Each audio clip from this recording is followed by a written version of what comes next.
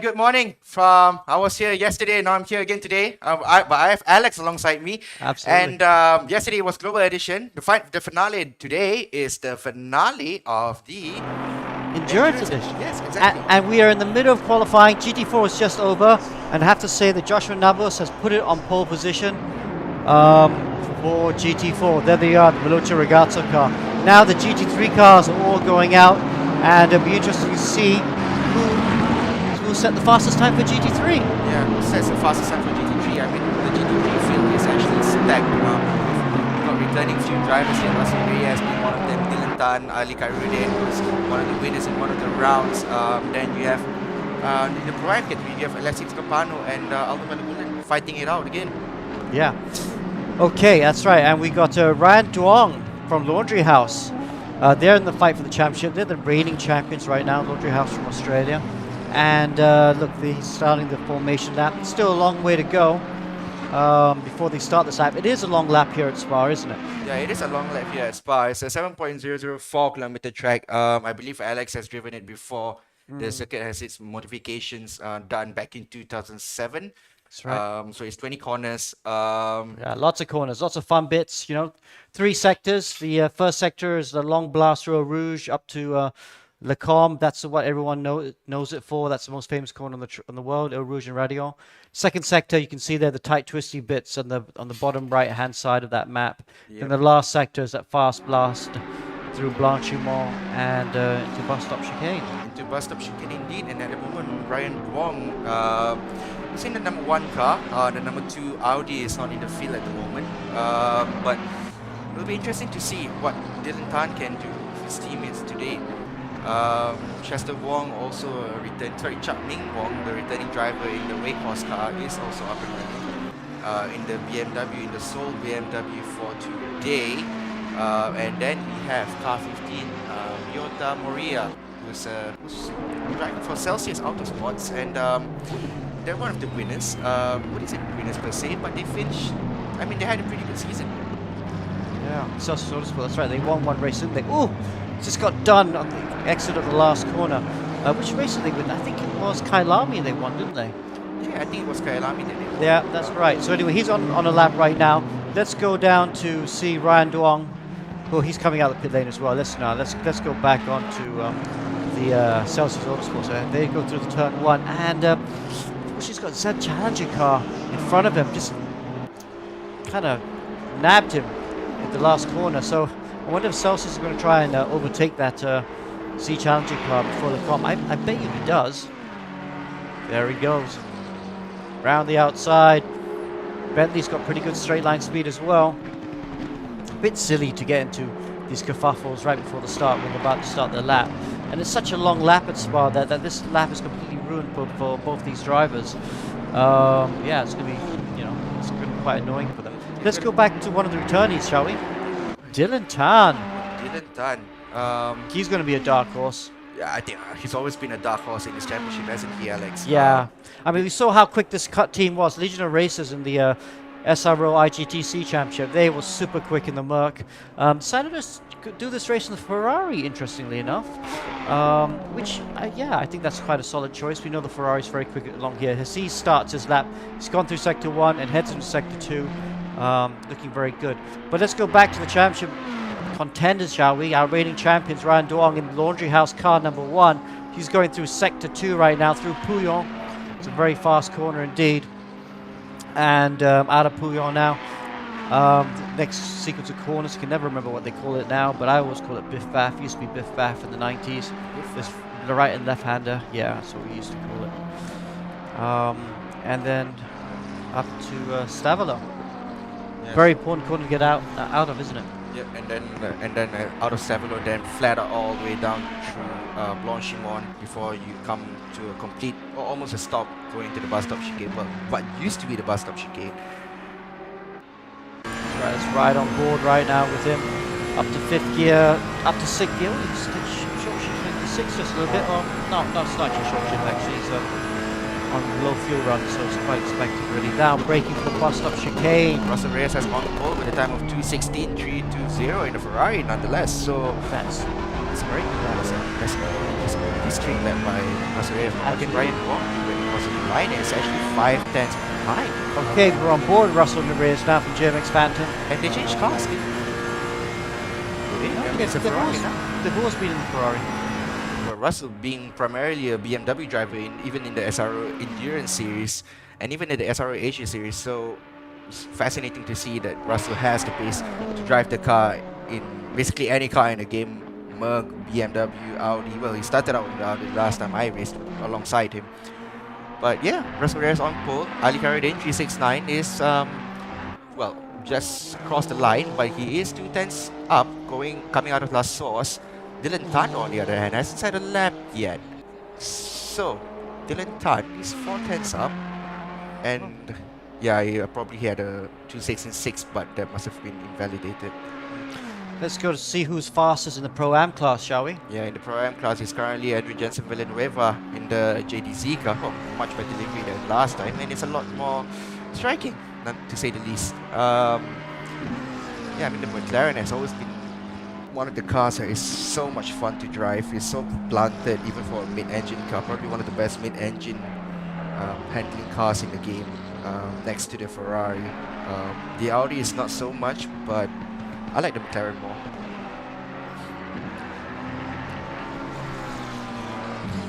It's a beautiful looking car. I know it's a favorite car of yours. The Lexus Capano, second in the Pro-Am class, then the Lamborghini. Yeah, this is really one of the revelations, really, Pro-Am class. They are the fighting, are they fighting championship? Yes, they are winning the Pro-Am class at the moment. They are winning the Pro class at the moment. Capano, and with his second driver, Alan Drake Cruz. Alan Drake Cruz, that's Yeah. right, the youngster. And after drop scores, though, GMX Juniors have a 12-point lead. The car in second place is a Z Challenger racing car, currently driven by Sek Yin Ho in the number 70 Bentley.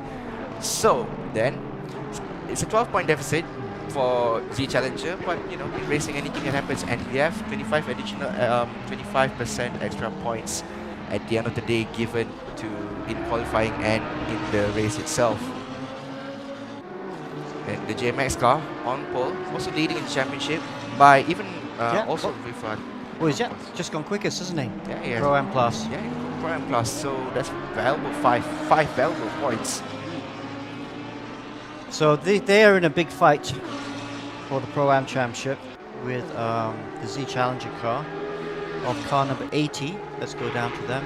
Car number 70 is car number 70. Yeah, Sek Yin Ho in the Bentley. The Bentley not being the best car to drive. I mean, very striking livery. I've always loved doing liveries on Bentley. And there's only 7 minutes left in qualifying, and look at that, he's massively off the pace right now. Oh, never mind. Dylan Tan obliterates the lap times with a lap time of 2:15.565 in the Ferrari.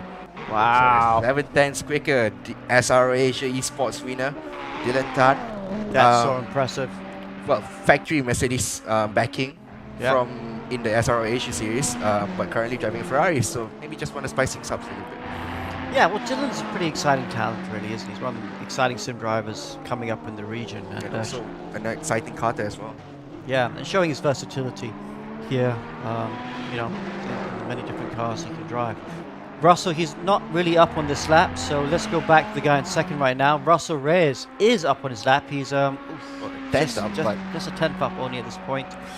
JMX Phantom car is leading the championship right now in the Pro class, so yeah, it's going to be interesting to see where they finished. yeah, and the 44 Legion of Races car has 29 points after drop scores has been counted. So for them, they don't really have to worry that much for them coming into today's race. Just bring it home and probably finish the race in P1. But you do have the top 4 who are almost fighting for the championship. And he crosses the line, goes a little bit quicker, but not quick enough. Still half a second off Dylan Tan. So Dylan Tan at the top looking very good. Let's see who else is doing well. Ali Khairudin, GSR Motorsports out of Stavolo now. He's on a quick lap. He's 4 tenths up on his fastest lap. This could be good enough to put him to P3. This could be good enough to put him in P3, Ali Khairudin. But we're gonna have to wait and see. 4 tenths up still. If he doesn't mess up the bus stop, then should be okay. Looks very clean through there. There's 5 minutes and 34 seconds remaining, and 1 out lap and a flying lap will be sufficient enough for him. But it's still 6 tenths up, 7 tenths up, going to the bus stop, coming out of the bus stop, he will be 5 tenths up and cross the line lap time of 2 minutes 16.6, and that moved him up to P3. P3, good lap there. Has he got enough time to start another lap? I do not think. Oh, he does. Yeah, he does. Yeah. Let's see who else is out there. Dylan Tan coming out of the pit lane, just about to start. Russell Race as well. So they're all going to be on track together as they try and get the last few laps of the session through. Let's go back. Ooh, look who's in that Pro-Am class. Billy Evanizer has gone quickest, and he's still in a good lap. Let's follow on board with him as he goes through Leclerc. This is basically turns 6, 7, and 8. Well into the second sector right now. Looking very neat, not making any mistakes, not using too much curb as well. They sometimes go down first gear for this hairpin. He stays in second. Looks nice and neat actually. Oh, really pinching the car on the exit there. I thought he could have released the car a bit on the exit. But still looks a very, yeah, the lap time's a lot slower. It's basically he's backed off right now. He knows that's a good enough lap for pole at the moment, but just going to drive back to the pits. I'm surprised he hasn't escaped. Exactly this.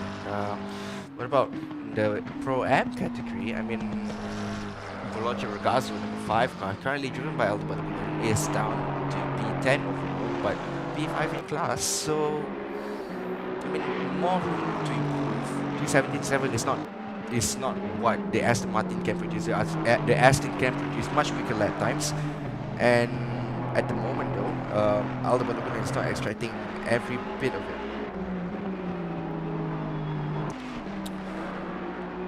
Here there's Aldo.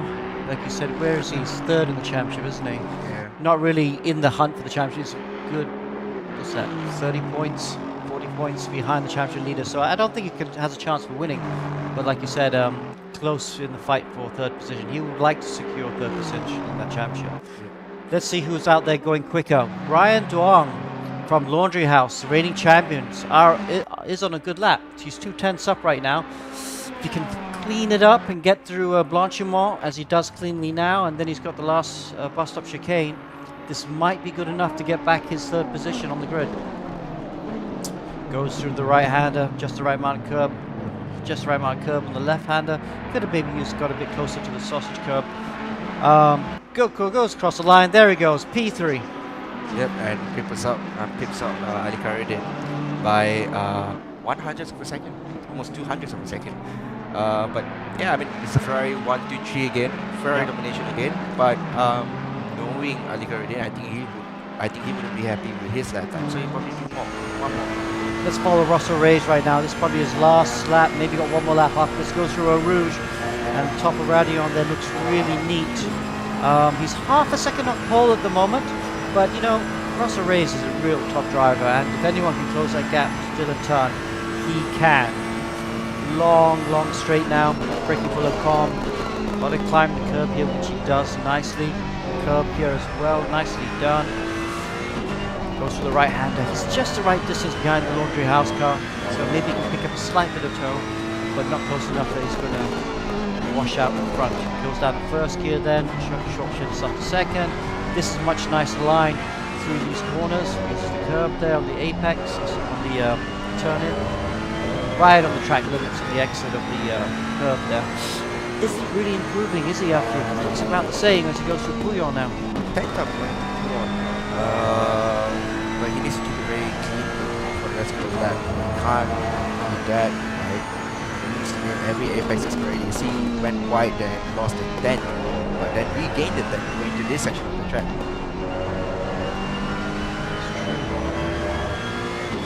Okay. He's all over the place, basically, was Yeah, no, that's okay. Good exit there. You've got to use all the road that you can possibly use without getting a track this morning. But he's on course to equal his best lap on the 16.1. But like you said, we've got the bus stop chicane coming up, and in the bus stop, if you can keep it nice and clean, maybe you can squeeze another 10 or 2. But he's not going to get pole, not on this lap, because it's just not close enough. He needs to find half a second. Oh, he's gone for it though. He's braked super late for the bus stop chicane. Yeah, he's 2/10 up. Can he get a good exit though? Gets a decent exit, not a great exit. Great exit, but he doesn't bring the 250 barrier. No, he doesn't. Let's see, he's got one more lap to go. Everyone's on the last laps right now. So here goes Russell Reyes out of turn 1. La Source. Yeah, not a special exit either. And Ryota Moria has moved up a position. So, well, not moved Wow. up a position, 2 positions. So he's now the guy in 3rd place. And, finally breaking that Ferrari barrier. That 1, was 2, 3. a really great lap before, and he's on a good lap now. He's 3/10 up. Wow. Could he fight and get close to the battle for the front row? That would be something indeed. Celsius Autosport is 3rd in the championship right now. And if they have a good day today, I think that they're a bit too far away to challenge Laundry House or JMX Phantom in this last round. But, they got a really good chance to put the cat amongst the pigeons, shall we say. Yep. And at the moment, though, we don't have triple one, so that might be good news if you're Celsius Autosport, because you can get P3 at the end of the day today. So for them, win or make it or break it. And with Ryota Moria being a replacement, well, he's actually doing a really good job even in the NSX. So Okay, last corner of the track, last 2 corners. Bus stop chicane. Oh, he brakes super late there, but he got to the curb nicely. Misses the curb there a bit on the exit. I think it's going to compromise his exit out the corner. It does, but he does also go faster, but not quite close enough to trouble the front row. you know who else is quicker? Ali Karidin. He's actually 5 tenths up, coming out of Blanchimont, coming into Blanchimont. So Wow. he's getting closer, and Dylan Tan is getting closer and is getting faster and faster. So Ali Karudin half a second up. This could be good enough for the front row. Maybe he could get P2. Let's see, out of the bus stop chicane. That's a good exit out of the bus stop chicane. This might be good enough for P2. Oh, yes, off P3. Nice lap by GSR eMotorsports, car number 369. Fantastic lap. Yep, and we have 696 here as well, so 696 GSR car as well, running up the final corner, 4 tenths up, 5 tenths up, going out of bus stop. Well, that will put them, no, must have been an invalidated lap. Alright then, so there you go, qualifying done and dusted. Very good indeed. All right, session is over. That was pretty exciting qualifying there. Lots to play for, but Dylan Tan, Legion of Racers cars, nice pole. That's a real top team here in this region. But you got to say, JMX Phantom, they should be happy with that P2. They are fighting for that championship, aren't they? They're fighting for the championship, and as long as they finish ahead of the number 1 car of the Laundry House team, then championship sealed for them. Yeah. Okay, so shall we go for a quick short break, and then we'll be back with the entry list and the start of the race. Yep, we should. So, be right back.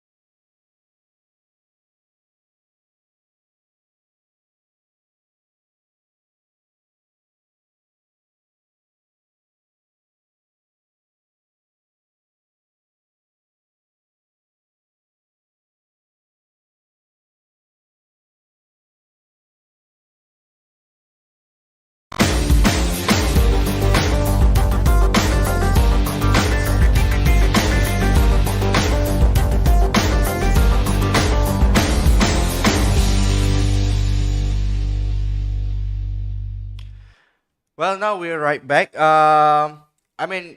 Qualifying done and dusted. Dylan Tan on pole, Russell Reyes in 2nd place, and Ali Karidin running up with top 3. So it's a Ferrari, and a Honda as well. That's right, Honda 2nd row. And of course, we should go into championship standings. But before we do that, just big thank you to our sponsors, of course, X-Park, and of course, Axel, which is us, and Royal Slang, who builds these beautiful trophies. The winners of the championship, which will get crowned today, get these beautiful Royal Slang trophies. Motorsport Playground, of course, does a wrap also for the winners. And of course, Life, who makes all our t-shirts. So thanks to our sponsors. Thanks to our sponsors indeed. Now let's go into the standings. As the cars are lining up on the grid, we have 2 minutes and 50 seconds remaining.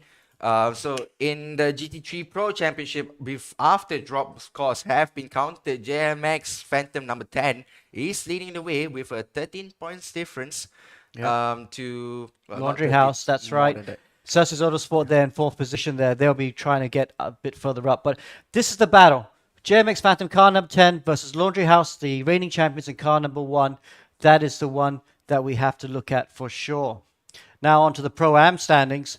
And you can see that's quite a close fight as well. Pro-Am standings, car number 31, JMX Juniors is winning that. But Z Challenger Racing, car number 70, did not have a good qualifying session. So they're quite far behind. So JMX Juniors are looking pretty good. Yep, and in the AM category as well. Now, Rising Line, we've got Zikri on board. They're doing commentary later on, and he's racing from the academy. So it'll be interesting to see where he ends up at the end of the day. But And that's close as well, isn't it? yeah, it's a 3 points gap between them and Veloce Ragazzo, the Philippine entry in the GT4. So we're gonna have to wait and see. But yeah, Hold My Beer not here. So at the moment, it's just a 2-horse race for today's race, isn't it, Alex? Yeah, that's right. That'd be but still be a fascinating battle between. Let's not forget, this is a 12-hour race. A lot can happen, and inevitably, it always does. But leave your comments in the comment section, and it's a long race, so you have plenty of time to talk to us as well. Yep, and course. I mean, we have to go back to where we are racing here today. Circuit de Spa-Francorchamps, 7.004 kilometer track, 20 corners, clockwise direction. And yeah, as we go into the Zoom cam, now we have Dylan Tan here, returning Dylan Tan, as he is, 1 minute before the session starts. How old is he again? Is he 12 or 13 14? or 14 now, maybe? Yeah. Singaporean, very good real life karter, and as he's proven this year, he's really stepped up his level this year. Probably one of the top sim drivers in the Asia Pacific region for sure. Probably one of the best Asian drivers that has come up from Asia Pacific. So yeah, then you have Joshua Nabus as well in the competitor to the number 57 Rising Line team. Yeah. So Nabus, I mean, he good pole position, wasn't he? For in the AM category. Let's not forget we got 3 categories today. There's the Pro class, which is in the GT3 cars, the Pro-Am class, which is also in GT3 cars. To be qualified Pro-Am class, you must have only 1 driver as a Pro driver, and the rest can be AMs. And then, of course, the AM class, which are really for copper and bronze drivers if you follow Global Edition, and that's in the GT4 car. Now, that should be quite fun to watch as well. A lot to pay attention to. And look at that. We're on our way. We're on the formation lap. Yep. So, Spa-Francorchamps, for those of you who may not know, why are they starting at the endurance, not at the F1 start, is because traditions, basically. Yeah, we run the old track. Spa 24-hour race often has like 60 car grids, so they need to use both pit lanes. So they use the Formula 1 pit lane and the old Formula 1 pit lane, which is out of turn 1. The new Formula 1 pit lane is into turn 1, the old one is out of turn 1. And that's why if you get a pit lane penalty, a drive-through pit lane penalty or something, it's humongous. You don't lose 30 seconds, you lose practically a minute in a drive-through. So these boys will have to watch out for the track limits. And that's why we start on the old pit lane opposite the old Formula 1 garages. Yep, and yeah, that's basically the reason why in the Spa 24 they do that because there's a lot of entries. For WEC, on the other hand, they start the race from the F1 pit lane. From the F1 pit lane. That's true. That's true. Anyway, it's a great track. Let's have some senior. What's it? Nice scenery. Let's look at the nice scenery as they go around the track. This is Le Combe. Actually, in the old days, the old track here used to disappear at the start of Le Combe, go off to the left there. 13-kilometer track. It's a 26-kilometer track. Yeah. Isn't it like a lot? Because the old one, it was long. It was massive. It wasn't quite Nürburgring Nordschleife length, but it was much longer. This track by itself is 7 kilometers. Yeah. Yeah, looks at these great helicopter shots as we see the cars coming down. Let's remind ourselves, these are Dylan Tan is the leader in the Pro category. Nice pole there in the Legion of Racers car.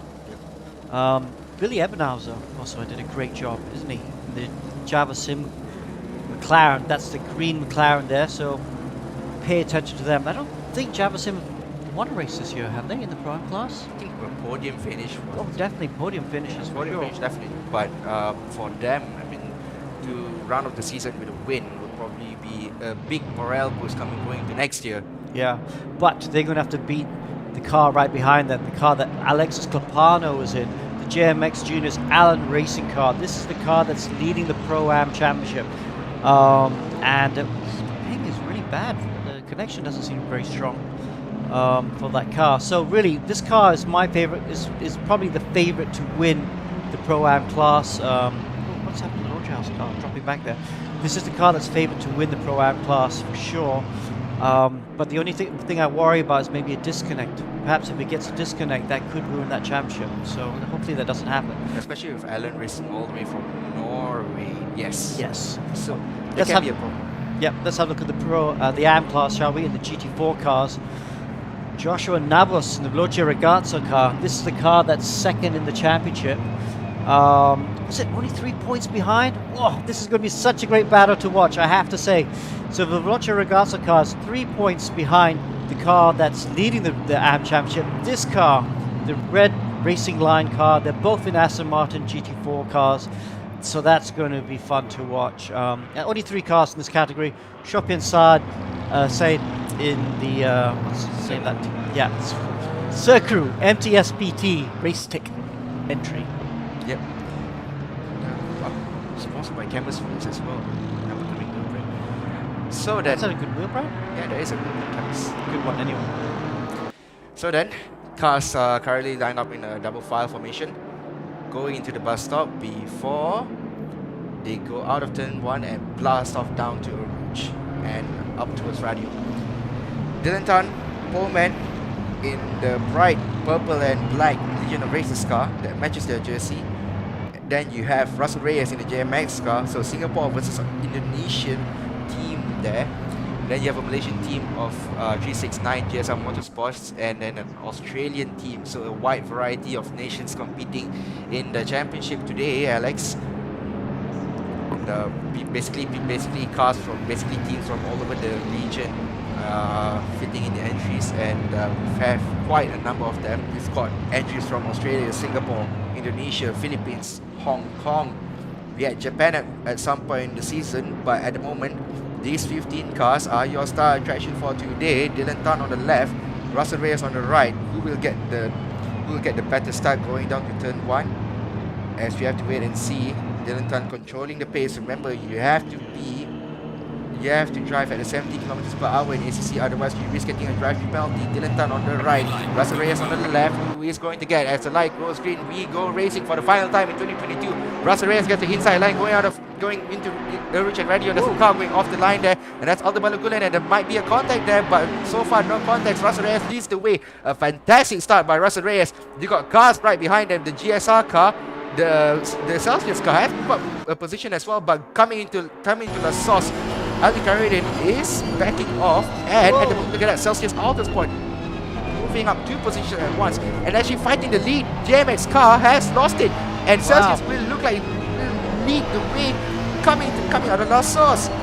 Wow, that's a great overtaking move by Celsius there, on board with Ali Kairudin at the moment. But yeah, wow, that's impressive there. Yeah, it is impressive there. Look at that. Ryan Wong there, Celsius has the better start out of all of them. Russell Reyes moving all over the place. He is feeling the pressure from Ryota Miura in the car now. Now you have Dylan Tan, reigning SRO Asia Esports champion, coming alongside. Right around the outside was Dylan Tan coming into Puhon, and he has almost made the job stick though, but he will get the inside line going into this section of the track. Will he dive down the inside? Oh, he's backs off there.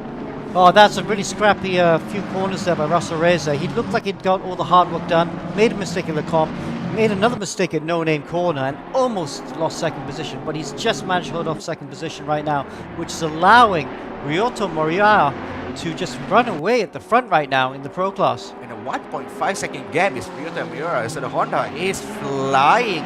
You have to go back into the Pro-Am category battle. Billy Ebenheiser is in P6. He's leading the way still. You have Alexis Clapano, but that McLaren has proven to be the much better car in Spa-Francorchamps at least. So for Java Sim, they know what they must do. They don't have a championship on the line to fight here. So win the Pro-Am category, and it'll be a huge morale boost. As you can see, Aldabala Gulen there looks like he tries to find the inside line coming into the bus stop chicane on Paul Fastino. So lap 1 done and dusted, Alex. One done and dusted. Honestly, great lap by Celsius Autosport. There they go. He needs to calm down now, and it's all going to be about settling down. It's a 12-hour race. Don't want to cook the tires too long, too fast, shall we say.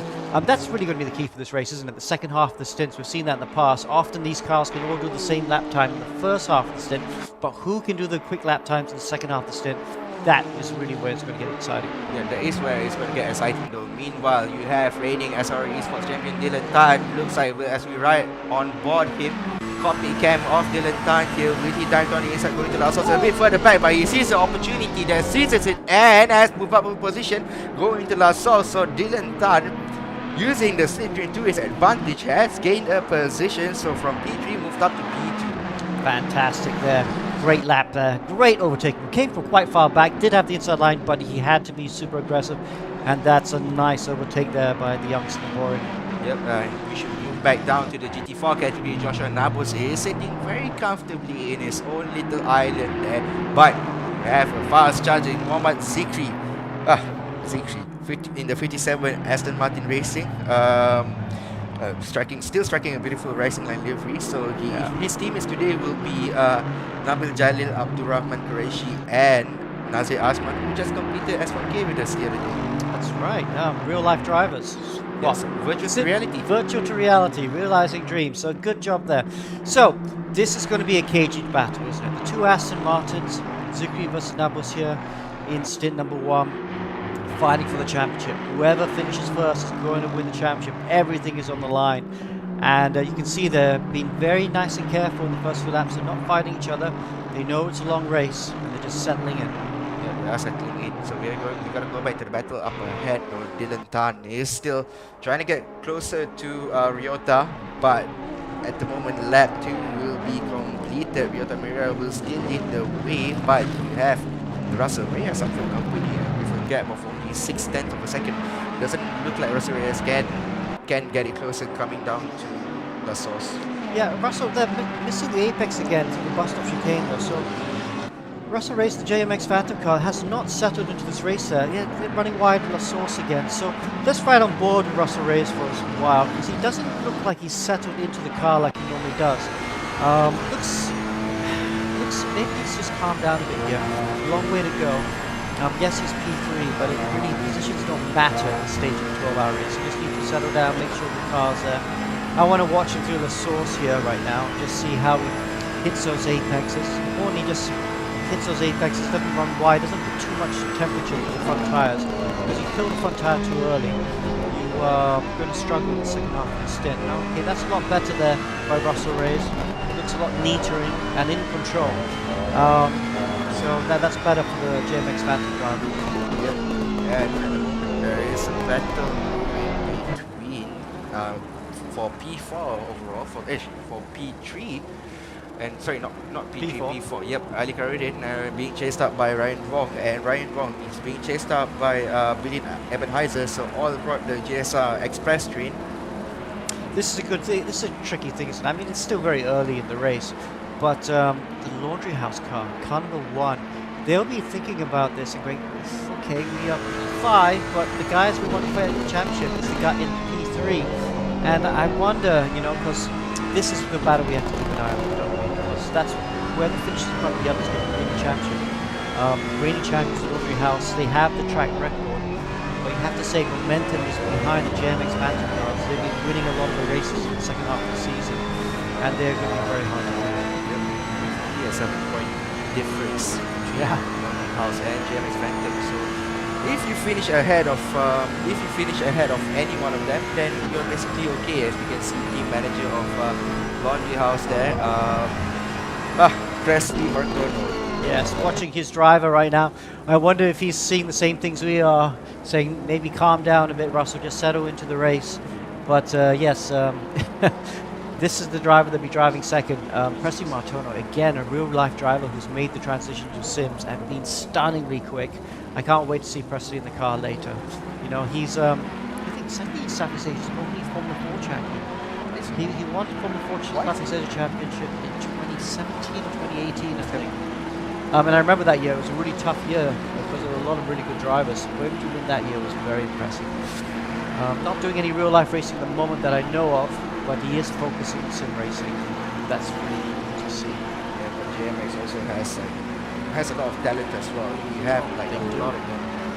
Avila Bahar used to be with them. Fadil Rahman used to be with them. Now Avila Bahar races with Honda Asia, not Asia, basically Honda Indonesia, and just competed as 1K. So then you got Russell Reyes up and coming as well, going to transition to real life races. I wonder if Vila Baja's getting in the car because he's stunningly quick as well. But these top three here right now, just breaking away from the guys in fourth position. So the Ali Khairuddin there in GSRE Motorsports car, he needs to get a move on a bit because he doesn't want to let that gap get too big. But then as I say that, I suddenly say to myself, what am I talking about? It's a 12-hour race, still plenty to go. Let's not focus too much on that. Let's go back to the battle for the Pro-Am class, shall we? Yeah, now Billionaire behind, so he's pulling away from Clapano, but Clapano looks like...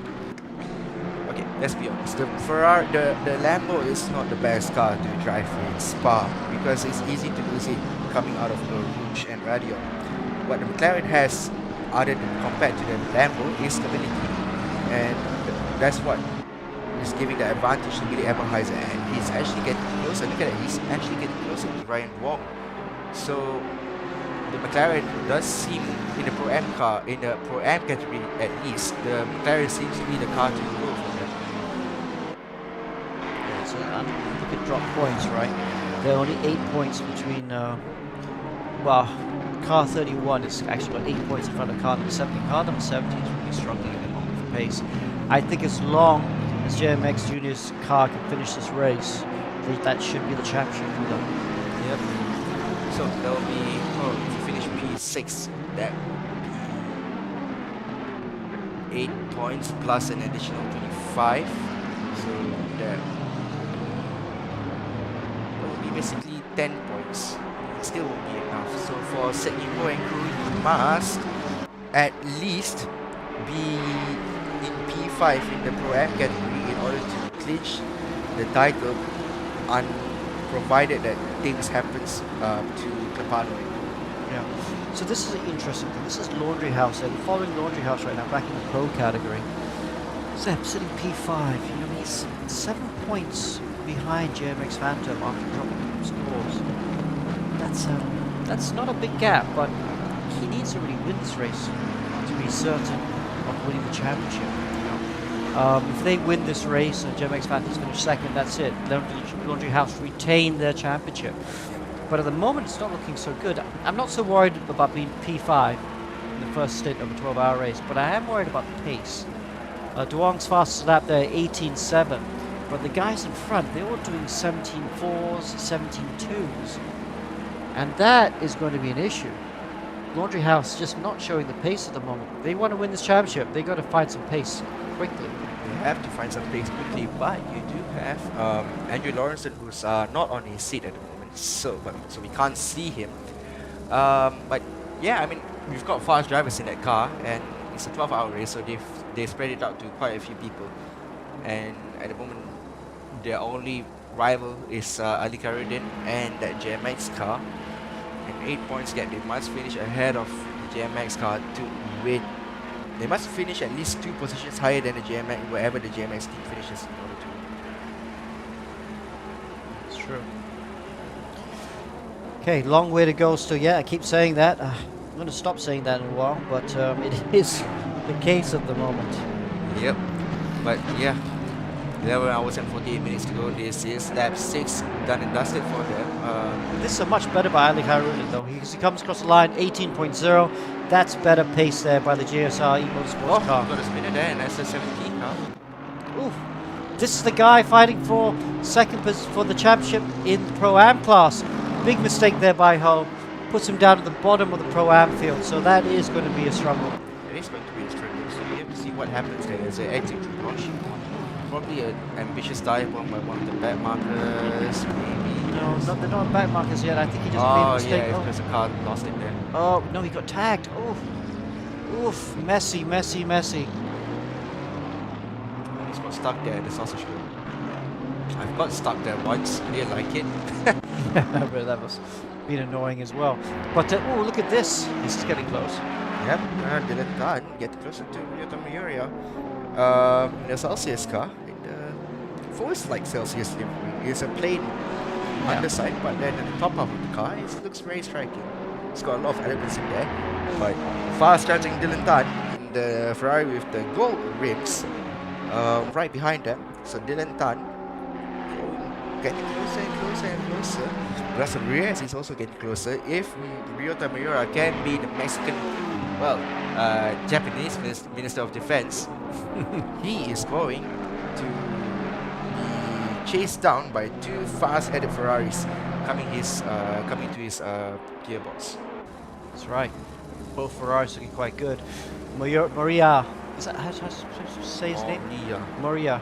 Yep. Obviously was fast out the blocks. Maybe now we're coming into a bit further into the stint. Is he struggling? Is that NSX looks quick down the straight, doesn't it? Is it quicker than the Ferrari down the straight, in your opinion? We're gonna have to wait and see though, because in clear air, we need to wait and see. We need to see it side by side comparison between. Doesn't it? We're coming to the end of the straight here, and he's definitely pulled out a gap. So maybe Celsius Autosport are running less wing than expected. Gets it a bit wrong. Ooh, doesn't look tidy through the bus stop chicane. Yeah, but you have GMX Phantom getting closer due to this gap, due to this battle that is starting to heat up between Dylan Tan and Russell Reyes. Dylan Tan is getting closer to what Dylan Tan has compared to Ryota Miura is slipstream. What Russell Reyes has compared to the two ahead of them, is a double slipstream. So that can be a huge factor in this. So Ryota Miura with clear air goes up to Rouge and Radion. Such a beautiful shot in the helicam. Oh, I love the helicam shot. It's great, isn't it? It's great. It is great. Now Russell Reyes, what can you do? As we can see, double slipstream for Russell Reyes. How quickly, how fast can you get? 270 for Russell Reyes moving down to the south of the double slipstream. The double slipstream used to be very powerful on the Ferrari. Back then, before this car, Ferrari. So down in Paul Ricard, at least the long straight Paul Ricard with double slipstream for the Ferrari can reach speeds of 189 So double slipstream. The car has been nerfed. The top speed has been nerfed by the developers in ACC, so that it doesn't get powered going down, coming into the corner after a long straight, such as the source and that seat. But then Dylan Tan is still right behind Ryota Miura. Yeah, I gotta say that correctly now because I'm getting my tongue twisted. So Dylan Tan still chasing, but the NSX will be what Dylan Tan has. It's much closer gap going into Blanc Shimon coming out of Stavelo, and at the moment Dylan Tan, as we right on board him, and you can see his cam. He's in the slipstream. He's close enough, isn't he? He's finally in the slipstream. We know the Honda just had Laundry House in the comments talking. Oh, he's coming from far away. Side. Just job done. Ooh, never mind. Ryota is still stuck. It's too wide coming out of the bus stop chicane. It's gonna be too wide going into La Source, then going down Lake Home. And look at that. Russell Reyes dives down the inside of Ryota Miura, so it's almost three abreast going into a Rouge and in a single file now. Russell has to clear the Honda. I think the Honda's really quick in the straights, and whoa, is he going to be able to take it flat behind Dylan Tan? If he can, you'll have a shot of him into Lecombe. Oh, look at that, Russell defending. Sorry, not Russell, Dylan Tan defending out of Rouge.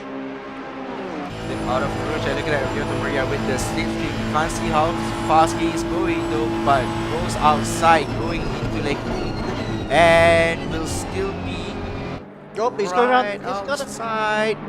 Okay, so now he's trying to go around the outside to this corner on the switchback, not able to do it. I think Dylan Tan's got the move done.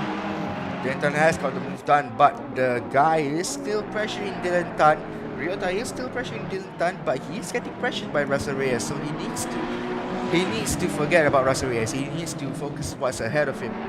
Oh, that's it. Dylan Tan's gone, isn't he? Look at that gap. He's pulled out straight away. Moriaz now has to contend with the JMX Vandercar and P3. Now, that's a big problem for Russell Reyes. He needs to try and overtake this NSX, because if he doesn't, Dylan Tan and the Legion Races cars are gone. He'll pull out a gap quite quickly. Yep. And Ali Karidin and Ryan Wong can't capitalize on this battle here, so the gap has not decreased, has actually increased for them. So it's going to be much more of a task for them to play catch up with the top three. I mean, Russell Reyes is still behind the NSX and flashing his lights there, Russell Reyes, with the 4 lights coming out of the Ferrari. Just right on board, going launching on. It's very easy to lose the rear, especially if the aero balance is not is all over the place. Yeah, but he manages to be flat launching, coming to bus stop. No, it's very aggressive coming into bus stop, coming out of bus stop as well. Has managed to close in the gap. Ryota keeps making mistakes in the bus stop. It's not as clean as it should be through there. That Russell Reyes trying to show his nose at the moment. He needs to get really good exit. I think he had this needs forward. Dylan Tan did was get really good exit out of stamina and getting that slipstream. Because at the moment that NSX is a rocket ship down the straights, and it's just unable to get there. You know, there we go. Let's go back and look at the battle for third position. For fourth position right now. This is another car that's also struggling with the NSX in front of him. In fact, Laundry House in the comments of social media was just now saying how they can get close enough to the NSX, especially under the braking, but it's the straights. The NSX is just too quick down the straights and is unable to make any progress there.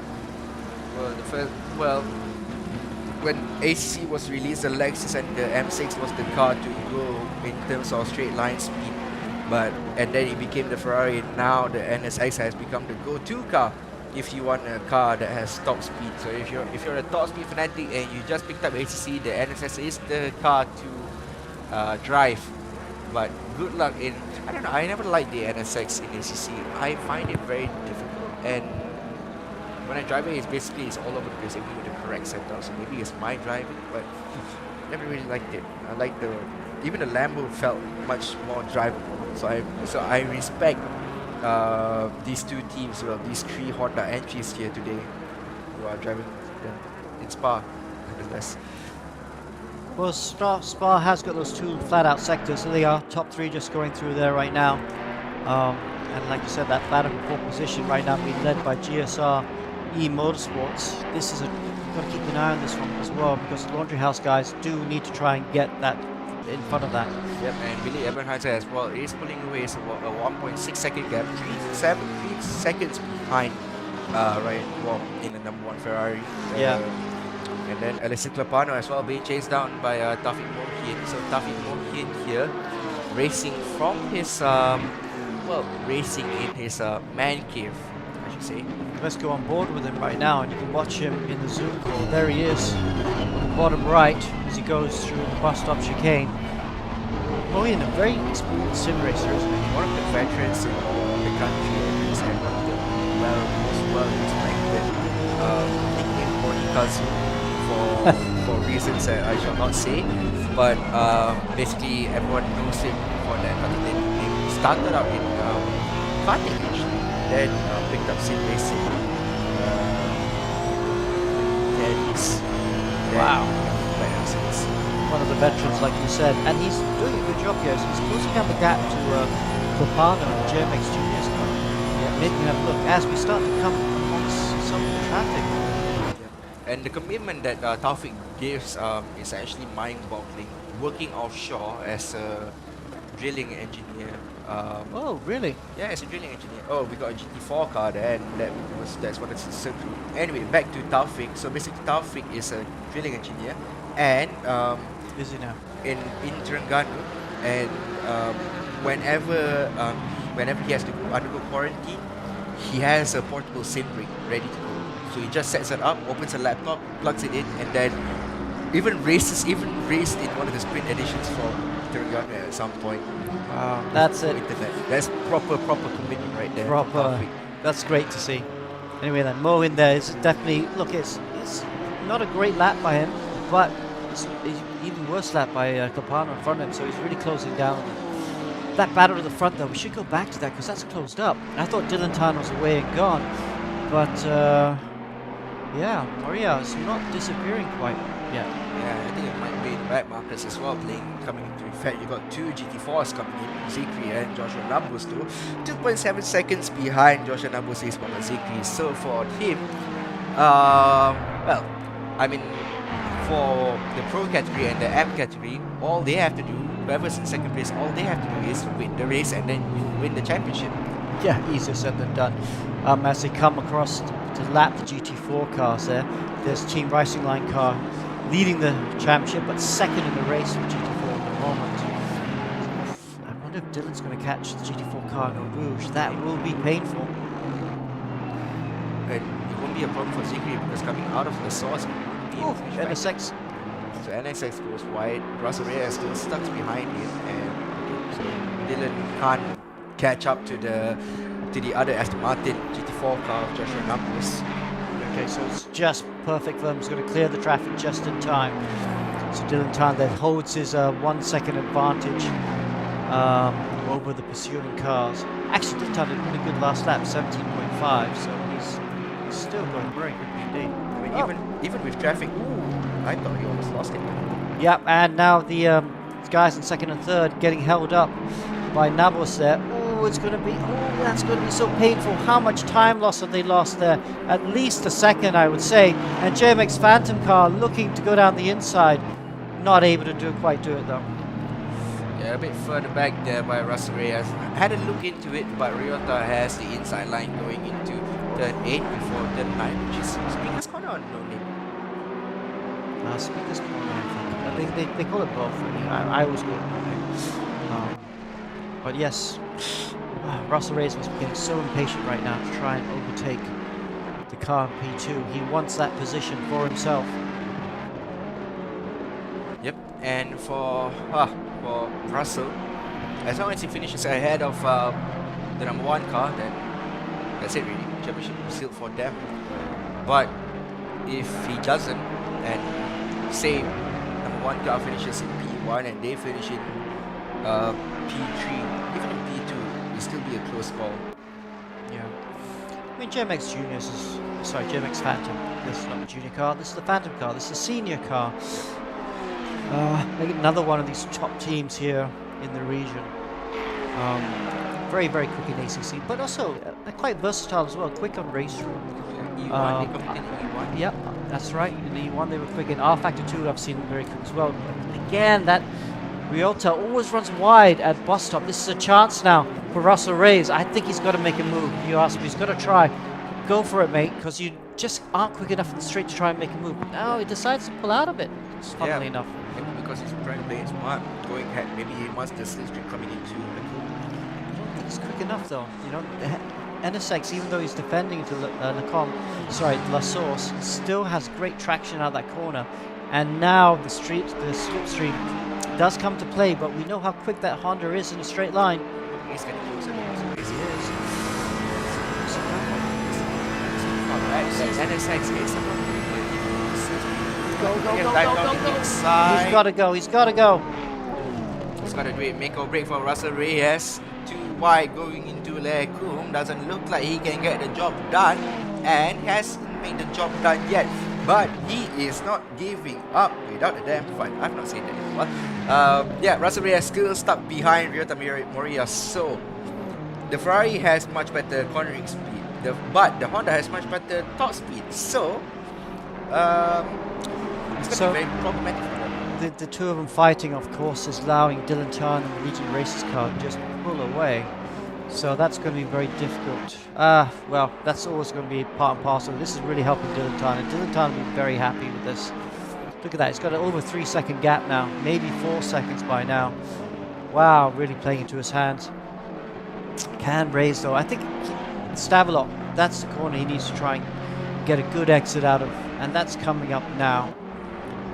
You just get a good exit. And I think he has to be more aggressive, to be honest, because the NSX in front of him is struggling through the bus stop chicane. So he needs to try and take advantage of this, of him struggling through the bus stop chicane to try and get him into La Source. Yep, Waiting for the slipstream is just the wrong strategy right now for JMX Phantom. Yep, there's another battle brewing as well between Alex Raining and Ryan Wong. Another Honda and Ferrari battle. And seems to be the trend for today, isn't it, Alex? The Honda has much better top speed, and for the Ferrari to overtake him, the Ferrari driver must be very, very, very aggressive and must clear the Honda driver instantly. Ryota's just not taking the right line to the bus stop. I think it's driver for me than anything. Yep. See, Chance number 2 for Russell Ray as he looks tight, as he looks a move down the inside going into La Source. Doesn't look like it, and he will have the slipstream going into Lecum, up into Rouge and Radion before the long straight, camel straight. And yeah, now backs off. So basically that ambitious dive bomb going to La Source has not paid out for Russell Reyes. And what that means is that Ryota will go further and further ahead of Russell Reyes. And then, yeah, see, he's not getting closer to Russell Reyes. So yeah, that ambitious dive bomb didn't really pay out for him. A bit further back, there we are watching this battle for fourth position. Ran Dong there, just it's getting closer though. Maybe it's like you said, NSX versus Ferrari battle. Ferrari's I think a little bit quicker, and now we're heading the second half of the stint. You can see the Ferrari's maybe looking after the tires a bit better as well, so that's why they're all coming back at him. But this train, these two NSXs just holding off these two Ferraris, allowing Dylan Tan to go off into the sunset. Onto the Pro-Am battle here. Evan Hauser looking like a nice big lead there for Javasim as he goes through Pouillon right now. And then Clapano, who's leading the championship, has a nice big gap as well, because Tawfiq Moin has just dropped back. I'm not sure, maybe got held up by the back marker, maybe made a mistake, half spin or something, but he's lost a good 4 seconds to Clapano in the last lap or two. So yeah, that was building up to quite a nice battle, but Tawfiq Moin there in GSRE Motorsports just dropping back a little bit too far. Paul Faustino there, Formula JDZ car, Pro-Am car, was involved in that incident at bus stop chicane earlier on. He's a 4th in the Pro-Am class, but quite a bit further back from the top 3. And there we have Wacker Slip Table racing car, one of the junior cars in 10th overall.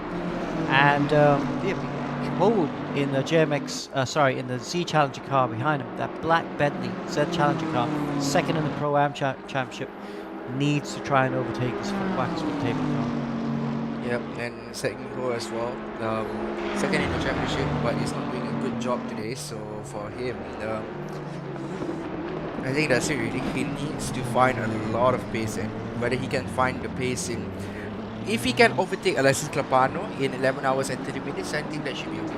Yeah. Easy said. Yes. I keep saying, still a long way to go. Yep, and now you have, let's go back to the battle ahead. Russell Reyes and Ryota Moriya. Russell still in no man's land. He can't find a way past Ryota Moriya because the LS is just quick down the straight line, down the straights. Frustrating for the JMX Phantom car. Gosh, if he could get past the NSX, I think he would pull away quite fast. But I'm just not quite taking advantage of his moments.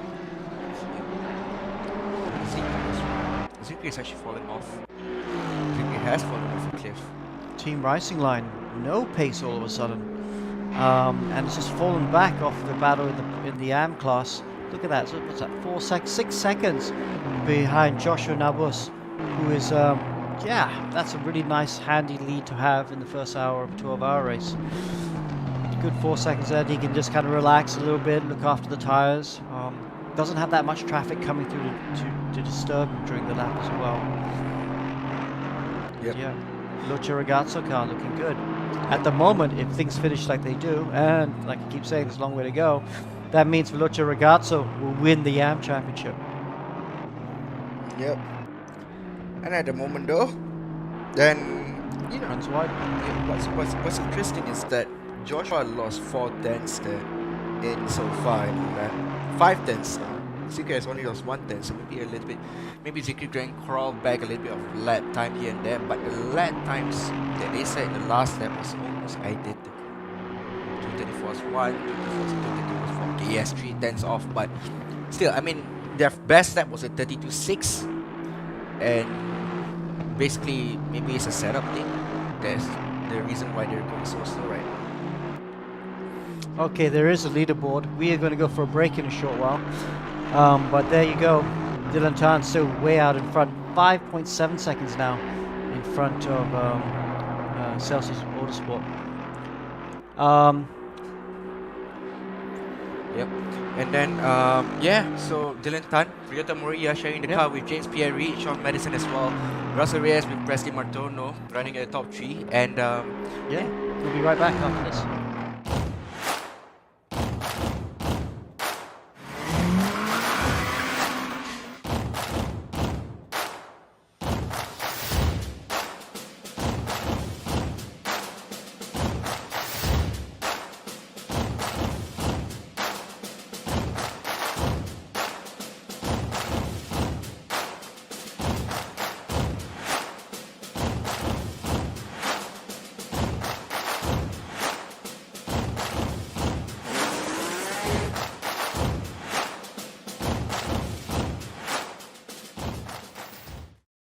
Things to be aware of organizing eRacing Championship without race room.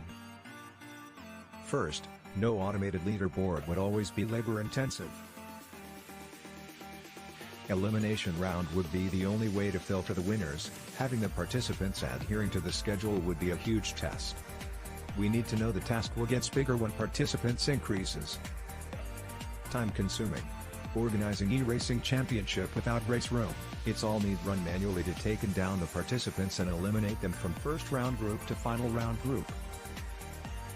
Because it is manual human labor, there bound to be human error. Manual human labor would have a price tag for the man hours involved. New participants would never have chance. The eRacing clubs in the world will send their best racers to participate the race. But that means your championship exposure is just limited to the eRacing clubs. Why choose race room? R3E official championship have fully automated leaderboard. Participants can log in anytime to leave the fastest lap time within the qualifying period.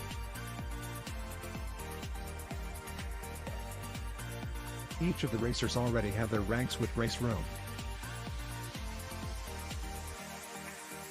Next, save time. You can have unlimited amounts of participants in a super short time to qualifying them to final race. Race room can cover unlimited amount of participants. We have a full automated esports ecosystem from qualifying leaderboard to broadcast AI. Besides, race room's free contents lets everyone can participate to the race.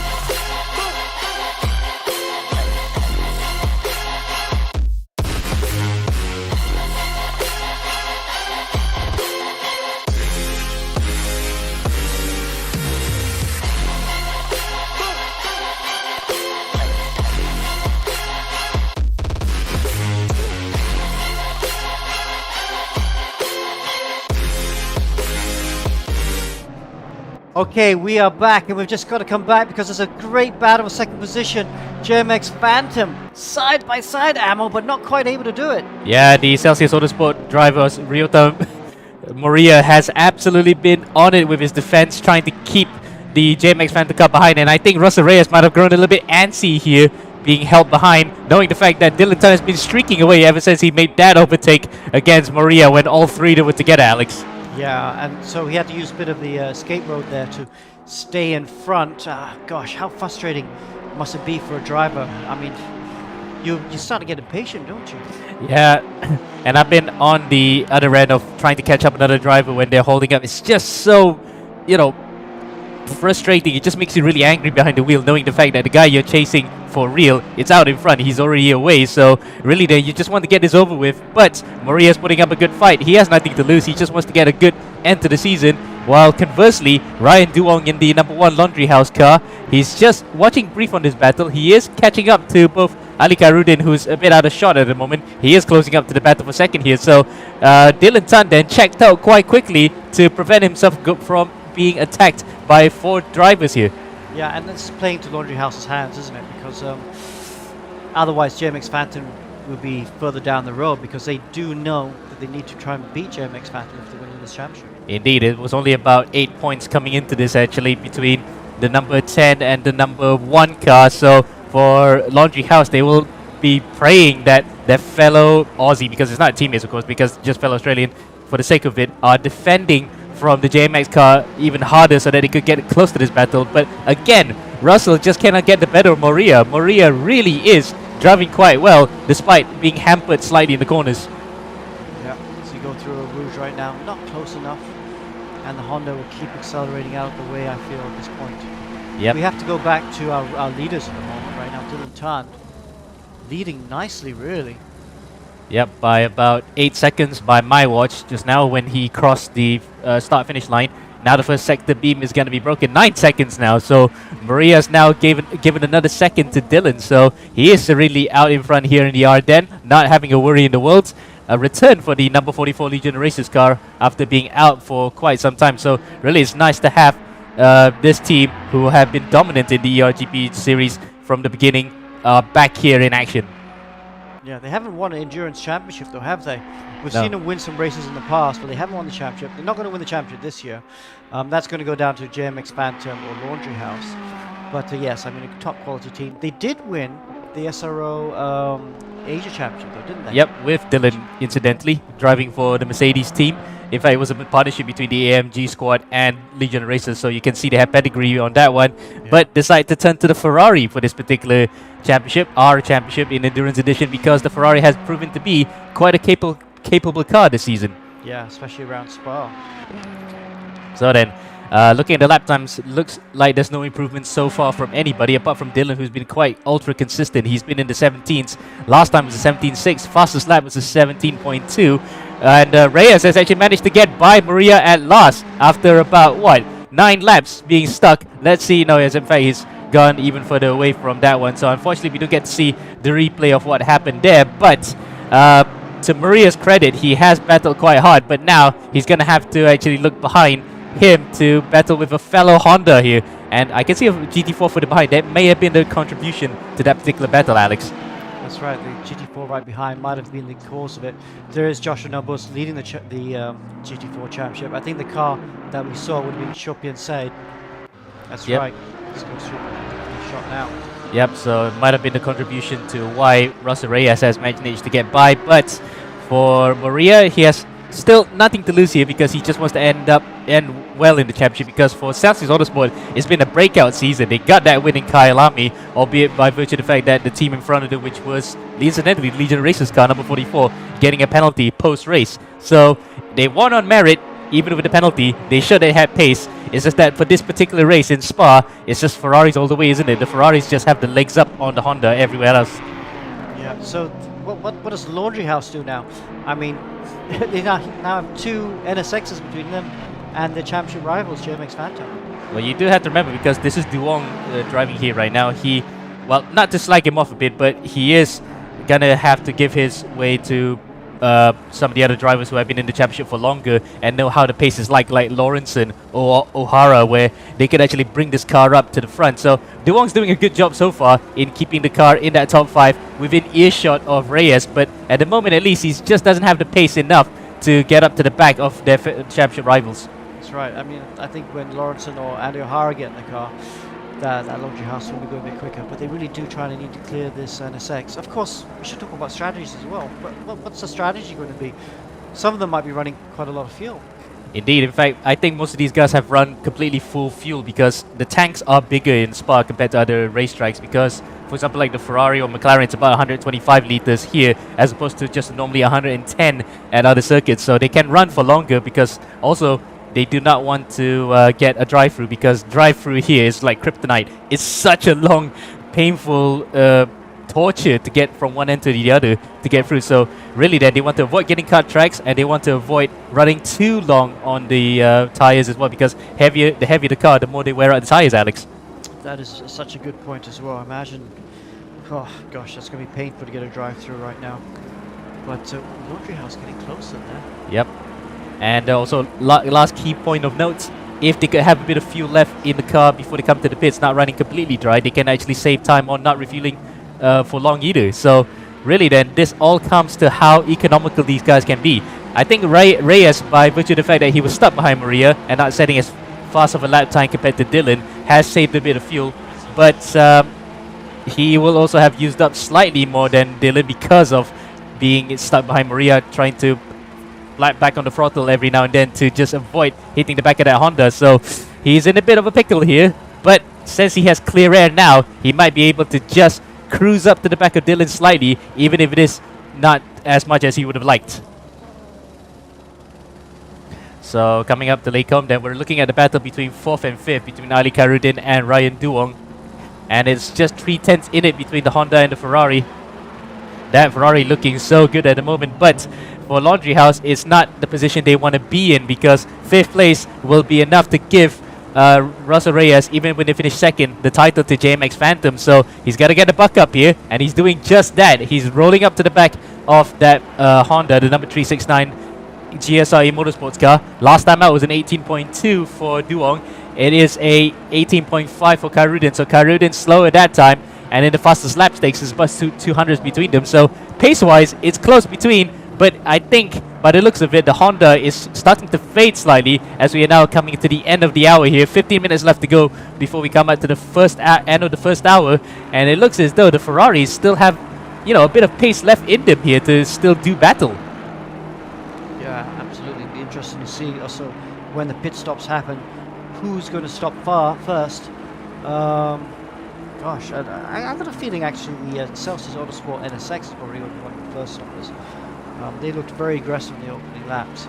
Indeed, and they have been defending hard since then to prevent Reyes from overtaking. So for Maria, for James Pierre Reed and Art Vanderlei, they're going to have to pit pretty soon here if this was to be the case, because they've run their tires through quite a lot in their defense as the number 57 car of Mohamed Zikri jumps out of the way for the GT3 guys.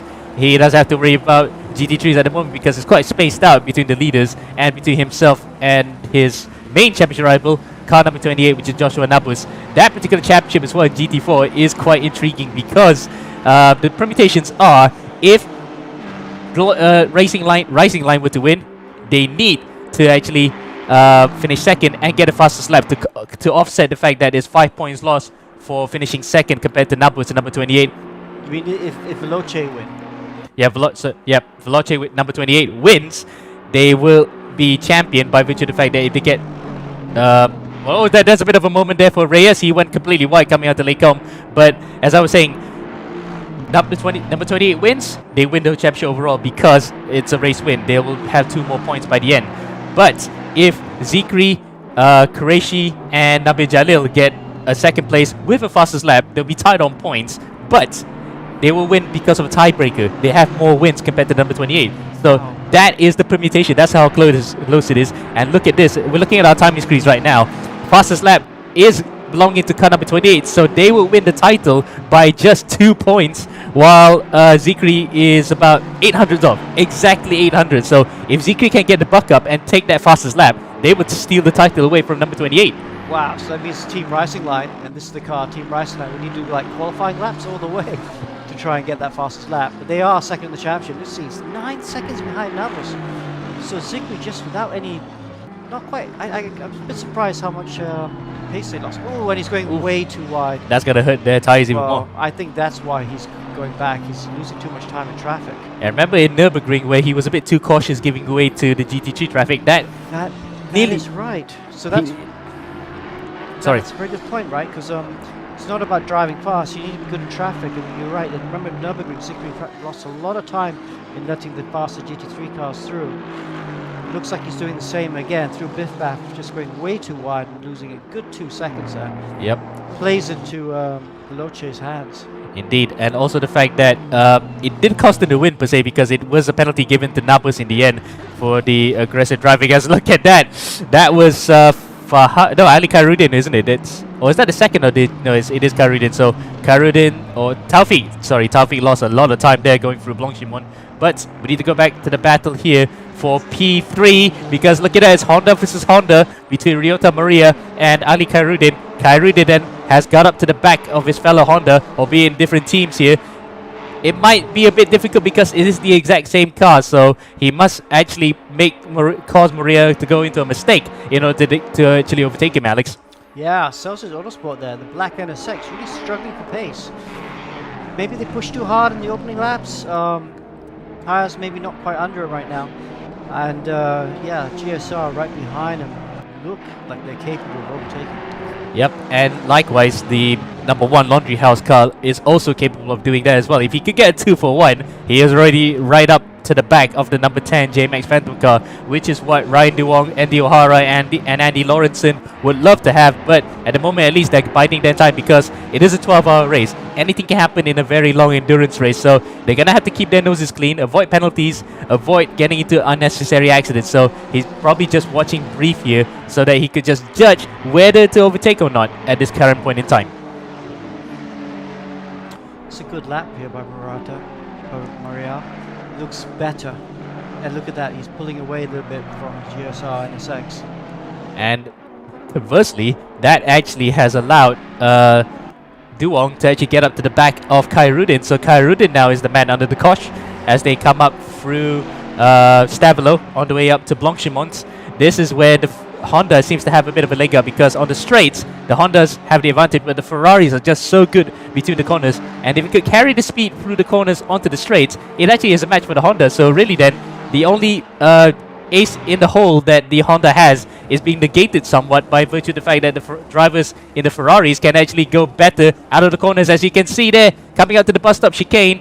No way through for Duong just yet. Khairudin was a bit gingerly on the brakes there, Alex. Yeah, surprisingly a little bit early on the brakes. But I think also Duong also was a bit late in the brakes. That is sacrifices exit out of the bottom. Super late on the brakes though. Ferrari compared to the NSX. Indeed, and that lap time out last time was a 10th in fact 500s between Khairudin and Duong, so Duong still faster slightly, even with the rather scary moment of being late on the brakes, but so far at least, it's status quo from 1st to 5th in the GT3 Pro class and overall as well, so it's kind of negated somewhat by the fact that Maria unfortunately became the cork in the bottle that prevented Reyes from making the battle much closer. That is true indeed. 13 seconds now. So you go through the column, you can see 2nd, 3rd, 4th and 5th all in shot right now. So JMX Phantom car is pulling away like we thought he would, but maybe perhaps not quite as quick as I thought he would. Yeah, probably it was hampered a bit by the fact that he was probably pushing those tires hard as well, trying to overtake Maria who's in P3 right now. And I did say earlier that he might have conserved a bit of fuel because he can just hang it back a bit and probably try to dive one, but conversely he might have also used a bit more fuel than he would have liked because he was just pumping the throttle all the way sometimes to really trying to get up to the back of that number 15. But for the time being at least, he can probably just conserve that fuel, wait for the race to come back to them. But remember, it is a bit of a lost cause given the fact that number 44 has a team of really good drivers there. They're kind of back with a vengeance, isn't it? With 5 crack drivers, including Nigel Chua, Anika Rama Maulana. So if the gap stays as is, it might just be even increased even more. But look at that, 14.1 seconds. got to remind me on the entry list, because on the entry list, I think it's just Dylan Tan and Moreno, actually. So, yeah, they're going to be very hard to beat. And let's just remind ourselves, because those 4 cars battle, that's allowed Legion of Racers car number 44 to just pull away in the lead. Look at him. He's coming out of the bus stop chicane right now, and Russell Reyes has not even reached it. There he is, reaching the bus stop chicane.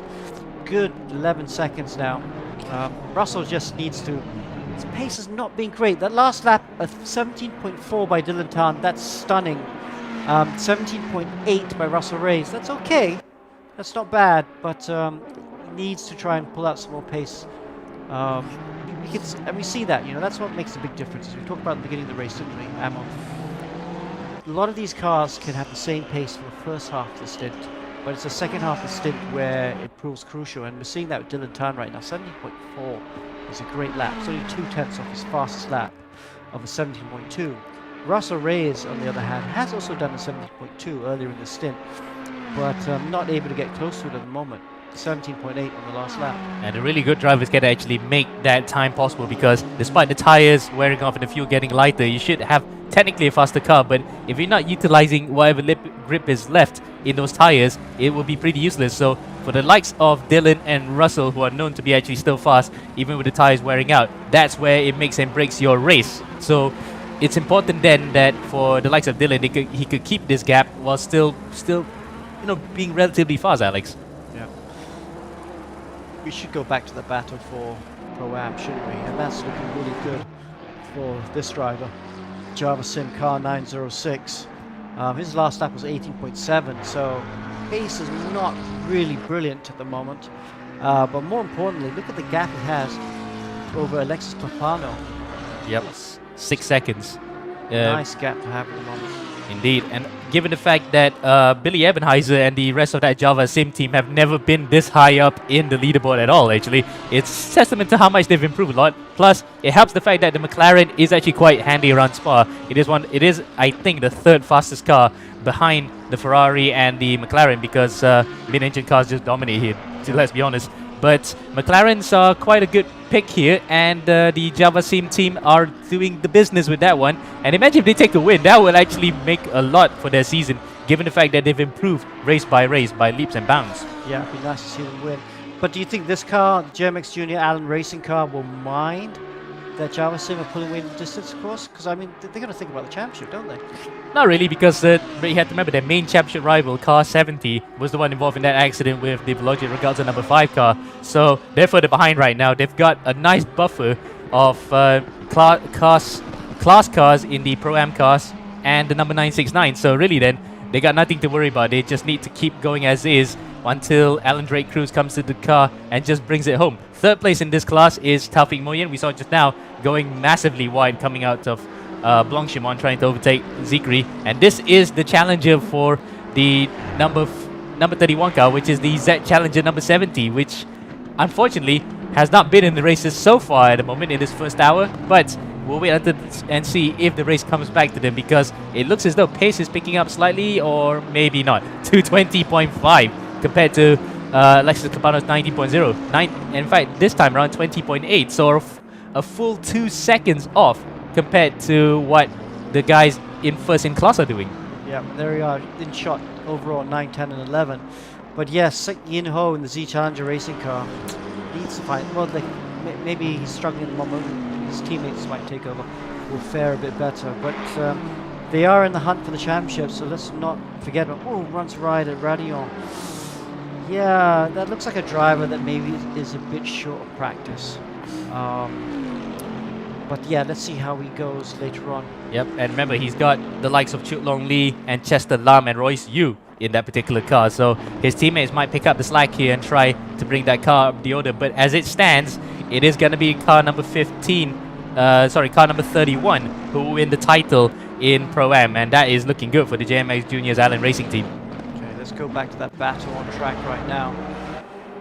Ryota Moria holding off the NSX and the Ferrari right behind him. This has been going all stint, hasn't it? Indeed.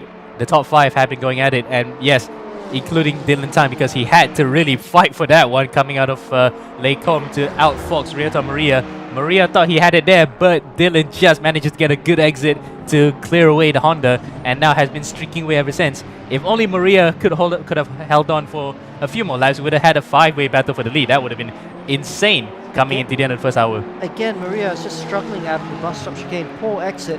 And I would dive for this. Go for it, Kairuden. Oh, backs out of it last minute. I would definitely have gone back that for it. Gets good exit. Gosh, maybe we should go on board with Kairuden and see how close he is. Can he get the slipstream? And you can feel the way that the car was just seesawing a bit, that he had the momentum going out of there. As Alexis Clapano, incidentally, is the first of the GT3 cars to come to the pits in Pro-Am.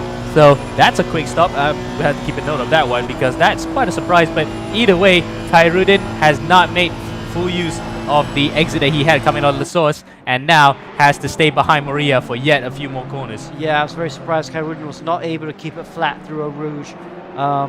I know it gets a bit tricky when you're that close to the car in front, but you are able to be flat through Eau Rouge even when you're that close. Kairuden was unable to, and that's why he wasn't able to make the overtake. That team has to find something, because you need to be flat through that corner if you want to overtake into the comp. As you mentioned, Alex Copano in the pit lane. Gosh, it's such a long pit lane. Look, he hasn't even stopped yet. That's how long this pit lane is. We talked about him entering about 30 seconds ago, and he hasn't even reached his stall to actually do the tire change and put the fuel on the car. So, gosh, must feel like an eternity. Another. And look, there he is stopping right now. Paul Faustino in the Formula JDZ car, which is normally a Ferrari, but then they changed to a McLaren as well for this round, incidentally. So both Philippines and the Indonesian teams, which is Java Sim and Formula JDZ, are going for the same cars. But it looks as though tire wear has probably gotten the better of them, or maybe they were running light either way, because they're running exactly to stop on the hour. So they're going for the schedule 11 stops, I would say. Back markers again. Let's see if they'll clear him okay. Ooh, Maria. Maybe a little bit. Oh, that's nip and tuck, and sideways moment there for Maria, and Sophie and Syed has to actually get out of that one. But because of that, look around the outside. Duong with a brilliant opportunistic move, a slight touch, half spin, and he has to take the escape route, because look at that, Kairuden goes straight into the pits and whacks the wall on the way out. Wow, so Duong, that's going to cost him. He had to go for it, but he didn't know that the NSX is going to the pit lane that lap, because if he did know, I'm sure he wouldn't have tried it, but they had that contact. Oh gosh, yeah, so Kairuden may be a bit clumsy. They should have given Duong a bit of space, and I wonder if they'll have a look at protesting that. But yeah, so Duong survives right now, but look at the big gap. He's got a big gap between him and the Celsius Autosport car that's just disappeared up the road now. Yeah, and the Celsius Autosport car has checked out, as we can see the number 190 Formula JDZ car comes into shot there. So that's pretty much a whole lap gone in just in the pits. Okay, so Dylan Tan out front. Will he be coming in for a stop now? We are past the 1 hour mark, 11 hours to go now. And Dylan Tan is driving superbly. His last lap again is 17.5. That's the big difference, 17.5, just 0.3 off his fastest lap. Operating like a real, proper driver right now. Russell Reyes' last lap, 18.4.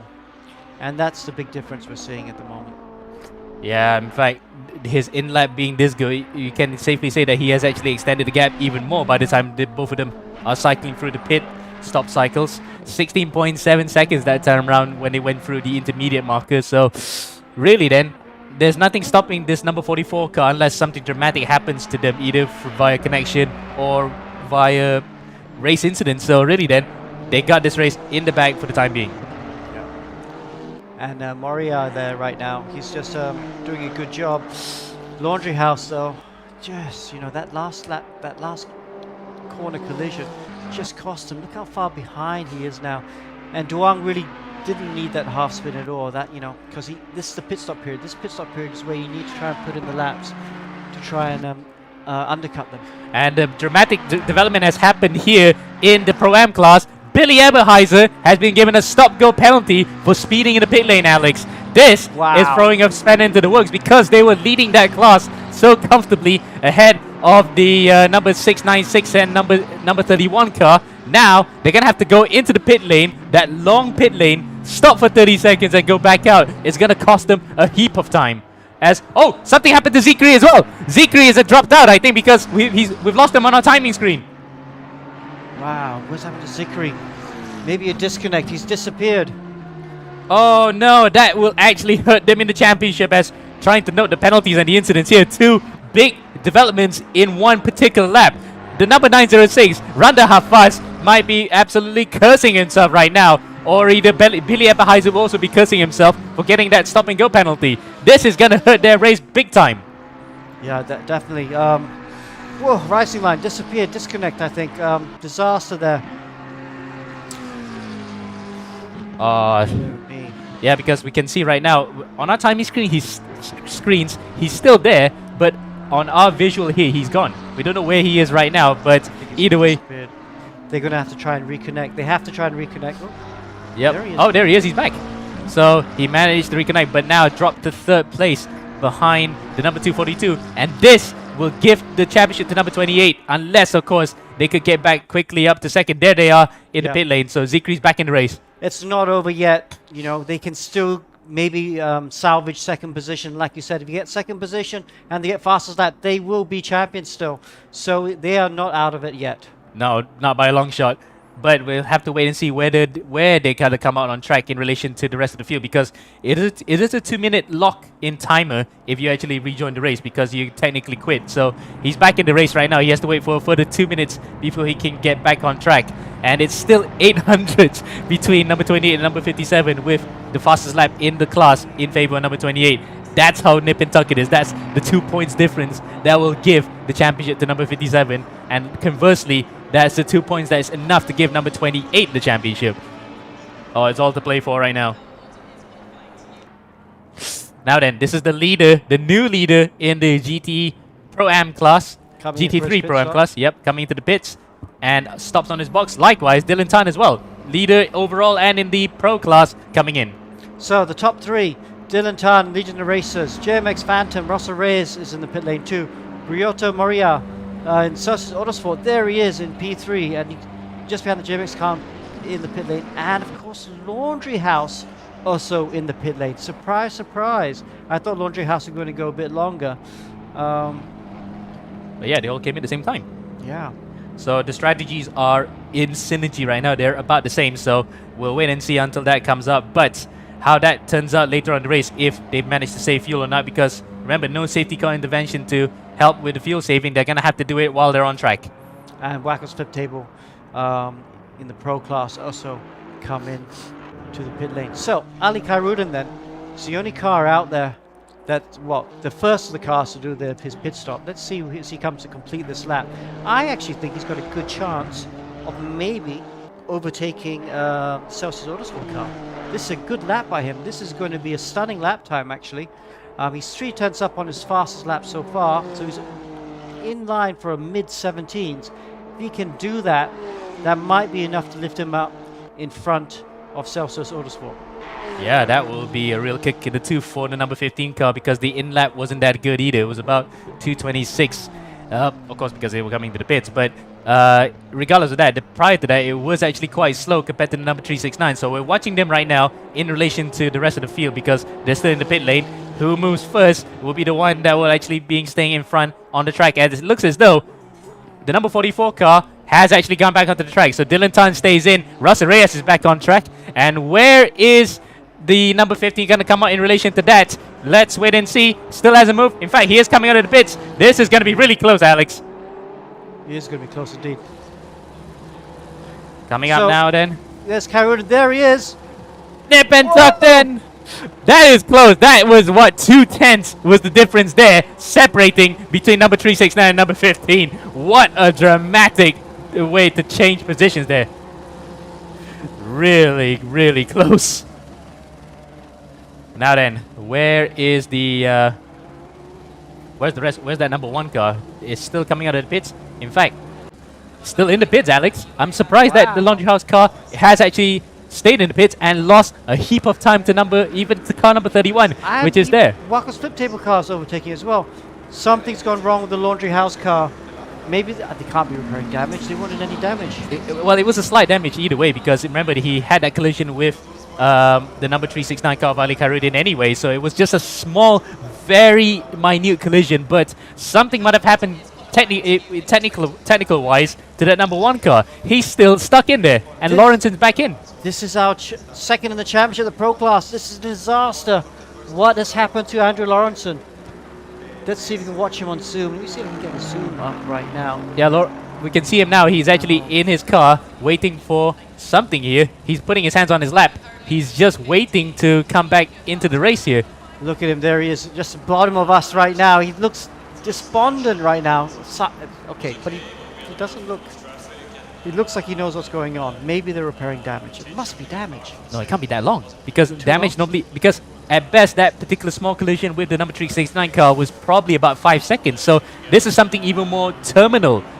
We can almost assume that's happened to the number 1 car. This has now given the ball back into the court of number 10, JMX Phantom, and they've lost even positions to Dylan Tan. Yeah. Dylan Tan has just come into the pit lane. Sorry, just gone by. So, yeah, there's Dylan Tan right now. So he's lost a lap to the leader right now. So, gosh, Laundry House.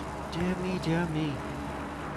Well, we can't ask it what happened right now because that will disrupt their concentration, but what is for certain, they are not back in the race at the moment, and look at that. Even more cars have gone through. They've put a lap behind them. If they're 2 laps behind, that's a heap of work to actually get back up to where they were just now before the pits. Sean Madison is in the car for number 15, and prior to that, he was actually incidentally in car number 369 a round before. So he's basically racing a car that he was racing a round prior. So, in the pro class, however, that's changed things around quite a bit, hasn't it? Because that's now put championship leader in the pro class, Alexis Clapano in the JMX Juniors Allen car.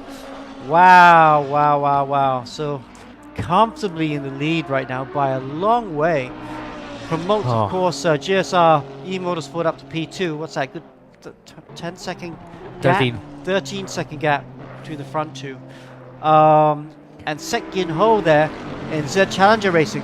This is the guy fighting for the championship Pro-Am. That's promoted him up to P3. So P3 right now. So it's not over, you know. If Z Challenger can just keep coming and you know, the JMX Junior car might hit trouble. And if they hit trouble, this car is going to pounce and maybe try and win the championship. Yep.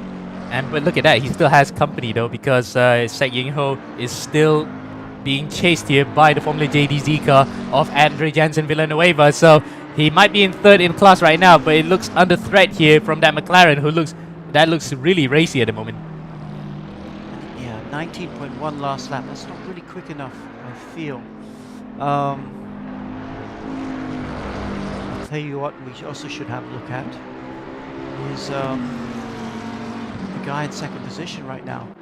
Presley Martono has got in the car, and look at this lap time. Oh, not 18.1. Sorry, I thought that was going to be a good lap time. Now it's a decent lap time. Yeah. Not a great lap time. But Presley's in the car now. Team boss here for JMX Phantom. We know how quick he is.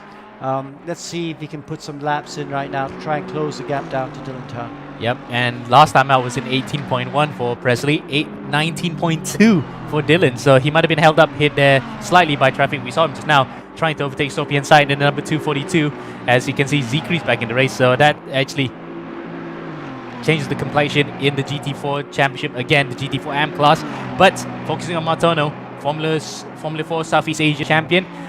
A cool car operator as well in sim racing, and he's making up time there. 15.8. When they went to the pits, it was 16.7, so he managed to cover about 8/10, but that was because Dylan was held up by traffic. Let's see then, with both of them in clean air, whether the times will be descending between both of them.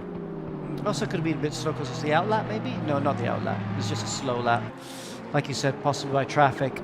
Both these drivers are up on their fastest lap so far of this stint.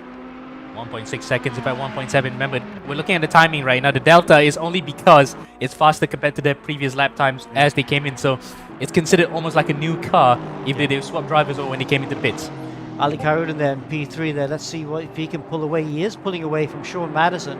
Goes around the Lotche Ragazza leading AM class car.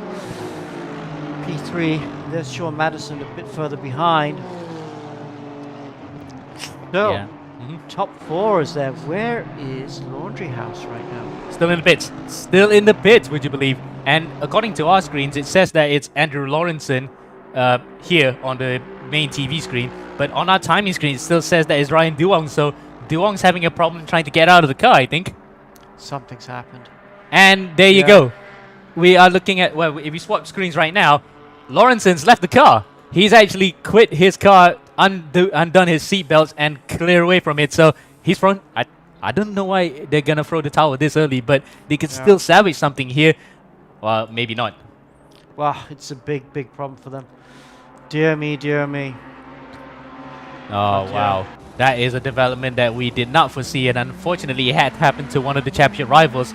But on the other side of the coin is the number 10 JMX Phantom car that is still serenely in second place. They can take this and still win the championship, so they don't mind that one bit. They'll have plenty of that. And for Presley Martono, it will be a combination of an effort that started from round 3, where they dominated in, was it Nürburgring, or was it before that Silverstone? Yeah. It just happened for them. They literally took the championship with both hands that time and ran away with it.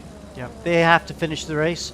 But yes, they are pretty much going to be our champions, our 2022 champions. They just need to make sure that they can go to the end of the race. But I know these guys. They're not going to be happy with this. They're 15 seconds behind the leader of the Legion of Races. They're going to try and close that gap and try to maybe take the win. They'd love to win this 12-hour race.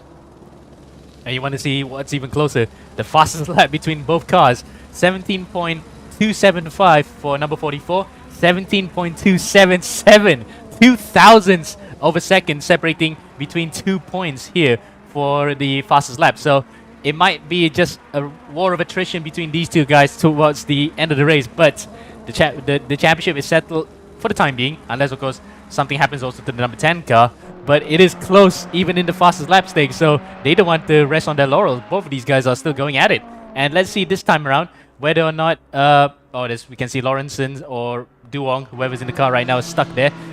Roy Ripperip has taken over car number 28, winning the championship yesterday in bronze in dramatic fashion by just 1 point. He will have to get 2 championships in 2 days here, with the Veloce Ragazzo car still looking good, climbing up the order, P12 overall, but first in class. That's what they want to hear. Sean Madison's on a quick lap. Celsius Autosport. Sean Madison just got in the car and he looked like he was struggling for pace, wasn't he? He was definitely struggling for pace, because you see Ali Khairud in the GSR eSports car has just disappeared in front of him. But looks like he's settled in. This is going to be a good lap by him. This will be in the 18s then. And you can see him in the bottom right of the screen. There he is driving right now. I like the banana, makes him look like Ninja from Fortnite streams and the like. Yeah. Out of the final corner then. Let's see what is his lap time that time around. It's an 18.4 as projected, and that will take him, well, he's still 4 tenths off from Khairudin, but at least he's got a bit between his teeth because he's settled into the race. Let's see how he goes. We'll come back to him in a little while. Oh, 2 tenths up already. Yep, so And yeah, looking good. looking good indeed. Oh, look at that though, Dylan Tan. Wow, he's on a quick lap right now. This will be he's 4 tenths up on his fastest lap of the race so far. If he can keep it up, this is going to smash the lap record right now for fastest lap. Yep. In fact, the delta right now we're looking at our time screens actually is comparing to his last lap, which is basically considering in a new car. So Yeah, he was still be fastest lap Yep, of the race, easy. by 1/10, so he's faster by a 10th compared to his fastest lap. So really then, he's pulling away serenely as well in front of Presley Martono, because we thought Presley might have actually been in contention to just claw back the deficit slightly, but it looks as though Dylan has gotten the temperatures into the tires just nicely and is still pulling away. Good exit out of Stavilo right now. Let's ride on board with him right now for a bit, shall we? While we see if this can be the fastest lap of the race. Yep, into the cockpit view we go then. 5th gear, 6. Will this be flat, you reckon, Alex? Oh, easy flat, huh? It is. He didn't live for a bit there, so nothing phases him in that particular instance. Up to the bus stop chicane then. Perfectly timed on the brakes. Flick it to the right and to the left. Use a bit of cover the outside, not too much to incur a warning. And across the line, and that's the new fastest lap of the race, a 17.185 for Dylan time. That will actually knock the living socks out of Presley Martono. Let's see if he can go any quicker. Good exit out of La Source. It's long downhill section. You can see he can rest there. He's relaxing his shoulders a bit. Now through Eau Rouge, dives down and back up. He's looking at Sky as you go over the crest through Radillon, and now it's another long drag up to the cone. And and they do say that in real life when you go through Eau Rouge and Radillon, you get compressed a bit. It's not only the cars that can get compressed; it's also the human body a bit. 265 kilometers before braking. That's quite quick. This Ferrari, so we know he's running a little bit like, well, he has that rear wing scaled back quite a bit. Good lap times.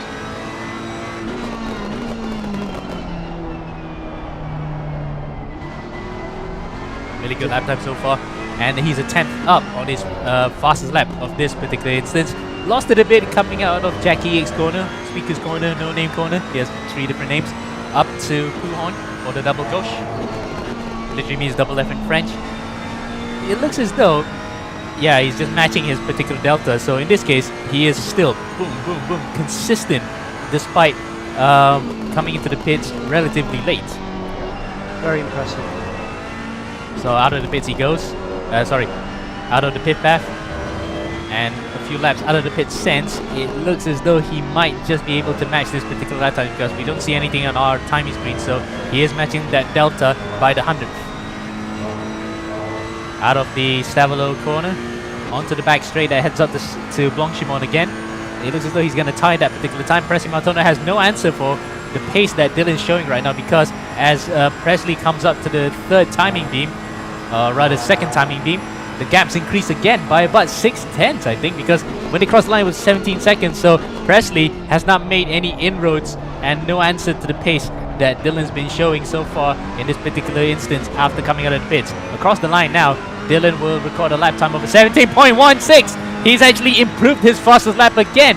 So he not only matched his delta, he absolutely beat it by a few hundreds. So again, that's just beat the stuffing out of Presley, and Presley has no answer for that. He's going to come across the line pretty soon now, 17.6 as well. So that last sector between both of them was evenly matched, but Martono throughout the entire lap just cannot get a leg on Dylan. Dylan has absolutely been flying ever since the stops, even though they came around the same time. Yeah, very impressed with that. So, good drive. So we at least rode on board while we saw how quick he was able to do.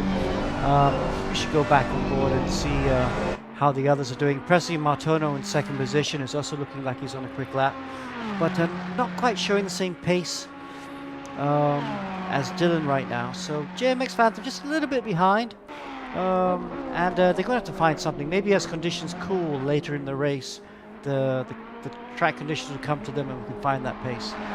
Meanwhile, a little bit of a battle forming here between, what's this? That's Taufik Moy, no, Alexis Calbano, because I saw that there was a gap closing up between 2 drivers there for a second. It's set there, but unfortunately, that has actually transpired somewhat. But this is the one that's also close too, between Sek Yin-ho and Andre Jensen Villanueva. Villanueva then has dropped somewhat from Sek Yin-ho because we thought it was close. In fact, is that Andre Jensen Villanueva coming to the pits? Yes. Wow. Again. And this is very early for a second stop. Oh, he has accident damage. You can see the front bumper is a bit scuffed and it's falling off slightly. So he's got a big one somewhere. Okay, that should help the Java Sim car make back its position. Don't forget, this was the car that runs wide there. That's going to be track limits. You guys got to watch out for the track limits. You're going to get a drive-through. But this Java Sim car was dominating the Pro-Am class in the first stint. Had a big lead, but then speeding the pit lane. Speeding the pit lane is just death for these cars. The risk-reward situation is just not worth it. Yeah. And that speeding the pit lane meant that he had to have another drive-through plus a 30-second stop. That's really... I mean, is he on the same lap? He's still on the same lap. Yes, he's still on the same lap as the leaders in Pro-Am. So it's not done and dusted yet. We know how fast this car is, but it's going to take it's going to take a long time before they can get back up to the front of the field. the lofty heights of first place may have been too much for them. They had vertigo and forgot to turn on the pit limiter as they come in for unfortunate circumstances that Billy Ebenezer, we were singing praises about him, finally leading a race and finally showing that the Java Sim crew have been improving leaps and bounds, only for it to come crashing to the ground in the most unfortunate way possible and in the longest pit lane on the calendar. So they still got a whole 10.5 hours left to go to recover this, but they might be ruined by the fact that they had the race in hand at that point. As they go through Sector 1 now into Sector 2 at Lecombe, and these are the guys they're going to have to catch. Alexis Clapano just goes across the finish line and starts another lap. So what's that? 2 sectors behind, basically, that they're going to have to recover in the next 10.5 hours.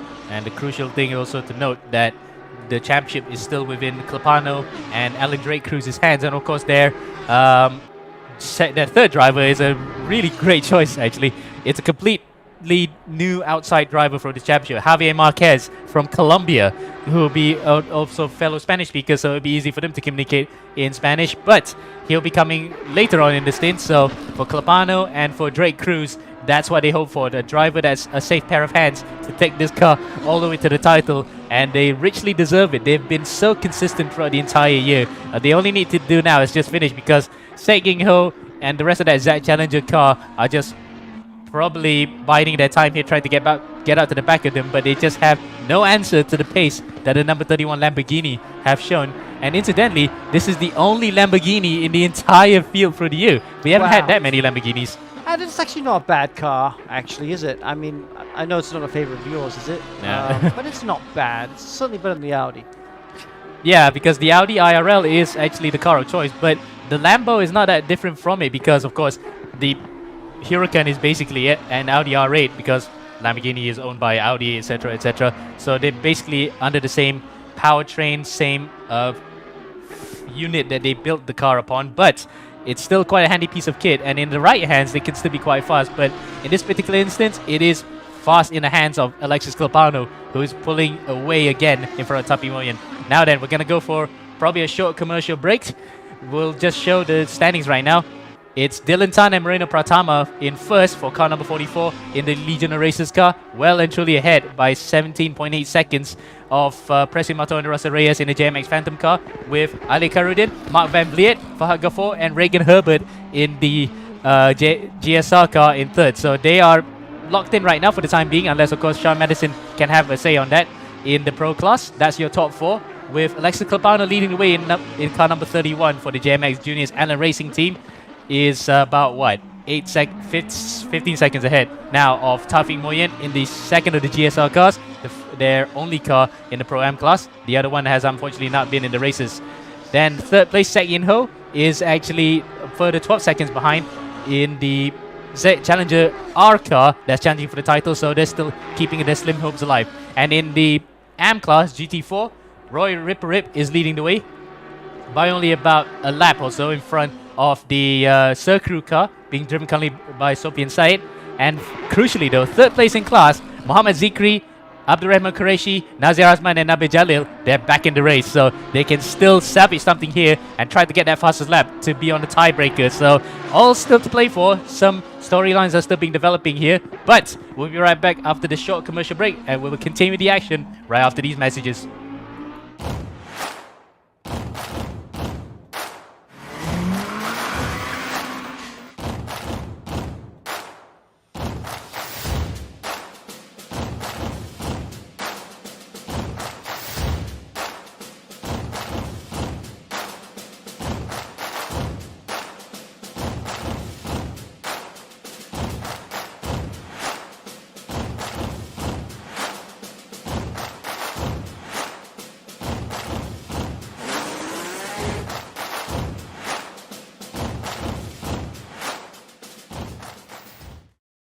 Things to be aware of organizing eRacing Championship without race room. First, no automated leaderboard would always be labor intensive. Elimination round would be the only way to filter the winners. Having the participants adhering to the schedule would be a huge test. We need to know the task will get bigger when participants increases. Time consuming. Organizing eRacing Championship without race room, it's all need run manually to take down the participants and eliminate them from first round group to final round group. Because it is manual human labor, there bound to be human error. Manual human labor would have a price tag for the man-hours involved. New participants would never have chance. The eRacing clubs in the world will send their best racers to participate the race. But that means your championship exposure is just limited to the eRacing clubs. Why choose Race Room? R3E official championship have fully automated leaderboard. Participants can log in anytime to lead the fastest lap time within the qualifying period. Each of the racers already have their ranks with Race Room. Next, save time.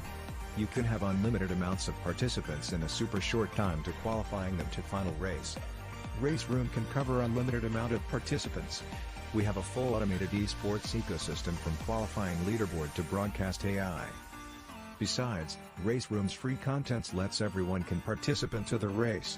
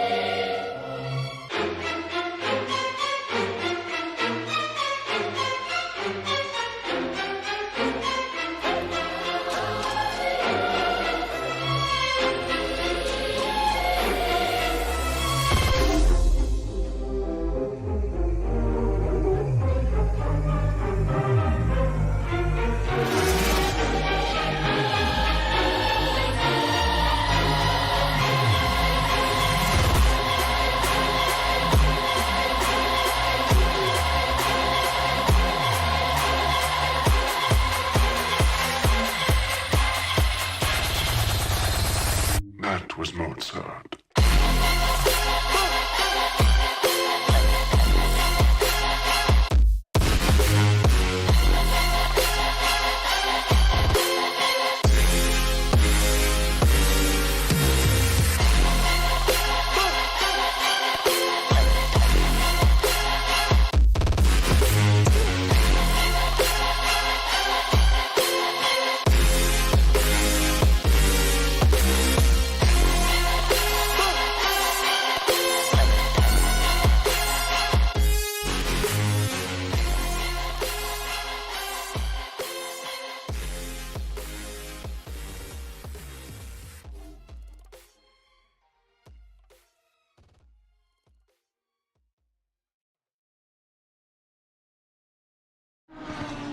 We are back.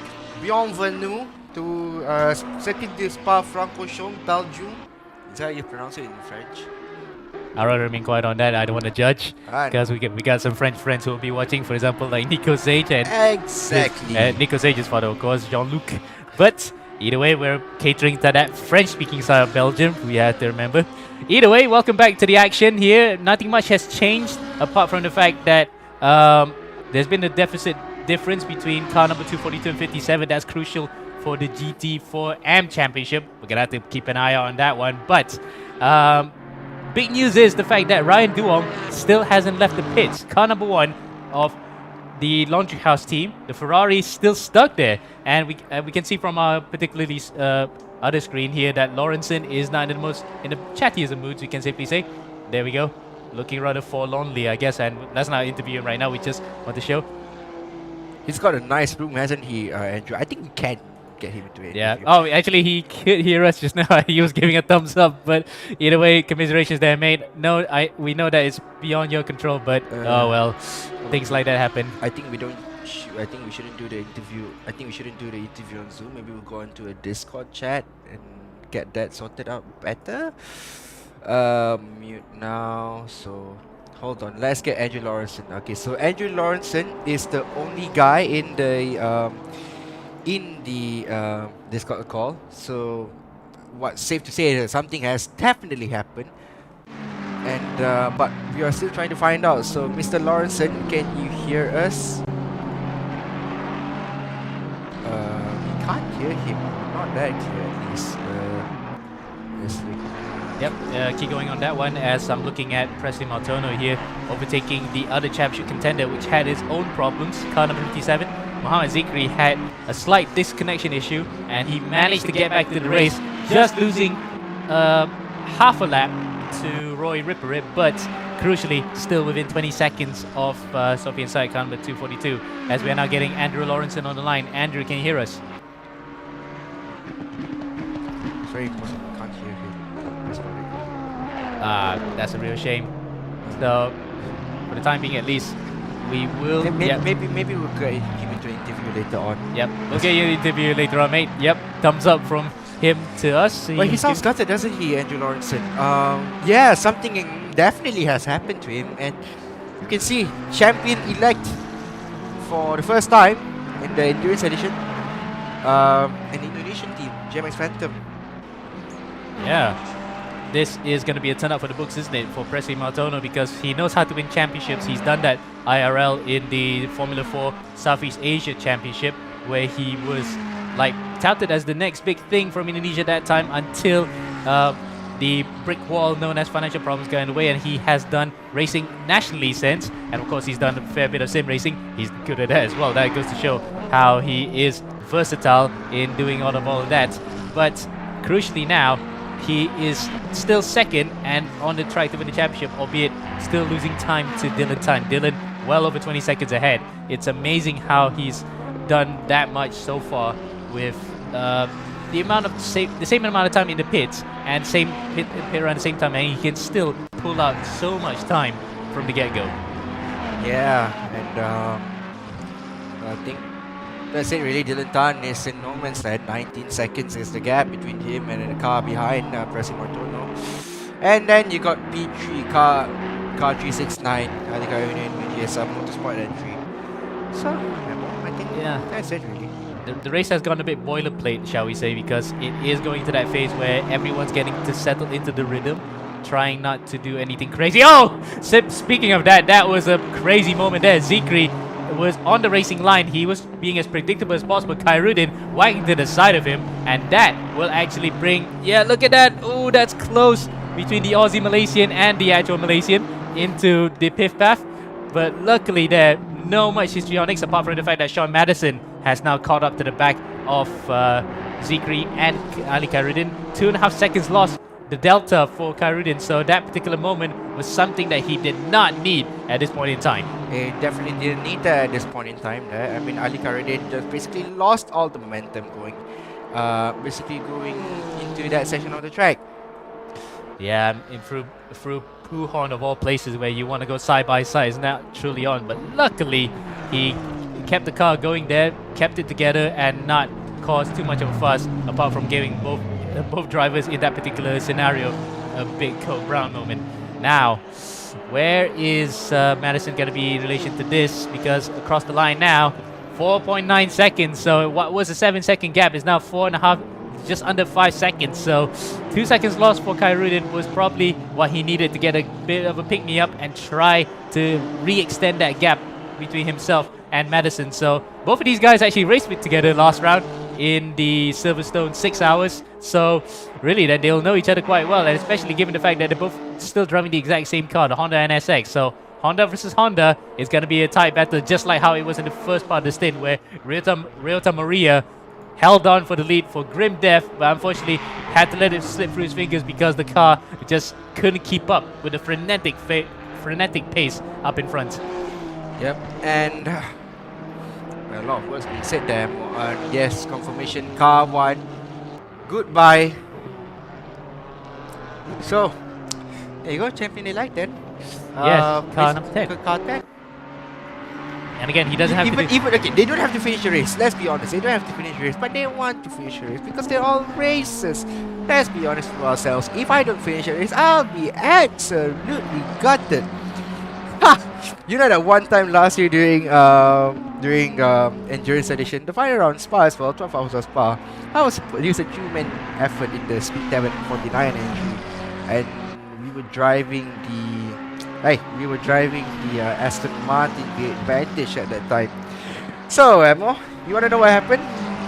Hit me. Okay. I started off the race. It's a 12-hour race, okay. And then unfortunately we had that Unfortunately, we had that issue with the server halfway through the race. But all three of our drivers, myself, Ivan Anastas, and S1K winner, 2017 S1K winner, James Verstappen. James Verstappen with Proton R3 Motorsport, how do you say? Has done at least a stint, which is like the minimum amount of time, which is the minimum driving time that you must do. Because 19% of 3 drivers equates to 1 hour per se. Okay, 60 minutes, 58 minutes, somewhere there. So for us, job done and dusted. We were basically fine. What wasn't okay was that due to the server error, basically once James has done one stint, then me and Ivan can basically share the car. And guess what happened?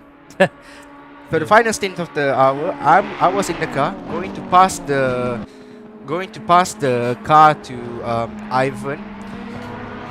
I was going through ACC, controlling the multifunctional display to change the settings, add more fuel to the car, add the correct pressure because temperature was getting a lot lower, and then you also have to change the driver. Now the bad thing about ACC as compared to other sims is that you have to, the driver has to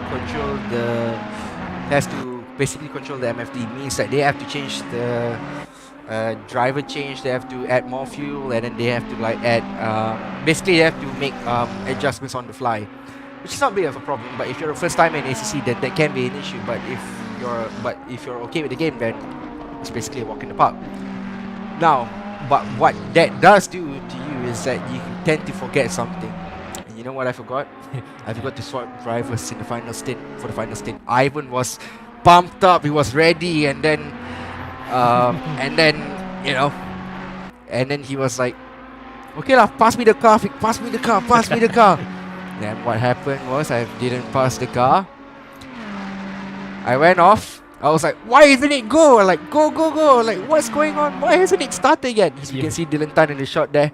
Why hasn't it gone yet? And then like, it's like, then everyone's like, no, you're in command, go. And like, oh my goodness. And we were fighting for P5, and we were also fighting for, not only in the P5 in the race, but also P3 for overall points in the championship. And for me, I was fighting for top 5 in the driver standings, because last year we had the driver standings as well, remember? Yeah, we did. And you were the best speed 7 guy because you were consistently in the races. The quickest Malaysian in endurance edition last year, so finally some bragging right for me. But nonetheless, so basically what happened after that is that I drove off right in front of GSR 369, but they were driving the Ferrari that time. Yes, basically I didn't know what I was doing. Apologies for that. I didn't know what I was doing. Came up ahead of Woikid and Ayman Haziq, which is your Blue Steel teammate. 3 abreast going to the crew memo. Yeah, I remember that one. That was me actually. I was in that. Oh, that was you? Yeah, that was me in that particular battle. It was crazy because Reyes was also in the mix as well. Reyes was in the mix, but he wasn't. But he was a back marker. That was the reason why I got so mad with Russell Reyes on that day, because he was a back marker, and we were basically fighting for top 3 in the standings, and for it, and then Okay lah, Wicked overtake. So okay lah, I can basically catch down Wicked. Fresh tires, well, basically just 1 hour, just a 1 hour stint lah, like Yeah. 1 hour sprint race. Then you know what happened? Getting closer. 2 tenths was the gap. Guess what happens next? Drive-through penalty. Track limit. Yep. So I was like, oh my god. I remember that. I now served because that drive-through. we got it as well. Actually, Yeah, I know you got it as well, but then I got the drive-through penalty. None of my teammates said anything. And then basically the situation was quiet. Faiz, our engineer, was quiet as well. And Ivan and James were quiet, and I'm also quiet. So okay lah, came out of the pits in P8 instead of P5 if we didn't had that drive-through. Yeah, that's it really. Lost P3 there and then. My biggest mistake in sim racing so far. And my biggest mistake as well for having that extra cut drive-through, because remember we were on we have 4, but in essence if you get 3, that's still fine. If you get a 4th one, that's it, you're gonna get a drive-through. Missed the opportunity of dunking on Afiq for that particular instance, because if 401 to get a penalty, would have actually finished P7, I think. Was it? No, P5 at that time. So we ended up P7 in the end. But still a crazy end to that particular race because of the weather problems, the server issues. But we still managed to pull through with a somewhat full 12-hour race. Yeah, I mean, let's be honest with ourselves. A 12-hour endurance is basically, anything can happen. Even in real life, anything can happen. They even halted the 24 hours of the 2020 24 hours of Nürburgring because of the fog, excessive amount of fogging. So basically, they halted that race for quite a long time actually. As you can see, Sean Madison's in the pits. Madison's in the pits. So Madison is the first of the perennial front runners to come to the pits on lap 44, about 15 minutes away from the end of the hour. So that actually is a much faster time compared to when they were before, because they actually pitted on the dot about 10 hours 55 minutes left. So I'm not sure why Madison is coming in, unless of course he underfueled the car and he had not enough to actually end the hour with. Let's play guess what happened to Sean Madison and the number 15 Celsius car. Question, what's your answer? Answer A, out of fuel. Answer 2, maybe tactical decision. Doesn't look like it, but Too early. driver's fault. Because what I was discussing with Alex was that you can go run full fuel because the tanks here are more compared to other circuits, like the McLaren, for example, 125 liters. So you can just put it on full and then still run that fuel left. Maybe you get about 20 or 30 liters left. You can just top it up to 100, so you save time refueling in the pits. So maybe, just maybe, Madison and co forgot to top up the car, and they just have to come back in here to just fuel up a bit and probably have a bit more for the next hour. So really then, that cost them a chance of catching up to the back of Ali Karudin in 3rd. So what was a 4th position for that particular crew has now turned a bit pear-shaped. They've lost more time now because of this particular pit stop. Exactly, Amo. That's a real shame, so That's a huge bummer now, isn't it? yeah, I mean, you got to argue that that particular car at least had the pace up to that point, chasing up to Karudin. They were matching times somewhat to the number 369 GSR Motorsports car. So really then, it's only some of the drivers to blame if something would happen there, or there was a miscommunication among the crew members with the amount of fuel they need to bring. Whatever it is, Madison is now coming to the pits, and it looks like a full service because their their rival car that they were catching has overtaken them on track. So car number 369 is now through, and they are a full lap behind race leaders, car number 44, which is the Legion Races car. Oh well. Number 15, still in the pits. Tactical. Out of the pits now. In goes James Perry. So definitely a driver stop. But Full stop. what for? A full stop. A full long ass stop in Spa-Francorchamps. Yeah, it's a full stop. I know indeed. that the front looks damaged. Maybe that's the reason why. Accident damage, so no wonder that they had to come to the pits. It's a full accident damage because the front hood is up, and I think they didn't completely fix that one because we can still see visually that the car is a bit scuffed. So really then, In comparison, this is Yeah. how normal NSX front bonnet looks like. It looks okay now. Apart from the bug splatter and the rubber splatter that's on the car, which is typical of an endurance race. So really then, there goes a potential battle for third that we were looking forward to. Is now transpired to just be a clear walk in the park. A rather mundane drive for the number 369 car, which was in the heat of battle at the start of the race. Likewise as well, number 15, they were close.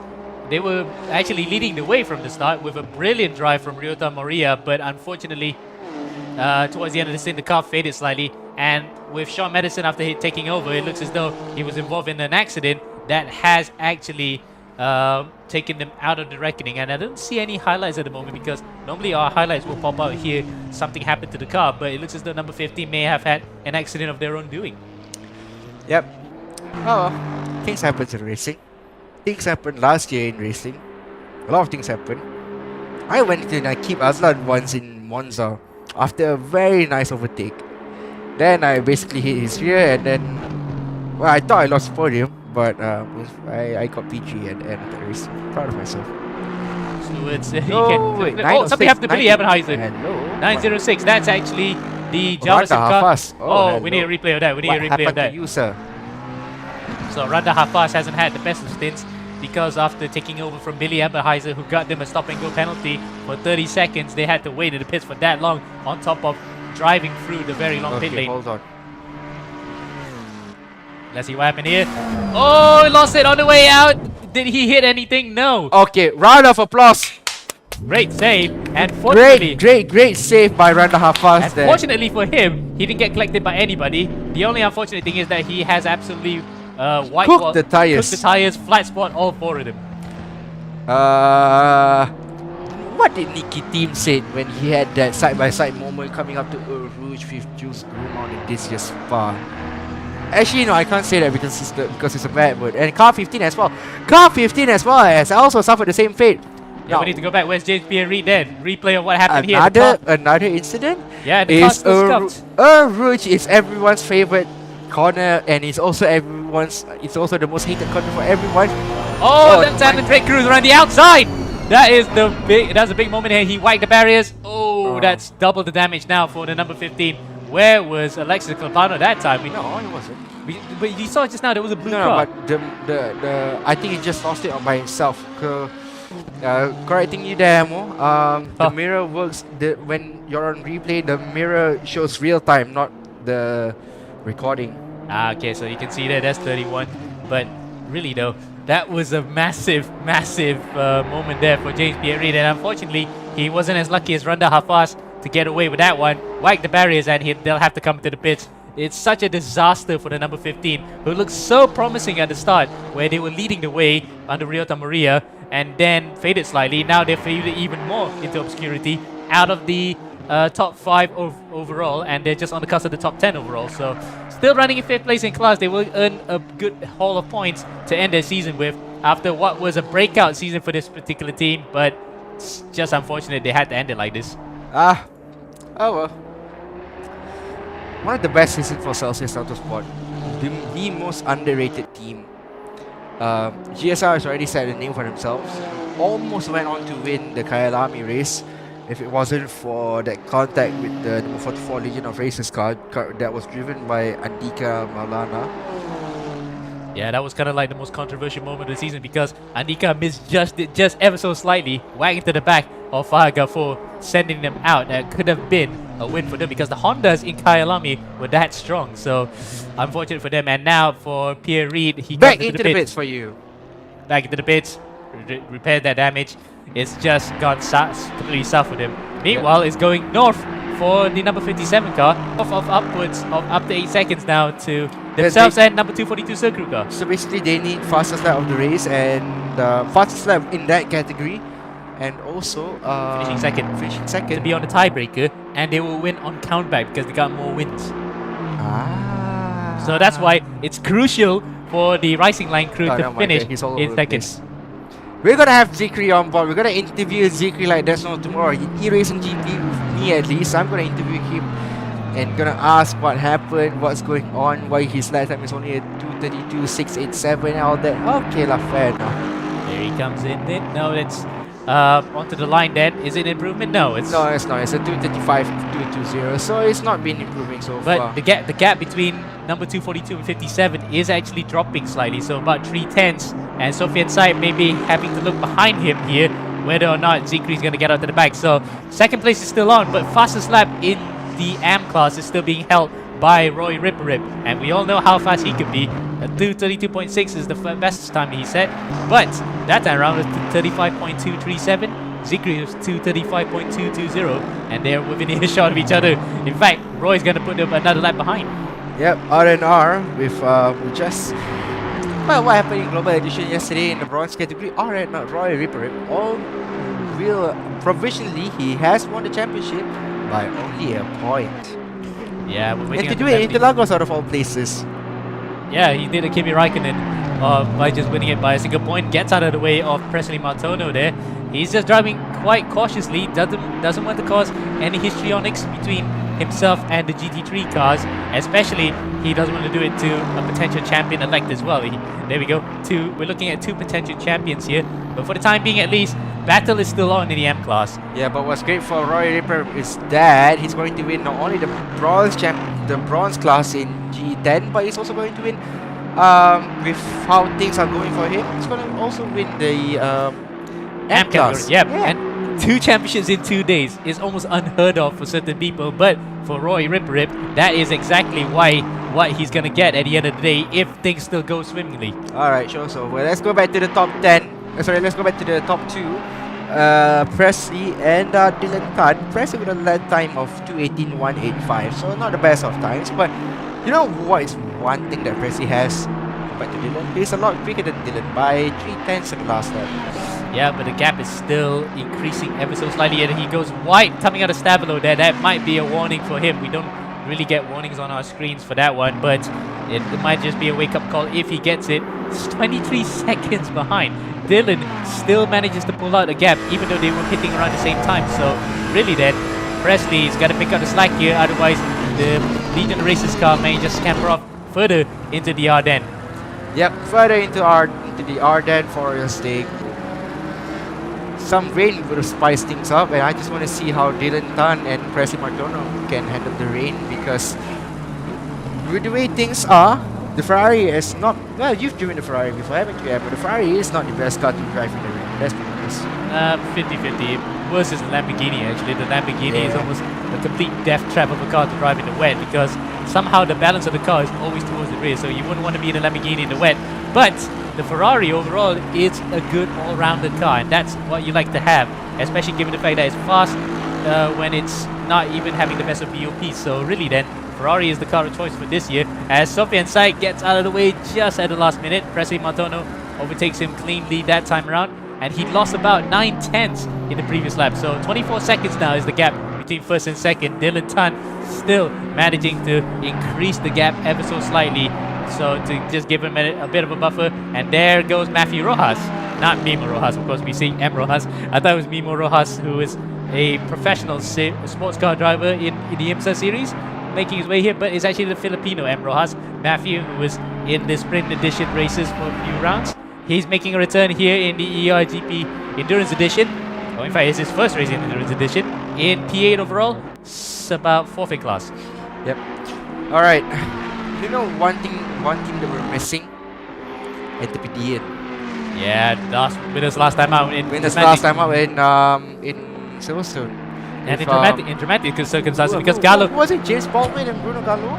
No, it's Jake Baldwin. Jake Baldwin. And Bruno yes. Gallo. We Bruno around always the get- outside. We always get confused with Jake and James Baldwin. Yes, James Baldwin is that driver. Sim racer of the year. Sim racer of the year. Autosport sim racer of the year. And Jake Baldwin is another fast. Maybe your initials need to be JB. Jensen Button, Jake Baldwin, James Baldwin. If your initials are JB, then you'll be mighty quick. Yep. JB seems to be the good combination, isn't it? Yep. To be fast as well. Maybe I'm gonna ask my girlfriend to name our kid JB. I would like to say something, but not on air. All right. Anyway,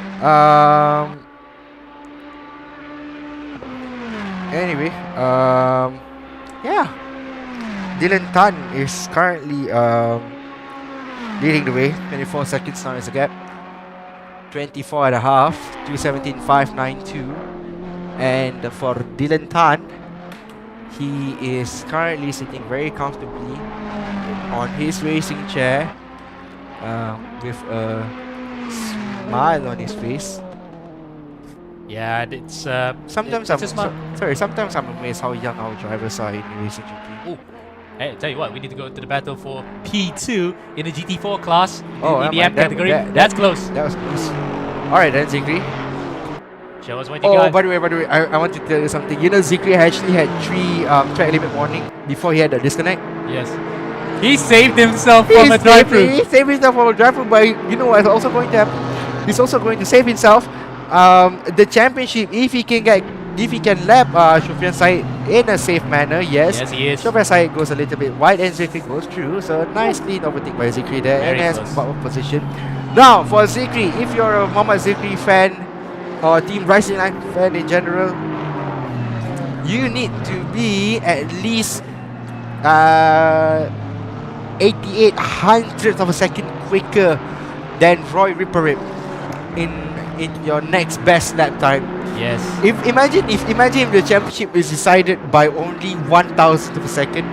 That would be the craziest margins ever. And remember, this is all for the tiebreaker. If the Rising Line car can actually get the fastest lap and still finish second, they will win on count back because they got more wins than the number 57. But crucially though, it is all up to how Zikri will manage this race. Exactly. And for Zikri, well, hello Zikri, I think Zikri must be sweating. Well, his palms are sweaty, his arms are heavy, and Zikri is still, minding his own business, trying to like pull away from Shufian Said. And Zikri being one of the quicker drivers in the Rising Line car, sharing the car with Abdurrahman, Nazir Asman, and Nabil Jalil later on. It will be very fascinating. So, Ammo, stats man. Yeah, fascinating thing is because here's the point, right? Number 28 will still win the championship because they have the same number of second places, but the number 28 car has more fastest laps. You had to look at how close it is, and plus third places they also roughly the same, but the number 57 car has less third places, so they would lose it regardless. So right now something has to happen to the number 28. So what do you need to do? 25 times 25 times, what is 25% of 25? 7.5, right? If you can math right now, yes. 12.5. 12.5 is, yeah, we gotta math it right now. Yeah, let me just do the calculations here while you as well try to figure out how this is gonna go, because remember, first round of the season, number 28, the Veloce car finished in third, while the number 57 Rising Line car finished in fourth with the fastest lap. Second round in Kyalami, second place for the Rising Line car, and third place for the number 28 Veloce car. Next round, Veloce won and fastest lap, with second place going to the Rising Line car. The next round, which was a controversial one because it was decided after the race due to a collision in the closing minutes of it, as number 31 now comes to the pits, the earliest of the front runners, and it looks as though they actually were timing it quite nicely because they were in the pits before the hour as well. So lap 51 then, on the hour mark, with 9 hours left to go, is Lexus Calpano. He might actually give it to Alan Drake Cruz here, as Avi, can you do the calculations? What? Okay, hold on. Please read it out to me again. Okay, so it's 100. We'll go for the drop points. Yep. 90 points for number 57 and 87 for number 28. Okay, 3-point deficit. So it's a 3-point deficit. If the number 57 finishes second right now, which is 20 points, and gets fastest lap with 22, so it'll be 112 points, isn't it? So but what is 22 points of what is 25% of 22 points? Oh, it's counted on double points. 25%, isn't it? 25%, yeah, basically. Ah, like okay. Sorry, I can't. Okay. You have to do the math on this one. 25 times 22, that would basically mean 5.5. So 5.5. Yeah, 5.5. Okay, that's correct. Prati Matona's in the pits as well. Yep. So keep an eye on that one. Lap 52. is where they pitted, and about 9 hours and 59 So left to go. 27.5 points for 57 if you were to finish second place and also get first step as well. But what about 20? What about 28? What can 28 do? Okay, let me. I'll give you the calculations of this. It's hard to keep track right now of this one because we're trying to focus on the action, but here we go. Yep. And So across the line goes Roy Ripperip then. He actually is picking up the pace here, while Zikri likewise 2:34.2. So he's well over lap behind because there's Ripperip going into turn 1. Zikri is just up the road here, almost a full lap behind. So lots to play for the GT4 AM guys, but crucially though, is that tiebreaker that we're talking about. That's the killer right now for car number 57. They just have to keep going and pray that something happens to the number 28 car that will be in their favor. so it's 6.25 points more. So 25. Yeah, they're gonna have to like win. You know what? They're gonna have to win. Ammo. Let's not. Okay, so basically you also get points for qualifying, right? No. Okay, Yes, you we don't do. get points for qualifying. Okay. So if that's the case, you know what Zikri needs to do? Win. Yes. Yeah, we're not going to jump into any other theory afterwards, but basically Zikri has to win in order to clinch the championship, and that's it really. Win or bust. You know what else is a win or bust? Tawfiq Mohidu is actually leading the Pro-Am category. Yep, he's coming into the pit lane now, but he will have to relinquish that lead back to Alan Drake Cruz, who has taken over the car. No, in fact, the number 969 car, no, it's not number 69. They're actually in pro. So Chat Ming Wong then, third place overall and in the class for the time being, because Russell Reyes has made his pit stop prior to that, mind you. So we're gonna go to number 31, Alan Drake Cruz, racing all the way in Norway, a complete time difference, and he has now taken the lead back in the class and on his way then to a scarcely believable title in the Pro-Am category, which is amazing considering the fact that how young is this particular crew. I think Clapano is only about 20 plus years old.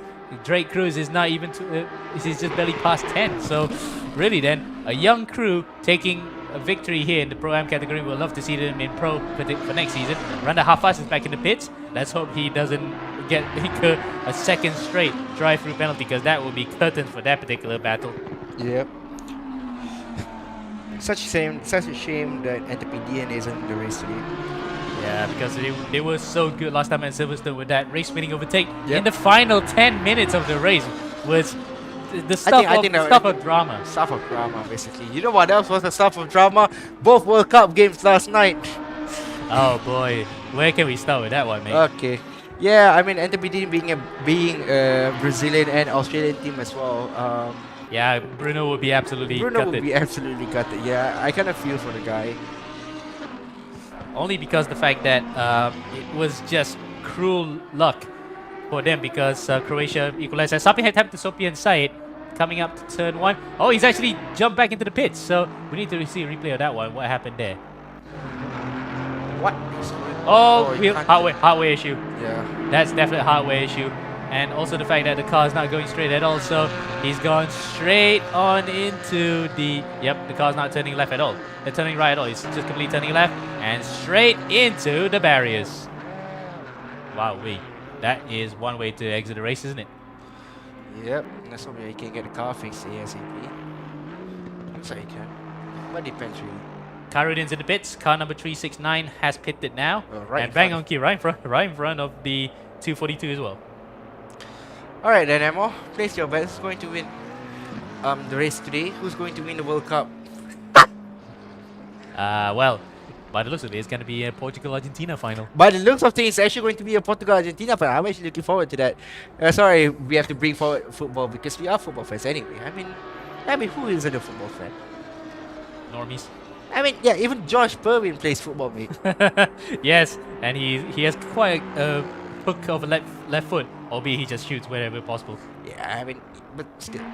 Dylan Tando, a Singaporean, his hobby isn't footballing. His hobby is actually sim racing. cool, calm and collected Dylan Tan. He basically nothing can basically go wrong for the SRL 2022 Asia Esports winner. Get it, Emo. No, sorry, nothing can go wrong with that particular instance because he's got an Asian title in the bag. He's gonna win an international race at least, and he could avenge the fact that Spa didn't go well for him for this year, but he can win it here in the Endurance Edition. Yep. Now GTC, at least, I mean, the Ferrari is also one of the cars that was heavily balanced because it's just so overpowered, and what that means basically is that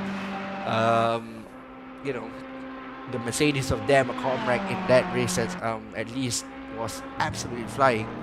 But had the Ferrari not gotten any ballast, then I think that's it.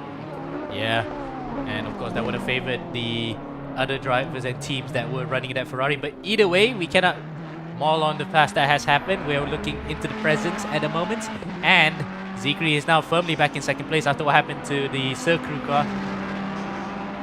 Going off big time, mind you, at La Source. So he's fully back in second, but it's still not enough, isn't it? He still needs to win this race to win the championship because it's still on a tiebreaker. Yeah, we look back the calculation between the Veloce car and the Racing Line car. It's gonna be nip and tuck between them. Yeah, but crucially, thing is, just win the race, Zikri. You can't do it. There's basically no other way for you to do it. yeah, and the fact that the Racing Line car has less third places to the number 28, so we're gonna go all the way to that one, unless of course you want to make a complete tiebreaker race to see who will be the ultimate champion in the M class. So really, then that's the only way to settle it between those two cars and crews. Yeah. Oh well. Now let's look at other cars to Ammo. We got a few battle brewing. 10 seconds is the gap between Matthew Rojas and Alan Drake Cruz, Chap Ming Wong as well. We're saying our only sole BMW entry of the year. Well, there used to be a lot of BMWs then, but then came one. Yep. It's quite sad. Yeah. And given the fact that we had a few Bentleys prior to this, but unfortunately they have gone out the window. So, yeah, that is... yeah, basically, you know, we had a few Bentleys. I wanted to drive the Bentley. Actually, I drove a Bentley. I drove a bus. I drove a school bus. So I didn't drive a school bus. I drove a city bus. A city bus in Yeah. ACC. Courtesy of my The delivery. Rapid KL colors, that was a nice touch actually. That was a pretty good livery. Probably one of the liveries of the year. But looking at all the other cars' liveries, it looks as though they could pass off as the real world cars because they're also really nicely made, you know. And developing story right now is what happened to Russell Reyes. He has actually dropped behind Ali Khairuddin. So he was in second place at one point. Now he's a full 11 seconds behind. So nothing happened in pit stops. You know what's going on? Can guarantee you. So Dylan is definitely overcutting.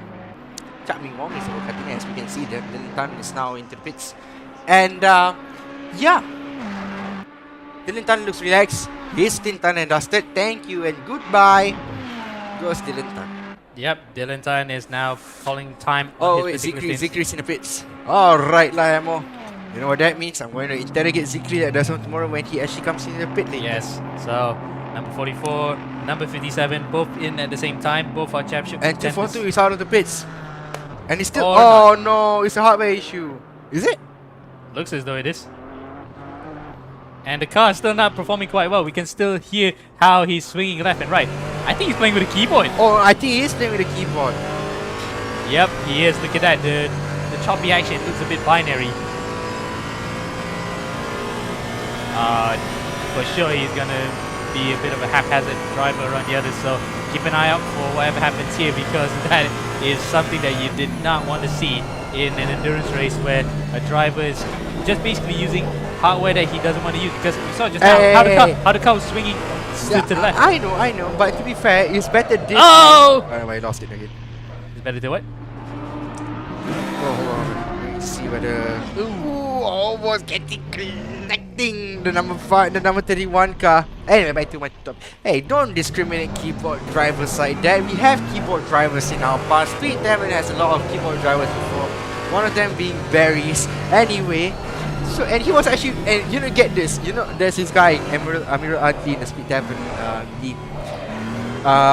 He was basically driving with a keyboard and mouse before he invested into a steering wheel.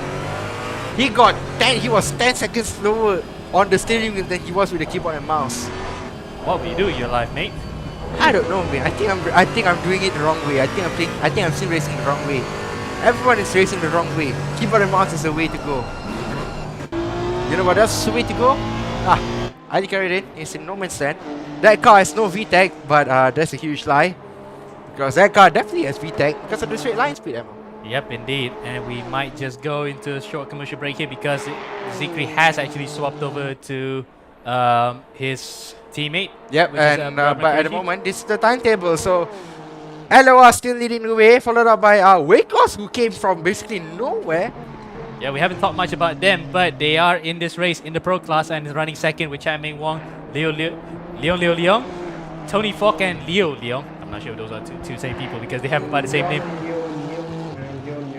Yeah, that's gonna be quite confusing. Third place overall. Yeah, Electric Cruz Clepano, and and Marquez. as well. Javier Marquez from Colombia. Javier Marquez from Colombia, Shazwan Shafiq, Taufik Mohia, and Kamal Ali. Chester Lau, Sein Ho, and Chil Long Lee as well in the number 70 car. So championship is definitely brewing up for the Pro category, and the GT4 category. Roy Ripper is flying at the moment. Abdul Makroshi is currently driving the car, and Chauffeur Side running on the top 3. We'll be right back after this quick commercial break from our beautiful sponsors.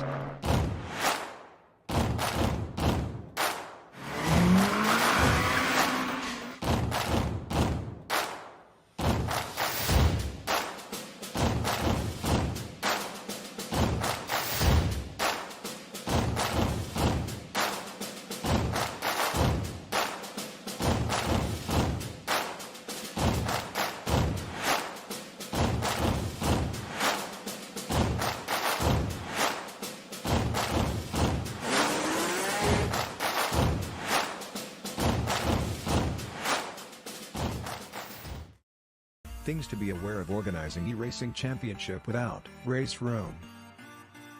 First, no automated leaderboard would always be labor intensive.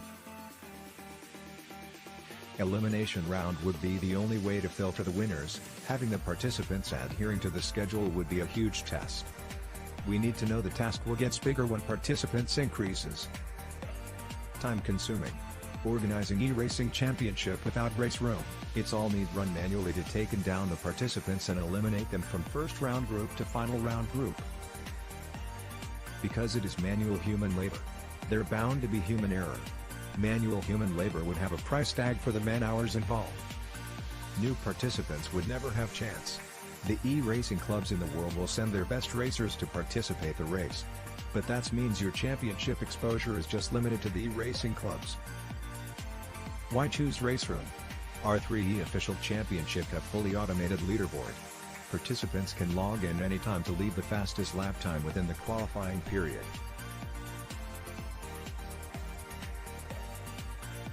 Each of the racers already have their ranks with race room. Next, save time. You can have unlimited amounts of participants in a super short time to qualifying them to final race. Race room can cover unlimited amount of participants. We have a full automated esports ecosystem from qualifying leaderboard to broadcast AI. Besides, race room's free contents lets everyone can participate to the race.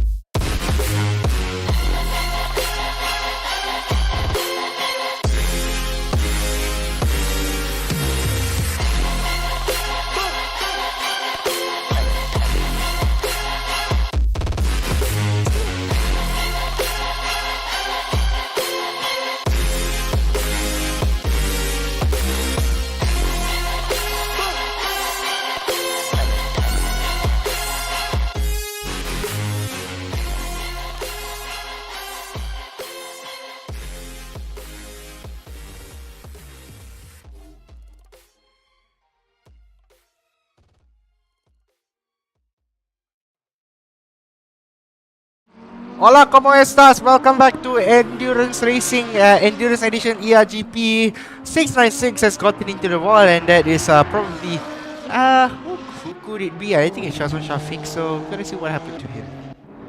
So, Zikri, how are you? How was your race? How was your stint? Pretty horrible, I have to say. It was going pretty okay. I was keeping up with Nabus. Keeping up with the Aston. Keeping up with the Astons, yeah. But after that, sadly, as Whoa, okay. it's been Alright then. okay. A plus for effort. Almost lost it there, but managed to keep it on the island still. So congratulations to Shazwan Shafi. Anyway, back to your race. Okay, so my race, we were doing pretty okay. Yeah, we kind of lost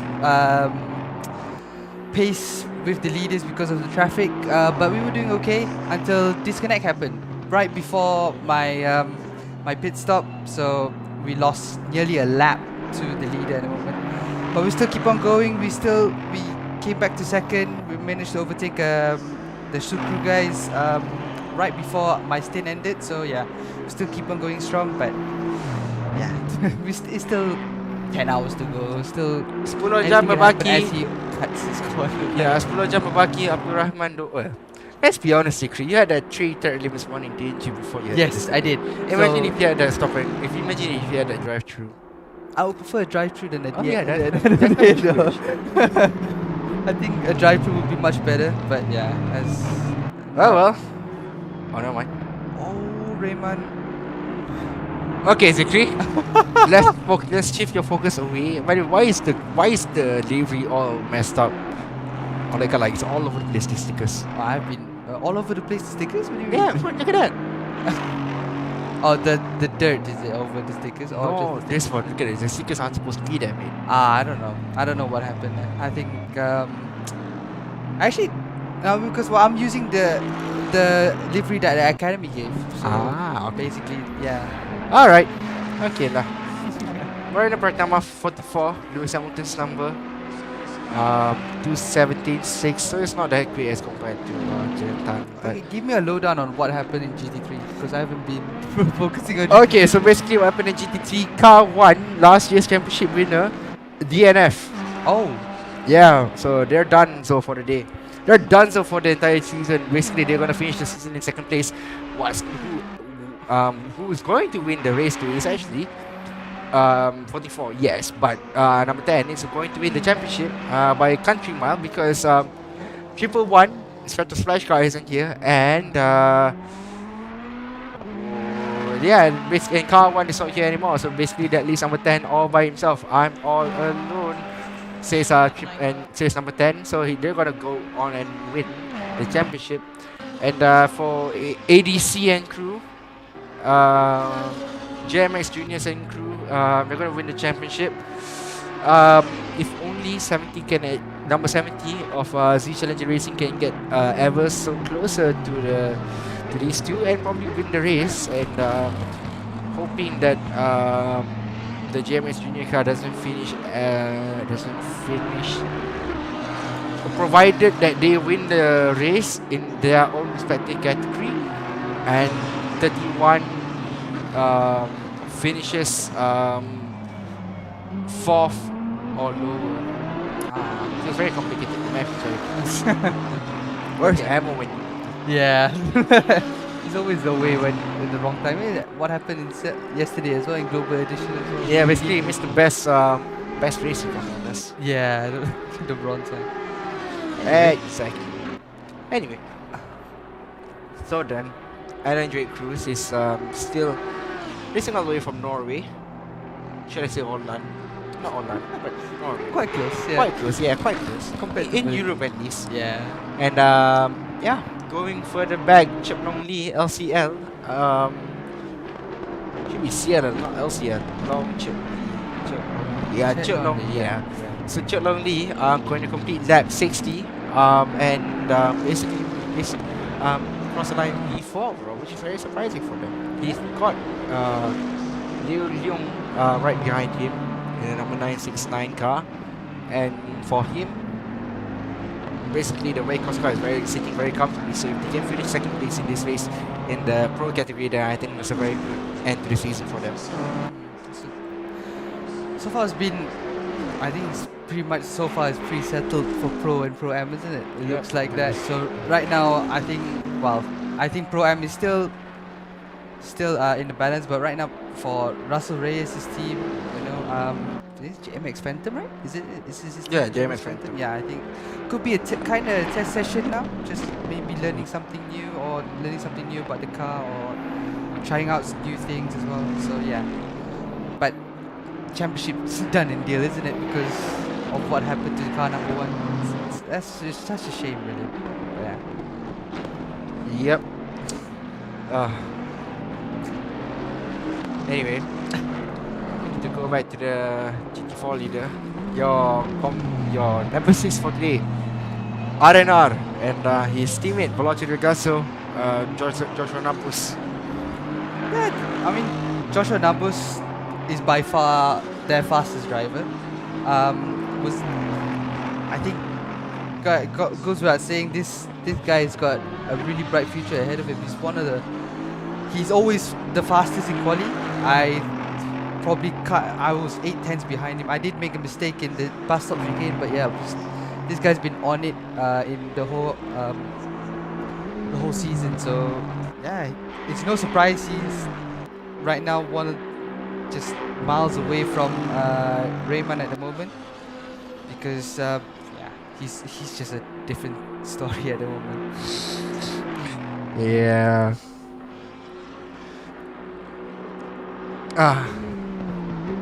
Anyway, are you Adi feeling, Wafiodin. How am I feeling? I stayed up for the World Cup. Does that count?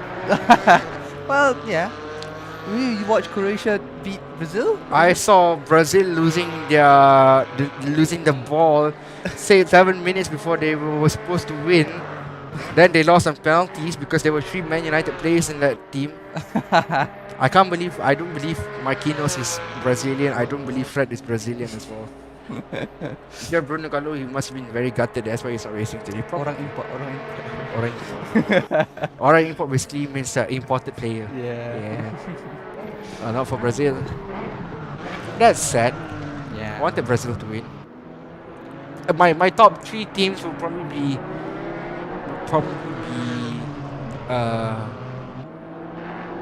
Portugal, Argentina, Brazil.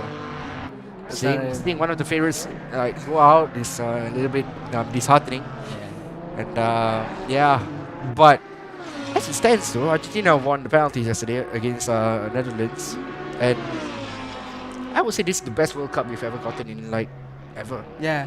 Compared uncertainty, yeah, it's really Uncertain, yeah. You got dark horses. You got dark horses in France. Yes, they won the last edition of the World Cup. They won the last edition of the World Cup, but they was not supposed to win. They were not supposed to even get out of the group stage because the World Cup curse. But they broke the World Cup curse. So congrats to them. You also have Japan shocking the world. Topping the group as well. Basically a lot. And number 15, Ryota Moriya, the Celsius driver from Japan, is sitting very comfortably. I think Japan is gonna be proud of their performance, but I quite enjoy this World Cup. Yeah. But by the looks of things, we're on course for Portugal Argentina final. Imagine if that actually happens, and knowing that Ronaldo is currently a substitute. Imagine if he starts as a sub, then the manager brings him on, scores the winner at the 94th minute or something, and then Portugal went on to win the game. Imagine how chaotic that would be. But would you call him the GOAT though? Compared to that, If whoever wins the World Cup is going to be the GOAT. Okay. Yeah, but if it's not Messi or Ronaldo winning the World Cup, then none of them are the GOAT. All of a sudden, England, I don't know where Harry Kane wins it. England is a little bit, I don't know. England looks a little bit, wouldn't say lost, but they look very composed and organized, but they are playing France tonight. Yeah. So that's the Shall see what your happens. birth country, mate. Yep, mate. So for those of you who don't know, Zikri is actually Zikri is actually a Malaysian, but was born in the UK. Yep. So your IC instead of 14, It's 8-7. 87. So Yeah. basically 87 means that orang sesat.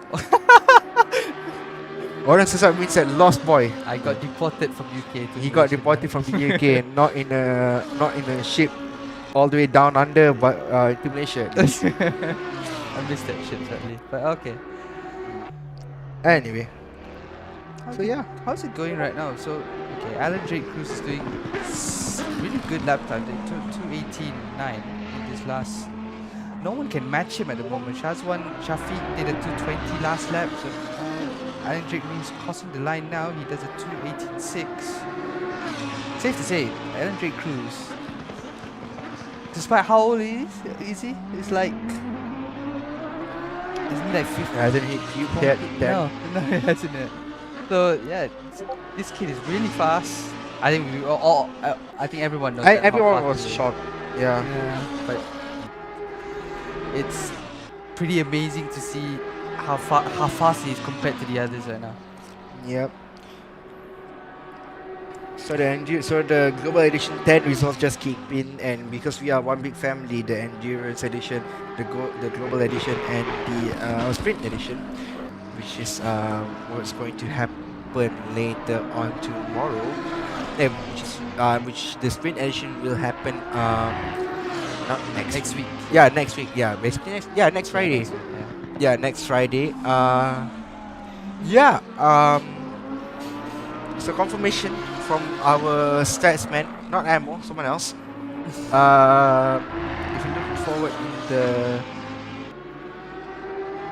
If you look forward hold on, let me just be.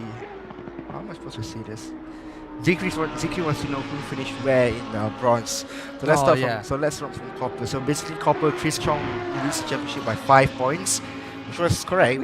Our math was correct. Surprisingly. Surprisingly correct. So I'm smart anyway. Now bronze championship. This is where the interesting bit is. So Roy did finish in P1, and actually by 3 points. By 3 points. Not that much. Okay. Oh, maybe fastest lap.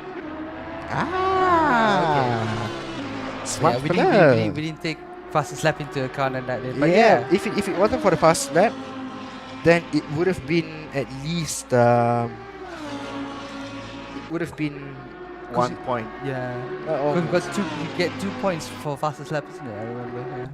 Yeah. And then so yeah, it's well done to Roy. Well done to Roy. Yeah. Now silver category, the other Sandy Core has won the championship by 28 points. So congratulations to Sandy for Blue Steel Racing. Then for gold championship, Josh Burwin wins championship by 27 points. Well, 26 points. Next to Haris Zafir Shami. The two Azlan brothers are nowhere to be seen, so that's bloody disappointing for them. Yeah. Oh well. Alright, then Zikri hiking. I think that's gold sorted. Now for endurance, there's global edition sorted. For endurance edition, at least, sailing. Yeah, it's been pretty calm at the moment. Yeah. Not much chaos. Not much chaos. That's good. I mean, last season in Spa was not that chaotic. I think. Last season for me in Spa was actually really chaotic. Really? Or for you? Yeah, look at this. Oh, look at that. McLaren on a BMW going to unlap themselves. There you go, it's the Rising Line car. Sadly, we are 2 laps down. That's okay. Oh, Faustino. Yeah, behind him. Is that James Reed behind him? No. It's not James Reed. Yep. Shafiq on the other hand.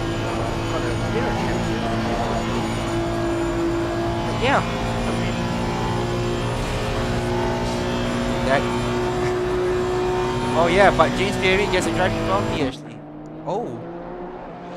Yeah. It's a little bit weird that James Perry has gotten a driving penalty. Is it for exceeding track limits? Oh yeah, I guess so. Must be for exceeding track limits, isn't it? But yeah, this kind of this circuit is pretty easy to get track limits, kind of. Yeah. Compared to, compared to Silverstone, yeah, it's much easier track to get a track limit warning. Like you said just now, I had 3 track limit warnings on my first stint alone. Then the disconnection happened and reset everything back. So yeah, pretty hard track to tackle. It's still my favorite track in the calendar. I think my favorite track in the whole thing, really. Spa is just something. It's just very special to drive around. And Spa is one of the most majestic. If you sim race and you don't do Spa, then your life is incomplete. Yeah, agreed. You have to do at least one time. You have to drive around Spa. It's one of a kind. And compared to Le Mans, is one of the Le Mans track is Yeah, the Le Mans track also being one of the cars that that's also one of the things that you must do. Yeah. I've never done a Le Mans race actually. Really? Never. We should do one. Yep. So now we're riding on board Moreno Pratama in the in the 44 car, and good news for them, they're still sitting very comfortably. What's the gap now, Z3? Well, compared to Alan Drake Cruz is 2.8 seconds behind, but pretty far away from the next pro, which is Ali Khairuddin, who is down in P5 overall. So yeah, as he cut that corner, so I don't think that's a track limit warning. If it is, then it could be pretty close. But oh well. Yeah, and then I think it must be a track limit warning. Nothing else really. So yeah, James Pierre Reid, as we can see him, yeah, he's just exiting the pit now, James Pierre Reid. So James Pierre Reid is currently outside, unfortunately exiting the pits now, and does that clearly start drive to penalty? 5, 4, 3, 2, 1. Yes, it does. Okay. So yes, it is a drive to penalty. Yeah, I think it was a track limit warning. It's a really long pit lane, isn't it? It's so long. I think it takes about nearly, how long is it? 20 seconds? 30 seconds? What, in Spa? Yeah, that long pit. No, it's not 20 seconds. It's not 20 seconds. What? It felt like 20 seconds. It felt like 20 seconds. No, it's actually more than that, Z3. It's more than that? Okay. Yeah. How long is it? It's a minute.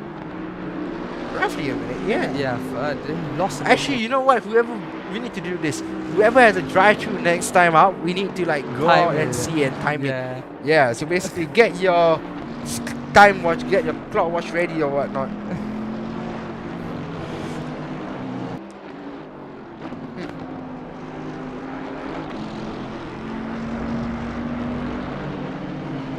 Let's see, who shall we look at the moment? Yep. Should we give some love to GT4? We should give some love to GT4. Joshua Nabus is sitting very comfortably. Basically, wouldn't say no man's land, but I think championship done and dusted for them. So far, yeah, it looks. Yeah, so far it looks. Yeah, basically that's what it does. It looks the case, but yeah, it's still. Vickery looked at me funny when I said that. But yeah. So yeah, riding on board Russell Reyes. Now Russell Reyes is also one of the drivers that couldn't find like a way past cars. Like he's suddenly in P7 at the moment. He's gonna overtake the Waycross car very quickly. So this could be a battle that we need to. yeah, I think there's going to be a battle that we can't see later on, but never mind. Side by side coming out to Rouge, Nicky Team and Jules Gunnar had a similar fate. What about this time? Will there be a similar outcome? Russell Reyes backs out, being very smart here, being very cautious here. Russell Reyes riding on board him again, going down the camel straight, and the BMW is goodbye, pulling away, says a BMW. It's so fast on the straight, isn't it? It is so fast on the straight, the BMW. Very new to GT3. I'm not quite used to seeing much faster car compared to GT4. But yeah. Exactly, which is why when you jump to GT3 later, the speed difference is actually going to be astronomical. Crazy, yeah. This goes around the outside of Liu Leong. Yep. Right. You go through No Name now. He made the move. He made the move really well done. So he's now up to P6 should be. And now he has to chase down to Ali Khairuddin, which is kind of 6 seconds behind, in front of Russell Reyes. So yeah, good move there from Russell Reyes. But yeah, quite some action there. Yeah. Oh well. Russell Reyes. Have you raced against Russell Reyes before? Oh yeah, plenty of times. How is he on the track anyway? Okay, so basically Russell Reyes is probably one of the best redemption stories, if you ask me. So Russell Reyes started out life racing in Philippines, right? Okay, because he's from Philippines. What am I talking about? He's from Philippines. Yeah. Yeah, and so basically Russell Reyes is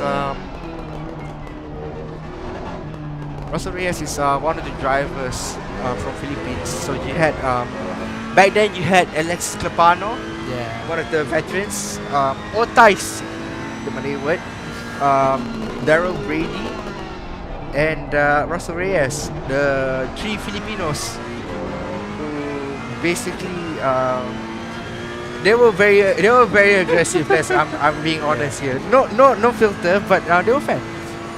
So basically, the first sim races Asia race I did was at Silverstone, and it was against Daryl Brady, and yeah. So I was 19 at that time, and just picked up sim racing, just picked up ACC, and I was fighting out against them. Finished on the podium on my first SRA race. Then Russell Reyes was there, and the next race Russell Reyes was there. But Russell Reyes basically in the sim racing scene like this, Russell Reyes was known as Russell the Panther among the likes of everyone, because he was quick, he was really quick, Russell Reyes, but he got involved in too many careless incidents. That's the reason why he got a nickname. But over time, the more I race him and the more I see him race in E1, ERGP, and even in other leagues as well, it's very refreshing to see that the Russell Reyes redemption arc is actually one of the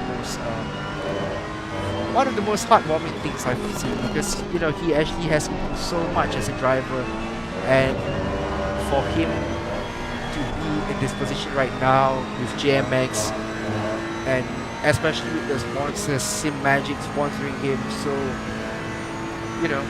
goes to show that hey, even if you change that little bit, that little thing in your life, that it will actually get different. So that's a really good story to hear. Because I think never heard. I raced against him in E1 before. I think and then there were a lot of stories regarding about him. So I was like, okay, I have to be pretty cautious around this guy. But looked to me like he was actually a very clean, solid racer as well in E1. So I was like wondering what was his stories all about. But yeah, so it's good to see that you can redeem yourself after so many mistakes. You still can come back stronger, and then just redeem yourself. Yeah, and now he's winning. He's gonna win. So far, right now, he's winning a championship in endurance, and he did pretty well in E1, isn't it? Yeah, I mean, it goes to show that, like I said, anything can happen. Yeah. Even if you change a little bit, even if you add a little bit of positivity in your life, that positivity will then go on and add up to become more things, let's say. So for Russell Reyes, good redemption out for him. Shall we focus on other drivers, Zikri, and with a different camera as well? Oh, there you go, circle car right there. Yeah. So yeah, Russell Reyes. Here we go. Yeah. So camera director, please take us wherever you want to go.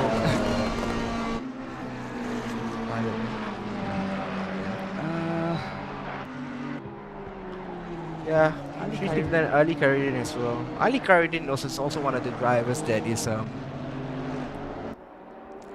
know, that is actually started out life as a Malaysian, born in Kajang. He lives in Australia now, right? He's currently residing in Perth. Okay. Yeah, back to Russell Reyes now. Russell. Yeah, so Ali Karidin, back to Ali Karidin. He started out life as in Malaysia and then moved to Perth because there's a family business there. So the family business is basically opening up a restaurant, and I've not been to Australia, but if I do, then You gotta have to visit that one. Right? yeah, Josh Berwin should have visited that place because Josh Berwin lived in Perth before resettling down here in Malaysia. So yeah, Ali Karidin has a store there. The family has a store there. He basically works in a cafe there, and basically growing up in Australia ever since. Okay. So I've heard of Ali Khairuddin from a Twitch streamer. His name is Pondon. So Pondon drives in this this F1 league, and I see Ali Khairuddin's name popping up around this time. So I've heard of him. So I said, oh, okay, it's pretty astonishing to see that I've seen a couple of his streams before. He does stream on Twitch. I don't know if he does now. But I've seen his iRacing stuff and stuff like that. So yeah, I actually been following Ali Khairuddin quite closely. Not as much nowadays, but yeah, he's very fast on his day and he's doing really well at the moment. P2 in pro class. But Yeah, LOR drivers are just LOR drivers are a a different different breed. Yeah. Yeah. I don't know if we have to check them. We have to check them whether they're actually human or taking something on. But yeah. Yeah, I mean, LOR drivers are basically, Moreno Pratama, Andika Rama Maulana, Dylan Tan, Yeah. Nigel Chua, my old teammate, who, is one of the most, one of the best person I've met online. Yeah. Married to a Malaysian, but currently resides in Singapore. Super, yeah. So yeah, but it's nice to see how Nigel is doing, and yeah, basically, sim racing can take you to places. Yeah, it does. Yeah, other cars as well. Z3, yeah, Z Challenger car number 70 is in P6 at the moment. Chet Long Lee is well, he's being there all by himself, but it doesn't seem like he can get closer to 31. So 31 will definitely go on and win the championship. As things are, 9 hours and 13 minutes to go, and yeah, Chet Long Lee will need to close the gap, but anything can happen in 9 hours 30 minutes. Yeah. You can see, anything can happen. You can see in Silverstone. I think Alan Drake's cruise team had a mistake of some sort that cost them the win. Yeah, I mean, Yeah. and then I mean, basically you need to be very consistent. Yeah. And consistency is key, especially in endurance racing. And even if you mess up a little bit, then that's where the issues are. You can't in Le Mans. Yes, take Le Mans and take Spa because those two are the tracks that with very long straights. Le Mans, especially with the long Mistral straight. So, if just because there's long straight, that doesn't mean that you can, be calm, laid back, and all that. No, that's not the point. The point is that you have to be focused. Okay, take your time off, take your mind off, relax at the long straight. You're like, okay, coming out of La Sauce, turn right, and then after that, little bit of a right hand turn, right hand arch. Then you blast down the way up to Rouge and Radion, and then Camel Straight. So there is at least 30 seconds of you basically doing one motion, and that's it. Nothing more. And basically take your time to relax and reset. But Spa is a lot more challenging than Le Mans. Yeah, I agree. I think I only raced in Le Mans twice. Won the championship the second One time you raced again, there. yeah, but I did, yeah. It's a hard track to start with. I was like, compared to my teammates back then, it was Nabil and Josh, Nabil Azlan and Josh. I was what 6-7 seconds behind, off the pace compared to them. But as you get the flow of it, you know, you just you start become consistent. You get more track time out of it. You know, I gained around 4 seconds back, and I'm just like 1 second behind Nabil and Josh. So yeah. But yeah, Le Mans is not as tricky as Spa, as like you said. Spa is just a different kind of beast to tame. But once you get the hang of it, it's a very fun track to drive around. Exactly. Anyway, yeah. Out of all the tracks that you raced in, Zikri, which one is your favorite to race? Spa. Spa. So far Spa. Le Mans is close second, but I still like Spa. Spa is more memorable for me. It's where I won my first race for eRGP and stuff like that. So, and then where We've not seen Spa in Global Edition that much, no, have we? we have the last time we drove there was I think season 6. Yeah, around 4 season seasons ago. 6. Yeah. It's like a We need to full-on get that episode of back. How I Met Your Mother, but Yeah. yeah. We But need to see it back in Global Yeah. Edition, I think. But if that comes in return to Global Edition, I might drive, I might not commentate on that, because it's a very fun track to drive. yeah, I think the commentators has to, like, you know, do at least one race with has to do one race each at Yeah. a track of their liking. So say the next track is probably like my track, Notch Life. Oh my god. Yeah, imagine if there's Notch Life in the GT3, I'll be doing it, man. Maybe the FRX cars in Notch Life. I just can't handle Notch Life. I don't know why. Notch Life is probably so. We'll ride on board with other cars as we can ride through there. Yeah. But yeah, Notch Life. So basically, being a broke student back then, Assetto Corsa was the only game that I can afford because it was Ah. cheap. And the good thing about cheap games is that, and especially if Assetto Corsa is cheap, yes, basically practically it's free, 20 ringgit, which is like still money. Let's be honest, but 20 ringgit is basically like how much you spend for lunch anyway. Yeah. Yeah. So would you rather Would you rather spend 20 ringgit on something that you can have only once a day, Or you or eat would you rather keep that 20 ringgit and invest it to something that you can basically use for a forever? while. Yeah. Yeah, I basically that's what I did. So saved up money for AC, and before I knew that AC mods were a thing, I bought all the DLC contents, and it costed me 50 ringgit, which is not too bad. Not too bad actually. Yeah. And then yeah, so basically I did everything.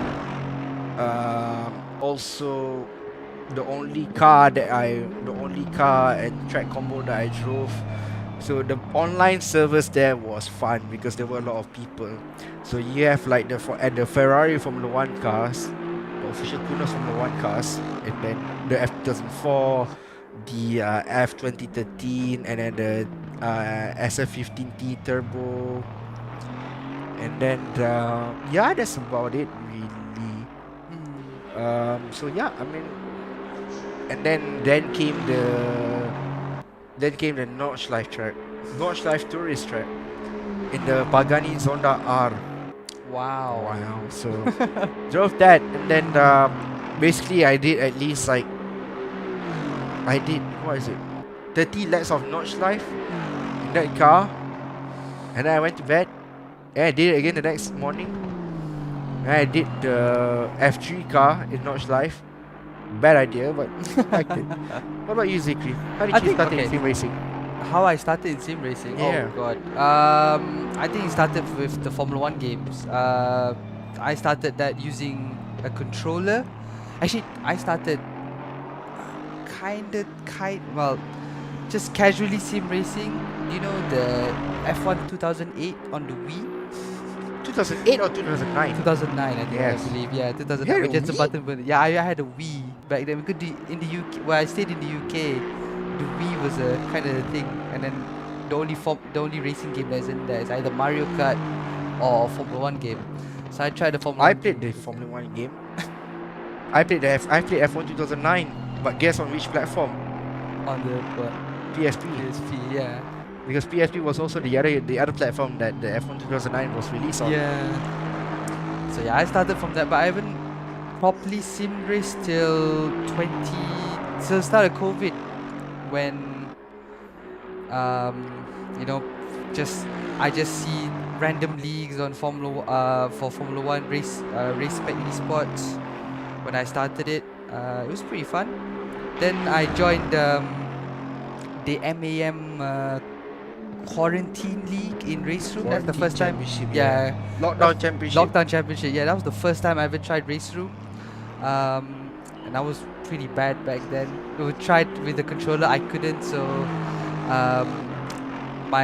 one of my friends surprised me with a G27 wheel as my birthday present. Aww. So yeah, so rest in peace for him. Sadly, he passed away. Passed away when he passed away. 2 years ago. Yeah, 12. Oh, actually no, 3 years ago. Yeah. What was his cause of death? So I don't know if I'm allowed to say it. Car crash. No. It's. Yeah. So Yes. yeah, you better not say it. Yeah, better not say it. But, But, condolences to his friend. He's in a safe place now. Yeah. Yeah. But right. But- But yeah, but then quarantine. After the quarantine, the lockdown championship, I was pretty happy. I saw eRGP around, so I said, oh, you know what? Let's try eRGP out. I was trying out the Causeway Edition. Was in the amateur class. Was facing against Wei Xiong. I got second in that championship. So yeah, and then after that it just built on. So I'm glad I found sim racing, and kind of if it wasn't for my friend, I wouldn't have raced in this. But yeah, I'm glad that all that happened. That all that small things lead up to what happening right now is racing in endurance. So yeah. But I think that's the important thing, basically. I think mental health for man is probably something that, us men need to speak up and such. So if you're in trouble and you need help, you need physical help, you need someone to talk to, you need someone to listen to your problems, then, even listening can definitely help. And, able to speak out to people, can change your life. can change your life physically. And I have a close one so dearly to me, and basically she's also constantly in the same state, but even add a little bit of positivity, be there for that person, listen up, and basically don't have to give them suggestions per se, don't have to give them advice or what, but Sometimes just listen is sometimes not sometimes, Oh. almost all the time listening is definitely helps a lot. helpful. It's very it's therapeutic as well. So speak up. If you're a man, speak up. We're here to listen to you. There's a lot of call centers, suicide hotlines, and all that. Yep. And basically, Befrienders KL is also one of them. Having used their service before, it's actually really good. So speak up. We all deserve better, and people are willing to listen to us. We just need to we can't keep it to ourselves, because the more you keep it to yourself, the more It will eat you out. the more painful it'll get. Yep. Anyway, back to racing. So we're seeing my team now. Rayman Qureshi. So, fun fact about Rayman, he's actually from Bahrain. He has driven. I think he has driven in F4 cars. He's been. I think he's one of the people that showed me what racing can be part of. He showed he basically brought joy in sim racing. That's why he's part of our team. Yes, he can. He's still gaining his pace. Every time he races with us, he improves every second. So yeah, it's good that he's part of the team. Always a joy to work with. Yeah, one of the nicest people I've ever met. Racing line is full of nice people, let's be honest. Nazi Azman, Nadia Asman, Edward Wong. One Coco, and we got a new recruit, Nabil Jalil as well. Oh yeah, he's nice. He's very nice. Everyone's really nice in racing line. We're not that serious in sim racing. We learn from each other. We try to, even though we're competing, like for example, we're competing in bronze. Me, Edward, and Nazir will always share data. We always tell each other, how do you improve. That's why it's very important to join like a racing team. Like try, even it's just with your friends. It's me and racing line. It's only us. It's only a friend thing. It's not as big as LOR. But Yeah. I've improved quite a lot because of Nazir, Edwards, Raymond's, and one Coco's suggestions, and I've become a much better racer with their help. So yeah, I could have won my championship in the RGP without them. So yeah, so I'm really grateful to find them. I mean, sim racing, the sim racing community as a whole is quite small. I mean, that's the reason why I think that it's not, like, there shouldn't be like any. We're a big family. We're a huge big family. The following in sim racing is not as big as the following in FIFA, for example. Yeah. And for them having the need to be, I've met a lot of beautiful people in my life, but I think the ones that stood out to me the most was sim racing people, because they're like the most down to earth, the most. They can be very hyperactive sometimes, but at the same time they have the same initiative of like being, they just, they're very close friends. That's what they are. And something that, and to be nice about it as well. I think a lot of people will remember a collision between me and Joshua Nabus in Nobody. Nürburgring. Yeah. So a lot of people, when I told them, when I talked to them, they said that, oh, do you hate Joshua Nabus and stuff like that, or Joshua Nabus doesn't does Joshua Nabus hate you guys back?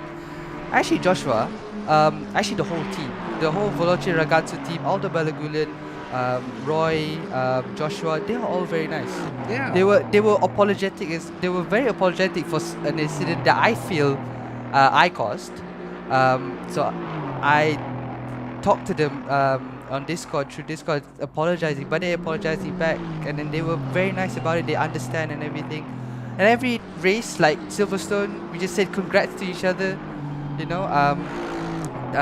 Despite we battle very hard on the track, but yes, we can be pretty angry in the moment, but after that all clears. We are a bunch of people that we're a bunch of guys that they're a bunch of guys that are actually very nice, very understanding once all things settle and stuff like that. So yeah, so it's not only sim races as a whole it's a very nice place to be in. Yeah. I mean, congrats to the people, congrats to these people, nice human beings. Laundry House. Yeah, congrats to all the teams, JMX, Phantom as well. I met Avila Bahar the other day during S1K, and you were like, hey, Alina, hey, Afiq, like, how are you doing? And all that. You're like, yeah, I'm doing good. And that's alright, like, we're competitors, but at the same time, we know each other because the community is so small and it's so beautiful. That's why I love so much about the community. And it's not the most toxic. I mean, okay, of course, every community is going to be toxic anyway. Yes, no doubt about that. Football, you've got the clowns of Messi and Ronaldo fans battling out with one another, saying that Ronaldo is better than Messi and etc. etc. The vice versa. But you know, in sim racing, you also have the controversy, but at the end of the day, you brush it off and be like, hey man, sorry, like for 18 and all that. Just for all service. I feel like sim racing community has more respect towards each other than other community. Compared, Yeah. it's quite a lot. So yeah. Anyway, now let's see. What Other cars, other teams. Where is Moreno Pratama? Moreno Pratama, 78 laps in. It's 8 hours and 56 minutes to go, Zikri.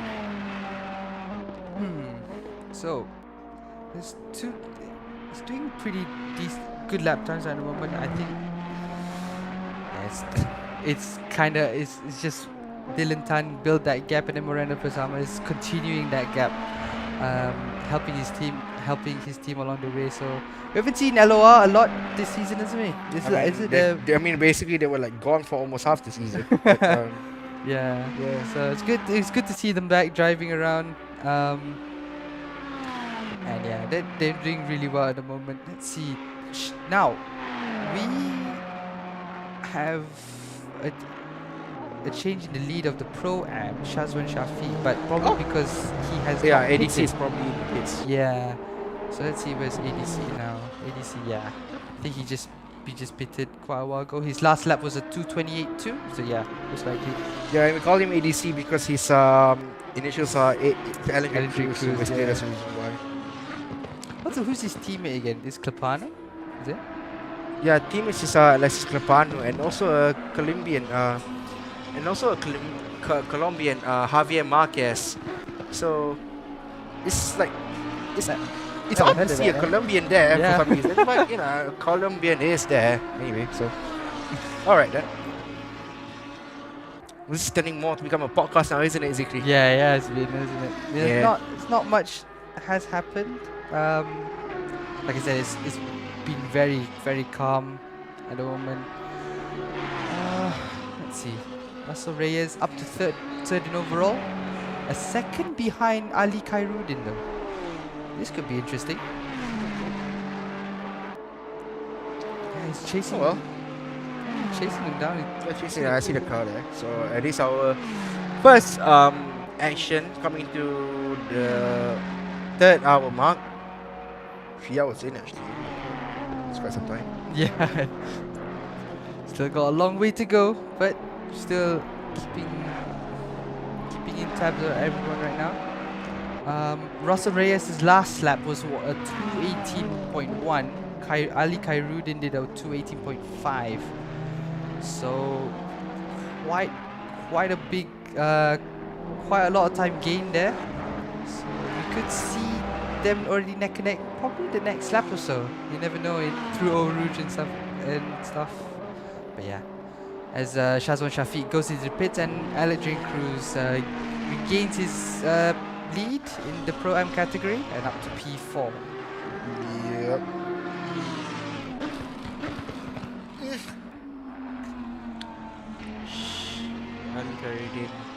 Sharing the car with Fahad Gafu and 2 other Australians that I've never heard before.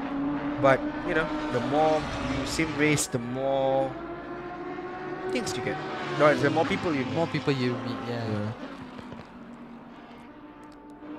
What's your favorite memory of your racing? Sim racing time? The favorite memories of it? Good question. Favorite memory?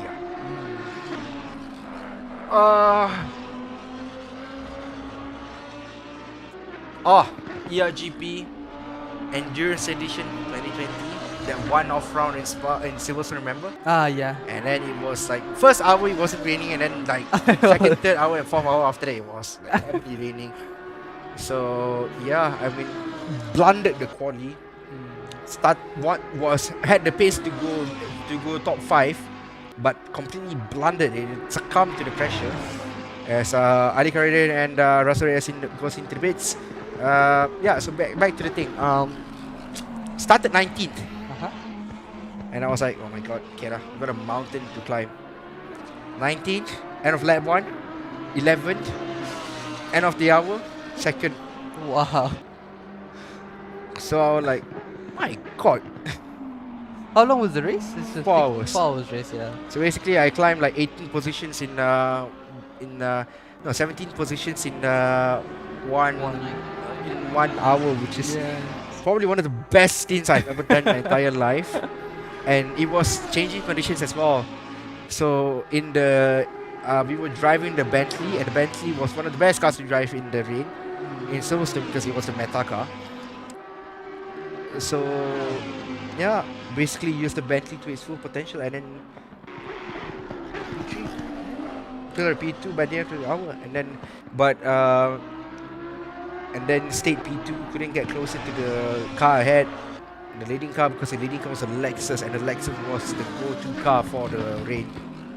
So they settled for P2, and then the LMT we had a collision, so it dropped to P5, which is okay, I will take it. It's still not bad.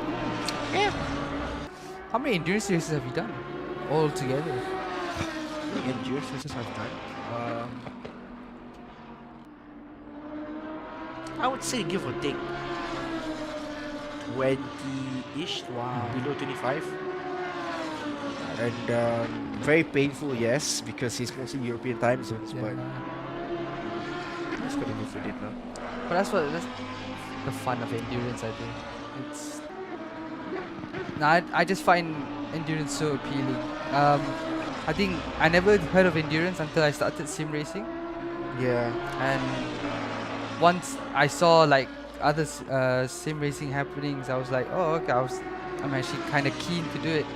So yeah, so eRGP, the first rounds, Barcelona, I think the first time eRGP did an proper endurance series. Yeah, that was my first one. So I think that's my most memorable race. Oh, as one car went off track there. And that's the Formula JDC car of Paul Faustino. He's going to the pit, so we shouldn't change cameras to him. But yeah, I mean, ADC is still in second place, so yeah. ADC is doing really good. ADC is doing really good. Yeah. Thanks to ADC. So anyway, where will we secret?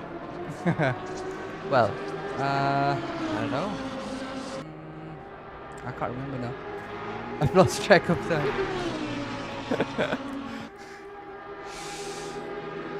Yeah. This is a name that I haven't seen in a while. Chester Lamb. Yeah. He's still driving. He's driving. He changed cars, isn't it, from 69 to 70 now. So yeah, me and Chester Lamb had some Interesting battles in battles season 8. Yep. Season 8 is it? No, I accidentally collided to him in season 7, and he was really angry about it. Tried to apologize to him, but did not receive anything back. But I think things cooled down pretty much, and he is a really fast driver on his day. I think I couldn't qualify to SRO because of him. So yeah, it was he's really quick on his day.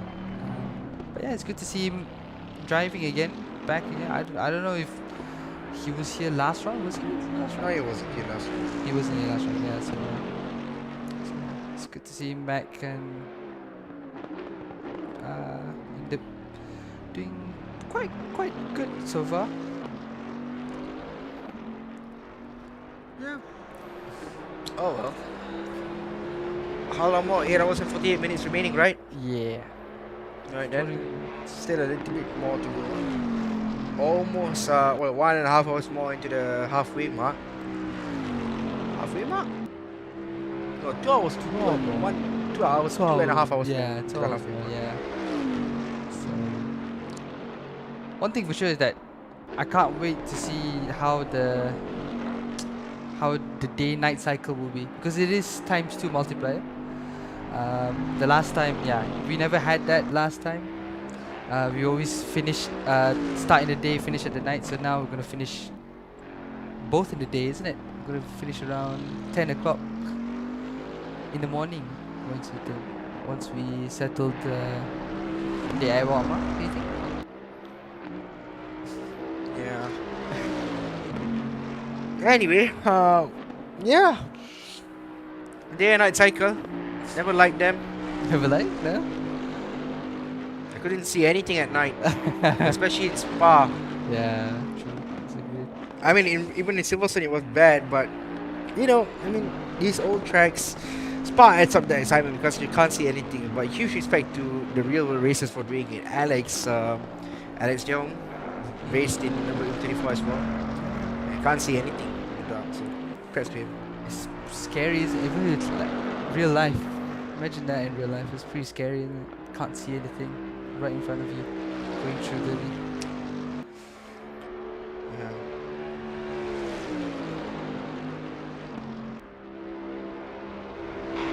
So Moreno Pratama's in the pits now. Yeah, it's hitting. 83 laps. Does he have another driver? Moreno Pratama, Dylan Tan, and it's just two of them gonna complete the 12 hours. Yeah. So it's the two of them gonna complete the 12 hours. So huge respect if they want to pull it off. I couldn't survive in the Silverstone already, so yeah. I drove 9 hours straight at one time in Spa. Oh wow. That's the reason why I never drove Spa again. That was after eRGP. Oh wait, so basically, the final round of eRGP last year was at Spa. Yeah. There was a championship in this. There was this European championship as well. Also in Spa, 24 hours of Spa. Oh dear. And then it was the same day. No, it wasn't the same day. It was back to back. Like one week after the other.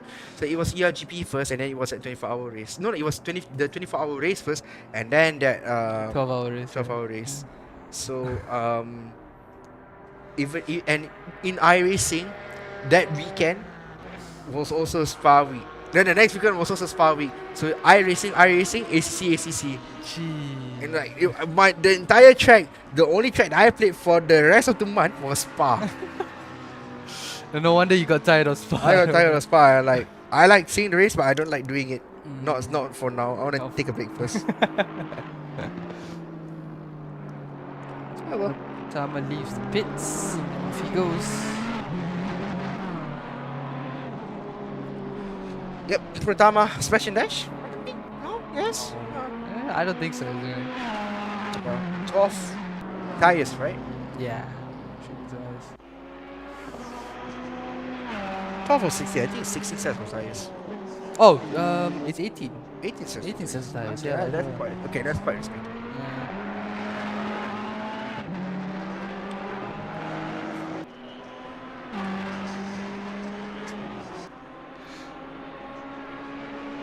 A little bit of dead air at the moment. Presley Martono back into the car has not been doing anything. I mean, still in P5, but you know, championship basically settled for him.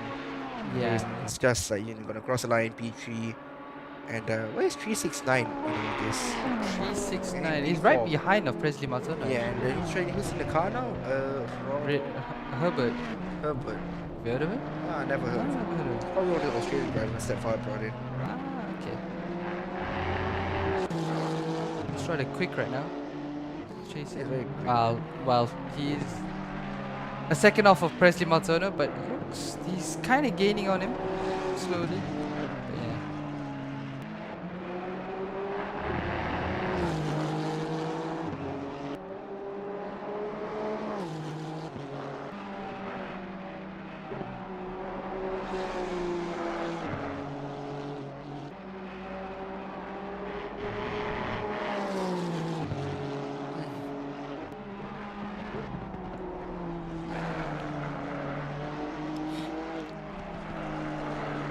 Timetable wise, 8 hours and 42 minutes to go.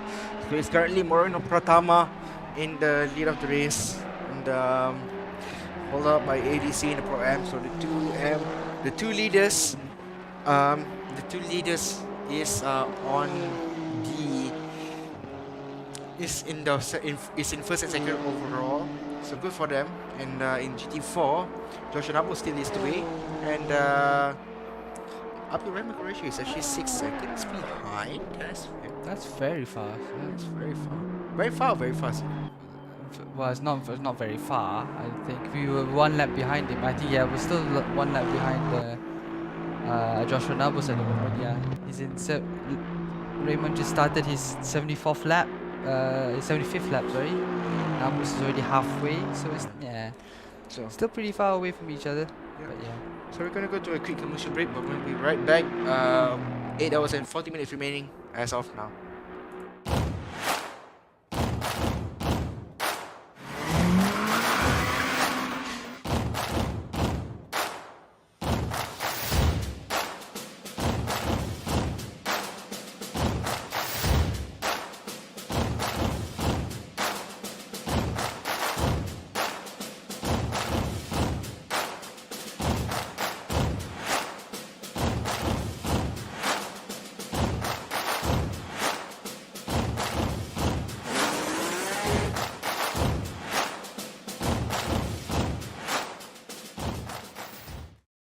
Things to be aware of organizing eRacing Championship without race room. First, no automated leaderboard would always be labor intensive. Elimination round would be the only way to filter the winners. Having the participants adhering to the schedule would be a huge test. We need to know the task will get bigger when participants increases. Time consuming. Organizing eRacing Championship without race room, it's all need run manually to take down the participants and eliminate them from first round group to final round group. Because it is manual human labor, there bound to be human error. Manual human labor would have a price tag for the man-hours involved. New participants would never have chance. The eRacing clubs in the world will send their best racers to participate the race. But that means your championship exposure is just limited to the eRacing clubs. Why choose race room? R3E official championship have fully automated leaderboard. Participants can log in anytime to leave the fastest lap time within the qualifying period. Each of the racers already have their ranks with race room. Next, save time. You can have unlimited amounts of participants in a super short time to qualifying them to final race. Race room can cover unlimited amount of participants. We have a full automated esports ecosystem from qualifying leaderboard to broadcast AI. Besides, race room's free contents lets everyone can participate to the race.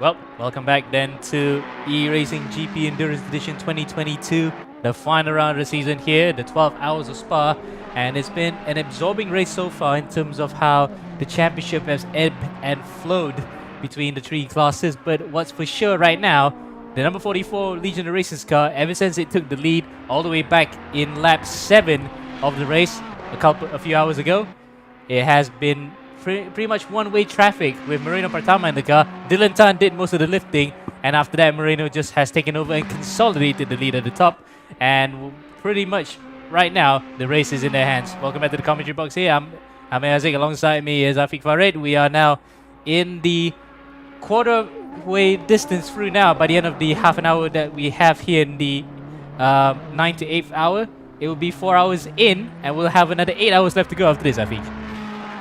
Yep. I mean, let's be honest here. I mean, we've still got a couple more hours to go.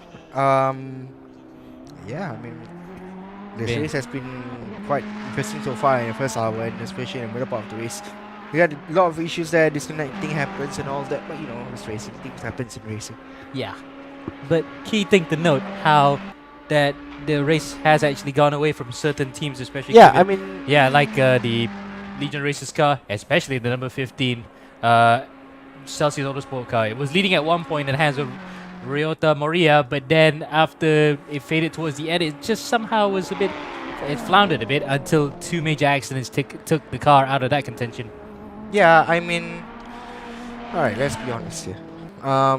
You know, things like this are bound to happen anyway, especially in endurance racing. So if you've never done endurance racing before, you know, these are the kind of things that you need to expect in order for you know, things to be successful.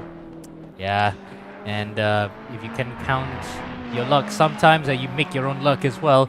That's what exactly has been done by Dylan Tan in the first stages of the race, where he had a brilliant battle like that with Ryota Maria. Overtook him and has never looked back since. The number 44 Legion of Racers car has been streaking away ever since, and it's a welcome return for this particular team. We knew when we saw the entry list that they meant serious business to bring the entire squad in for their mainline drivers to try and tackle the 12 hours of Spa here and try to take outright victory.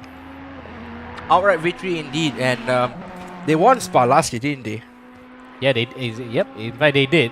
Back then it was a completely different lineup, and they ran the Ferrari as well, incidentally, at the end of that year. So it was hard to keep up. Which car number was it? I remember it was, I think, 144, if I'm not mistaken, was that particular unit. As now, pit stops are coming in as well with the number 969 Wacos car of Leon Leon, or was it Leo Leon? No, it's Leo Leon coming to the pits with Kamal Ali. In fact, Leo Leon has left the pits. Kamal Ali is still making his way through there in the pit lane, number 696, and he's finally stopped in his box. So a bit off sweet course for some drivers, while others like the number 44 car have been pitting on the dot, even slightly beyond the hour mark. So it goes to show that it has good fuel economy and is quite kind to its tires. Though it's definitely not a type of game, especially in ACC, where you want to double stint your tires. Yeah, I mean, ACC, you can't really, like, you know, double stint your tires, because if you do that, then basically you'll, you know, not last the two stints, especially in this ever-changing conditions. Yeah, Pirelli things, isn't it? Yeah. Pirelli's tires have not been known to be the most resilient in F1, especially in its early years, but nowadays it's manufactured better tires. The GT cars likewise seems as though that initially it seems to have a problem, but then it just killed off a bit somewhat. So in ACC at least we can just put it at that. You just have to change your tires, otherwise you're gonna lose a heap amount of time after coming out of the pit. So we're looking at Moreno Pratama right now. Let's see if there's any other battles on track, because it looks close between Chester Lam and Matthew Rojas. So these two have been together since the second hour, when Chester made his move up after taking over from Sek Yin Ho. Yin Ho has, of course, managed to bring that car up to third place in class at one point. Now it's second, so they're battling with... Well, in fact, that's not Matthew Rojas, that's actually Andrienzo Villanueva. My apologies. So I thought it was actually a battle between two class cars, but instead it's actually now clear ways way ahead for the Z Challenger car. It's running P2 in class, and it's not enough to overhaul the number 31 Allen Racing JMX Junior's car that's gonna win the championship in silver in a Pro-Am. Oh, that's pretty close, isn't it? And Chester has taken to the escape road. Alan Jensen, Villanueva, Andre Jensen, Villanueva. Quite a mouthful, isn't it, Amo? Yeah, Andre Villanueva, Andre Jensen Villanueva overtakes him on the road, gets to unlap himself, but Chester Lam backs it off, so he prevents himself from getting a penalty. Most of the leaders are on the same lap. In fact, the only 2 drivers on the same lap are right now car number 44 and 31. So Ellen Drake Cruz miraculously, despite being in the Pro-Am class, is still on the same lap as Moreno Pratama in the number 44 Legion of Racers car. So shows how much they've actually been the class of the field. And if only the Legion of Racers car took part in more races, we might just see them actually challenge for the title. But that's not to be the case. Commitments elsewhere has unfortunately stymied their efforts in the ERGP Endurance Edition. Exactly. I mean, with real world opening up again, with real life racing returning after after a year of the pandemic where races can't run, and basically that means that, you know, you can't do anything lah. Let's be honest here. Oh, pit stop for the number 28 of Joshua Nabus, who's now in the pits, and guess what? It will be a bit of an early stop as well, because GT4s tend to run longer, so they tend to be a bit off sequence anyway with the GT3 cars. But even then, this is still pretty off sequence even by GT4 standards, so maybe they have actually run into some fuel mileage issues and they needed to top up anyway. But regardless, they got a 2-lap lead in front of the Rising Line car, their main championship rivals. Yeah, their main championship rivals, and Zikri is in that team. Ha! Zikri is in the 57 car. Where is 57 car anyway, Amo? Yep. 57 on the road right now. Where are thou? It's actually going for the start-finish line. Ah, In so fact, just they've- passing them, yeah. Yep, so he's regained Unlapping, another lap. basically. Yep, regained another lap. It's still 2 laps behind though. That disconnection issue was something that they really did not need after coming into this race knowing the fact that a win is enough for them to take the title. And second place with a fastest lap is enough to just get them on the tiebreaker, but it looks as though even that will be quite futile right now, because in terms of fastest laps, it's still in the favor of the number 28 Veloci Ragazzo car. So 800s, we can run through the numbers here. 232.607 the Veloce car, 232.687, 800s exactly the difference here between winning and losing the championship. Yep. I mean, that's about it really. For them, they just need to win.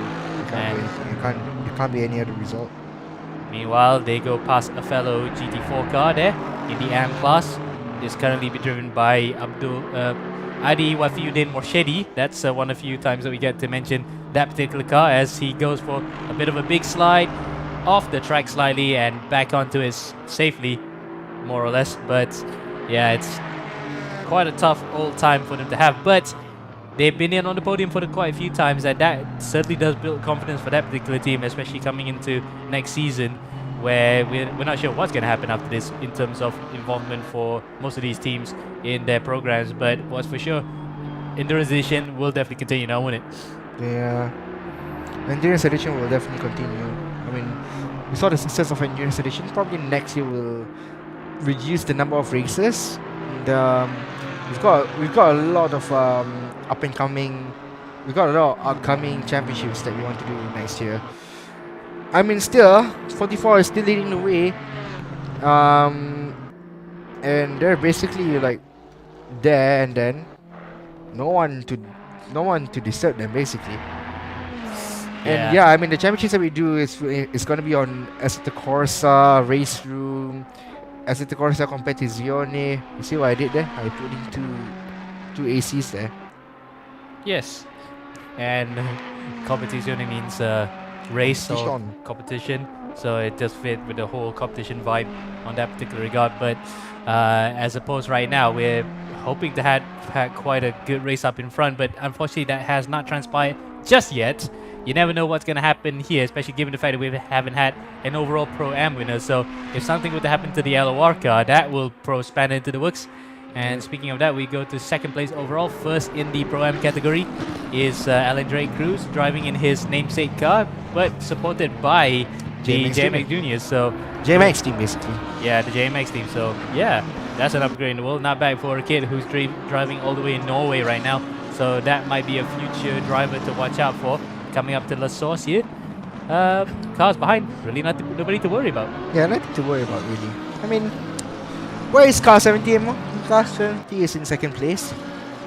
The car 70 basically is a winner, don't they? Yes, and well, for the time being, at least they haven't had the best of runs today, but they're running second, so they're at least trying to stay in contention for the championship. But again, it's at this current point in time an outside favorite of winning because Allen Racing firmly has one handle trophy, 1.5. If you could look at that, the other hand's also reaching out for that second handle to claim their much coveted prize, and a well-deserved one at that. They've really taken this championship by storm ever since round 1 all the way back at the start of February. And I was thinking, it's been a long time ago, isn't it, since we started endurance? But either way, it's a good run right now for car 31. 70 hasn't had the best of luck. Remember, they were involved in that collision with the number 5 Veloce Ragazzo car at the start. That really stymied their progress. And so far, at least, they've actually gotten back up to where they would feel they belong in P2 in the class. But certainly, they will wish to be the ones winning on the title. So they've appeared, unfortunately, on the wrong side of the equation. Oh, that's an interesting little onboard there. Two Veloce Ragazzo cars, two completely different liveries, and for the number 28 GT4, it's a completely different livery altogether compared to the one they ran all season.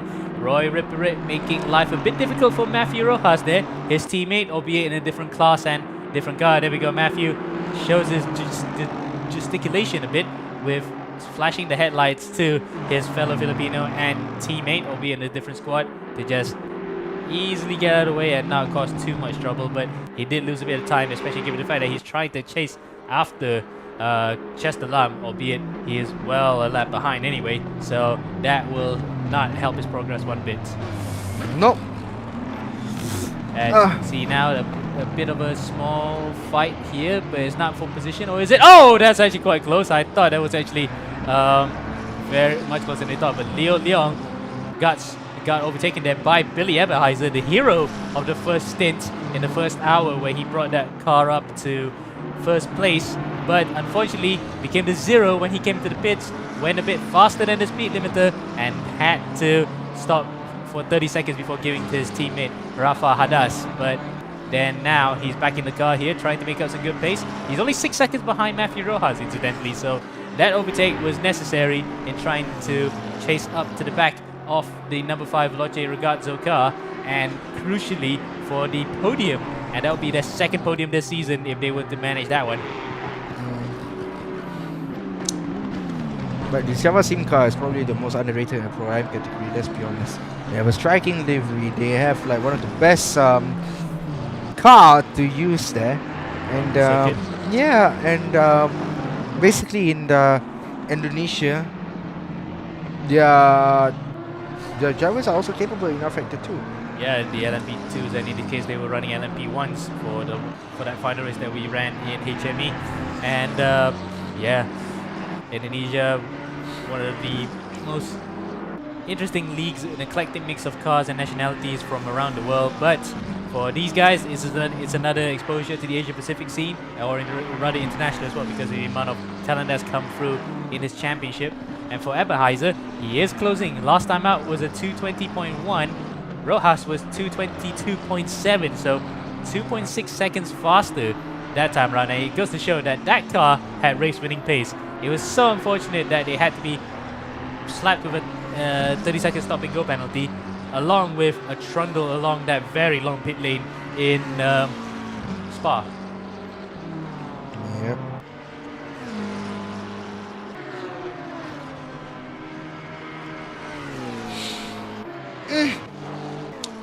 Small battle we're developing right now between Andre Villanueva and Sean Madison, 1.7 seconds. This is between two classes, but at least we get to see some battle brewing and possibly an overtaking happening, Afi.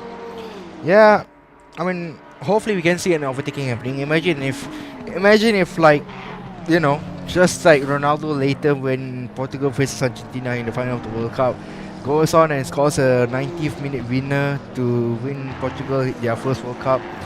Imagine if basically something like this happens in our race tonight. Well, that's not to decide the championship, but imagine that decides the race. We've had that quite a few times in the RGP. Oh, This is for li- sure. Yeah, incidentally here, of course, remember in Season 5 where Zikri spun at the end of the final lap where he was about to claim victory, only to win it the next race, the very next race in the same class, to take it there. He was like lows of lows to the highest of highs. It has happened here in Spa, especially that switchback bus stop chicane, but the gaps right now are way too big for that to happen. So at this particular juncture, not ready to happen yet, as now some of the gaps have stabilized somewhat between the other battles that we were focusing on, with Rojas now clear about 6.2 seconds, so he managed to just ease the gap slightly back to his favor, while Eberheiser likewise has maintained a 2-second gap in front of Leo Leong. So that particular battle in between 6, 7 and 8 has become quite a bit, as well as this battle between Andre Villanueva and Sean Madison, albeit it's about 1.7 seconds. So Madison's still closing in slightly. The lap times previously was an 18.7 for Villanueva, while Madison was an 18.6. So it's a 10th difference. Let's see how this goes this time around. Coming out now to the final corner of the lap here, the bus stop chicane. And let's see. Across the line goes Villanueva. What time will it be? It's beyond an 18. It's close to a 19. It's 18.9. It's an 18.8 for Madison. So he's chipped away another 10th. 1.5 seconds now, the difference between Sean Madison and Andre Villanueva. So Madison then trying to recover what has been, suffice to say, an absolutely atrocious race that has gone from what was promising to going completely south further than Antarctica. It's really gone further south than Antarctica. Well, yeah, I mean, oh no, Emo. Quite naked if you ask me. I mean, Yes.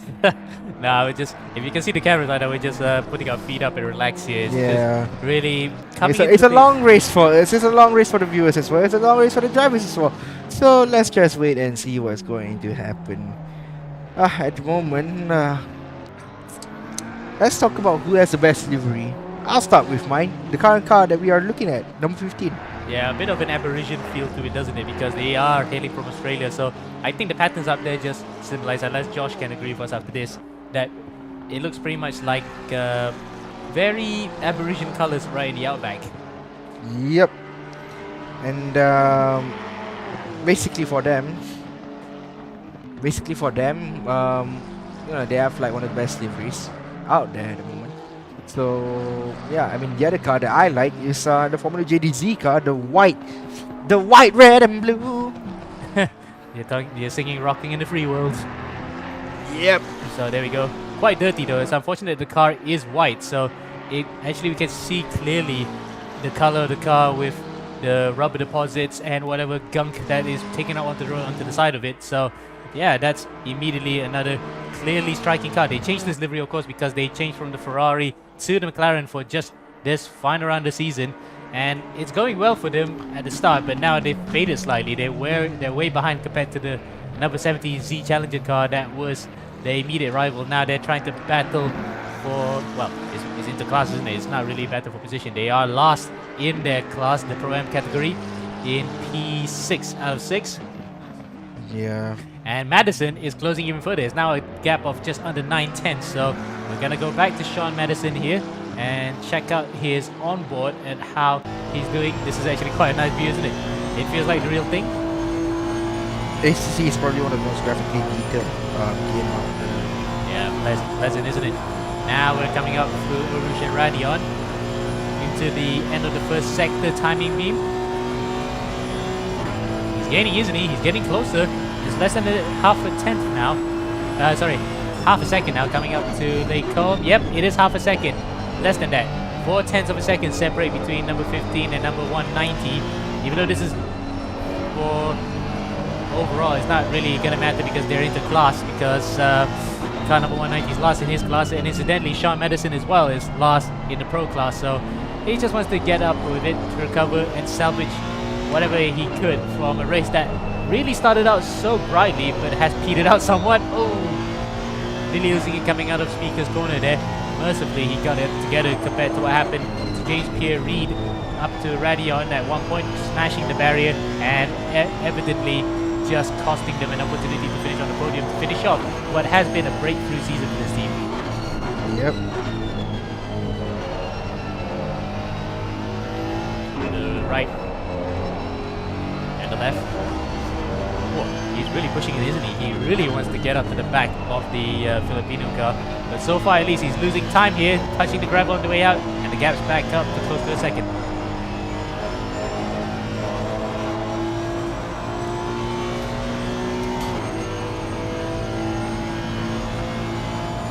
Temperature has been rising and slowly falling now. There's no, Started there's, sorry, there's no, there is no Mercedes is there in this championship. Nah. See. The Mercedes was the go-to car last year. What happened Especially, to it? especially given how Legion of Racers was actually using 2 of those cars to compete, but unfortunately now that has not proven to be the case. We have no Mercedes and no Audi, even though those are the cars of choice IRL. But in this case, not to be in ACC. We've seen other cars come to the fore and perform very well. And Sean Madison, we're on board right now. We've been on board with him for the last couple of laps, following the back of Andre Villanueva. This is another car that is quite a rarity, IRL and in-game as well. Not maybe. Oh, Chester Lam is actually getting closer, getting quicker. So we need to go and see Chester Lam. Can we run on board Chester Lam, Emo? Yep. Oh, of course we can. And I don't know where is he in relation to Reagan Herbert, because Reagan has actually crossed that timing beam. So 369 is making his way through Puhon now. He's well clear. So I think Chester Lam is just inching away even further from Matthew Rojas in 5th place, rather 6th place in the overall standings. But Ebenheiser, likewise, behind Rojas, has actually chipped away the gap as well. He was floating around 6 to 7 seconds. Now he's gotten it under 7 seconds. So really, he's got the bit between his teeth. You know that guy was fast, and he proved it by being one of the fastest guys in the first stint in his class in Pro-Am. But unfortunately, that stop-and-go penalty just stymied any progress that he would have made had it not been for that. But make no mistake, it looks as though he's quite fired up yet. He wants to get a podium to end off the season. Yep.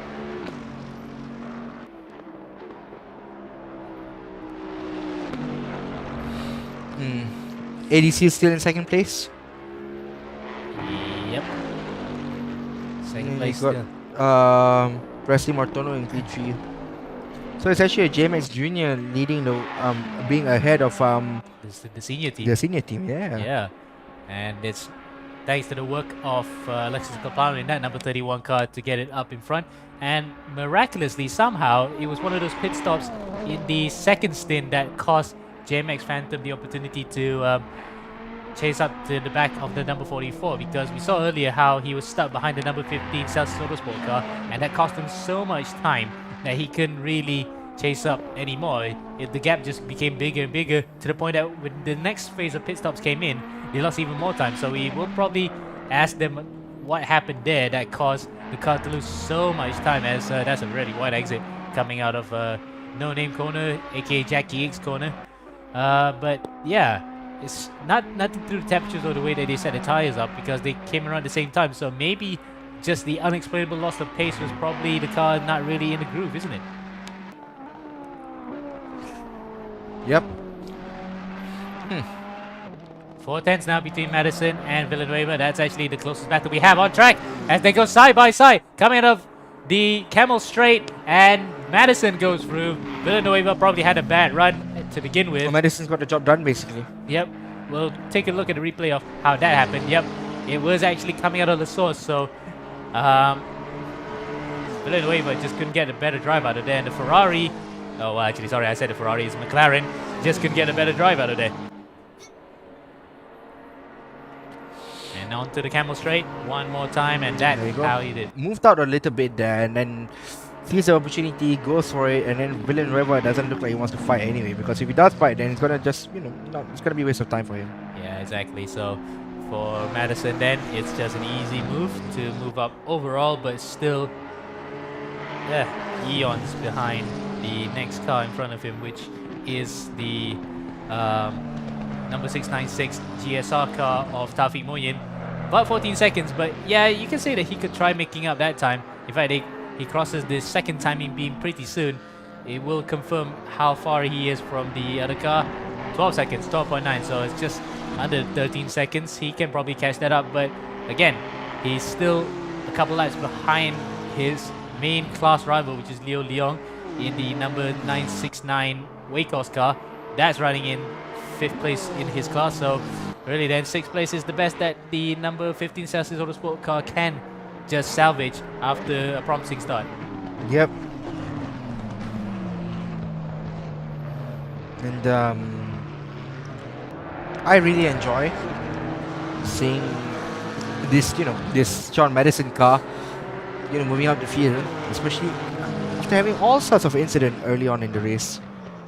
That drive to penalty, the collision coming up on Rouge, the front end damage there, and now the car is a lot more fixed now, and looks a lot more nicer. It looks like an NSX. Yeah, rather Sure or not? Yeah, rather than a second-hand NXX. So that's that particular battle done. We go back to the travails of Billy Eberheiser, who was in the pit lane as well, incidentally, for a penalty, albeit it was a stop and go rather than a drive-through.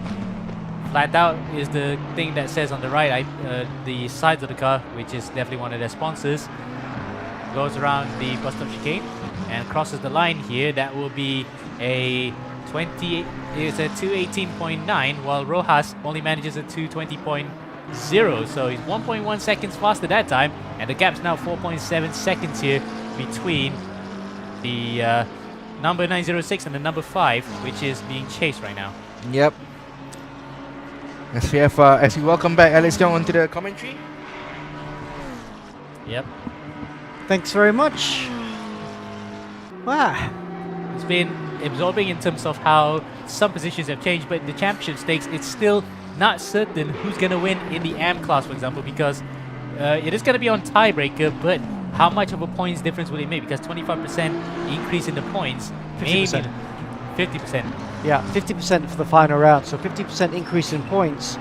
You're gonna have to. You're the stat man, Ammo. You're gonna have to get out your calculator later. Yeah, probably have to do it on the spot after this because it's so difficult to calculate, especially when those kind of permutations come in. But if you were to look at the normal championship standpoint, normally it will be, if things finish where they are, it'll be tied on points. But because of the fastest lap being handed over to the number 28 Veloce car, they would win it by just a couple of points.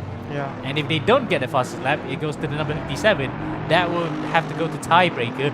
But it gets even more complicated than that because it'll be 2 wins apiece for both crews. But crucially, second place is also the same. And another crucial point is the third places. Yeah. One more third place compared to the other, which is number 28's favor. The question is, have you factored in the fact that the 50% increase in points? Yeah, that's with that factored in. Because don't forget, fastest lap would also see 50% increase in points. So instead of 2 points, you'd get 3 points for fastest lap today.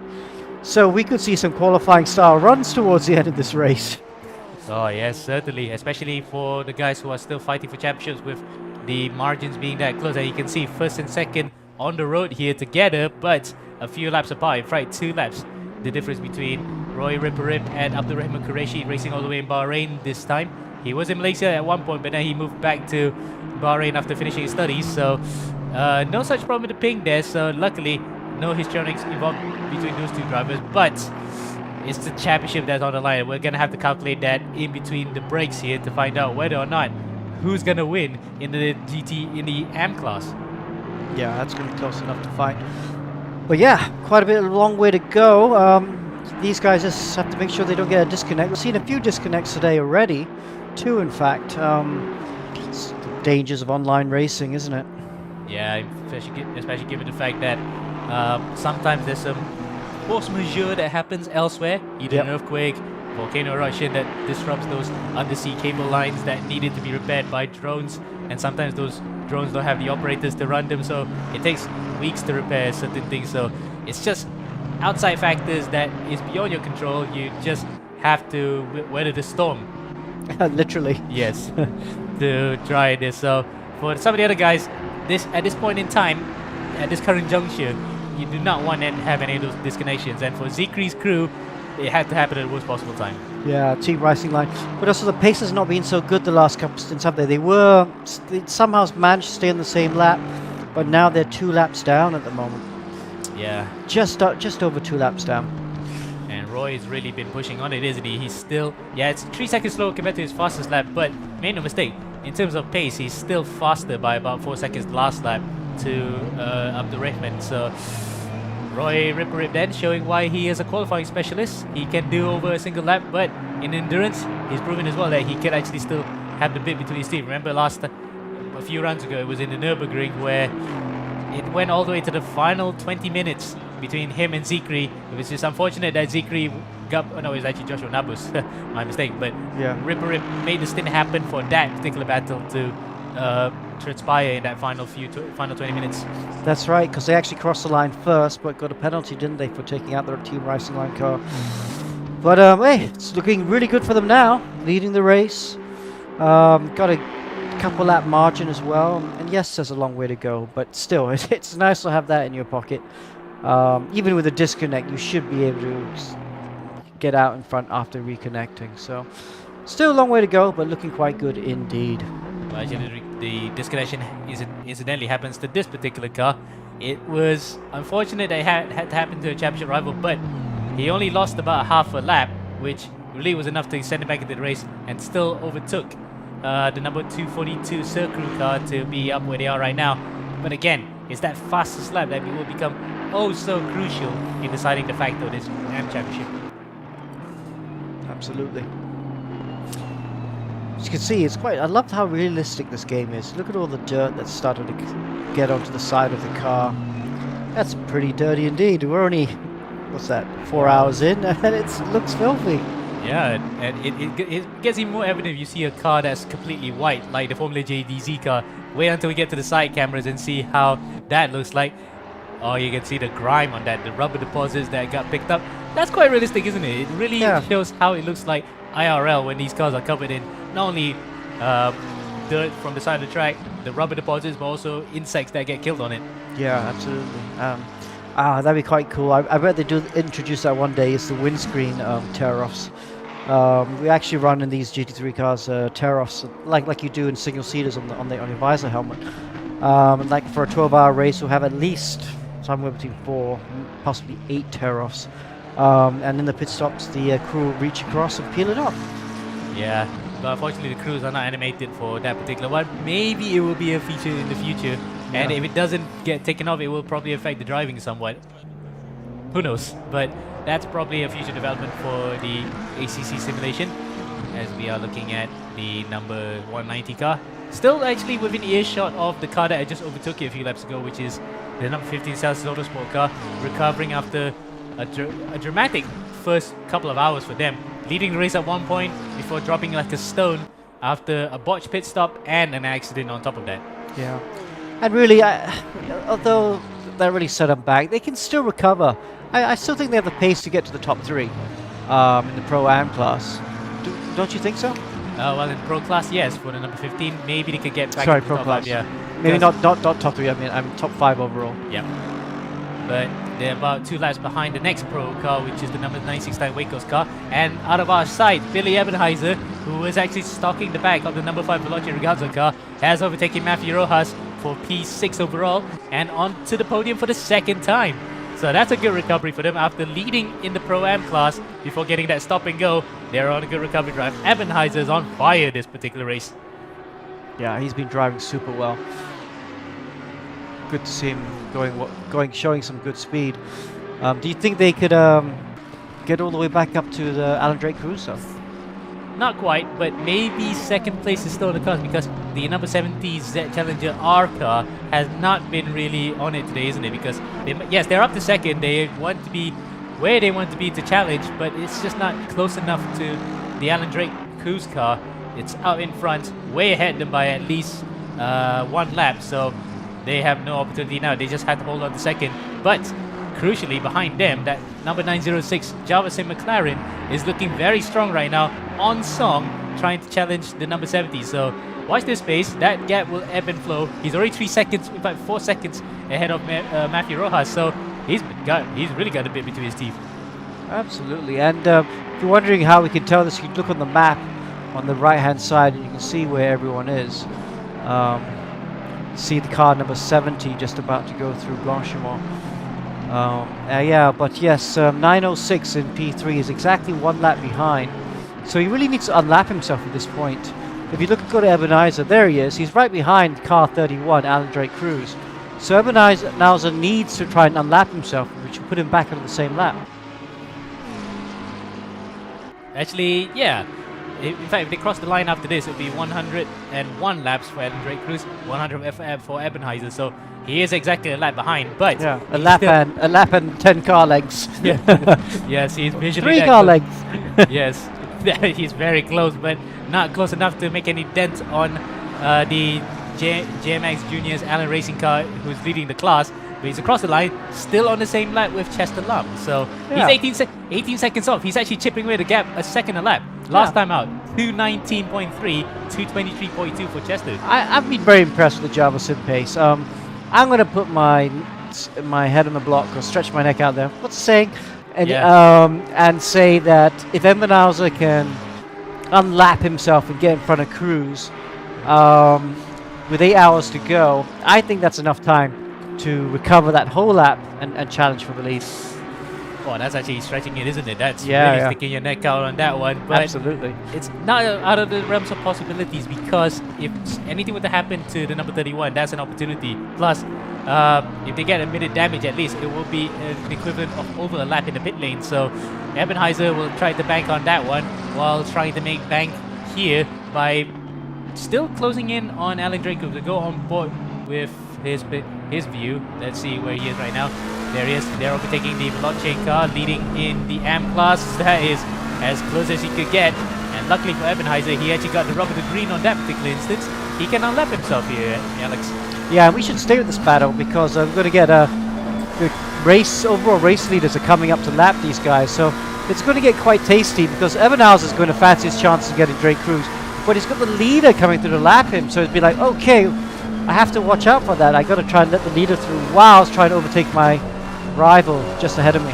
Yep, and we're staying on board this one because Pratama is going through right now. Where is Pratama here in this case? There he is. He's actually overtaken Rojas.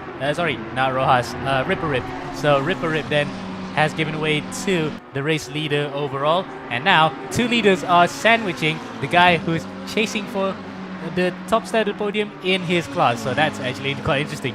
You're stuck between a rock and a hard place, isn't it? It's like the equivalent of you're in LMP2. You try to overtake the next LMP2 in front of you, but you got a hypercar chasing. Absolutely. And, it's in this class of racing, yeah, the blue flags, you have to be aware of them, but you don't have to jump out of the way like in Formula 1. Not at all, because you're still fighting for that track, you don't want to go a lap down.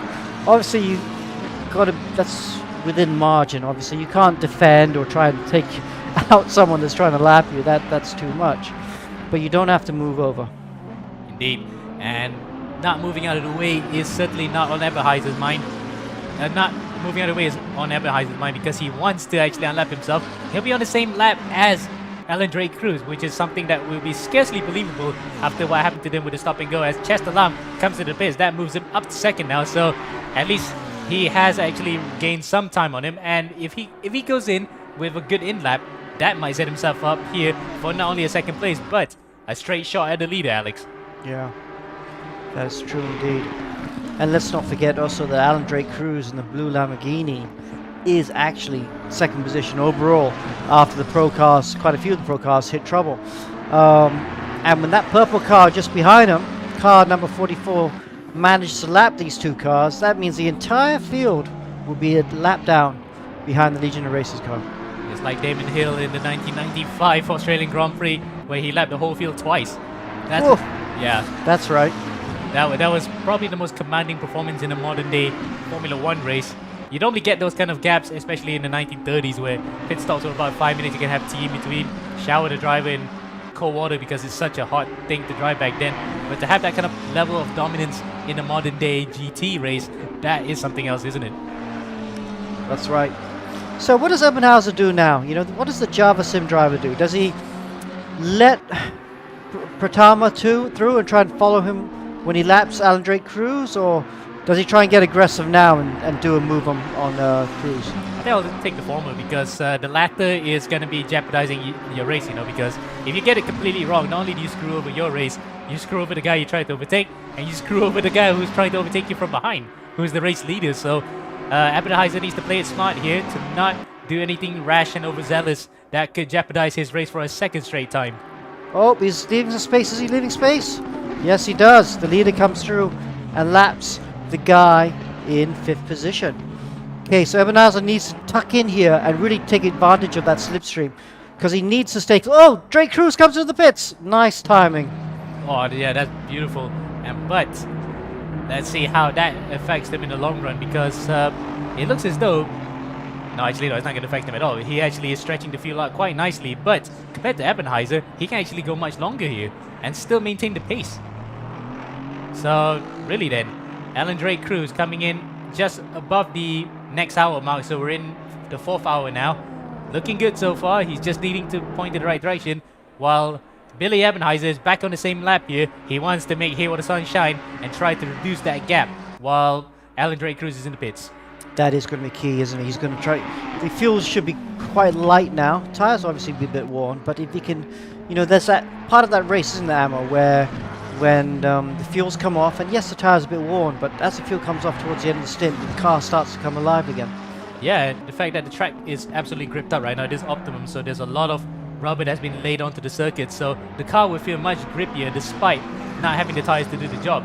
It's just basically getting to that race groove.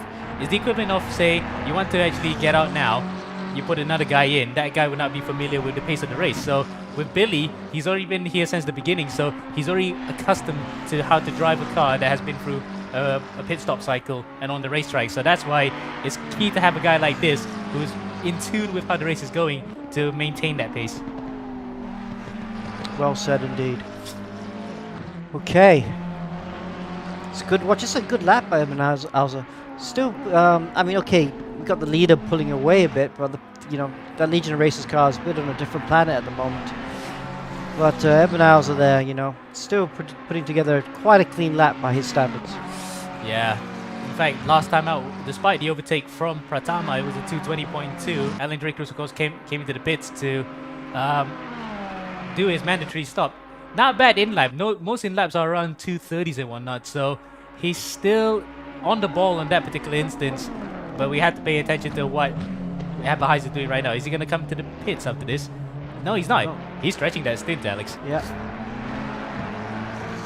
And he's stretching it quite a lot, even beyond the hour mark, so it looks as though the McLaren might have been topped up a lot after the stop and goes that saved a bit of fuel, plus a couple of I think it was just one driver now.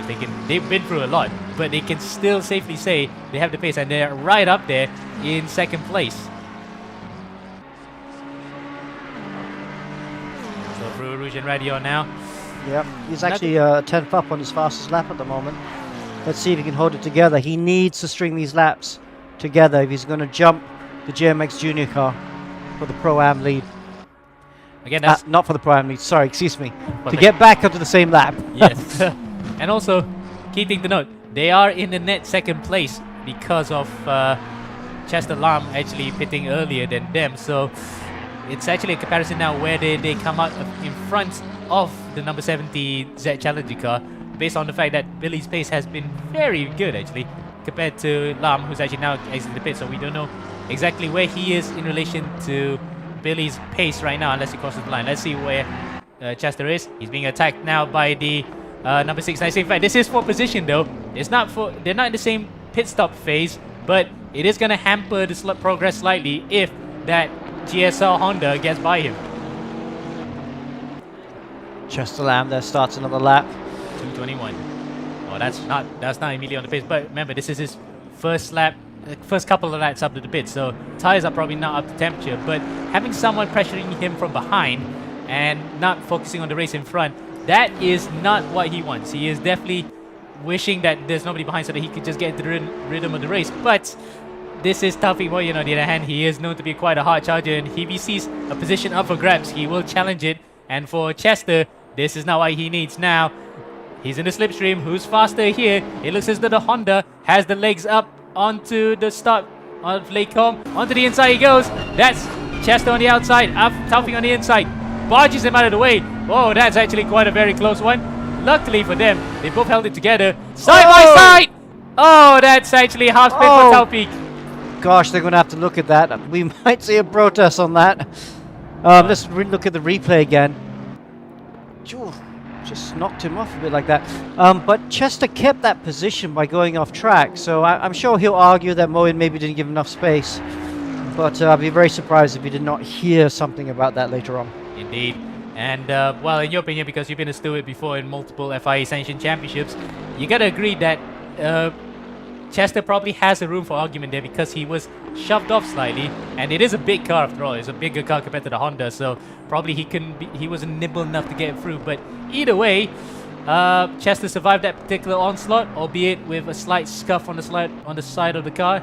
Likewise, Taufik Moyen has a big old bath at the front, but what that does help as well is playing into Billy Ebenheiser's hands. Because of that little incident, he's going to gain more time. Coming to the pits prior to this was about 13 seconds the difference between car number 906 and car 70. This will help Ebenheiser big time, and he's still within sight of Moreno Pratama, so he can still gain time here and get second place overall, and also helps his chances of staying on the lead lap with, in this case, Alexis Calpano. So a little bit of a development here in the race context. Nothing to do with the championship, of course. That has already been well and truly been settled in the GT3 classes, at least Pro and Pro-Am. Whereas the Am class, we're still trying to work out the arithmetics of how that one's going to be settled because of the whole 50% points added on for this final round. So it is quite nip and tuck here between the two cars battling for that particular championship, Alex. That's true, that's true. Okay, so some good sequence of laps though by Ebenhauser. The last lap 18.5. That should be enough to get himself back onto the lead lap. And then we should see a straight fight between car 31 and car 906. Certainly it is. But again, it depends on how well his other two drivers are involved, because Gugun Wiranto and Rafan Hadas have not been on the same ballpark as what Billy Ebenheiser has been showing. He really has come leaps and bounds, probably spearheading the improvement that this particular unit have been going through in the last 5 rounds of the season. Now coming to the final round, they've really come good. It's only again that case of if they never got that drive through with the stop and go, they might still be with a shout of challenging for the race win in the Pro-Am class. What a shame it was, wasn't it? Yeah, that's very true indeed. Another car setting some good lap times right now, Presley Martono, just in the 17s for the last few laps. Still a lap down, so still got a lot of work to do, but doesn't look like at the moment JMX Phantom have the pace to, well, they do have the pace over 1 lap, let's be fair about that. Their fastest lap, 17.2, is a tenth of Legion of Racers' fastest lap, but they're just not able to maintain that pace for the entire stint. So obviously some work still to be done. Back to the drawing boards, I think, for JMX Phantom. But also, in another hand, does it really matter?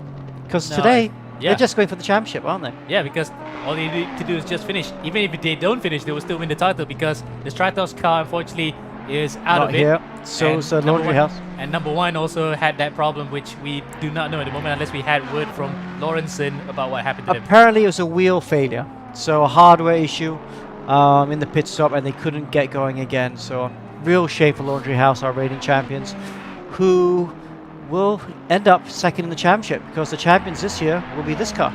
Yeah, and how they turned out for the books, despite missing 1 round, unfortunately, they did have that commanding victory in the Nürburgring to set them up here for this one. So they've been consistent. They've been in the podium throughout the entire time they did race. Yeah, well, they had lost that round because they used it as a drop round, didn't they? Yeah. I don't think they could prepare properly, so they decided to just have that drop round. But great job. I mean, you know, Presley and Russell Reyes have been very fast. We've seen them in E1 as well. They should have won a race in E1 this year as well. Yeah. They got really close. Yeah, so top team. Alexis Clapano, though, is out setting some good laps right now. So, be interesting to see. You know, at some point, we're going to have to look at the pit stops as well, of course, because if Clapano, if JMX Juniors and Java Sim have the same amount of pit stops from now on, then Clapano doesn't have that huge oh, here, sorry, as I talk about, Ebenhauser comes in now. Yep. So no, I'm going to scratch that. I think, yeah, they still, Java Sim still have a lot of work to do. And look at that in lap. Remember, it was 227 for Alan Drake Cruz. It's 226. So Wow. Yes, it might not mean a lot in terms of the fact that it's much slower than fast lap. But if you put it into strategy perspective, that's actually a 1 second gain in the stop alone. Yeah, they're definitely pushing, aren't they?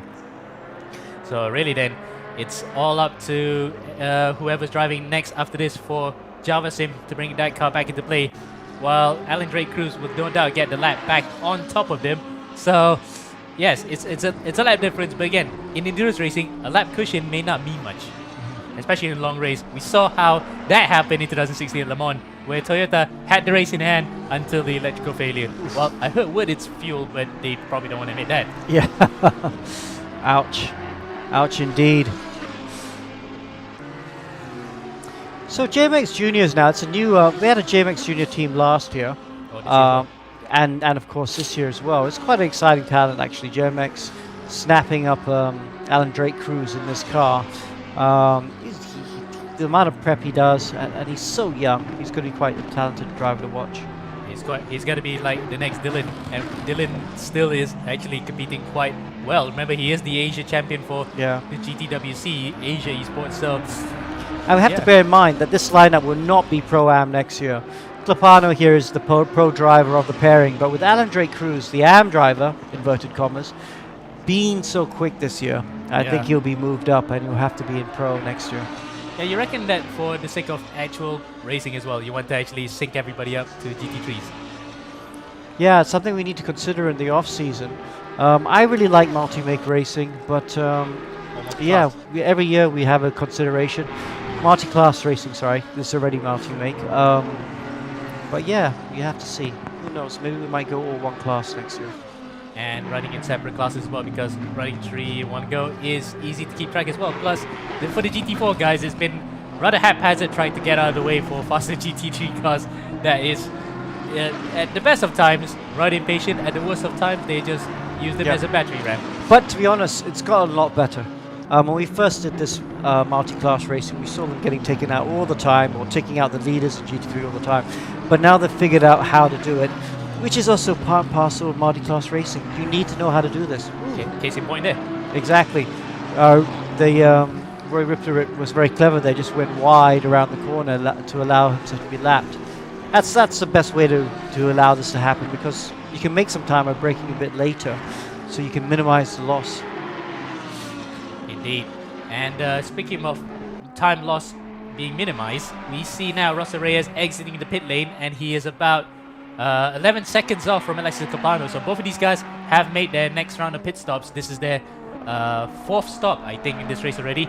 And, well, it's quite a shocker to think that JMX were actually in contention for the race win at one point, but then lost so much time in their 2nd stop, they're going to have to regain time here after their 4th stop. So they're battling with a Pro-Am car for this, which is Alan Drake Cruz and Alexis Clapano. So probably they make their life easy by just moving out of the way, but for sure, Reyes would like to have a win to sign off the year, you know, after what has been a tremendous season. Yeah, I think Reyes back in the car now. I don't think car number 44 has stopped yet. I think he's gone an extra lap. Let's have a look. Let's go to Protama now. Let's see, he's going through Stavolo now. Stavolo 2, if you like. Let's see if he comes to this pit, because they were pitting at the same time, but maybe Protama's managed to stretch out an extra lap. Yep, and in fact, they were in sync, so if this was to be the pit stop for both cars, they will come at the same time. In fact, you have to remember the leader of those two is the number 44, so he was the one that came in first, then 10 followed suit. So if he comes in now, no, he doesn't, so he'll wait for another lap. Number 10 will wait for, no, in fact, number 10's not going to wait for another lap, because he did come into the pits earlier. Yeah, 10's pitted already. So wow, extra 2 laps, and probably it's the benefit of the fact that they stayed out longer with nobody to fight with. You can just save fuel, because Ferrari, and this is a bit of a dirty little secret that everyone knows about this car, it has a fuel 3 mode where, you know, there's 12 modes of fuel. You put a number 1 is the fastest fuel mix to get around the circuit for quali, but it actually has a number 3 mode in between there that actually is fast, but you can still also save fuel. Yeah. So I've used that to my advantage as well, because this car is just so economical even when you're running on a leaner mix. That is true. Well, but so maybe he did an extra stint the stint before, extra lap, then stint before, an extra lap now. That would mean they'd go 2 laps longer, which would mean, if our sums are right, and we might be wrong, that Pratama's coming in now. I'm trying to look closely at what kind of fuel mix are they running. No, they're running on fuel 1 apparently, so they are actually going very rich at the moment. But the Ferrari has that kind of feature where you can run on race fuel mix 3 and still be fast. So wow, really economical this particular run for the Legion Racers car, and they can take yet another lap out of the rest of the field here if things go as the plan. For the time being at least, Pratama is in dreamland along with Dylan Tan to take a undoubtedly well-deserved return race win. Yeah, Legion of Racers, I think, have only won 1 race in Endurance Edition before. And that was Maybe in 2. Last year. Yeah. Including the final round here last year in that rather dramatic wet dry race that we had. And well, what a way to make a return, isn't it? Because they've been out of it because of commitments elsewhere, but it's nice to see a top team like Legion Racers return, and returning with a huge bang. Absolutely. So, Absolutely.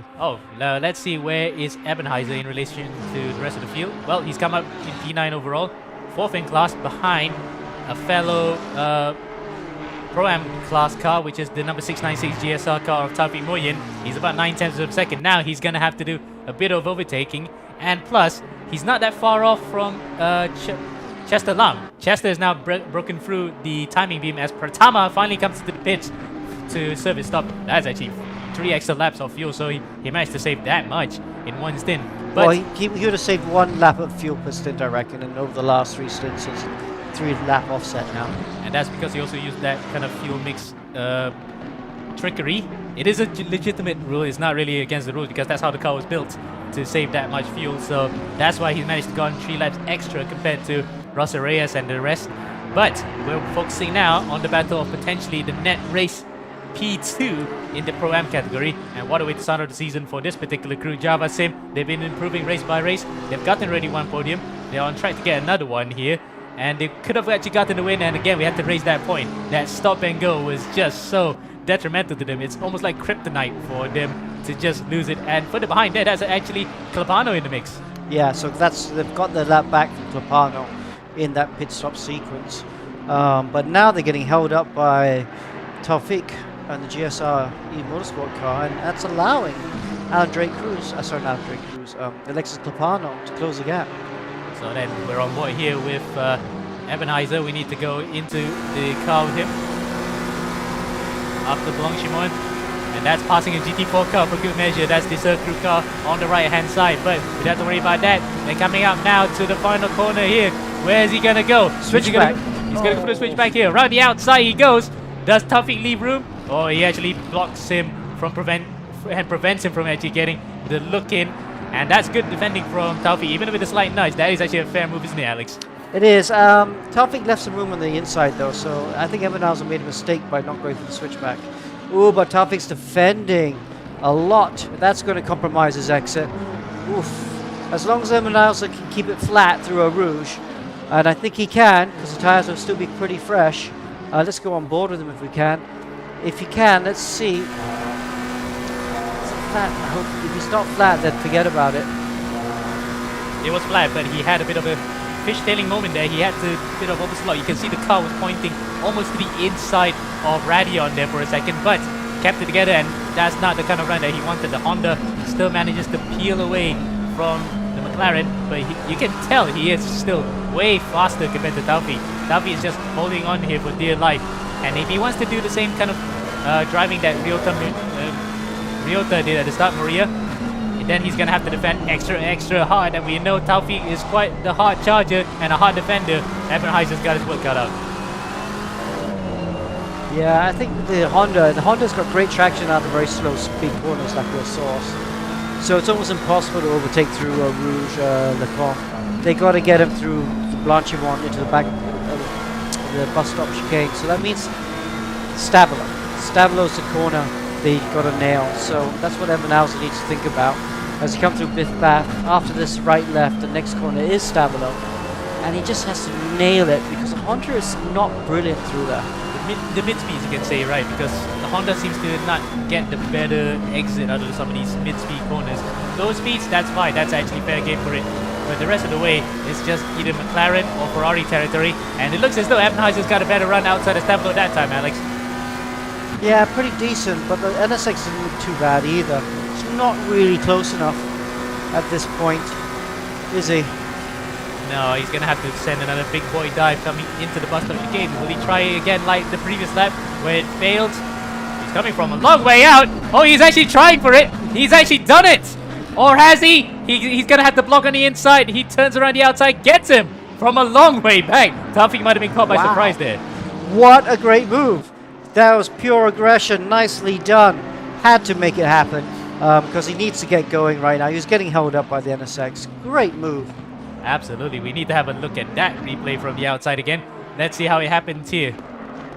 That's it. Coming to the bus stop chicane. Way back. Completely got Tawfik by surprise. You can see Tawfik thought about closing the gap, but it was too late at that stage, and the McLaren goes through. Wow, wait.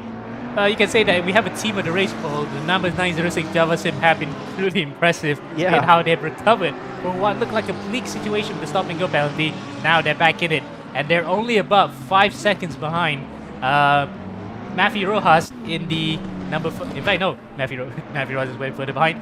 Behind Chester Lamb, 5 seconds only, so he's still in a shout of getting second place. He gained so much time on the in lap, and with the fact that the number 70 was involved in that collision with the 696. Oh, look at that. Tawfik Moen let he let Clapano through.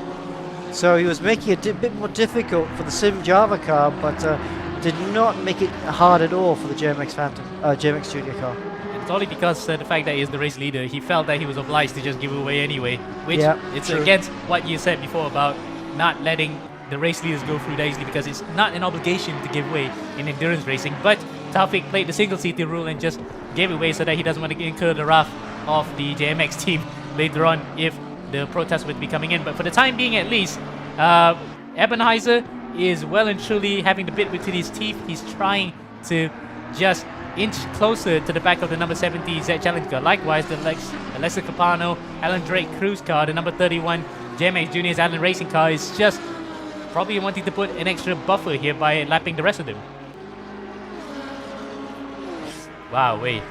This has been quite an interesting end to this particular proceedings because the pit stops have all cycled through. Not many teams are now in sync. Most of them are running in different ones, particularly like, for example, the number 44 and number 10.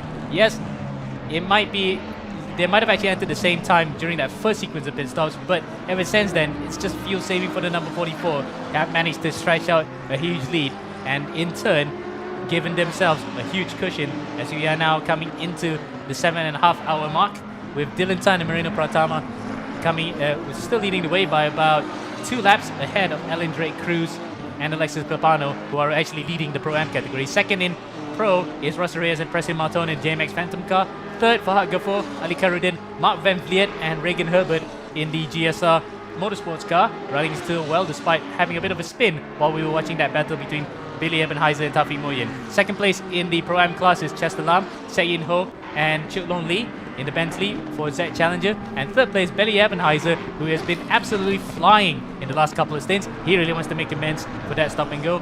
While in the AM category, Roy Rip leads the way by over 2 laps in front of Abdurrahman Qureshi in the Team Racing line number 57. And third place, Muiz Omerali in the 242 Porsche for teams for Circle Motorsport. We'll be right back after the short commercial breaks from our message and a message from our sponsors. And don't go anywhere.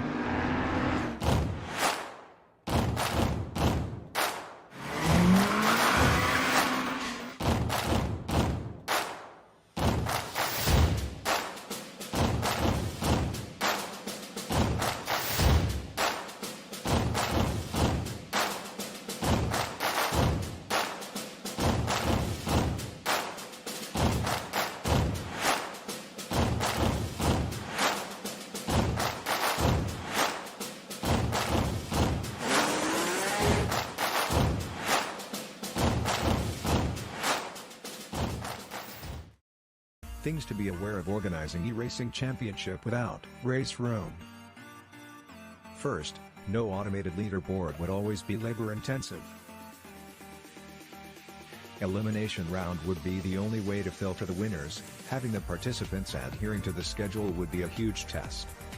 We need to know the task will get bigger when participants increases. Time consuming.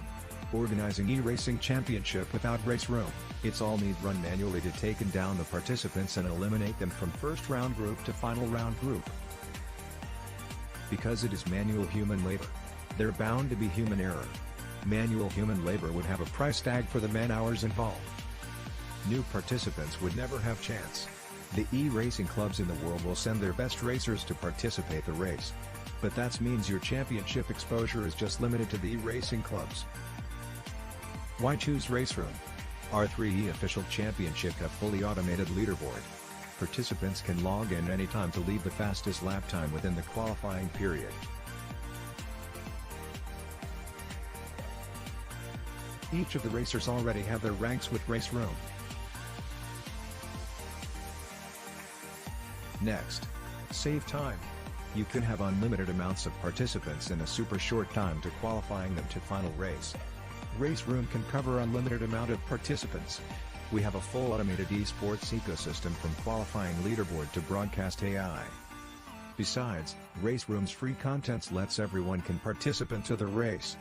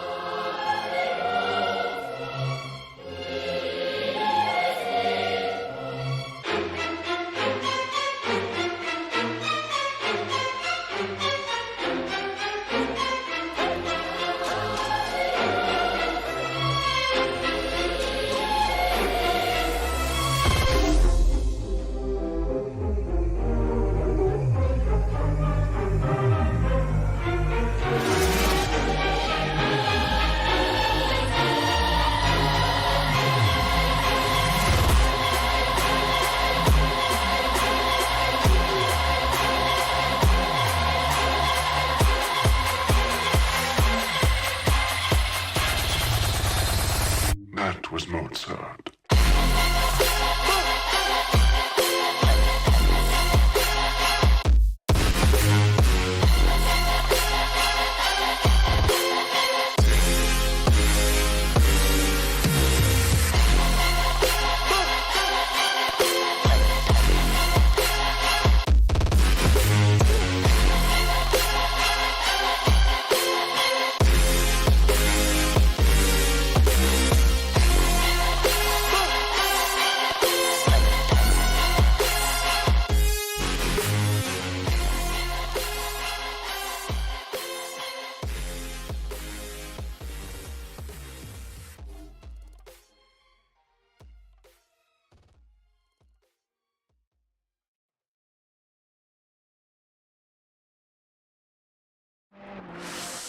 Okay, welcome back.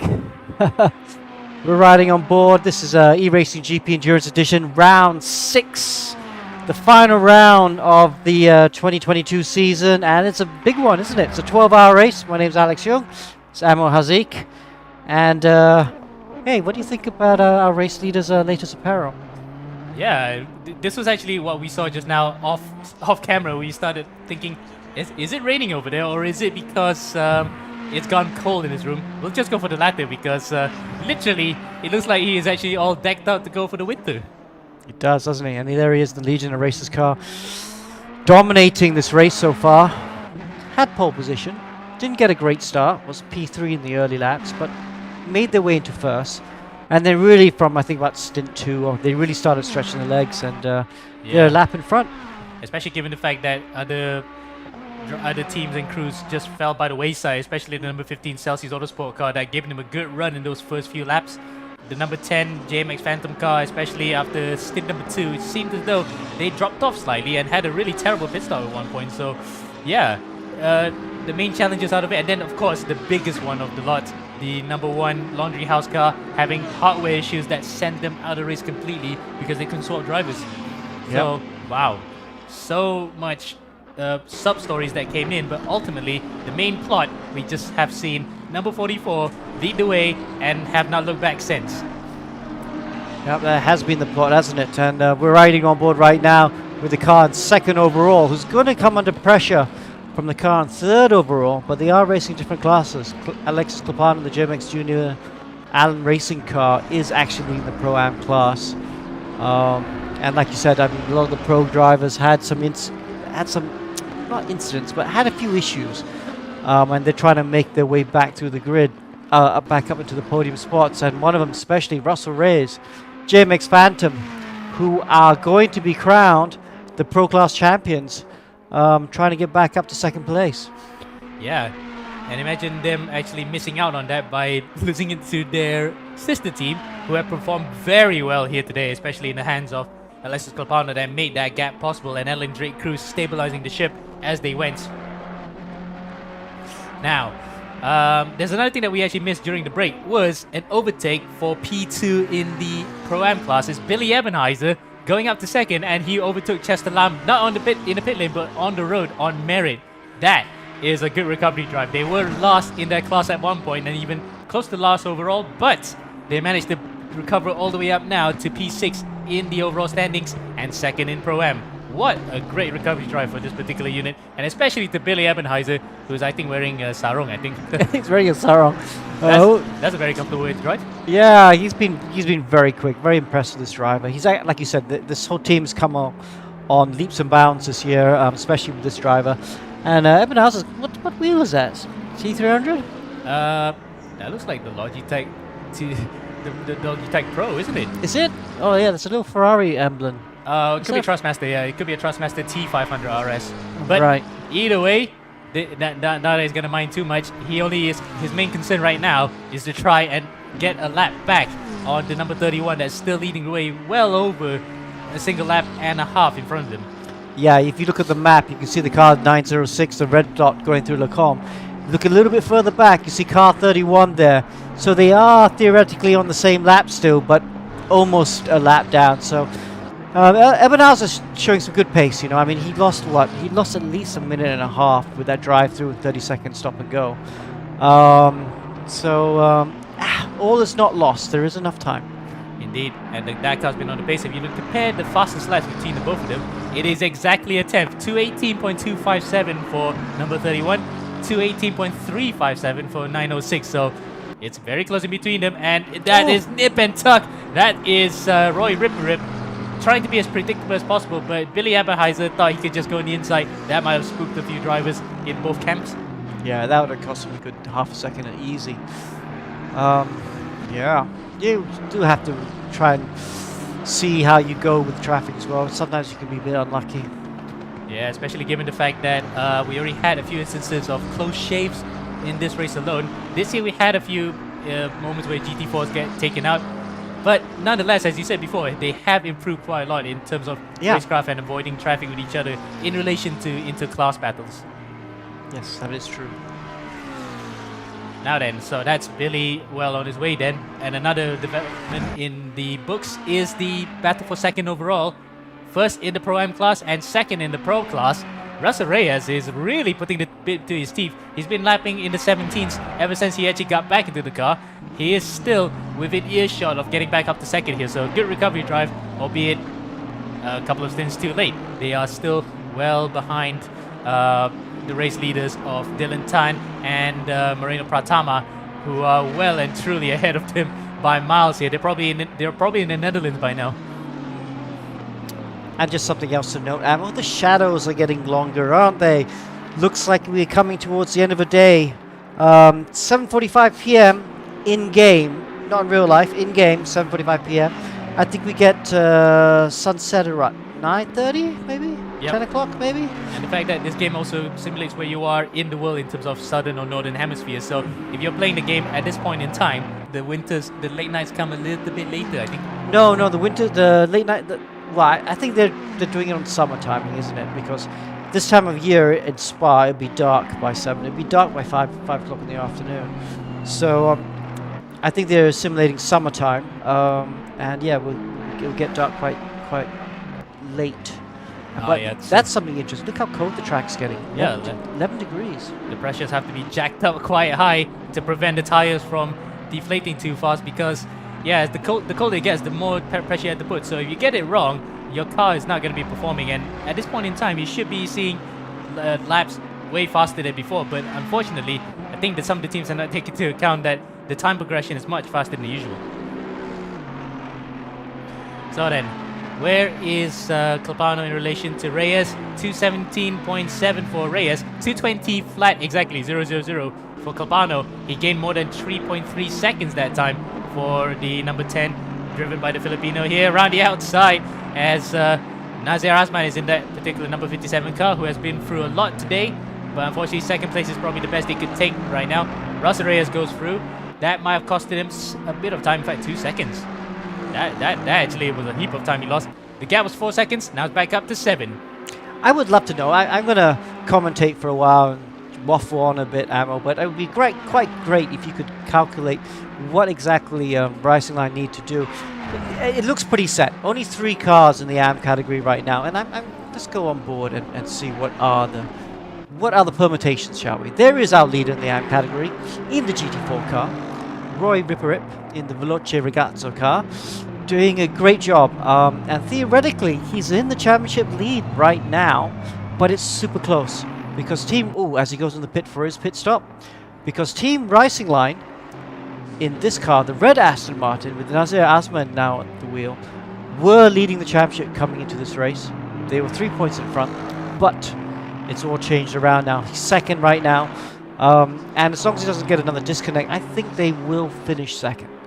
So then it comes down to a question of who's got fastest lap, because don't forget 50% more points are on offer for the final race of the season.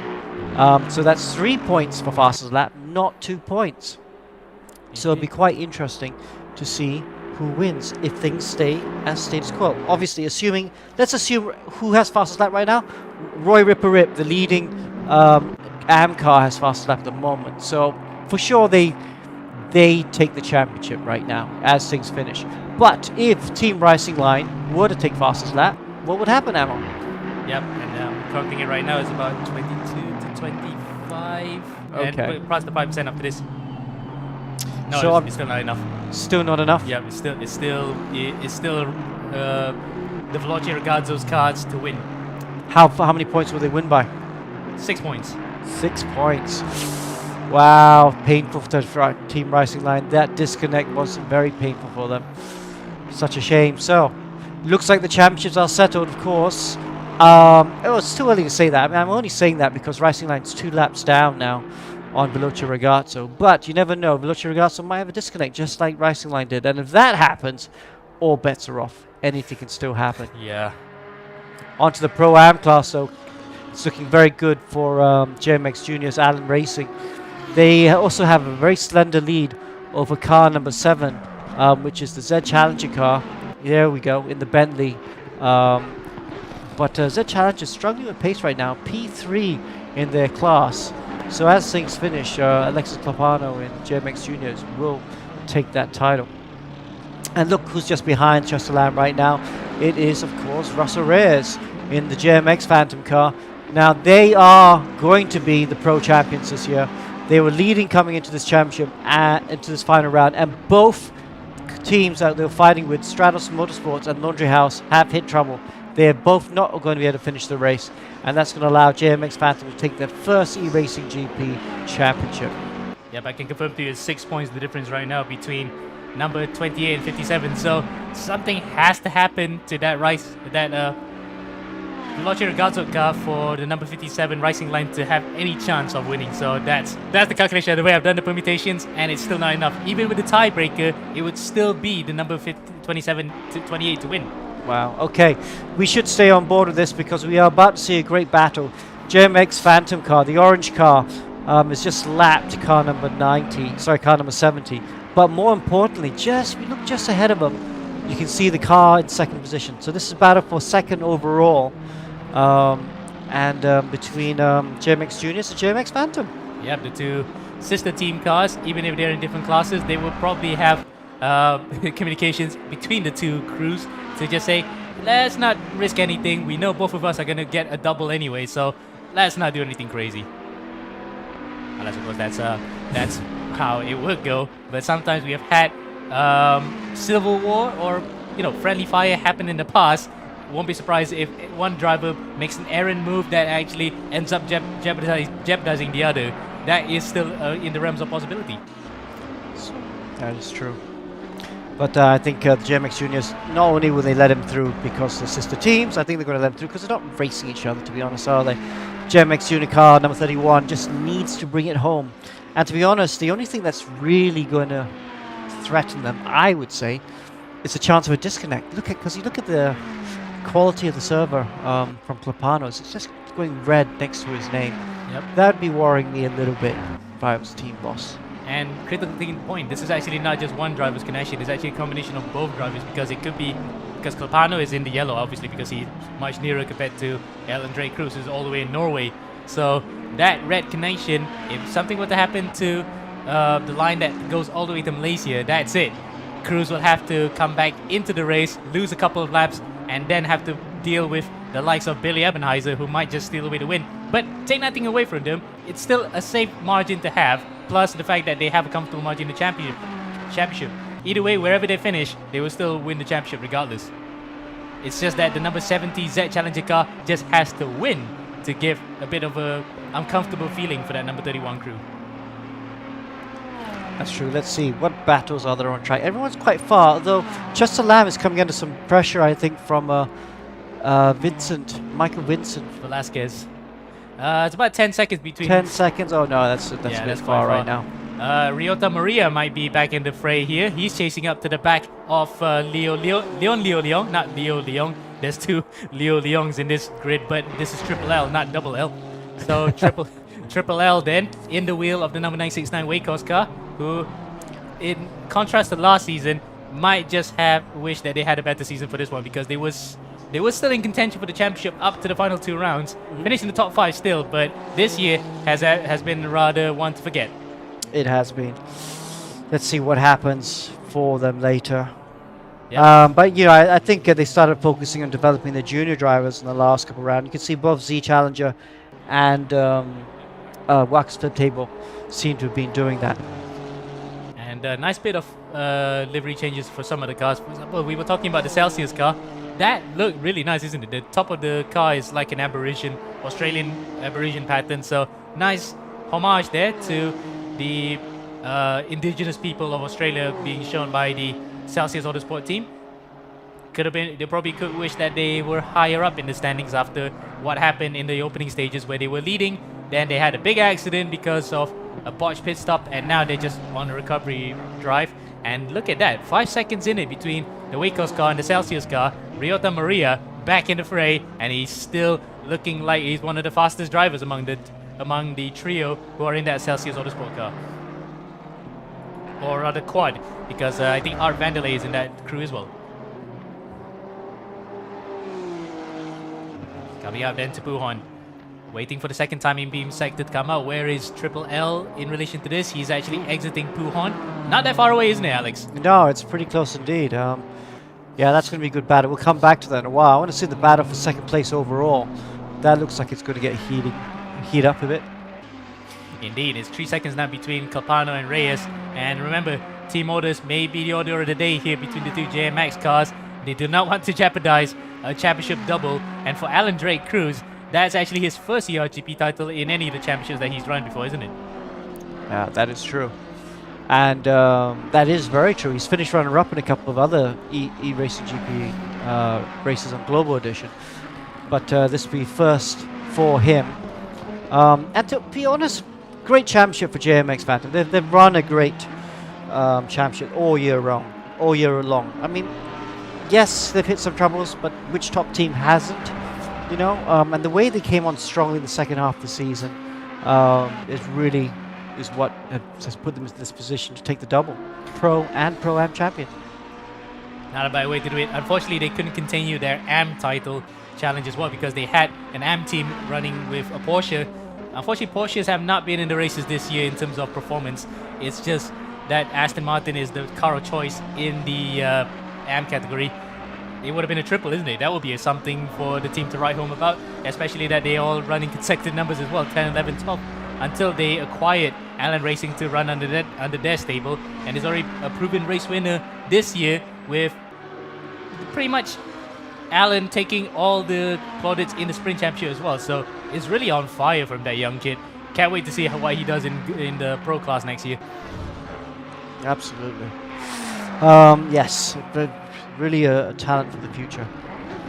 Back to the battle for P8 overall, and in 5th place in the pro category, because remember we unfortunately we lost the Laundry House car, so it could have been a great battle up in front, but regardless we still get some battles elsewhere in the field, and it looks as though Ryota Maria back in the car and back still on par. And look at that, the only driver last time out in the 17.9 was his best lap last time around. Fastest lap overall was also set by him in the initial stages, a 17.4.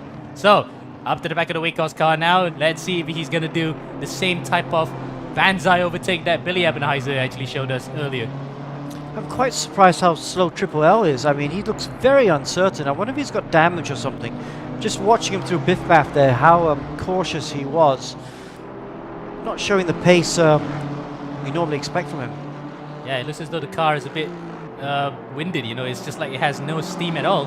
And there we go, Maria goes onto the inside, coming out to Blanchimont, and yep, easy as you like. So that's another position gain for the number 15 Celsius Autosport car. It's just a shame again that, oh, it's a drive-through penalty! He's gotten a drive-through for one too many corner cuts, isn't it? Oh, no! This car suffered quite a bit.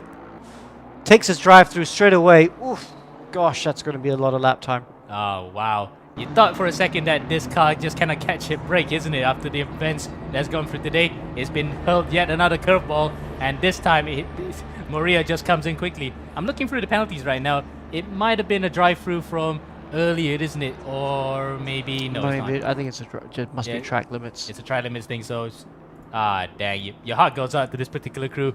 They started out so well, but either way, they're gonna have to go back to the drawing board and try to regain back, trundling in through a long pit lane as Chester Lam as well.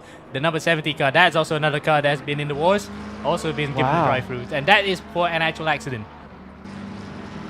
I don't think so. I think that must be track limits. He was protested, but the stewards deemed it as a racing incident. Okay. So, no, that must be track limits as well for Chester Lam. And let's go to that car right now, because this is the car that's second in the championship for the Pro-Am. And, well, that's, you know, he's going to lose third place in Pro-Am in this race, at least. Yeah, and even more so because the rest of the field as well is not that far away from them. So Chester's going around for yet another lap. I think he's just wanting to safeguard a bit of an advantage, whatever he has left, to just still trundle along and not lose too much time. But having said that, that drive through the pit lane takes about, what, 45 seconds? More, I would say. I think they lose about 50 seconds. So yeah, whatever advantage he tries to gain and negate the disadvantage for going through the pit lane is all but futile because of that, how long it is at Spa. So regardless of that, he's still going on, but he is going to lose a whole heap of positions. So, some of the other drivers that we can point out, including debutants for the likes of Michael Vincent Velasquez, who is racing out of the Philippines as well, despite the Spanish name. I thought it was another South American because we have one South American in this field, and is driving the number 31 car. Later on, Javier Marquez from Colombia. Quite an international field, isn't it? It's very cosmopolitan. Yes, very cosmopolitan. It is, it is, it is. So Velasquez, oh, runs a bit wide there. Hope he lifted off, otherwise he'll get a track limits. You can lift off, can't you, Ammo, here for track limits if you think you're going wide? Can, but it has to be to a certain extent, because it's not like in other games like say R Factor where they have that new mode where they show a green, yellow, orange or red flag where you've exceeded track limits. This one you have to really judge it by your delta, because if you see a delta go up, that's going to give you a warning straight away. If you back it off completely like what Velasquez did, that's going to save you at least the ignominy of getting a drive-through. Okay, we're going to go back to second overall because it looks like we're going to have an overtake very soon. Yep, and let's see whether or not it's going to be a real late maneuver from Russell Reyes, or is Clapano just going to give way easily. Coming out now to the bus stop, we're actually reaching nighttime because the drivers are turning on their headlights. Alexis goes onto the racing line. Reyes tries to look through inside, but it's just a bit of a dink. He might try to do one at La Source. And remember, these are pretty much our sister team cars, so they are not going to battle. Oof. I tell you what, that would have gone horribly wrong if Clapano braked there. I thought they would have contact as he moved, as he swerved, and then that would have definitely put the Lamborghini in the wall. Wow, wait, that was as close as you like. I think for Reyes it might have been a Cobra moment, but then again, these two are very close friends anyway because they've come from the same racing background as well, because they both do karting and some Toyota over in the Philippines, so they both know each other's behavior quite well. He just probably just giving way and saying, yeah, I'll let you have it, we're not going to fight that hard. So that is adjourned for that particular battle as Chester Lam now serves his drive-through.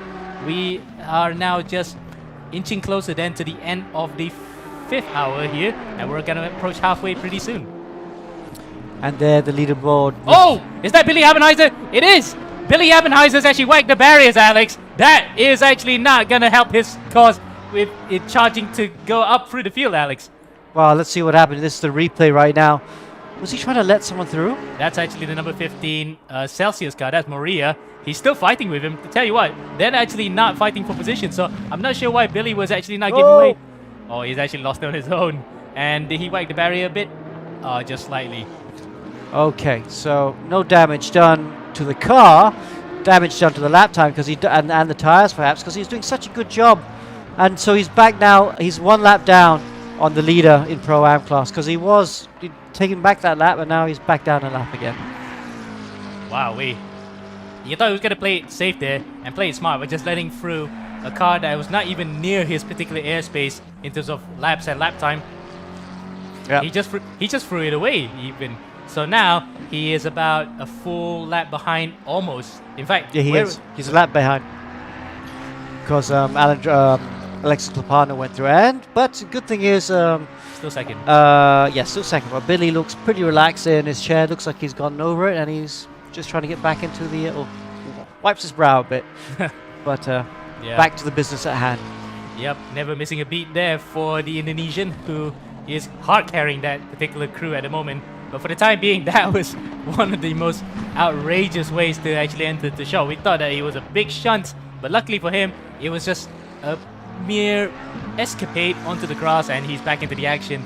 Luckily for him, not too much in the way of damage to the car, apart from possibly just the tires cooling off a bit. Oh, actually heating up. Now he has to cool him up for a lap and get back into the swing of things. Now then, where are the rest of the drivers we see for action, Alex? Well, I'll tell you what, Evan Nelson, can we just stay on him for a second, because he's 3/10 up after one corner. Oh, and then he runs through wide at Eau Rouge. That's going to cost him a lot of lap time. Yeah, okay, never mind. Let's go back. So, yeah, so I don't think he's back into the swing of things. Pushing and then over pushing and going wide. So, yeah, needs to just calm down a bit. And you can hear the engine notes lifting off a bit. You can tell that he was not in the right line that time. So maybe he was pushing it a lap too early. He just needs to cool off those tires because they were definitely overheated when he had a half spin. But luckily for him, not much in the way of problems with the car. Let's see, we're on board with him now. He has a bit of a habit of always touching that throttle a bit through the corner, you know, and I think that's something he might have to think about losing at some point.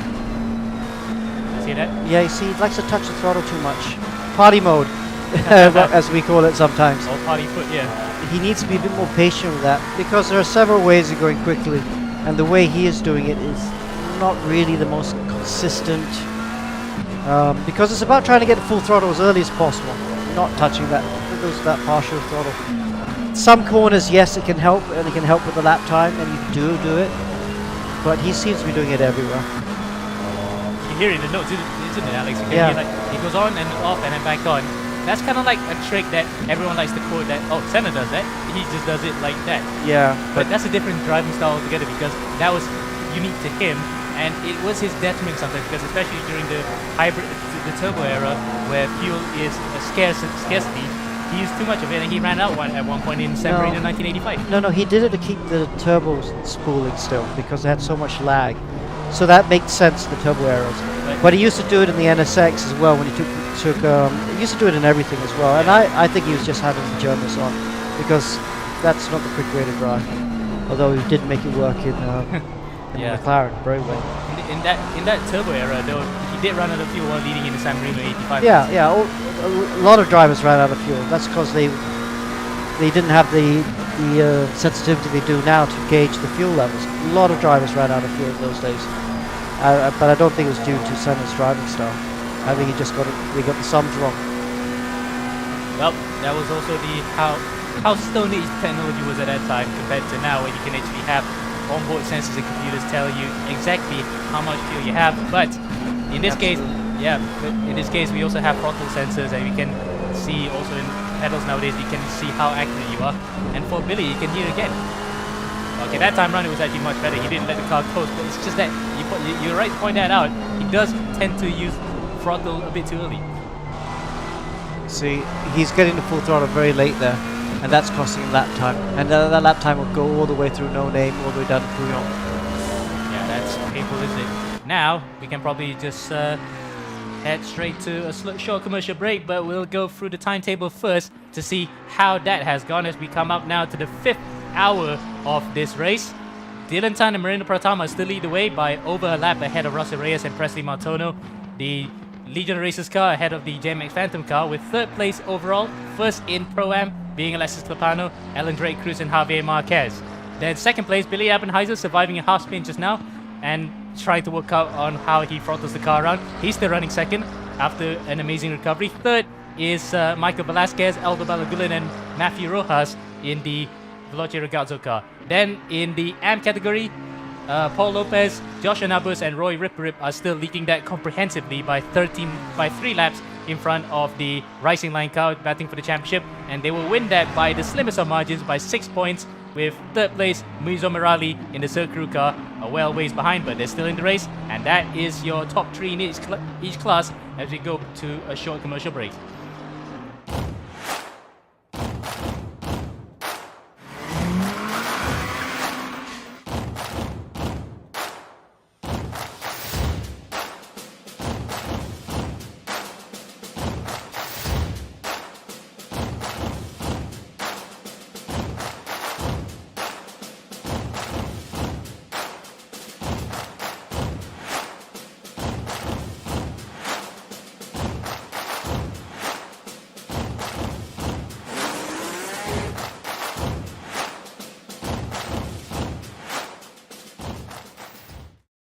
Things to be aware of organizing eRacing Championship without race room.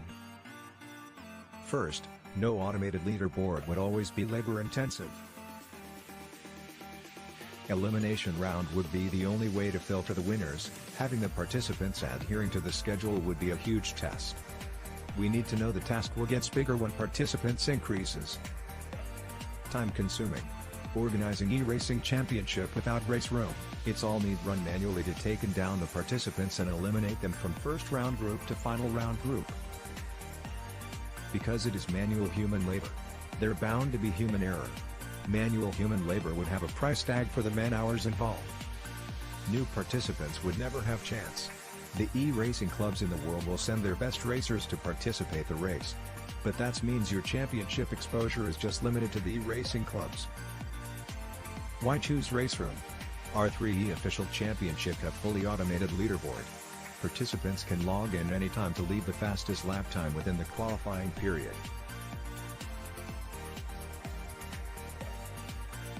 Each of the racers already have their ranks with Race Room.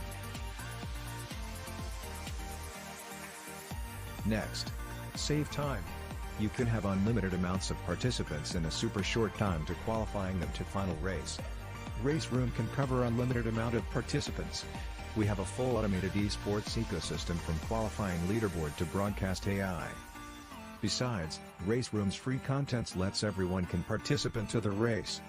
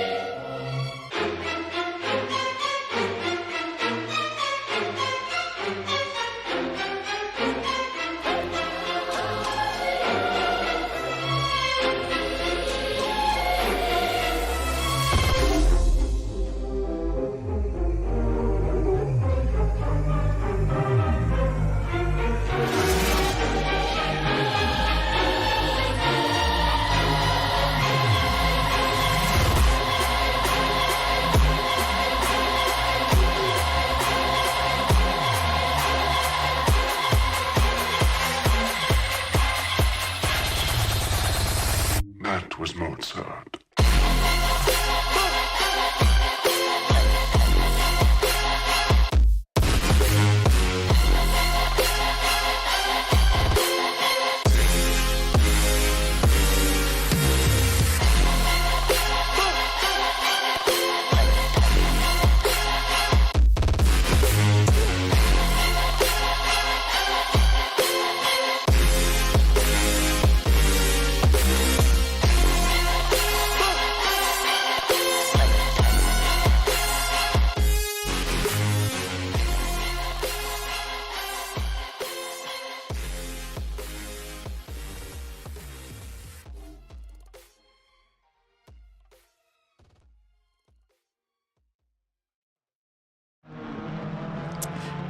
Welcome back. Welcome back. I'm Alex Young. We are 5 hours into a 12-hour race, just over 5 hours. And with me is Josh Perwin. Hello. Good to have you with us, Josh. Have you, I mean, you've done a bit of ACC, a little bit, not too much, but you know a lot about this track, don't you? Yeah, Spa is a very common track across all of sim racing. We've done it in eRGP plenty of times in Gold Edition and Endurance Edition as well. So plenty of opportunity for the drivers, and they've probably done this hundreds of times in their sim racing career as well. So a track that everyone should be familiar with, hopefully, for the drivers. Yeah, that's a good point there. Yeah, so, okay, we are on board right now with, we're not really on board. If you look at the Smurf below us, it looks like a Smurf, doesn't he? Yeah. He's, looks like he's got the aircon on full blast. And yeah, we're on board with Dylan Tan right now. Legion of Racers doing a great job, one whole lap ahead of everyone else. Yeah, very impressive for sure. It does look like there was a close battle going on for second and third, but Kilpana has just gone into the pit lane, but before they were under 10 seconds from each other, so that was one of the closest battles on track. Otherwise, looking through, the closest battle on track seems to currently be the battle for 8th and 9th between Paul Faustino and Tawfiq. Moin. Yeah. Moin had just had a... Oh, he was up there. Did he have a drive through? quite a few of the cars at the bottom of the top 10 had a drive-throughs, and I got a feeling Moen in the GSR e-Motorsports car might have had a drive-through earlier on. Yeah, there seems to be a lot of Hondas in the field as well, which is a surprise for Spa as well. Because normally Spa, you need a lot of straight line, and Honda's not really a car that's seen in meta a lot of the time. Well, since the last update, shall we say, the Hondas are a bit OP on straight line speed now, and that is why they are doing so well. That's pretty good. That's pretty good. And then meanwhile, our GT4 battle currently is a little bit more spread out. But as we know in sim racing, anything can happen. There can be a disconnect or a crash. So anything can really happen between that. So definitely something to keep an eye on as well. Yeah, so looking through now, the gaps are spreading out just a little bit. Of course, a little bit further into the race. Drivers will just be focusing right now on hitting their marks, not making too many mistakes, and yeah. Yeah, so just go to Sky in second position, Russell Reyes. I just want to throw up the zoom cam, and if you just have a look there, you got Presley Martono, his teammate, practicing right now. So even though I'm sure Presley's done loads of laps and is well into the game because he's already done some sim driving, and he's not actually driving the car right now, he's actually practicing. Yeah. So, that's one thing I do love about Presley. Presley always is pushing, so even though we're halfway through a race, he's still going, let's see, what else can I find? Maybe I can find a bit more of my driving.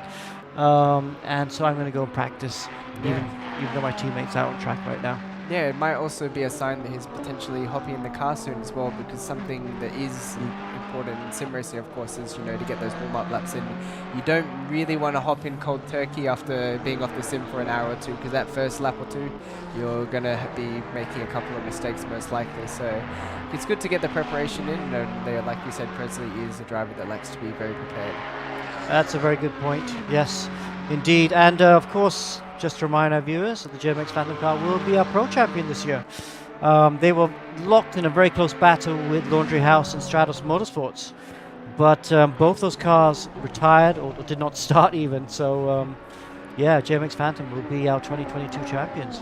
Yeah, very impressive. And JMX is a team that is well known in the Assetto Corsa community for always being at the top, especially in endurance series. So well done to them. They've still got 6 hours to fight. Maybe they can try and fight Legion of Races for the win as well. And I just want to look at the background. You can see in the background of the Presley's thing, there's some nice equipment there. Fanatec, direct drives. Looks like it's a triple screen, perhaps. And what's that? Race Lab rigs? Yeah, and there's like a Thrustmaster wheel as well. That's a Fanatec, but maybe the one over there. Yeah, the one in the background. That's a Thrustmaster. But yes. Some nice equipment. So they have their own center in Jakarta, pushing hard, properly trying to do it. So glad to see that. Yeah, of course. It's a nice place. They've got a lot of different sims there, and they do a lot of practice as well. And both cars are doing quite well in this race. You've got Russell Reyes, and then I believe, where is the other car gone now? Because they've just changed driver as well, haven't they? Is it Alan Drake? Yes, Alan Drake cruises now in that car, and he's the Pro-Am leader, and if things finish like that, they will be also the Pro-Am champions of this year. Yeah, they've got a bit of a healthy lead as well in this race, 49-second gap, and they've just pitted as well because they've just swapped drivers while we've been talking. So yeah, looks like we're hitting that pit stop phase. A lot of drivers are making their stops around about now. Yep. So yeah, it'd be quite interesting. Alan Drake Cruz, I think, is 10. Quite young. Only 10 years old, and he's racing from Norway, so there is a bit of, you can see the car moving a bit. There he goes, because the ping is quite hard. But I would love to have maybe you take us around for a lap and see what you make of his driving. Let's see if the lag's all right. So yeah, as we start off the lap here, just want to head down the straight here. You want to brake about the 100-meter board heading into turn 1 here, and that car sounded very nice in the lap. Goes down to first gear, want to hit that corner, and then full throttle all the way here. Now it'll be interesting to see here if he lifts through El Rouge or if he wants to take it flat. So if you head down here through El Rouge, should be flat. Let's listen in. Yeah, that is very flat. Because yeah, it's quite tough because you do have to hit that inside, and if you go a little bit too left, you're going to invalidate your lap there. So yeah, as you go down the camera straight here, very infamous first corner in Formula 1, it produces fantastic starts to the race for sure, and a good overtaking opportunity. As you brake when the curb starts to hit on the left-hand side, and this part here is very tricky. You want to get your line right through here. This fast right-hander, you only have to lift off a little bit for this corner here. Now you want to brake about where the curb starts here. Brake on the outside, and it looks like he's just missed the apex just a tiny bit there. And as he's about to go through No Name, this is the corner as well, which can be very easy to invalidate your lap. He seems to have done that fine so far. As we head into Poo on here, you want to try and use the curb on that side, as he does perfectly. And then your foot to the floor through this entire section here. And this corner here, I remember, this is where I think Hamilton crashed in FP3 in 2019. So you can make a mistake here. Otherwise, it's a fairly simple corner. It is easy to run wide and validate your lap at this corner here as well. It looks like Alan has negotiated that corner fine so far. And as we go through Stavolo, and we're about to head down the straight, heading up to Blanchemont. This is foot to the floor, flat out the entire way now. No one around. Alan Cruz is just relaxing a little bit. He's of course is pushing, but he doesn't have to worry about anyone behind or anyone in front. He can just focus on getting his lap time perfect. 6th gear, foot to the floor, through Blanchemont. Keeps it flat. Very, very good with track limit so far this lap. He's been on the limit, but he hasn't gone over it so far. As we head into the bus stop, want to slow down 1st gear. You want to get this right so you can maximize your exit, heading onto the start finish straight. And that is a lap with Alan Drake Cruz in their JMX Juniors Alan racing car. That is a nice lap, so there he goes. And that's a good lap time. So 18.2, new fastest lap for Alan Drake Cruz as well. So Good lap that we went on with there. yeah, that was a good lap to follow. 18.2, well done by the 10-year-old. Yeah, impressive. Yeah, when I was 10, I definitely wasn't doing this. Oh gosh, and he's the AM driver in this pairing, so I think next year he will not be an AM driver for sure. Too fast to be an M driver. Too fast indeed. Great that we ran on board with him for the 18.2 lap. Nice lap indeed. Yeah, for sure. Yeah, so everyone seems to have mostly made their stops now. The field is settling down a little bit. As you can see on our track map, there is a couple of gaps between cars at the moment. The closest one is the 15 and the 10 still. So, but they're on different laps. So Russell Reyes is second, just behind, and Rio Ter Maria is in 10th place, but a couple of laps behind. So yeah, field is settling down a little bit now, but you know, as you get further into the race, that's when mistakes can start to occur. Drivers are getting fatigued, maybe they've been driving for a little bit too long. So yeah, it'll be interesting to see what happens. Yeah, just want to ride on board with car number 70 there, the Z Challenger racing car. He's suddenly 2 laps down on the car in front of him. Now that is a surprise. Something has happened to this car. This car was running 3rd in his class just now. Had a drive-through, but something else must have happened. Had a drive-through for track limits, that was. But yeah, he's a lot further back than we should be, really. So that's really putting him out of the race. This is the car that's second in the championship in Pro-Am. The car that car number 31 needs to beat to win the championship. So looks like Z Challenger is losing a chance of trying to win the Pro-Am championship this year. Yeah, I think they're going to have to rely on a mistake from the 31 car now, or a disconnect or something like that, because you can't exactly make up 5 or 6 laps if you're both driving clean for the rest of the race. So No, I think they're going to have to hope for some misfortune. Yeah. And just to let you know, behind them, we've got the leader in the AM class, GT4 cars, Veloce Ragazza, and Paul Ryan Lopez is in the car now for the first time, I think. Let's see what his lap times. The last lap's a 35. Lopez not quite as quick as the other drivers that have been in that car so far. But yes, if these things finish as where they are with Veloce Ragazza in front of this car, Team Racing Line in second, that means Veloce Ragazza is going to win the AM Championship. So that'd be a great result for the Philippines-based team. Yeah, good achievement for sure. I did hear that the Racing Line car did have a disconnect early on in the race, which hampered their progress. So we'll have to wait and see what happens, and then same situation as before. They've just got to hope for misfortunes of other drivers, unless Racing Line can pull out the laps of their life and make up 2 laps over the next 6 hours. Yeah, and there is the leader overall, lapping the Team Racing Line car, Dylan Tan, Legion of Racers. Doing a great job, really. Both the drivers, Tan and Moreno Pratama, have been blindingly quick. And we've seen this before in SRO.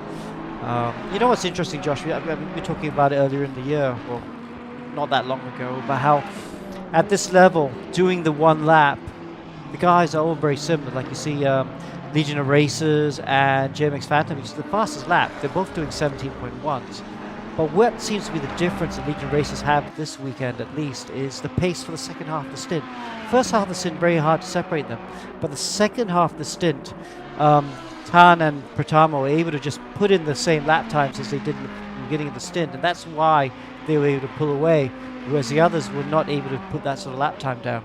Yeah, and that's what makes the difference, because you know, doing the one lap is fine, but you've got to be able to maintain it over the whole stint. So if that's what's giving them the difference, then fair play. They're one lap ahead now, and because of course, yeah, both teams are similar in their speed and potential. So LOR just seem to have perfected this race a little bit better so far.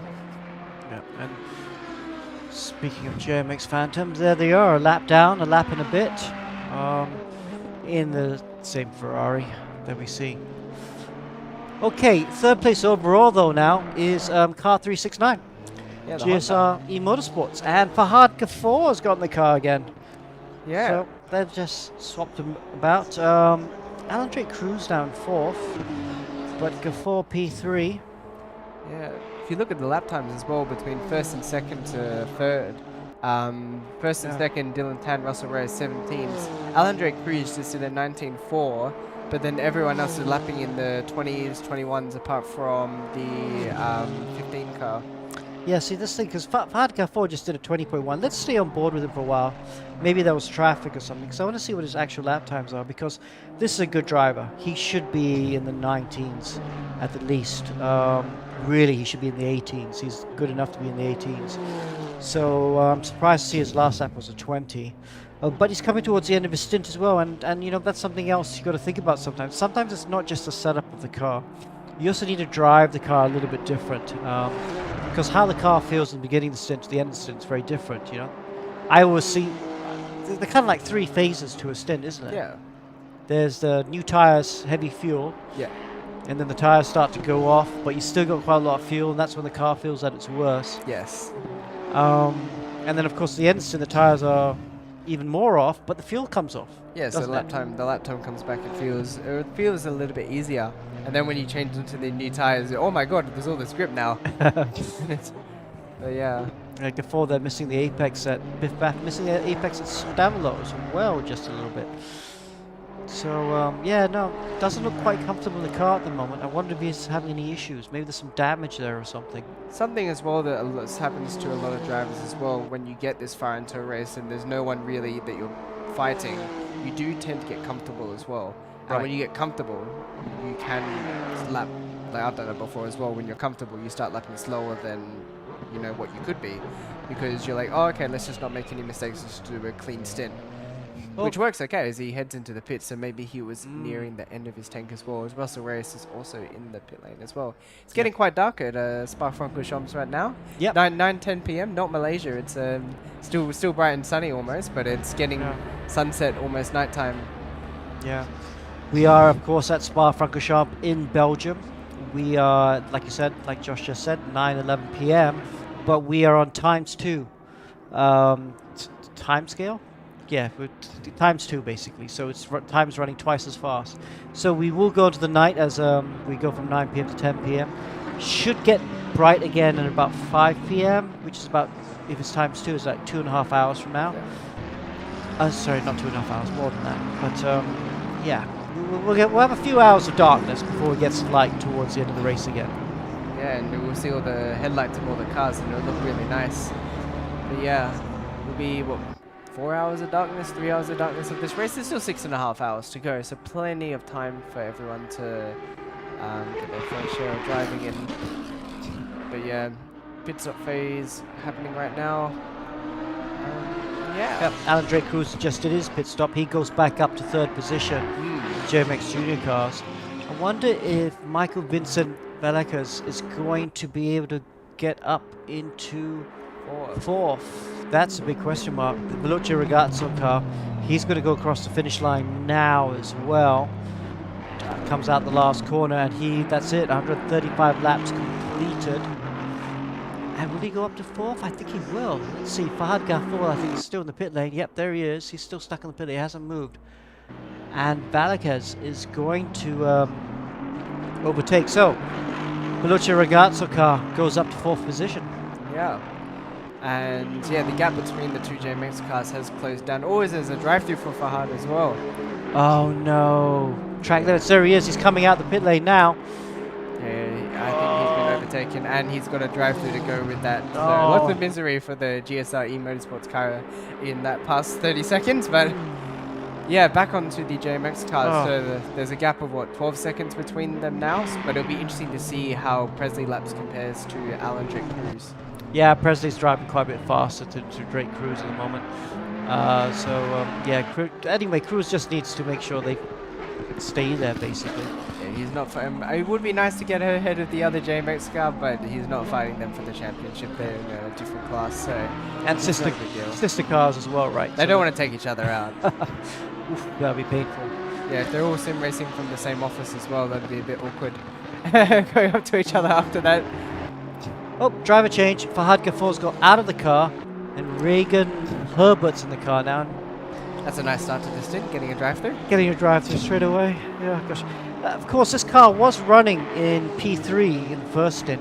Something happened in stint 2. I can't quite remember. They had a long pit stop or something. Oh, and they had a drive-through. I do remember they had a drive-through earlier on as well. And that put him to the bottom of the top 10. So they've done a good job to recover up to 4th. But this drive-through, or 5th, shall we say now, this drive-through is going to just drop him back massively. This is not the track to get a drive-through at, especially with the endurance pit lane. You're just going to be sitting there you're going to lose like a minute. Ouch. So it'll be interesting to see if the 906 car can catch up. Heading just now through just after the Camel Straight. Probably about, what, a minute between those parts? Maybe a minute and a half? Minute? Maybe? Who knows? We'll find out. Looks like we might have had a disconnect. Oh, yes. Paul Faustino in the Formula car has disconnected. He's stuck in the pits. Let's see if they can recover back in. But oh, that's such a shame for the car 190. Yeah, disconnects are never fun, for sure. Especially now that they've already done, what, 5.5 hours of the race. To have the misfortune that this is always heartbreaking. But yeah, that will move up the 15 car and the 70 car up a position as well. But yeah, a big shame for them, as I believe the GSR eMotorsports car is serving their drive-through at the moment, potentially. Yes, let's have a Or look they're just at, taking a trip through the pit lane. Oh, there he is. And a long wait. Yeah, they should be fine. They should give their 5th position here. So, yeah. Have a look. Right now, Yeah, who it's are we gonna going be to go long. on board with? That's a long pit lane. Let's look to the sister car of this, and that's the second GSR eMotorsport car. Tawfiq Moin's back in the car. And if you want to see what sort of rig he's driving, there he is. Looks fancy. Got a lot of stuff behind him as well. Yeah, A couple of trophies, a couple of Fanatec wheels, a lot of boxes. we should jump on him in Discord and say, are you selling any of those wheels? And got a load cell pedal. What pedals those are? Yeah. A lot of trophies as well. I want one. Yeah, I got quite a few trophies. Oh, PS5 in the top right as well. Yeah, it's got everything there. Yeah, that's a gaming room for sure. Yeah. Ah, yes, getting darker at the track right now. You see the headlights of the cars a lot more now.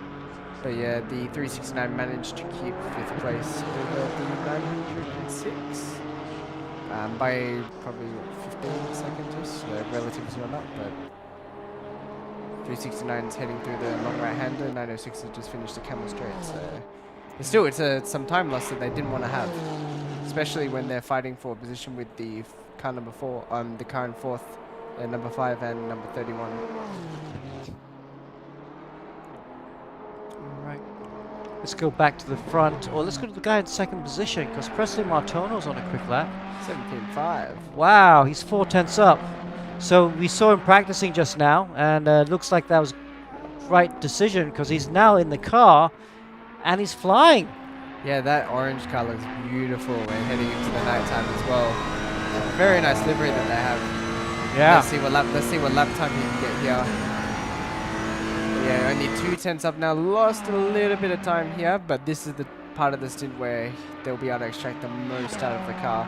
Fresh tires, full tank, however, but we'll wait and see. Their best lap time this race has been 2:17.1. Same with the other LOR cars. So what will be interesting to see here is if you can top that, especially when it gets nighttime. The track's going to get colder, so lap times should improve, or at least the tire wear should be a lot easier. 17.2. Oof, bit far away from not the fastest lap they've had so far. Faster than anyone else on track by a decent margin though, so good Well, job him. Let's stay on board with him, shall we? Let's see if he can find that extra 2 tenths. Well, he just needs a 10.5 basically, and that'd be good enough to take away fastest lap from Legion of Racers. Yeah, as man on a mission is Dylan Pan does his pit stop as well right now.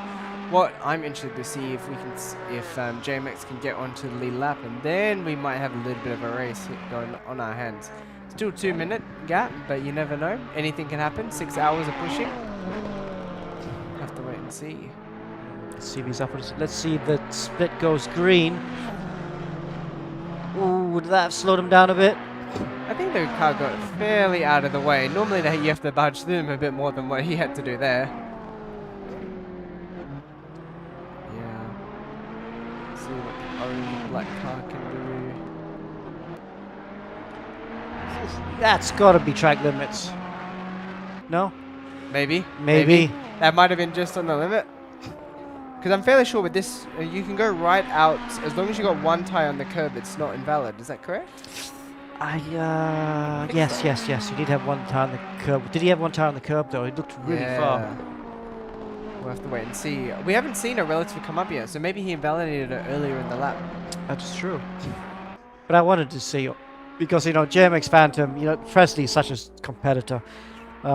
If he can't win, he'll want that fastest lap for sure. And this is a good time to do it now. Light is going down. You can still see enough, and the conditions will be quite cold. The other time to do it is in sunrise, just when it starts getting a little bit bright. But it's still nice and cool. Yeah, 9 degrees on track and air temperature right now. Very warm. Definitely don't need a sweater or anything like that. It's quite tricky though. They have to play around with the cold pressures, right, so they get the right hot pressures. Oh, he missed that apex. Missed that curb. It does look like he's up. The relatives came up. Oh, closer. Closer. Still not fastest. 17.230. He's within, what is that? In about 700s. Yeah. 700ths of the fastest lap. Ooh, he's a 10th up now. He's actually a 10th up after turn 1. Just. He gets his whole lap together. He gets the fastest lap. But there'll be a point now where the tires will start to drop off. And it'll be interesting to see what Dylan can do once he gets some of the new tires as well, because he is just completed a stop as well. But yeah, looks like they're lapping a sector behind almost, because the 44 is about to go through no name, whereas the 10 is going to just finish the camera straight. Yeah. Well, 44's just gone into the pits. He should be on the way out now. Yeah, right there, heading to Puon right now. Yep. So yeah, looks like he's still up, but it will be interesting to see if Dylan can improve on his time as well, whether they took tires as well. Yep, it's going to be a battle with fastest lap. Presley Guts, okay, that's good. Oh, he's lost a bit of time through no name though. He was about a 10.5 up, wasn't he? And then he lost it all. Yeah, hitting that curb on the inside, I feel like is probably not the best way around, or at least it isn't in most sims. You want to run as wide as you can on the outside, but don't hit that inside curb too much. It's a bit, when you hit that curb on some games, it can get a bit tail happy. It does look like he is still up on his time, however. Only just though, so one mistake and it could be all finished for him. Okay, his fastest lap of the race, fastest lap with this car for the race, done by his teammate, was a 17.19. Presley on the previous lap just did a 17.230. But if he wants to get fastest lap of the race, that's a 17.162. I'm not sure he's going to do it. Only one way to find out. As he heading into the bus stop now, if he gets his braking right, potentially. But he's only got 1 or 2 more laps to do this before his tires will start to drop off. So I think he braked too early there. Let's see, he's a 10th up again. Oh, he's lost it on the exit. Oh, he's gone. He's improving, but not enough. It's a new fastest lap of the race for Presley, a 2:17, but still behind his teammate who has got a 1:92. And he missed the apex at turn 1 as well, so this lap. Okay. And then a little bit. Dylan is up, however, by 2/10. Let's go on board with Dylan for a little bit. Let's see what the purple and black car can do during 4/10 up now. This 5/10 up. might be 5/10 up on the last lap though, because it'll be the fastest of this stint, won't it? Yeah, potentially. Well, let's see what he can do. Yeah, I feel like he's definitely not going a second faster than what his best is. Maybe he is. Maybe he's got something working with the setup, but we'll have to wait and see. But yeah, top 2 running Ferraris. They're running in the 17s, whereas every other car is running 18s, 19s. So yeah, these two are definitely head and shoulders above the rest of the field at the current moment. As it looks Goes through Biff Bath. Yeah, he's looks a bit neater, doesn't he? yeah, he doesn't seem to be making too many mistakes. Let's have a look. Slightly more controlled, where you kind of felt that Presley was really pushing hard. Yeah.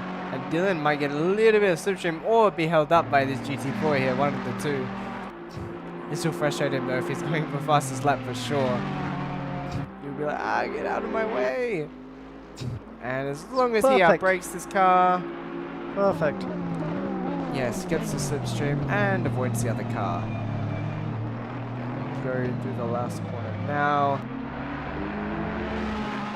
See what lap time this is for our race leader, Dylan Chan, Legion of Racers. Oof, Presley's going faster. 17.6. But that's his first proper lap out the pits. The temperature's still not quite there. Yeah, 4/10 a lap isn't going to get Presley the lead either. 2 laps. It says there's 2 laps down currently on the relative. It'll be 1 lap once it crosses the line, I believe. Yeah, 1 lap now, yeah. So he's still got a lot of time to find it, and he's not going to find it doing 4/10 a lap. So yeah, there does seem to be a bit of a battle here between 6th, 7th, and 8th brewing a little bit. 3-second gap, and then a 4-second gap here. So there might be maybe some on-track action here, Alex. So hey, Triple L there for Wacko's Flip Table Racing. Yeah. Top team from Hong Kong. Yeah, we've got 2 Hong Kong teams here, don't we? Because we've got Wackos and we've got Z Challenger as well. Yeah. So yeah, they are all very close on track. In fact, it's now a 2-second gap. So we'll go on board here with the man on our camera. As he looks to be closing up on that 969. It's getting really dark now in the Belgian forest. 1.7 now, he is catching maybe the 969 to take tires last pit stop, or is just struggling a little bit. He's definitely catching, isn't he? 21.7 versus a 20.4, and then the car behind them, Rojas is driving even faster. Wow, and so this is a battle for P3 in the Pro-Am class. But yeah, Mo in there, P7 overall. Don't forget he had that drive-through again. No, sorry, it wasn't this car. It was the other GSR car had a drive-through. Have a quick look here. Slowly creeping in on the other car, yeah. Oh, he lost 6/10 there. Somehow. Didn't look like he did anything wrong. but Yeah. He did lose a chunk of time. It might be like some games where the relative, like, depending on what part of the track you're on, like, expands and then detracts depending on what part of the track you're at. Maybe he had a lift through a rouge that we didn't see. But yeah, we could see some on-track action. Hopefully it's more than just an overtake down the Campbell Straight. Maybe a little bit of drama, we'll see. And we actually got the right zoom thing. If you look at the insert bottom right, that is Tofik driving at the moment. Yeah. I wonder what will happen first. I wonder if Tofik will catch the Wacko Flip Table car, or if Rojas will catch Tofik. Wait and see. There is Rojas just at the top of your screen there. Aston, is that an Aston Martin? That's Aston, yeah. Yes, the F1 safety car. Would you drive an F1 safety car if given off the opportunity? Of course, I'd drive any car given the opportunity. Of course, you are obviously a McLaren Shadow winner for Asia Pacific Yes. a few years ago. You've driven a McLaren GT3 car, haven't you? Or was it Yeah, the road yeah. car you drove? Yeah, I drove the GT4. So race car, but yeah, Nice. noise. Oh, Tofik into the pits.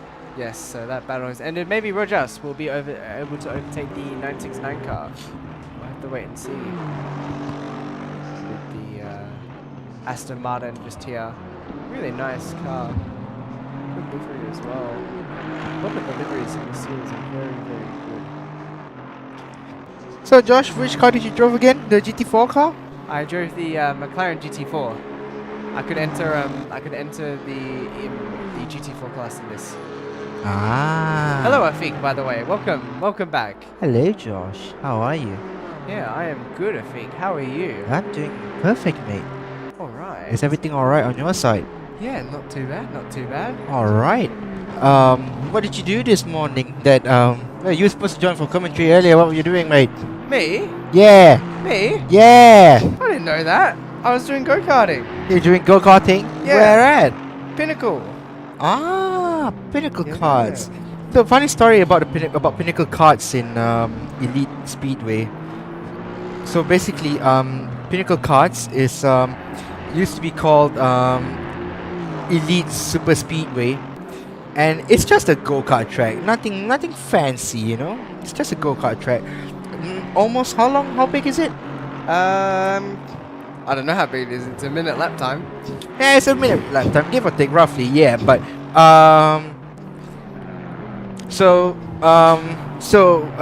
back then when I was when my dad was still around, bless his soul. He started off. He wasn't really keen into go karting because he's a big guy. He can't fit into a go kart. Faham. Yeah, faham. Oh, you understand Malay now.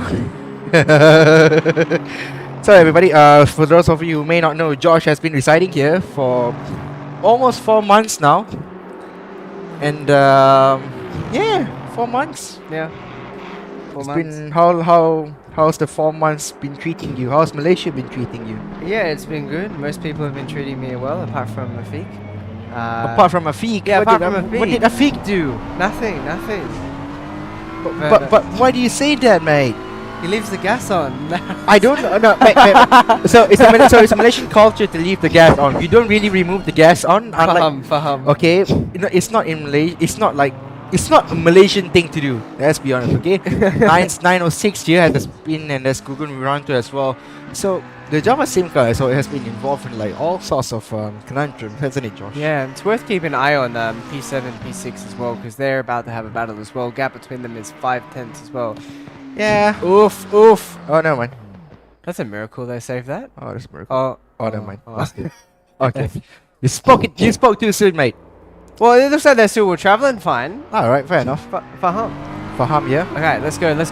Live timing. Alright, back to live timing. So, P6, P7 and P6 now. P7, they're having a fat battle here. Oops. There you go. There we are. Let's go on board. Well, not on board, but see the broadcast. Yeah, I mean, okay, back to the whole, so, what are the Malay words that you know now? Oh, do you want to say them on broadcast like Des did?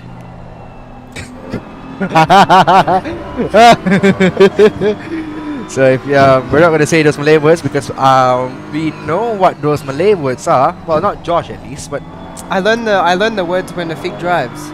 fair enough. When I see him driving and he's just stuck in traffic. Fair enough. Okay. Okay. So basically, P7 and P6 about to go into battle. Not surprising there. Leung and Matthew Rojas in the Velociraptor car. So yeah, back to Pinnacle. Elite Speedway, and then my dad couldn't fit a car. That's the reason why he picked up Supermoto. So for those of you who may not know what Supermoto is, it's basically motocross bikes, but basically you put road tires. Superbike tires, 250cc bikes. Yeah, basically there's tires for that, and it's proper slick tires. So you have to do laps because they're so light Oh. and agile. Oh, as the beamer. Oh, that was the almost up. Java Sim car that That's- got in the way there. Alright, so Java Team car that almost got in the way now. And Now, it's I moved think- right to- Alright, so better for P5, I guess. It's over. Java Sim loses Java Sim loses 2 positions, and Waycross loses 1. Java Sim goes back into the pits. Yeah, a bit of drama there, bit of action for us today. Yeah, a little bit of action here. So we'll see now, but I think due how the lap time's been going, Rajesh should be able to drive away from the Wacko's car. Exactly. Meanwhile, so yeah, Elite Speedway did a lot of Supermoto Championship. Didn't win any because he was mostly there as a. He was mostly in it as a fun competitor. He's got money. He had money to spend, and he spent it on sim racing. He didn't spend it on super bikes. So Supermoto was one of them. And yeah. Interesting, yeah. And I started sim racing because of him. I started I fell in love with motorsport because of him. And back then I used to play sim racing with a controller, and the Same. title that I played was F1. Josh started with the Same, controller. so same, deja vu. Yeah, it's more summer of Josh. Yeah, I didn't start off because of my dad though. I started off a bit of a more awkward way because I saw that the F1 game had easy achievements, so I could get up my Xbox gamer score. So I bought the game and I played it and I got all the achievements. I was like, damn, I actually like this game. So I played it more, and then yeah, now we are commentating eRGP. Yeah, 12 hours of Spa. Almost 6 hours to go. Yeah. So anyway, Domino yeah. effect. That's how I started the sim racing, and then one of the gears that he gave was a Razer controller that has buttons on the back of the wheel. That had buttons on the back of the controller. So that's the reason why.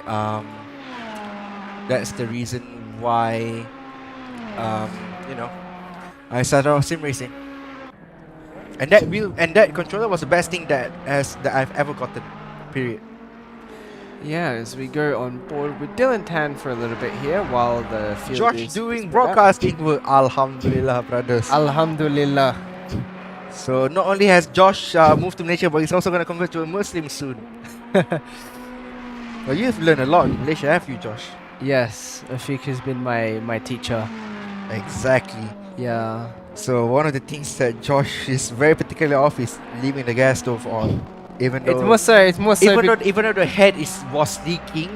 yes. I'll be honest with you, the head was leaking. Yes. But we just needed to replace the head. If the head Yes. was replaced, then like the gas was fine. It wouldn't smell like gas in the house. But we knew that the head was broken. Which is Yeah. why we kept on turning it off. Yeah, but just replace the head first before you do it, right? Yeah. Look, I'm bored with Dylan right now. He's sitting. He sits very close to the wheel. Oh, now he's sitting. He's doing like the go-karting thing. When he was down the straight, like he was like sitting like close to the wheel. Aerodynamics. And now, yeah, aerodynamics. Yeah, and then now that he's going through the corner, he's sitting back. There's this thing in the Malaysian motorcycle culture. It's called a Superman. A Superman. So if you don't know what a Superman is, basically a Superman is mud rampage on mopeds as we ride on board someone else now, which is 369 Herbert in the 369 GSR car. Anyway, back to the Where is the 369? Oh, there it is.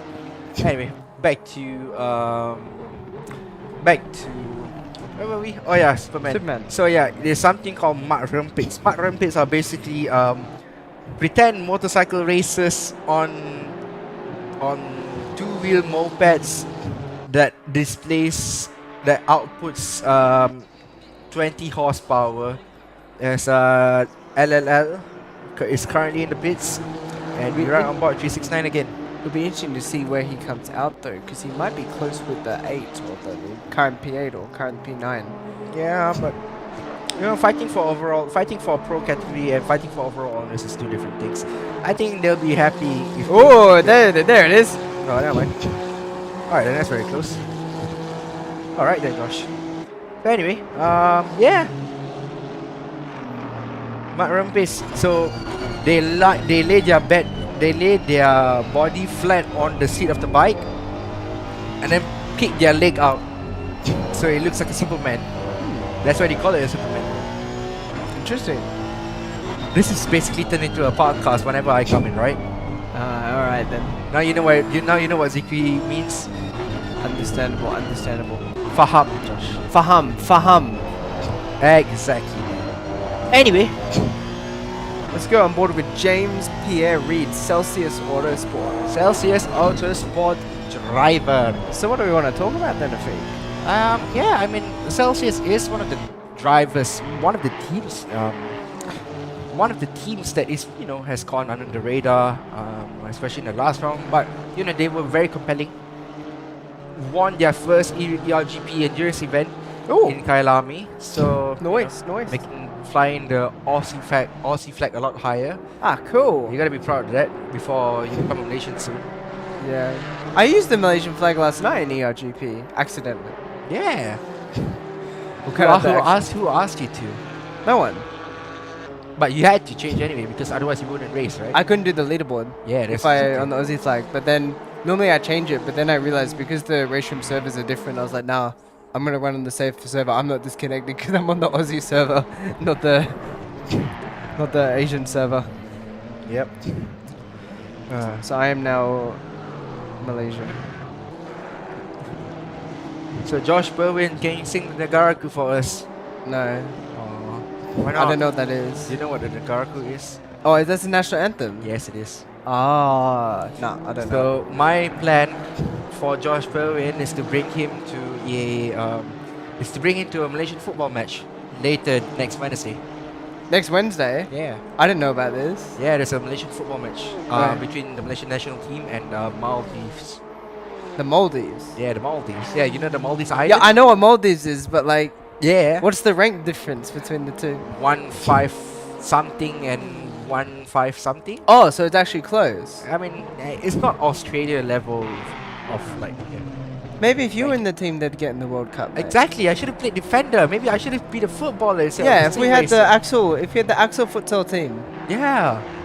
you, Amo, Zikri, Akmal, Yeah. you guys would have yourself made a as well. perfect team. Exactly. Anyway, so I'm gonna bring Josh into a Malaysian football match for the first time and see the atmosphere and how. Will it beat the Premier League? It wouldn't be the Premier League, but the atmosphere will be a lot more better than the Australian soccer league. No one watches Australian soccer. That's why. Australian football though is good. I mean, Australian football is two different things. Australian football and Australian soccer is two different things. Yeah. Yeah. So yeah, James Pierre Reed still going at it. One of the teams that was under the radar. The Tan as well, still on top. 2 lap. Well, Yeah. they've still got a healthy lead over Presley. Lap time wise, lapping about the same. Presley's been a little bit faster this stint, but not enough to dent a 1 and a bit lap gap. Yep, and in P3 he is your leaders in the Pro-Am. ADC, Alan Drake Cruz. And Yeah. his teammate Javier Marquez and Alexis Clampano as well.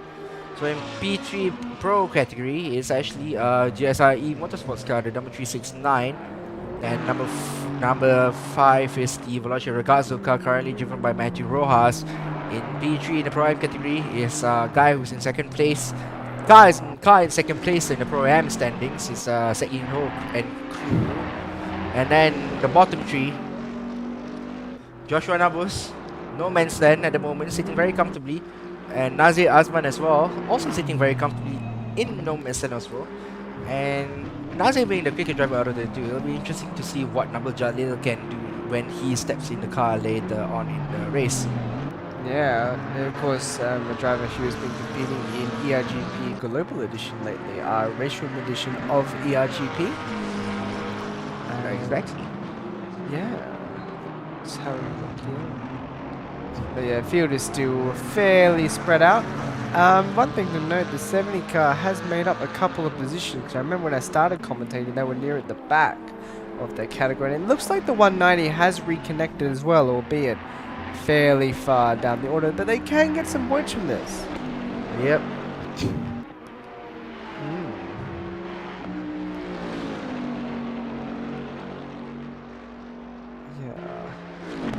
the cars look very beautiful at night time.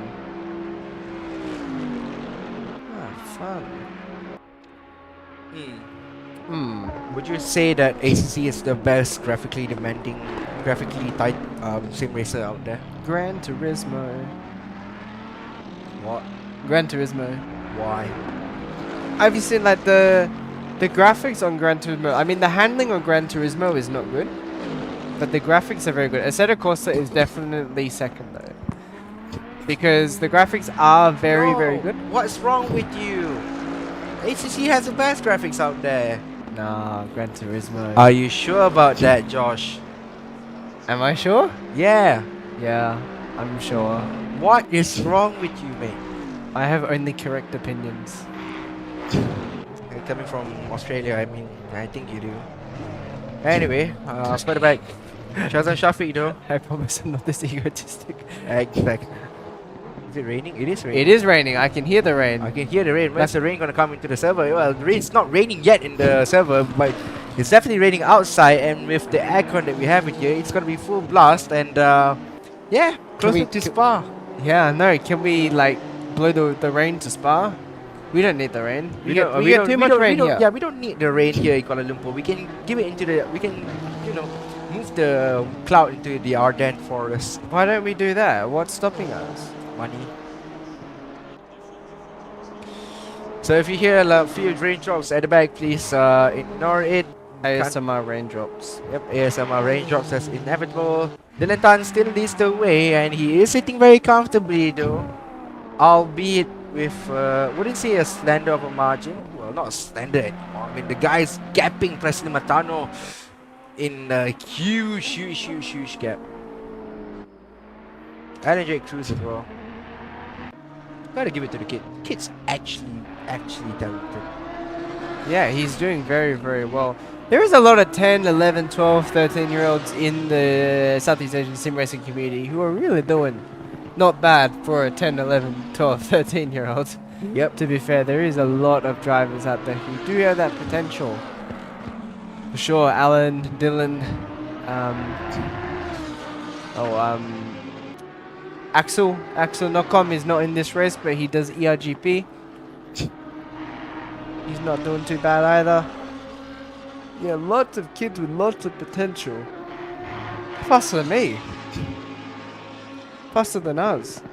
And we've been doing this for a Faster than you, mate. Faster than you and me. Yeah. I've not been, to be fair, I've not been doing races that often now, have I? Nor do I. I'm a half-retired sim racer at this point. But you have, but we just won gold last night. Yeah, I'm half-retired. I unretired for gold edition. Are you gonna retire? Are you gonna go back to retirement after this? Nah, until I decide to unretire in a couple of weeks. But yeah, like looking at the onboards right now. I'm looking at the Zoom call with all the drivers here. It's interesting when you look at, for example, Presley right now is he looks super focused, like the way that he's driving.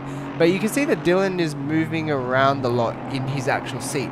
Like he's moving forward, moving back. Which is interesting. Like I sometimes do that as well, but that's more so like after you've been, because he's been in the car for a while now. He's been in the car the entire time I've been commentating since the start. So he has been in the car for a while. When you've been in the car for a while, you can get a bit agitated, a little bit, especially when there's no one else around you on track, and how demanding ACC is in terms of getting every corner right. It can get a bit tiring, a bit boring for the driver. As a spectator, no, of course, but as a driver, making sure that you get every single lap right will get tiring eventually. What about as a commentator though? As a commentator? Yeah. Well, I've been doing it for an hour so far. Let's see how I feel in an hour's Not time. even an hour, mate. Mate, no, I got in the commentating booth at like 5 o'clock, at 4 o'clock. It's 5 o'clock now. No. Yeah? Less than that, bro. Yeah? No. No, Alright. because I haven't checked my phone since I was commentating, and I have a notification from like 50 minutes ago. Okay, fair enough. So it's almost an hour that Josh is actually in the broadcast booth. But hello. Yeah. Yeah. Half a distance more to go. Yeah, we're halfway there almost. We're halfway there. Oh, dog like the man. Exactly. Instead of living on a prayer, it's dog elected mayor. What's dog elected? Yeah. I don't know. Apparently, some American town named a dog their mayor. Yeah. Faham. Bahab, Josh. Faham. Belay. Boleh. Anyway, Dylan Tan here. Back to Dylan Tan. We're just gonna ride on board Dylan Tan. We're gonna find someone who just crossed the line there because we take Presti Martorno. We're gonna go on board Presti Martorno and let the Ferrari engine take you through a lap of Spa.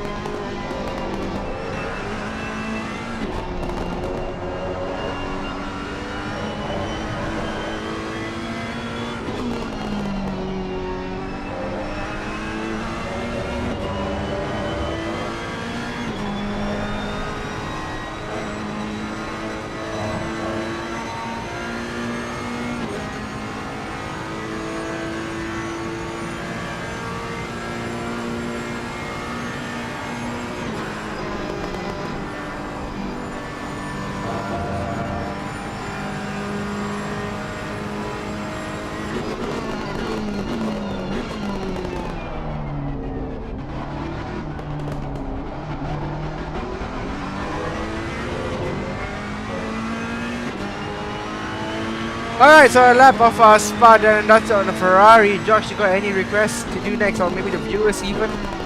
Alright, yeah. If any of the spectators want us to show anything, yeah, feel free and we will put it on. We will. But yeah, it is getting nighttime now on track.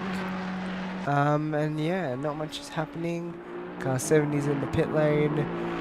But everyone has a decent gap to each other. The closest gap is that battle for 7th, 8th, 9th. Yeah, 7, 8, 9 is probably one of the battles that is currently... But it's spread out. Like, if they're not close to each other on track, but one mistake or something, or one driver is a little slower, then belay, there's a battle. Exactly. Boleh, Josh. Belay. Boleh. The way Josh says boleh. Belay. It's with a B-O-L-E-Y. Boleh. Belay. With a capital B. Yeah. Yeah. Where's the lights on track? There's no lights on track. Huh? What do you expect? Lights. The only lights you're gonna get is probably on the start finish rate, which is this one. Oh my god.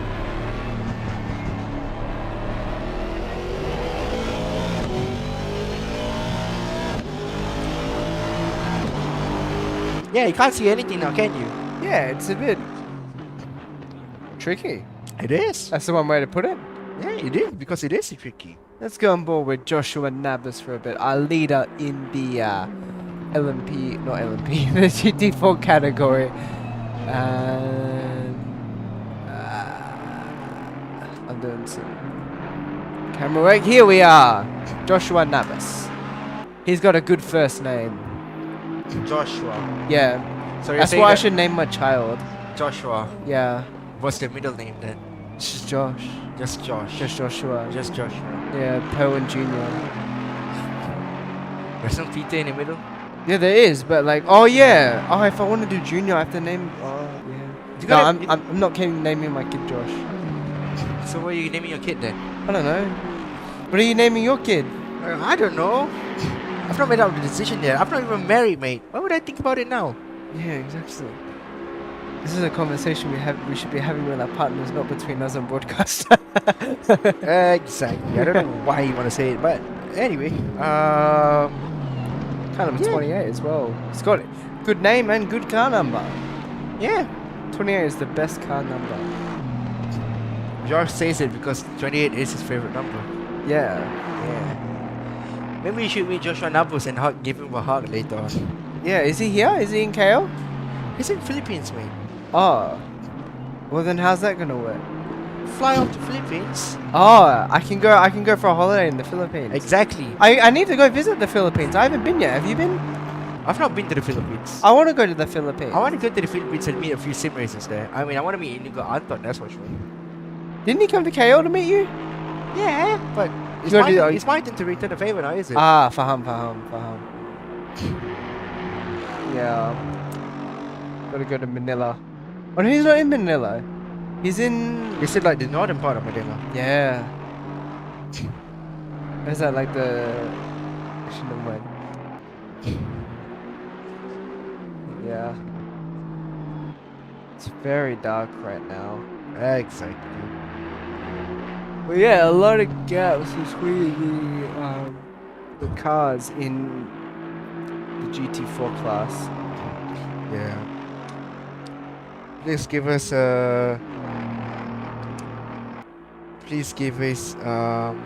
please. Oh, there's a battle going on here between there 8th is? and 7th. There is an 8 and 7. Where's my keyboard gone? Alright, 7 and 8 going out into a battle instead. Where's the 8th car gone? Oh, there it is. 9696. They were 2 tenths away, but now he's a little bit further away. So maybe something happened between them. Maybe something did happen between them. Maybe something did happen.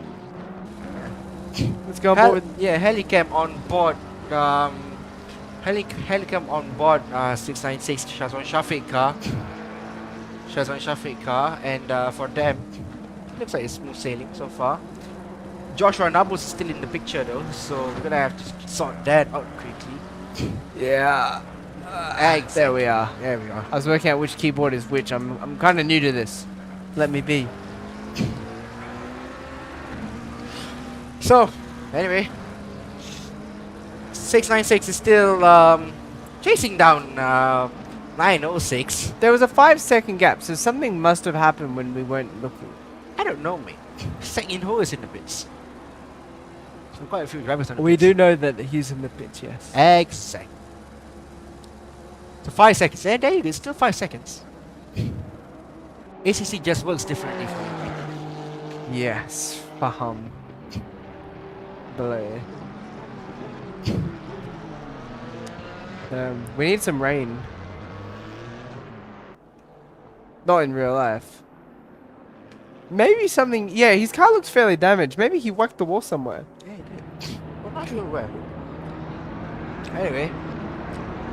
Highland Great Cruise is also in the pits, so they're basically doing their second stint now. Well, not second stint, 16th? Yeah, I think it's 16th. Round So, the outside. Yeah, half a race to go. Half a race distance to go. Indeed, indeed. They're halfway there. Dog elected mayor.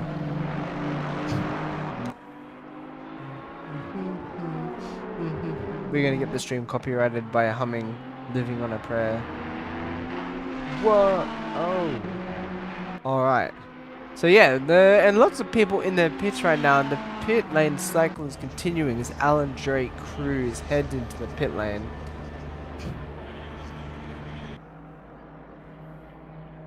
And the lap times are dropping off for the leaders as well. 18.8, 19.5. Yeah. Yeah. So it's night time in the race. Everyone is getting a little bit tired here at this point of the race. Yeah. Aren't you, Josh? No, I'm not getting tired. Are you sure about that? I am very sure. I am alert and ready. Alright then.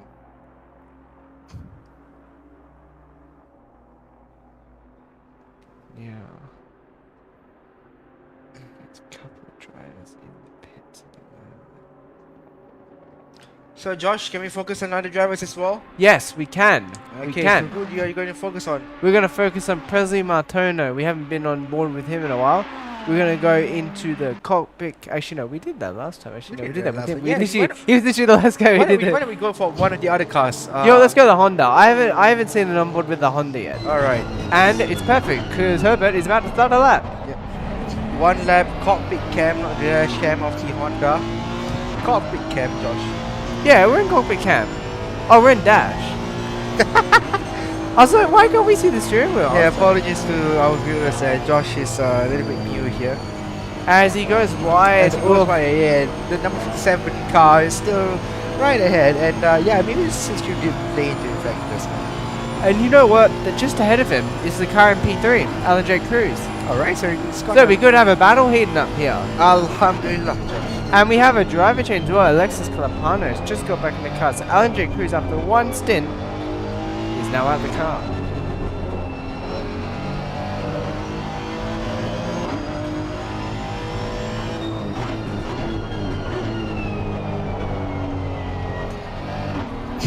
As we go on board with this Honda, it has a noise sound.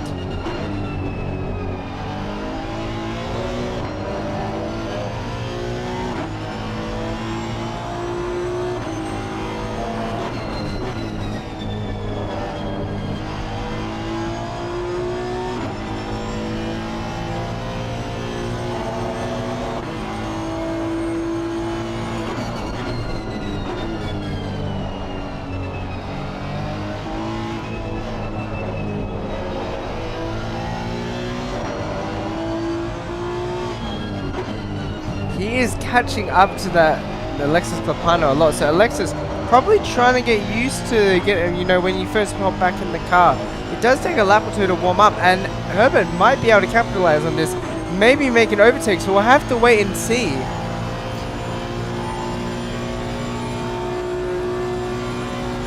I'm still waiting and see, Josh. Pardon?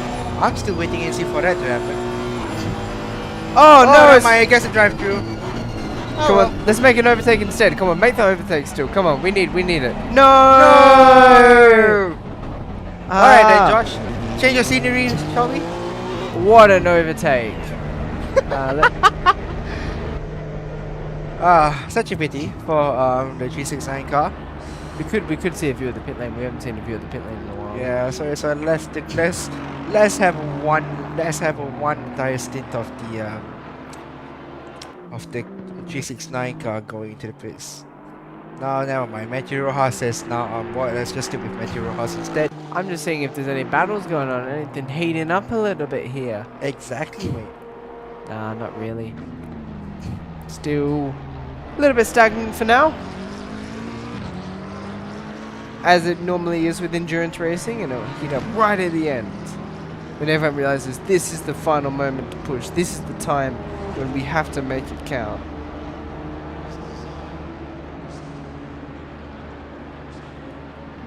Oh, your PC is green, I think.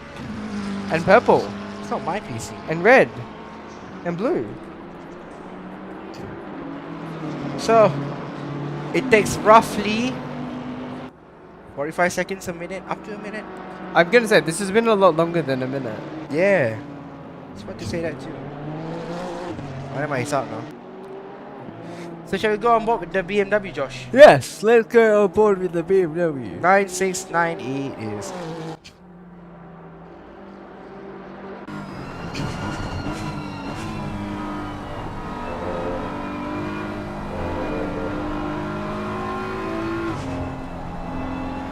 The one thing I love the most about the BMW is that it's powered by it's using the Fanatec sim racing wheel that you can buy and add to your wheel. You can I know, right? You can purchase it for 1,500 euros, which is, what do you say, not a lot of money, but still, I think it's a good investment. If you ask me.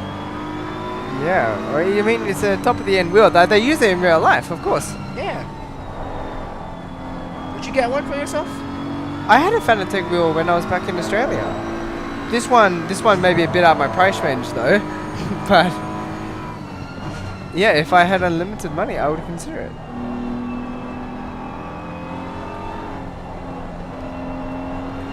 would you get the wheel if you could? I would get a wheel, but I already have a wheel. I have the same Everyone has a wheel already. I have a Siemens GT4 wheel, and that is a lot better, I would say.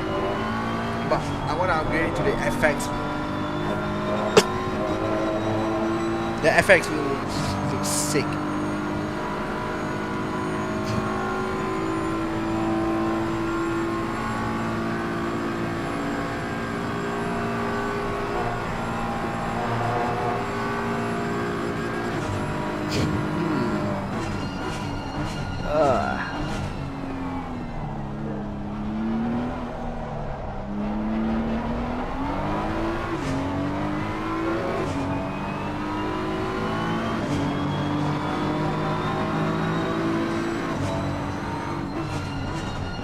Josh, want to take us through a lap of Spa? Yeah, I did this 1 hour ago, but sure, I'll do it again. As it heads Okay, down. then let's not do it again now. I've already done it. But Alright I did then. it 1 hour ago. But same principle applies. Heading through El Rouge and Radion here in 5th gear. In the Beamer, 6th gear isn't as powerful as the other cars. You can ride with it for a long time, especially on iRacing.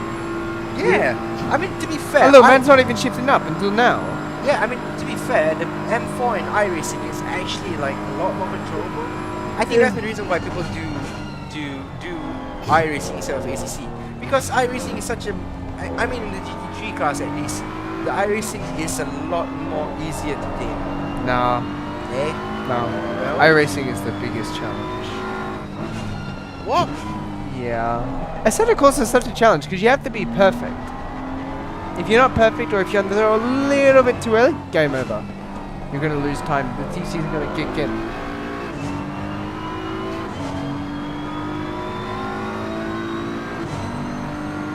Yeah, but you know, it goes to show how difficult ACC is as a whole.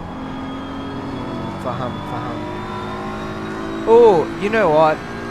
Battle or might potentially be brewing between Rojas and Herbert. Gap is Yeah. 6 seconds. Now, this is a car we haven't been on board with yet. This is the Aston Martin. Oh, my baby, Aston Martin, yeah! This is your baby? Yeah! So you named your baby Aston Martin?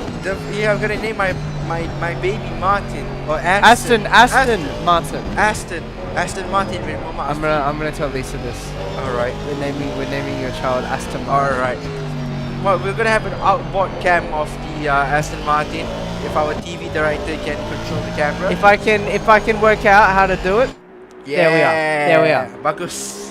Bagus. So yeah, you see, I've seen the Aston Martin in real life. I sat in the Aston Martin before. Really? And it's so nice, so comfortable. The steering wheel is so light. Out of all the GT3 cars that I've sat in Merc, I've sat in the Ferrari, I've sat in the Aston, I've sat in the Audi. Have you driven them? I've not driven them. You've just sat in them. Just sat. As a passenger or like in the... You sat there in the driver's seat. But then why didn't you drive it? I can't drive it then, can I? Yeah, you can. No, I can't. What's the worst that will happen? What? What's the worst that could happen? They find out, they know who it is, fire me on the spot. I don't want that to happen. Ah, it's what it is.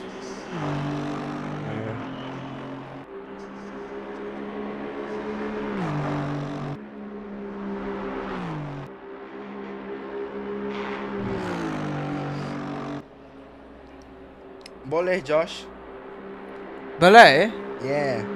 Belay. Alright. So Josh is learning a lot of Malay words now. Want to teach me some more in broadcast? Why would I teach you some more in broadcast? Because you can teach me the words that aren't inappropriate. Alright, so basically, number 5, okay, so basically there's what? Okay, so Dylan Tan is in first position. So Yeah. in Malay is P1. P1. Yes! Bagus! Okay, what is P2? P2. 3, 4, 5, 6. Yeah. Say it more, come on. I don't know anymore. Okay, Enam, right? Enam, is yeah. 6, right? Enam, yeah. Okay, then I know sembilan is 9. Tujuh is 7. Tujung. Tujuh. Tujuh. Like Yes. Johor and Tudung put together. Yeah, but the Tudong comes first, and then Tujuh. Yeah. So tujuh is 7. 8 means 8. 8. 7, 8, 9. 10 is 10. 10. Okay, start. 10. 1, 2, 3, 4, 5, 6, 7.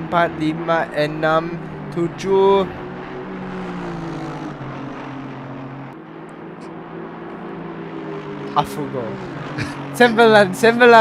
I forgot an 8 there. 8, 8. I knew that. I knew 10. that. You were just messing around, weren't you? Yeah, I was just Yeah, messing you just around. want to see my reaction. Shall we go to P8, Josh? Triple L. P8. Why are we going to P8? Because we can see the beamer there. Understandable. Yep. And looks like it's overtaking someone as well. There is a car behind. There's a couple of cars.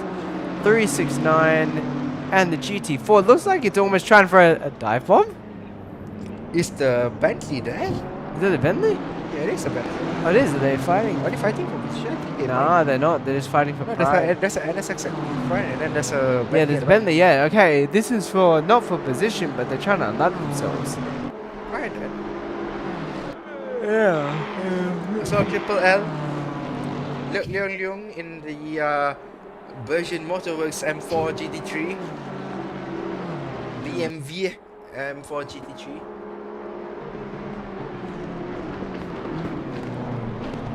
And currently doing a good job.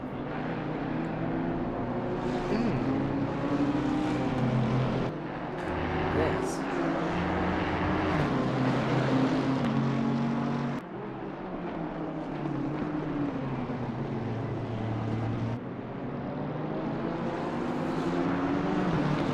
What's the one car that you like to drive in ACC, Josh? The Lexus.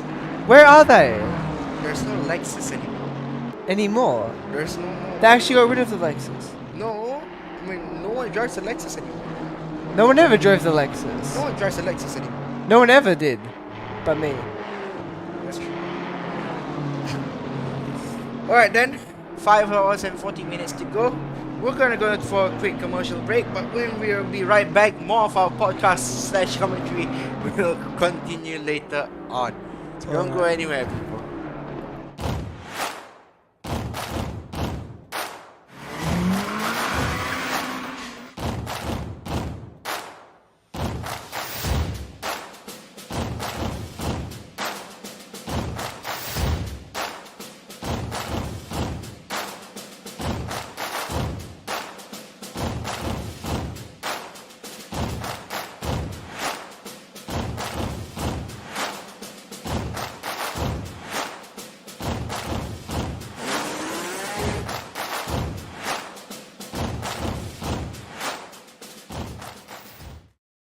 Things to be aware of organizing eRacing Championship without race room. First, no automated leaderboard would always be labor intensive. Elimination round would be the only way to filter the winners. Having the participants adhering to the schedule would be a huge test. We need to know the task will get bigger when participants increases. Time consuming. Organizing eRacing Championship without race room, it's all need run manually to take down the participants and eliminate them from first round group to final round group. Because it is manual human labor, there bound to be human error. Manual human labor would have a price tag for the man hours involved. New participants would never have chance. The eRacing clubs in the world will send their best racers to participate the race. But that means your championship exposure is just limited to the eRacing clubs. Why choose race room? R3E official championship have fully automated leaderboard. Participants can log in anytime to leave the fastest lap time within the qualifying period.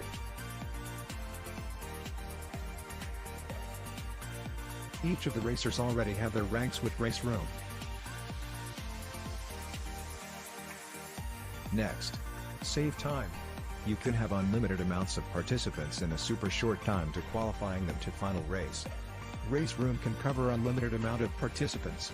We have a full automated esports ecosystem from qualifying leaderboard to broadcast AI. Besides, race room's free contents lets everyone can participate to the race.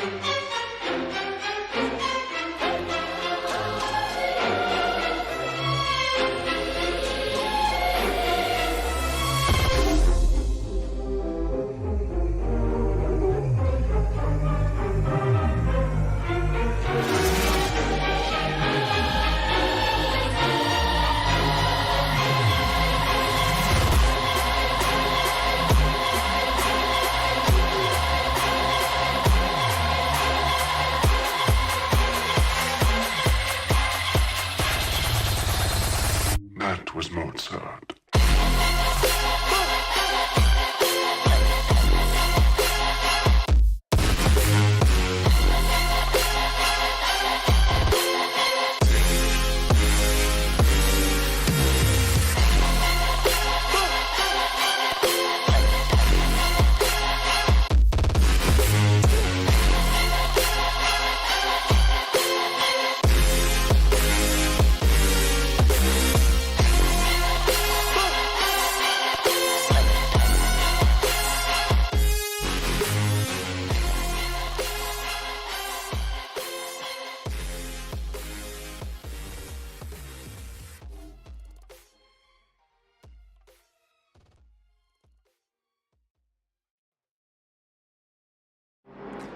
Well, welcome back. Afiq, Josh, Hola. Alex, Amo, and Zikri going to do commentary later on. And yeah, so basically Presley Martino lost a lap here because he was disconnected, and this is not Presley Martino. This is Presley Martino. He disconnected earlier in the race, or? Yeah, he disconnected like middle of the middle. Of Oh, the that's unfortunate. yeah, it is. Yeah. But anyway, I think all things said and done. Not many things happened so far, hasn't it? Yeah, well, I mean, there is, it's a smaller field, which means that it's good for the drivers because they get, you know, more time, you know, there's less chance to get hit by a car in a different class or anything, but, yeah, it also has its downfalls, less entertainment for us. Yep. Hopefully next season, I think it might have been maybe a busy weekend for people. Maybe next season we'll see Yeah, maybe next bigger season. grid. So JMS got into the pits, goes the number 10 Presley I think Martino. Presley might be doing a driver swap here. It looks like they're getting ready for a driver swap on the camera. Yep. And Yo, is that a dog? No, it is. Is that a dog? I think it is. Yo! Let's go. Yo, dogs are And awesome. Presley drinks beer as well while driving. Yeah, who doesn't? And I shouldn't have admitted that to a broadcast, but anyway. anyway. don't drink and drive is what, Anyway, is what no, I'm trying to imply. Anyway, I don't work. no one from my team heard that. Yep. Anyway, I don't drink and drive. Yes. Anyway, Dylan Tan here is minding his own business, I should say the least. Not doing anything bad so far. Yeah. He's doing alright. Yeah, he's doing alright. What about the GT4 battle? Josh Nabus. Well, there's not much unless he like loses the lap or disconnects or crashes, there's not much he can do wrong. He can lap a little bit slower. He's doing 236s anyway. Nazir's doing 237s. Track is getting colder. It's now 7 degrees. It's almost getting to the point where like I would wear more than just a t-shirt. It's not that cold yet. Getting a bit cold. What do you reckon? What would you wear in this weather? Topless. Topless. Faham. Bahama. Yeah. You can go swimming in this weather, yeah? I'm sorry? You can go swimming in this weather. So Yeah, I can definitely go swimming in this weather. yeah, I'll go swimming with you in this weather. Let's go. Let's go. Let's go to our dance together. Yeah, let's go. Do you want to go tomorrow? Yeah? We're not. Are we needed at work tomorrow? No? No? No?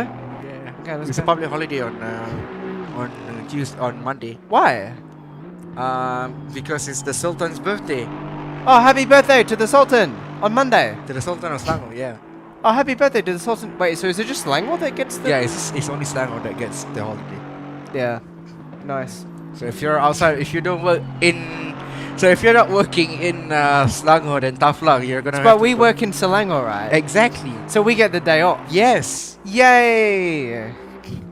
We get the day off. Ooh.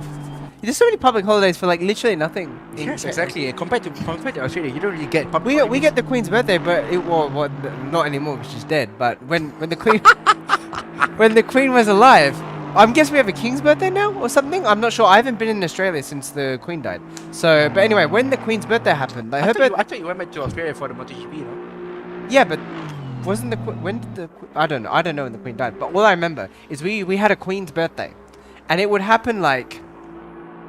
Not on the Queen's birthday. It would just happen on a day that they felt like having it. Even it's just a day to celebrate the Queen's birthday, even if it's like 3 or 4 months in advance. I don't know if it's King's birthday now or something, but It has to be King's birthday now, isn't it? well, I don't know. Like God Save the King is now the national anthem. Yeah, it is. For Australia? No, right? No, that's the UK. We don't even have the Queen in our national anthem. Pressing Martino still stays in the car, so that means that Dylan Tan will extend his lead.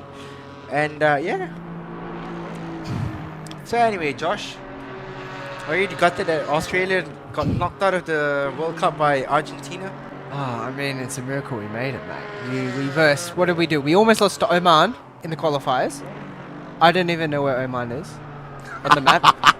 And then we almost lost to Dubai, which Dubai? is okay. Not United Arab Emirates. Okay, How is Dubai? United Arab Emirates. Yes, I know that. Anyway, yeah. So we almost lost to them, which is okay, because like, yeah, they're not that bad. But then we went into versus Peru, and we decided in the penalty shootout to not use our normal goalie. We chucked in some dude that like waves his arms. I don't know, some dude that's never really played internationally before, and he got us in the World Cup. And then we made it through the group stage somehow. It's a miracle.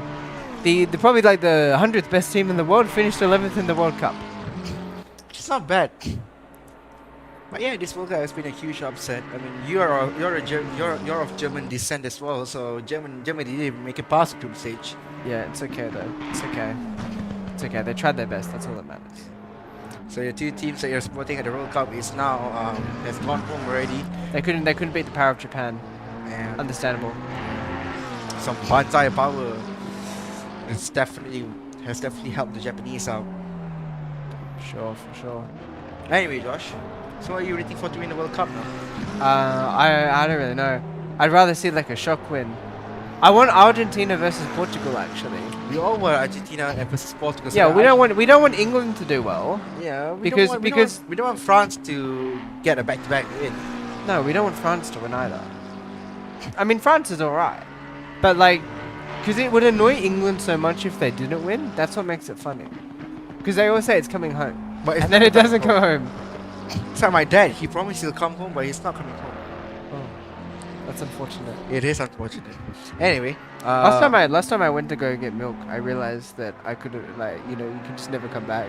yeah, You just said you're gonna go get milk. yeah, you actually get milk and never come back. Yeah. I realized I was like, hang on a minute. I was just like, I'm just gonna go get milk, and I like left the house. Anyway, yeah, I mean, it's nice to see that some shock upsets is happening in the World Cup here. Hong Kong not being in the World Cup, but Hong Kong having a good representation in ERGP at least.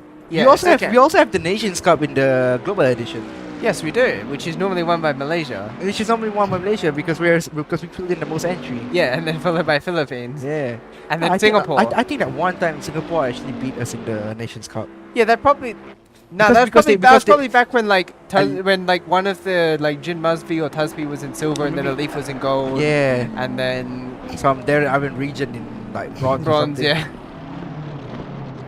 Back in the day, good old times. Right about now, the functional. Yeah, that's about it really. Alright, who are we going on board with next, boss man? Taufik Moin basically going up the ladder here, giving appreciation to all our drivers here. All 14 cars. Used to be 15. Then the laundry house car failed on us. Has his steering wheel failed. That's unfortunate. Yeah. So now Taufik Mohin though is still up ahead. No. That car's broken. Yeah, he's trying his best, so that's what matters. Yeah. I'm proud of him. He's trying his best. And Taufik though, cool, calm and collected, all veteran in the same racing scene in the country. Yeah.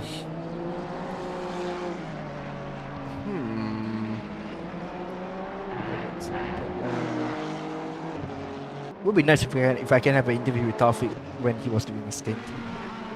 Yeah, let's do it. No, I'm not gonna disturb the guy. That's not the right way to do it, Josh. What's wrong with you? Yeah. But for the viewers, no. they do it all the time in Australia, supercars. In NASCAR they do it. Yeah, but they don't do it in the middle of the race now, do they? Yeah, they do. During like the pace car or whatnot. Oh right? no, the video, the super trucks in Australia, the utes that jump up. Yeah. And they had the ramps. Yeah. They had an in-radio guy with the guy who was leading. And the guy's like, "Oh, you guys, check this out, whee!" And he went over the jump. Anyway, The good. commentator is like, yeah, check this out, Mark, whee! Anyway, Gugan Veranto up next, so Sean Madison has come into the pit. So okay, so that means Gugan Veranto has moved up a position. 46 seconds behind LLL, so you know, a bit further back for him to chase on, but you know, possible. Possible, Josh. It is possible, yeah. For Hump.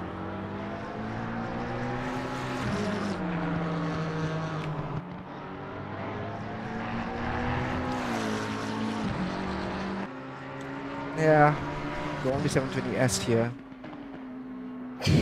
Alright. I don't see many green cars in sim racing. They're Yeah. like an alright colour. Yeah, but this color looks really, It gives good, me really it gives good me, at night. It gives me City Link vibes. Yeah, I want Miami airline. vibes. Yeah, I want a purple and blue car. My old color. This is the City Link vibe. Yeah, exactly. This is like City Link Airlines. This is what airline is this? This is Malaysia Airlines. Oh, then there's a new Aussie airline that's well, it hasn't started up yet, but There's a new airline, My Airlines. Yeah. yeah, I know. I'm flying it next week. I know. Yeah, white and purple. Bonza, I think is his name. Bonanza. So it's a B and ends with za.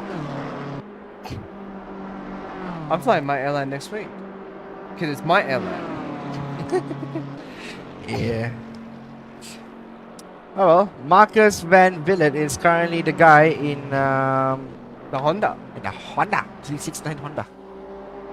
All right, let's see how Marcus does. Hey, he's got to send it.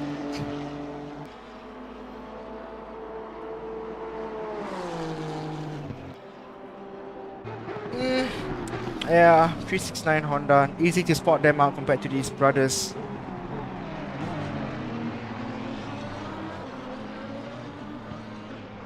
Yeah.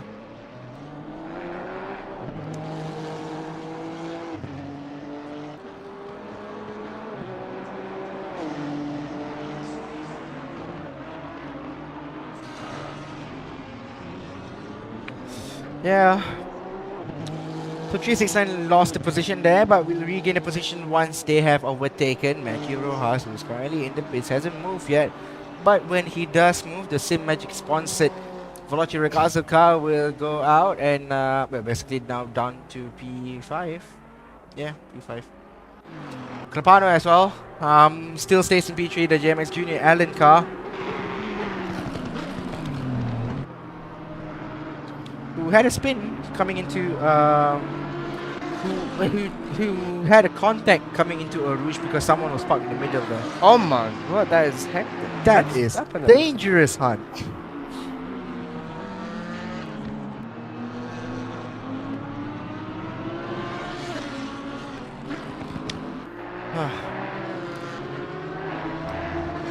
What's your ideal sim racing livery, Josh?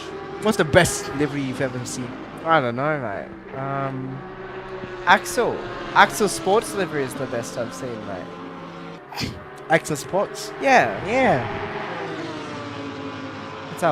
Let's think. Imagine a livery that's like yellow and black. White and black. A white and black livery would be really cool. Yeah. Axel Sports. Yeah. Oh, we have a bit of orange in it sometimes. That's fine. Presi Matorno in the proper orange and black livery car. True or not? Dylan Tan is the purple and black. Java Sim is the green and black. GSR's more orange and blue. Yep.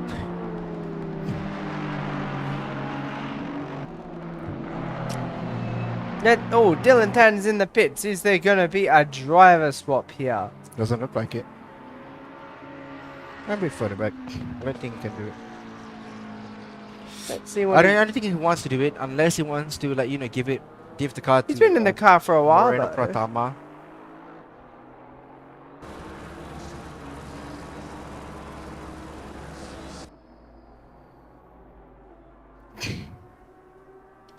So yeah, now Dylan Tan still sticking into it. We're gonna have to wait and see. I don't think there's a driver change going on here. So Presley Martono a bit further back. He's not gonna chase down Dylan Tan. Dylan Tan still hasn't moved yet. It is a long pit stop here. Yeah.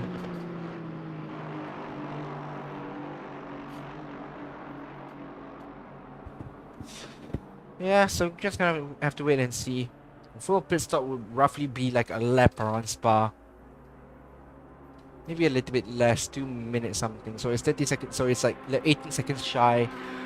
Espressi Martono has unlapped himself though, so he's got one more lap to deal with before he finally does it. And Moreno Pratama is now in the car. Gonna get off from his Ajax and is gonna start up the car. Oh, Hey, where did the car go? Huh? Dylan, let's go back. Dylan's not in the pits anymore. Oh no! They've had an issue here. They have an issue. I think maybe he pressed escape too early. No, I don't think He looks so. he looks very stressed on Yeah, the camera. he does look very stressed. So Dylan looks very curious as to like. Oh, he's what- back. He's back. Alright, so he's in first place? No, so basically like Dylan rejoined back the thing and yeah, so he's communicating now with Moreno. Maybe And, they did the driver swap a little bit too early. okay, Maybe so you something know what? happened. So you know what that means now? What does that mean? Press is gonna go into the lead. Is it? Yes. Is he? Yes, he is. What if they do the pit stop fast enough? He's not gonna do the pit stop fast enough because you're gonna have to wait for like at least 2 or 3 minutes before they have to before they can get off from the car. Well, this is just what JMX Phantom needed here. Alright, a little bit of drama in the middle of the race. 5 hours and 90 minutes to it- go. This is the eRacing GP Endurance Edition. I'm Alfie, alongside me is Josh Berwin. Hello. Hello. Okay. Anyway. Salam.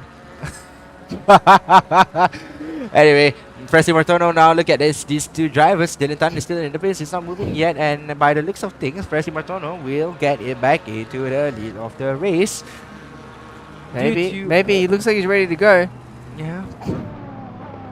Yeah, coming into the bus stop now. Dylan Tan still getting worried. Daniel Tan right outside there. Yeah, so it'll be interesting to see if they.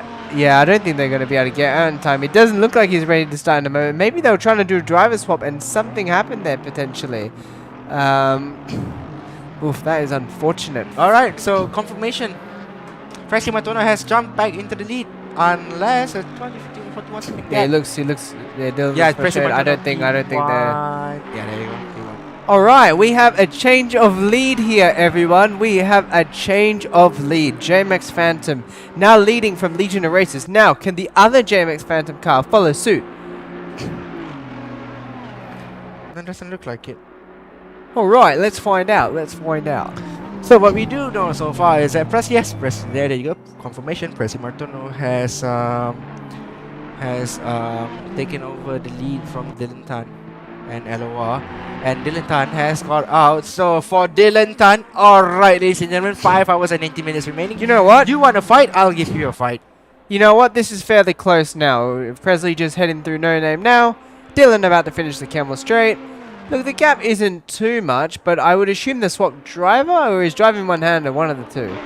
But you know what's odd to me, Josh, is that the disconnect happened in the pits itself. Yeah, I feel like you might maybe.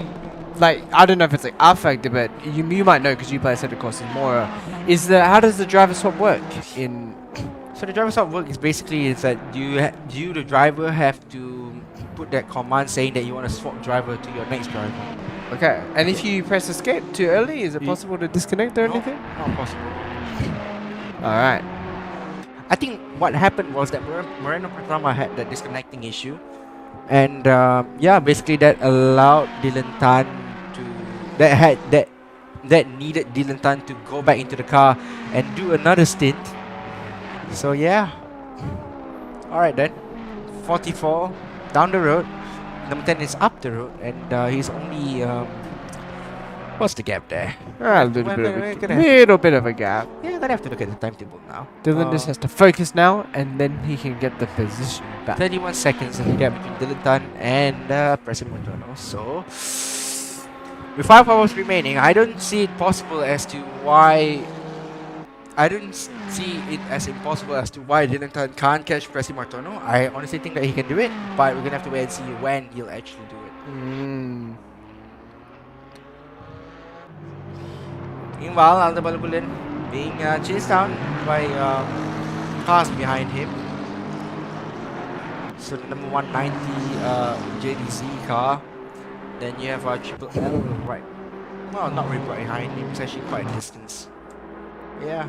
Alda Balugula sitting very comfortably. P5 for the number 5 car. P2 in class for the number 5 car. And that looks to be the tone for today, isn't it, Josh? 5 cars in well, almost Every category, but the GT3s or GT4s, I mean, they've got 3 cars. it's a fall difference. So the difference between him, so it's a 4 lap difference between Joshua Nabus and Azay Asma. Yeah, it is indeed. Yeah, it'll be interesting to see what lap times Dylan can do now, whether they're taking tires or not.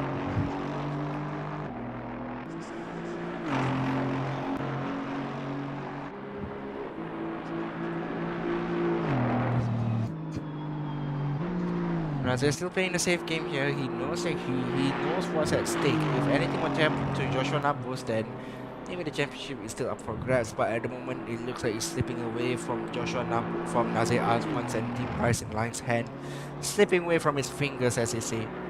Dylan Tando, we need to go back to him. We need to see how quickly he can actually like clear traffic and all that. Wait. Oh, it's back. Hello, I'm back. Yeah.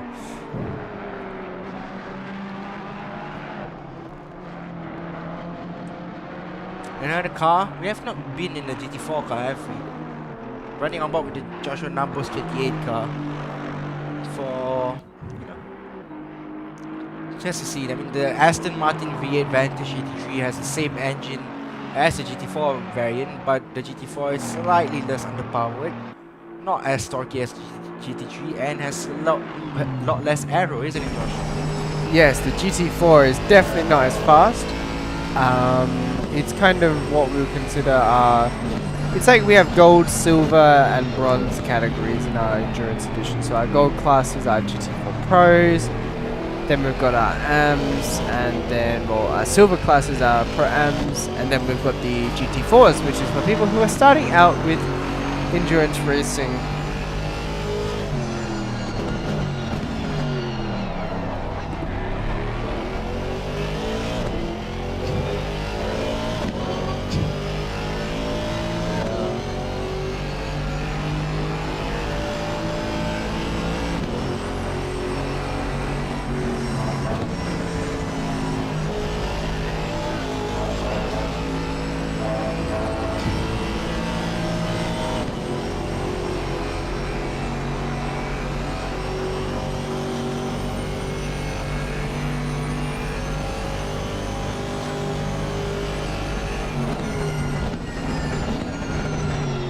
Braking was a bit weird.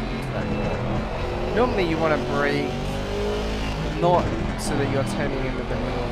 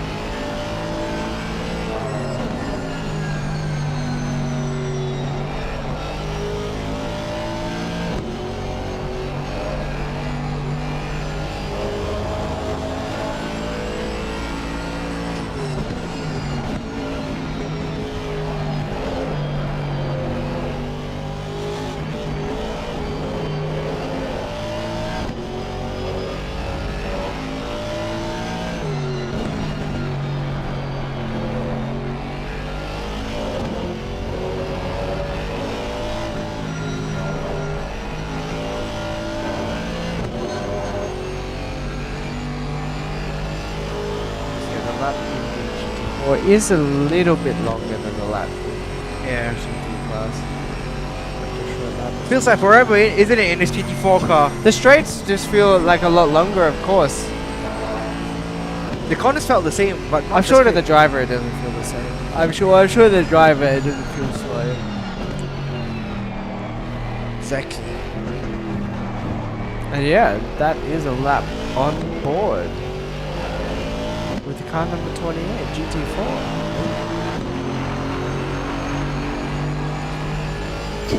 Yeah.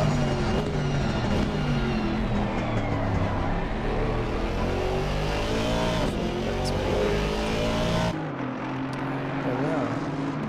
Can we go on board the Porsche, the only Porsche in the race there, Josh? Which one is it? The Porsche Cayman. Oh, the one in the 14th. Yeah. Oh yeah, let's go. New. Alright, we're gonna ride on board the Porsche again. I mean, the Porsche is also one of the cars that is well, mid-engine Porsche. Not a re-engine Porsche, but a mid-engine Porsche. Isn't it correct, Josh? I'm gonna put it at set one actually.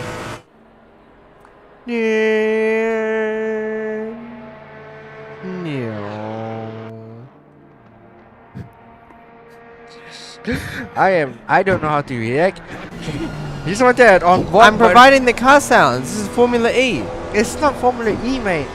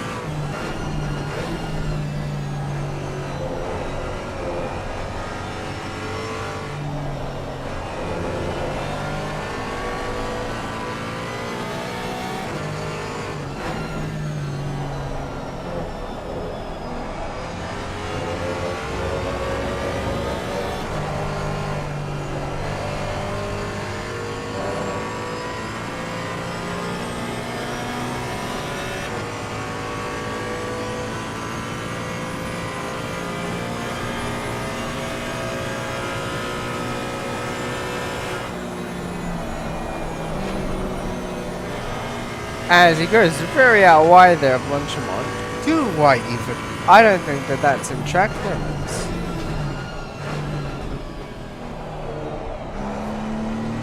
It's okay. He's just trying to hit his marks.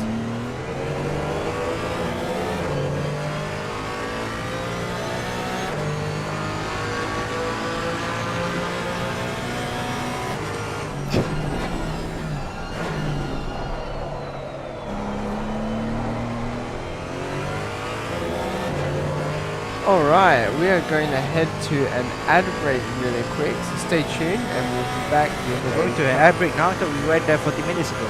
Ava? We did it. I don't know, how often do we have to do them? Oh, actually, yeah, that was like half an hour ago, yeah. Yeah, so no point. Anyway, Big brain. I don't know how long we're meant to do them. Every 5, 10, 20 minutes, 30 minutes. I mean, it depends really. I mean, there's still actually going Will the on. sponsors get mad if we do, if we wait? Let's see, who do we go on board with then? We got Dylan Tan riding on board here. I mean, basically Dylan is in He's catching up. He's 29 seconds behind he now. is catching up, but you know, still, I mean, for Dylan Tan to actually catch up, it's actually going to be 29 seconds, actually a lot more closer compared to how he was like 4 minutes ago. Just fair enough, but you know. Yeah. Again, shout out to our sponsors, X Park Sunway. Again, awesome facilities. Yeah. X Sport for making all this happen. Josh Purvey and Royal Sanger for Royal Sanger for making these awesome trophies that these winners are going to get. So championship done and dusted for Do I get a trophy?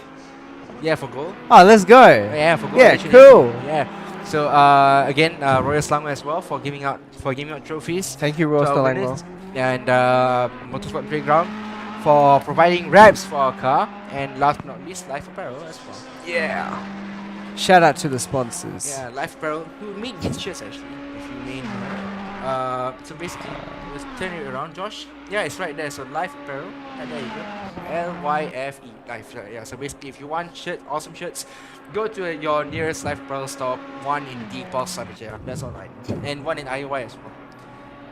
Anyway, back to the race. think I've lost connection. Back to the race. Yeah. Back to the race. Alright, it's back, it's back, it's back. Okay. Wait, it's not back. It's not Back to the race. Yeah, Dylan Tan basically minding his own business. He's got quite a few more cars to chase down here.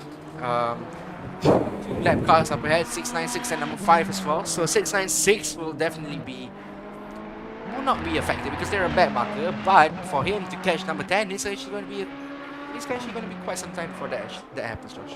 Yes. So now it's just a little bit of a waiting game per se. Just gotta wait. Yep. But yeah, 5 hours to go, and yeah, the drivers will be hoping to not disconnect, like Dylan or Moreno. We're not sure who. Just did.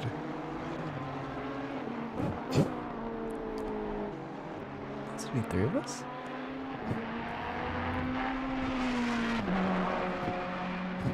All right. Bole, Josh. Ballet. Yeah. Confirmed results are out for ERGP. Yeah. Let's go. So we have confirmed results of the global edition. So congratulations to Josh Byrne for winning the gold class. Wow, thank you. Yeah, Darren. He must be very cool. Darren Urban region as well.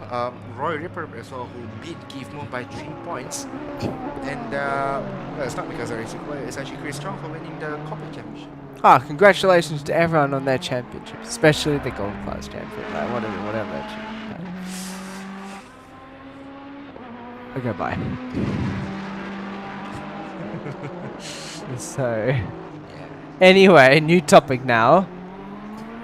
969 in the pits. Book, Arthur, and Leo. It's 20 folk in the car now. Well, White Cross has always had nice liveries.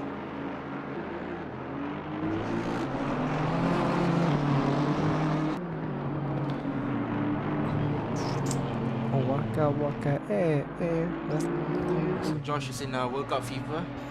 It's time for Africa. Because I saw the name Waco's Foot Table. I thought of Waka. At the song, the Shakira song, no? From the 2010 World Cup. Yes. Waka, I don't know the actual lyrics.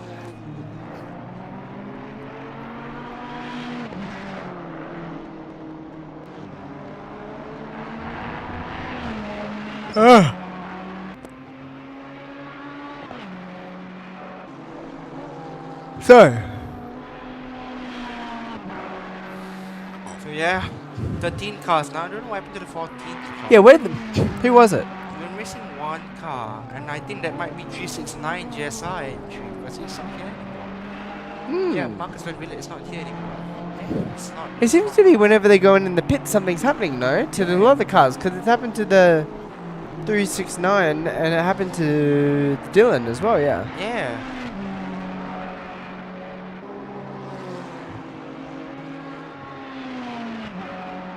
Yeah. Nice. So it's happening to everyone here. But hopefully we have 369 returning again. Otherwise, there's a few championship points wasted there and then for the GSI entry.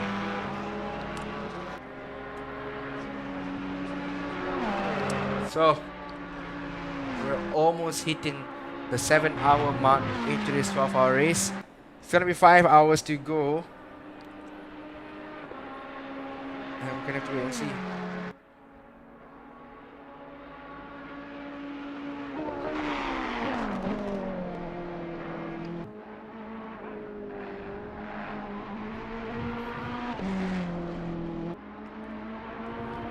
So the timetable as well. So the timetable. So Presley Martonos is in the lead of the race, overall lead. Dylan Tan is in P2. Sharing the car with Moreno Pratama in P3. You have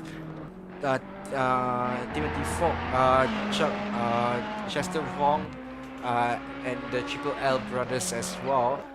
And for the Pro Am category, Alexis Trapano is in P1. Hasn't given the car yet to Javier Marquez, so we're gonna have to wait and see for that one. Aldo Balogulan in P2 in the Pro Am category, and Google Ranto running out your top 3 in the Pro Am class. In GT4, Roy Ripper R&R back in the car now, and still leading the GT4 race, and they'll be crowned champions at the end of the day. Nazir Asman as well will finish the entire championship in P2 before graduating to GT3 class. And Ikram Hussein, Sofian Said, Muiz Omarali, and Amir Morshedi in the Circle car, rounding up your 13-car entry for today. We'll be right back with a quick commercial break from our beautiful sponsors.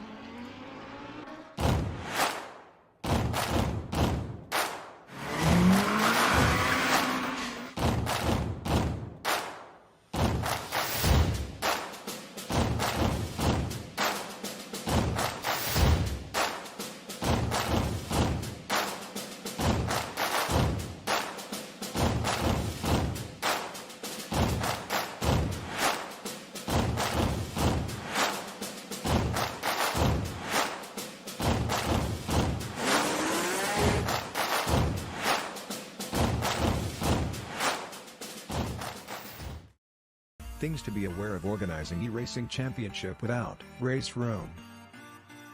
First, no automated leaderboard would always be labor intensive. Elimination round would be the only way to filter the winners. Having the participants adhering to the schedule would be a huge test. We need to know the task will get bigger when participants increases. Time consuming. Organizing eRacing Championship without race room, it's all need run manually to take down the participants and eliminate them from first round group to final round group. Because it is manual human labor, there bound to be human error. Manual human labor would have a price tag for the man hours involved. New participants would never have chance. The e-racing clubs in the world will send their best racers to participate the race. But that means your championship exposure is just limited to the e-racing clubs. Why choose race room? Our 3E official championship have fully automated leaderboard. Participants can log in anytime to leave the fastest lap time within the qualifying period.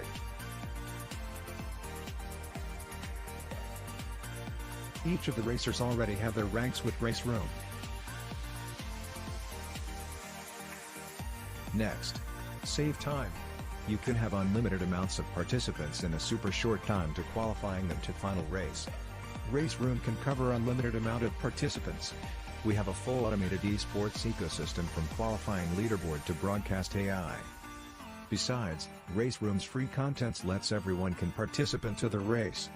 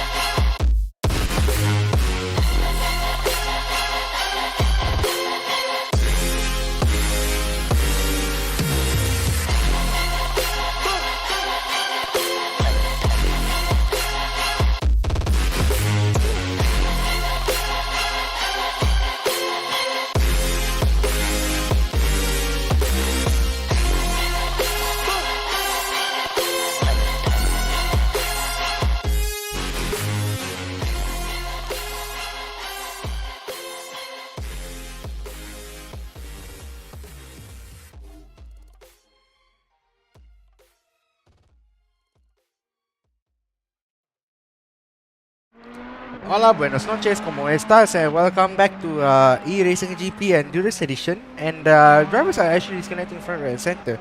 And ACC is notorious for its bugs. ACC is not a released product; it's still in early access, and yeah, people are disconnecting.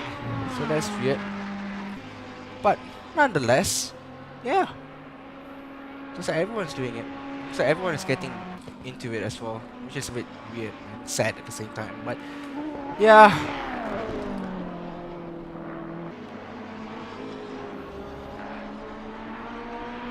Presley though, still in the lead. Dylan is chasing up right behind him. Not too far of the gap between Dylan and Presley, but you know, looks okay.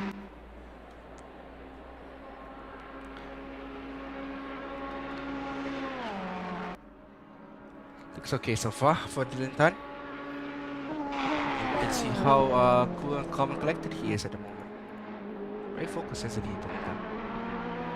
But Taufik more hidden in the pitch. We're gonna have to wait and see. Now I'm gonna shift forward the screen to another car and see whether it's actually the pit stop bug.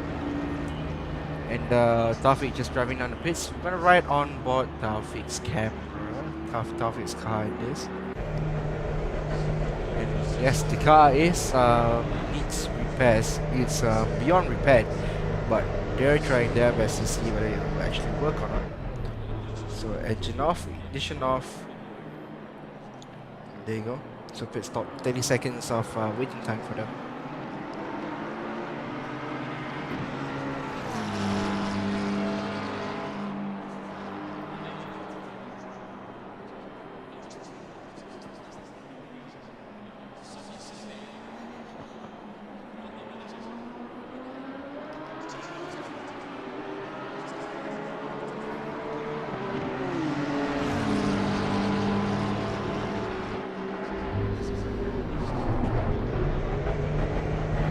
It's not a pit stop bug. I mean, Taufik Moin didn't change drivers, so it's not definitely not a pit stop bug.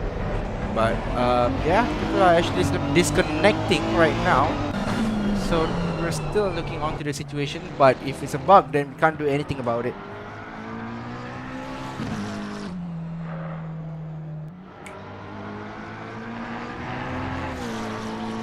So Gugan Wiranto as well.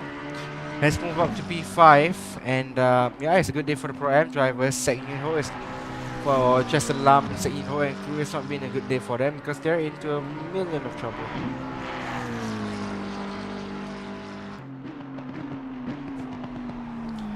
And yeah,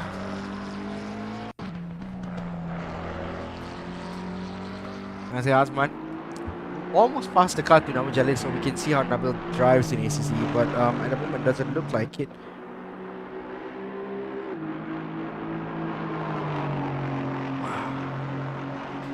Nabil will pass the car soon to Nabil. Sorry, Nazir will pass the car soon to Nabil. So when he does that, we can finally see how Nabil Jalil drives in ACC, the debutant in the Endurance Edition. A replacement, well, not a replacement, an additional driver to the number 57 Rising Line car, who's currently fighting for the championship against number 28. But yeah, at the moment doesn't look like they can. It seems like the championship is slipping away for Rising Line. Dylan Tan has closed the gap to 27 seconds, so from what was a 33 second gap has now become a 27 gap.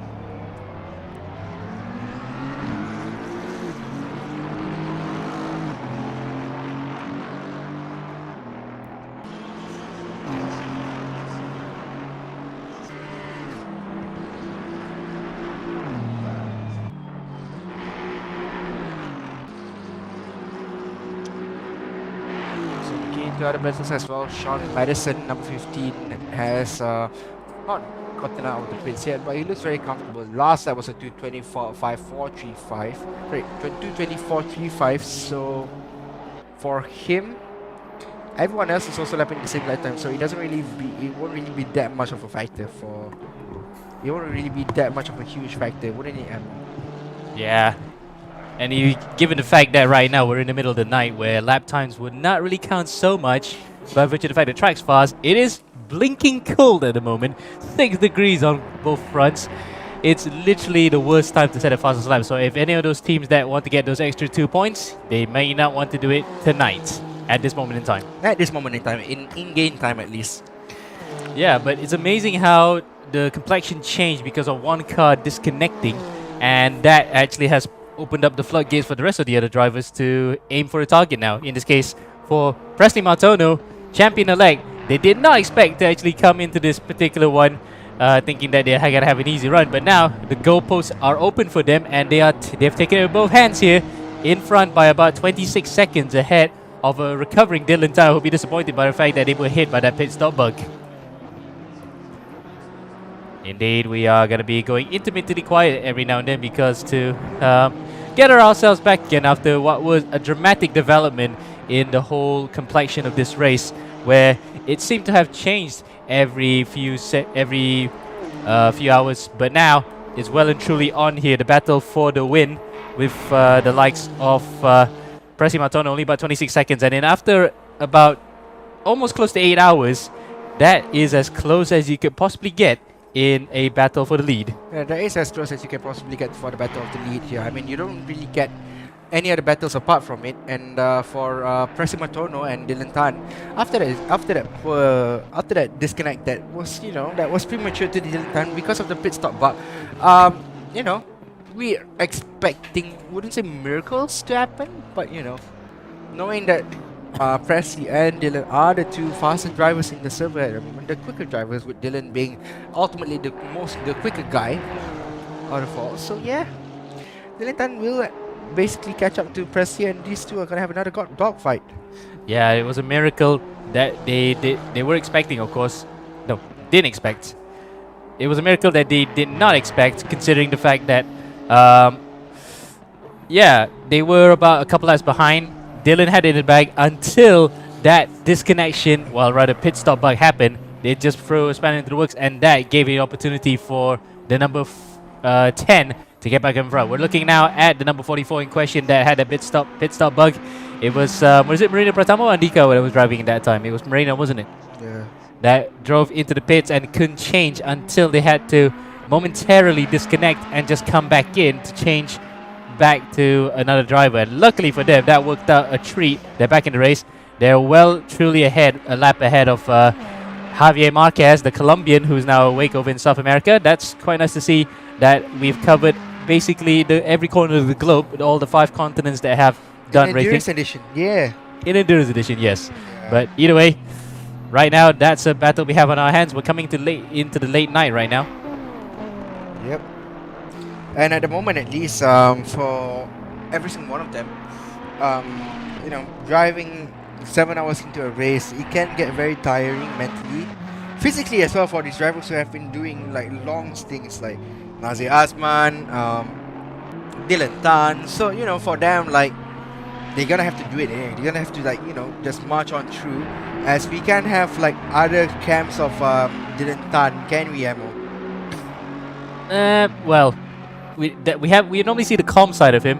We're now gonna see an emergency side of him this one, because this has to really build up a sense of urgency for him to get up to the back of Presley Martono, because this is Legion Racers returning back after being a couple of rounds out. So they really want to prove a point here by showing that, yep, there's still a force to be reckoned with in this championship. Yep, and then can we have another camera director? Can we have another cam of everyone else? I don't think the camera director's awake at the moment to give that one, unless of course he or she was listening to us. Oh, in fact, they were listening. Yeah. So they've decided to go to Tony Falk then, who's driving the Waycross car, and it's ahead of the fellow Hong Kongese car of Chester Lam, who's in the pits, and that's been through a lot as well. So in terms of development, it looks as though it's settling into a bit of a rhythm. Madison's only about 7 seconds ahead of this, so Sean Madison has managed to recover car number 15 after its early woes to be back up in the top 3. In fact, it's going to be on the podium. So what a way to end the season for that particular crew, after, we can safely say again, a stellar breakout season. A stellar breakout season indeed for them. Yeah, I mean, Waycross Split Table filling out the junior team in that car.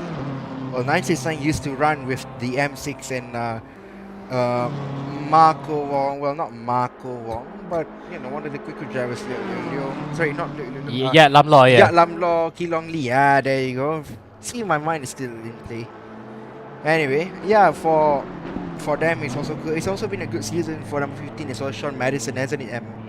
Yeah, Madison's been on it since the very first time that he was in that car. But, you know, incidentally, he was actually in the number 369, which is this GSR car, around prior. So, really then, can't wait to see whether most of these Australians will return again for another season. Yeah, exactly.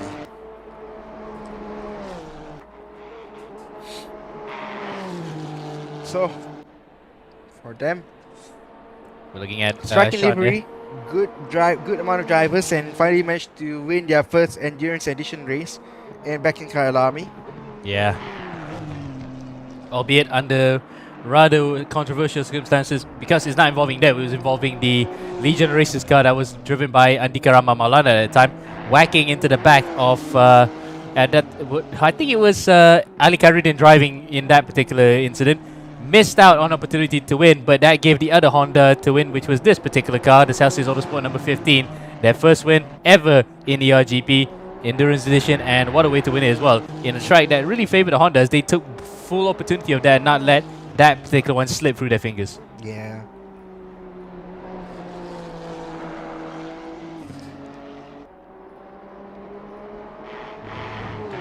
So then, where else can we find any particularly good battles?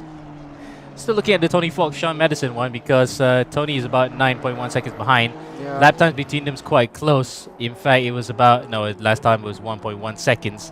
So I think Madison's got this in the bag. Let's check up on car number 906, currently driven now by Gugun Wiranto, who has taken over from Billy Ebenheiser, who drove a fantastic stint despite the moments in between that you could say give heart and mouth moments for that particular squad. But luckily for them, they're still in this race and on their way to a well-deserved podium. On their way to a well-deserved podium indeed for them. Oh, Sean Madison gets a drive-through penalty. Oh, not again. And that's actually the second time that particular crew has got it.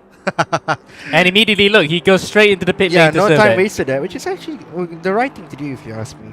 Well, that's one way to do it, because some people like to hold that off thinking they could get a bit of a slight advantage by driving faster prior to that. But Madison's not taking that particular chance. He's going in straight away. And talk us through this pit lane, trundling along. That just feels like it's forever, isn't it, this pit lane, I think? Yep, it is. It's well, as long as pit lane. Apologies for the language. If Apologies kids were for the thinking language. Yeah, but yeah, you get what I mean. too long to think about it. Yeah, turn right. And then another long straight there. 50 kph is the speed limit. I wonder what the next Honda car will look like. I want a front engine NSX. Yeah, they already got that. It's in Super GT 500. Yeah, but not in GT3 category. Yeah, but still, that is going against the very principle that an NSX is all about, because it's always been a midship. So to see it FR is a bit of a travesty, if I'm honest. Yep. So as he comes along now, exits the pit lane for what could be said is forever for him. He is now about a minute in it. In fact, Alex did say it's about 45 seconds. He has gone through there for over a minute. So it's a minute and 9 when he went out of the pit lane. That is how long it takes to actually serve a drive-through. Yeah, I'm looking at that. It's a minute 9 to serve the drive-through. Damn. Well, that's a long time, isn't it?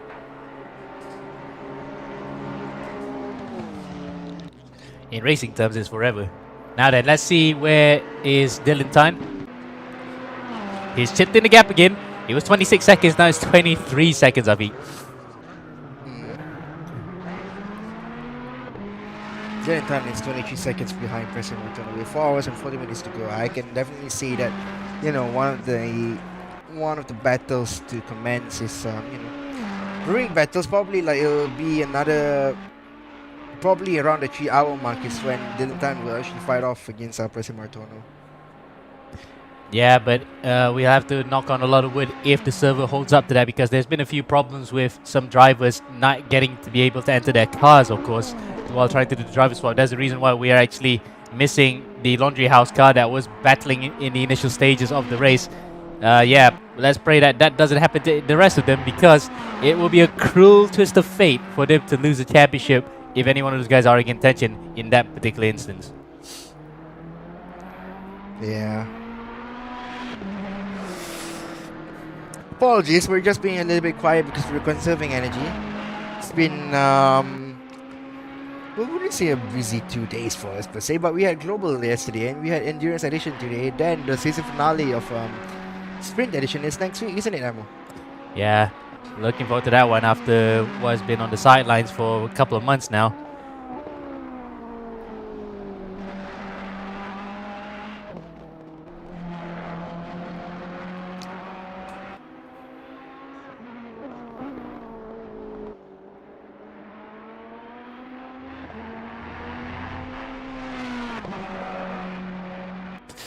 So then,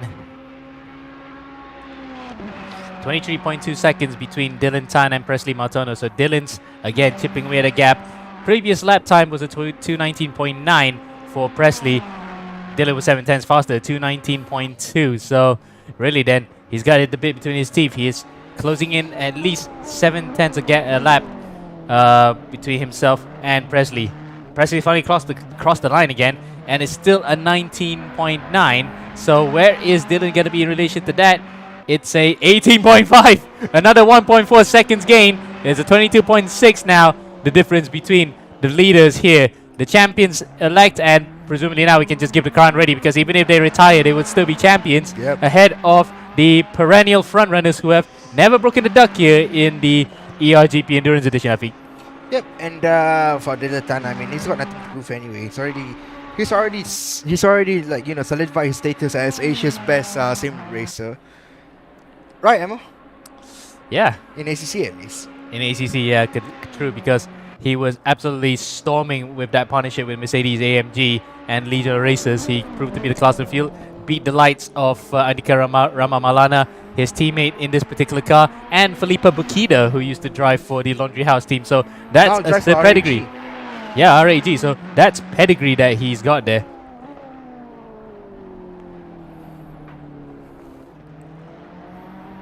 Yeah. Anyway, battle in what about Pro Am category, Ammo? Yeah, let's see where that is going right now with Javier Marquez up in front, but we're looking at Aldo Balagulen. Where is he in relation to car number 906?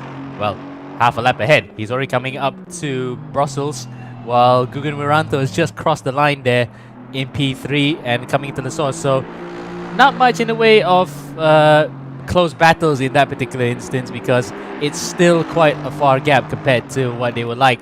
We're coming up now to the final quarter here. After this, 4.5 hours to go. By the time we reach the 4th hour, we're going to be in the final quarter, and that will be the final quarter of this endurance season, which has seen some dramatic ebbs and flows, but champions in each class are still to be decided here. Even if it looks like it's a formality, we will never know until the cars cross the finish line and see that checkered flag to be fully assured who's finally won. So we're going to stick with Dylan Tan for a while and familiarize with the sights and sounds of Spa at around 1:15 a.m. in the middle of the night. We'll go on board with him. We'll just stay quiet for now.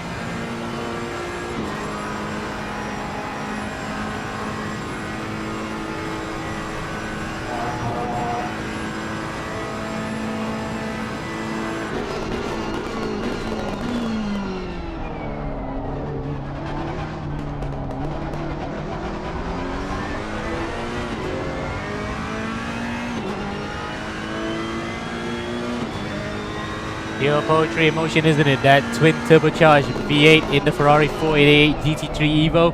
And it's poetry emotion as well, considering the fact that Dylan Tan that time was another 8/10ths faster than Presley Martono. Guy He is is just really, flying like at this point. yeah, he's reeling him in by 8/10ths a lap. Yeah, let's just be honest. With the rate that this is going, he'll catch Presley by the end of the hour mark.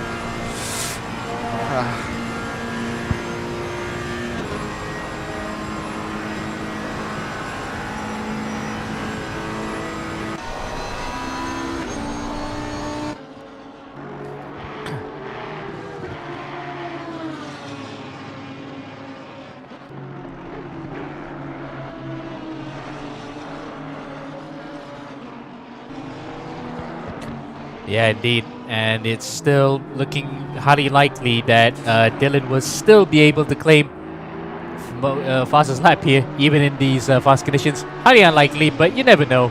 Weirder things have happened, especially given the fact that some drivers have produced miracles out of that. But either way, yeah, 20.3 seconds between Presley Martono and Dylan Tan. Presley then might be looking over his shoulder and thinking that this may not be an easy run for the win here for the JMX Phantom guys. Yes, it's a run to the championship, but it's not for certain that it will be still an easy run for the win in this race.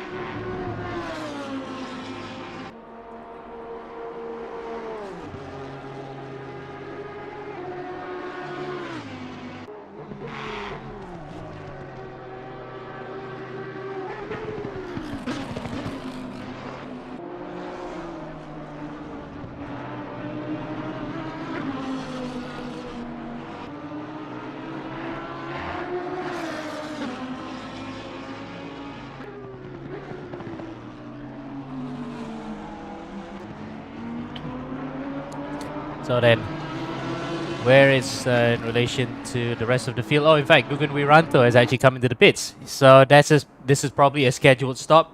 They did pit sometime earlier compared to the rest of the Pro-Am fields. Then Wiranto might just hand it over to his other two teammates, Rafa Hadas and the ever venerable and improving Billy Ebenheiser. So wait and see. Then, no, in fact, if Ebenheiser's back in the car as expected, and there's a stop and go penalty, 30 seconds for Ikram Hussain for speeding in the pit lane, presumably because stop and go penalty 30 is normally reserved for those who literally speed into the pit lane. So unfortunately for him, that will be a long trundle through the pit lane and having to stop for an extra 30 seconds. Now then, where in relation to the rest. In fact, we're gonna still stay on Dylan Tan actually, because it is such a impressive feat of driving to still be fast here, even in pitch darkness, and still managing to punch in times way faster than the race leaders. So really, then we gotta stay on board with him, because it's just nice to see the sights and sounds of a GT race in the middle of the night. As you can see, he's got back markers in front. Who's that? That's the number 696 of Taufik Million. So he'll probably just get out of the way easily to claim an easy run towards the back of the Indonesian car.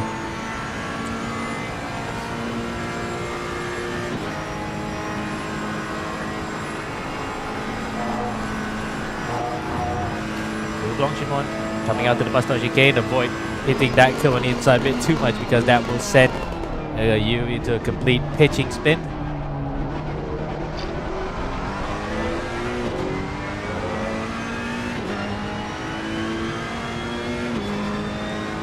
Across the line then, and that time around he's still 8/10ths faster, so he's reeling in by at least on average 8/10ths a lap to Presley Martono.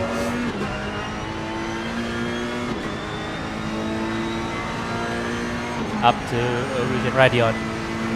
Presley's crossed that first timing beam now, and we're we're waiting for how long it will take for Dylan to get up to the back of him here after going through a bit of a problem with his game. Luckily for no, actually it was Moreno Prasama having a problem with his game, but luckily he managed to switch to Dylan just in time to avoid retiring from the race altogether. And as they cross the first timing beam, it's still 19.1 seconds. So in this first sector, it seems to be evenly matched between the Indonesian and the Singaporean, as blue flags are now being waved for Taufik Moye.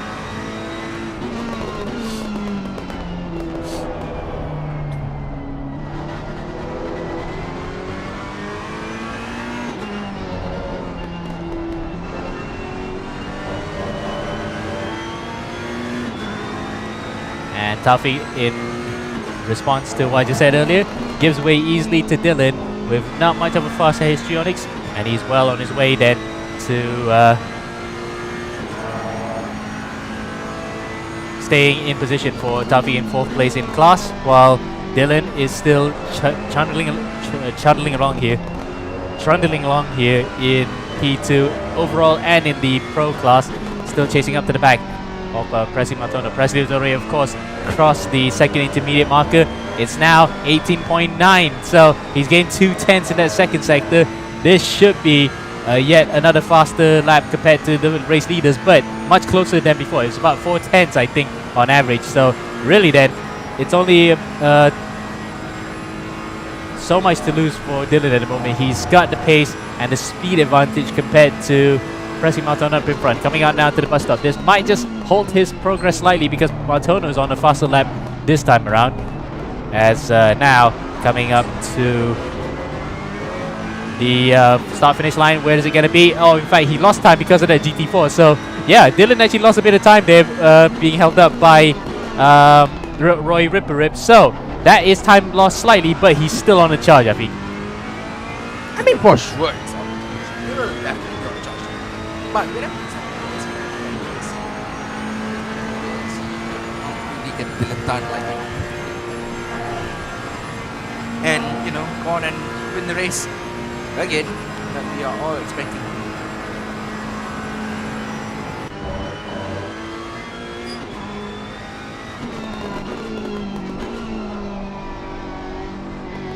Presley here, on-board cam, outboard cam actually. Now on the TV cam, 19 seconds behind, so Dylan has lost some time, but not so much.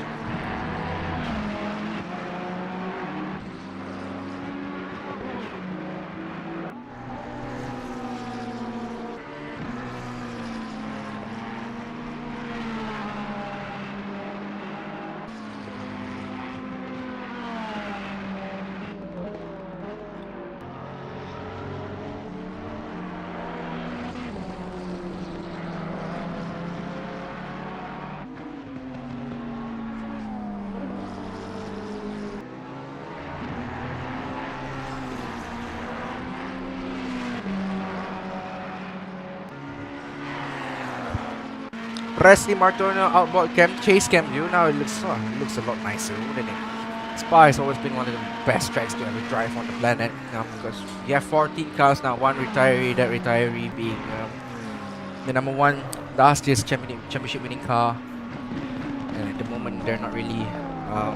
They've had a good season. They haven't had a dominating season like they did last year. So yeah, into the pit goes Presley Martono and Dylan Tan. Also in the pits as well. So he's going to pit late and he's going to pass the car to Presley Moreno Pratama. Javier Marquez as well leads the way in Pro-Am category. And posting decent lap times. Yeah, respectable decent lap times.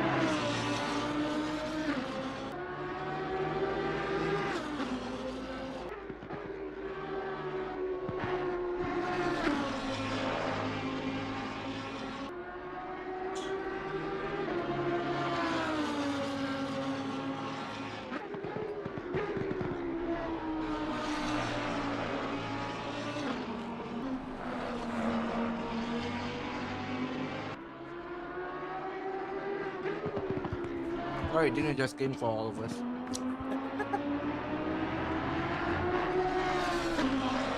Yeah, dinner just came for all of us. We're having dinner now. It's an endurance. We're still human anyway. We still need to eat. We still need to go to the toilet. We still need to drink. Isn't that right, Amo? Yeah, Amo's not inside.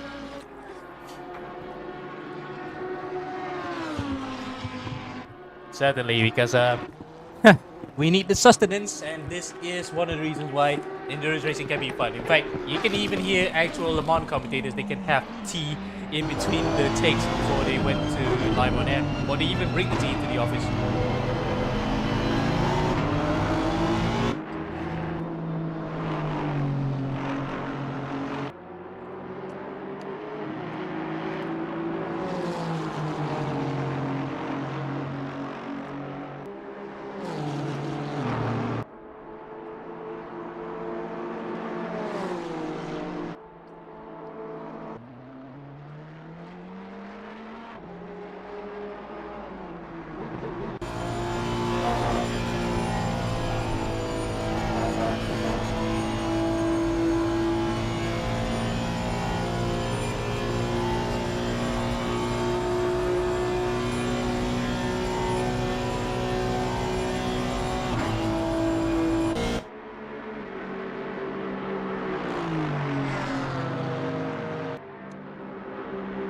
A bit of bullet play at the moment, isn't it? Not much happening in the way of action, isn't it, Vic?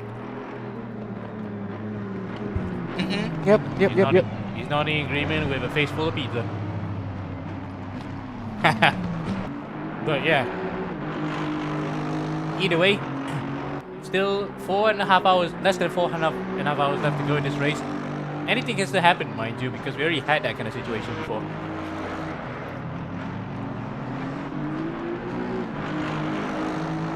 Where the JMX Phantom car we thought was going to be serenely up in front, and the Legion Races car was serenely up in front, suddenly having a pit stop issue when it was just a routine mundane stop to throw a spanner into the works. Back in the lead now because by virtue of the fact that the number 10 car went to the pits as I was away for a while. But either way, race is well and truly on, and we don't know where the strategies are going to line up at the moment.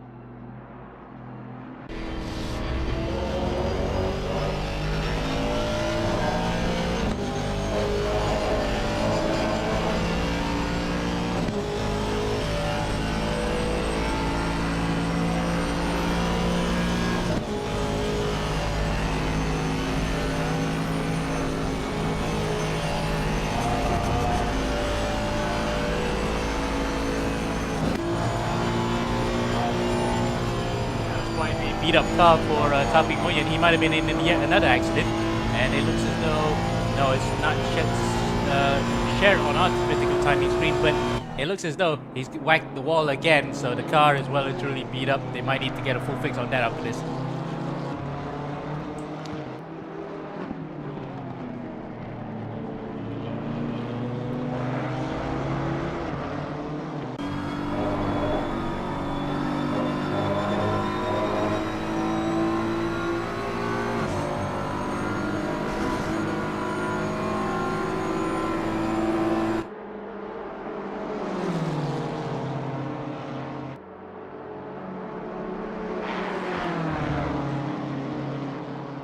Side-by-side action there between Ali Karudin and Tony Falk. It's not for position, but it is at least for track position.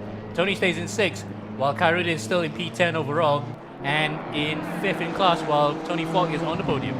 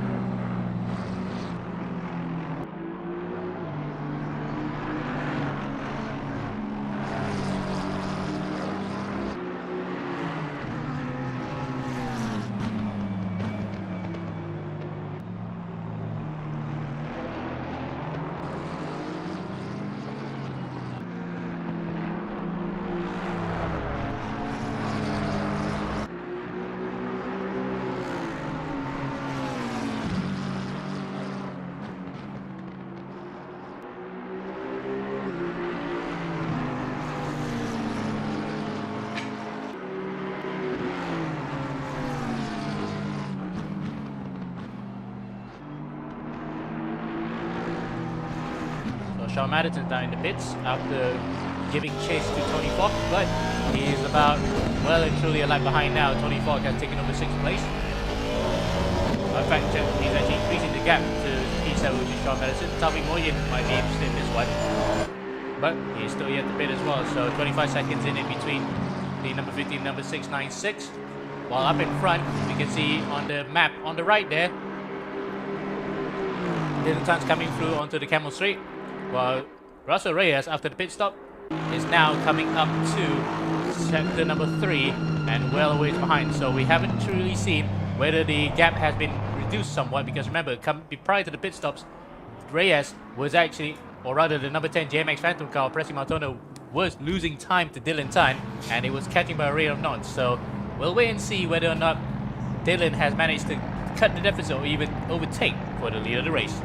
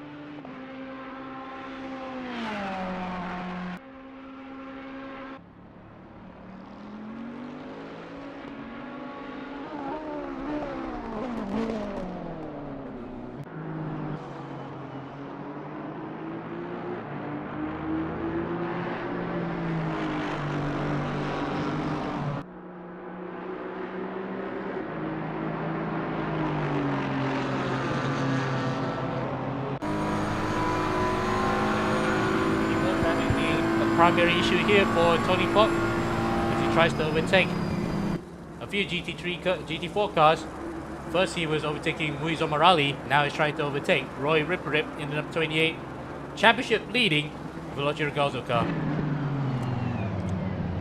And Muiz opportunistically takes a lap away from him, but he's still 11 laps behind the race leading GT4 AM car.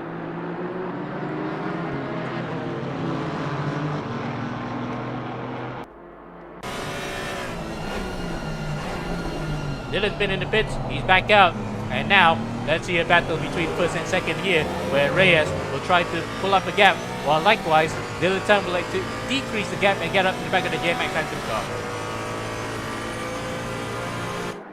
19 seconds of deficit.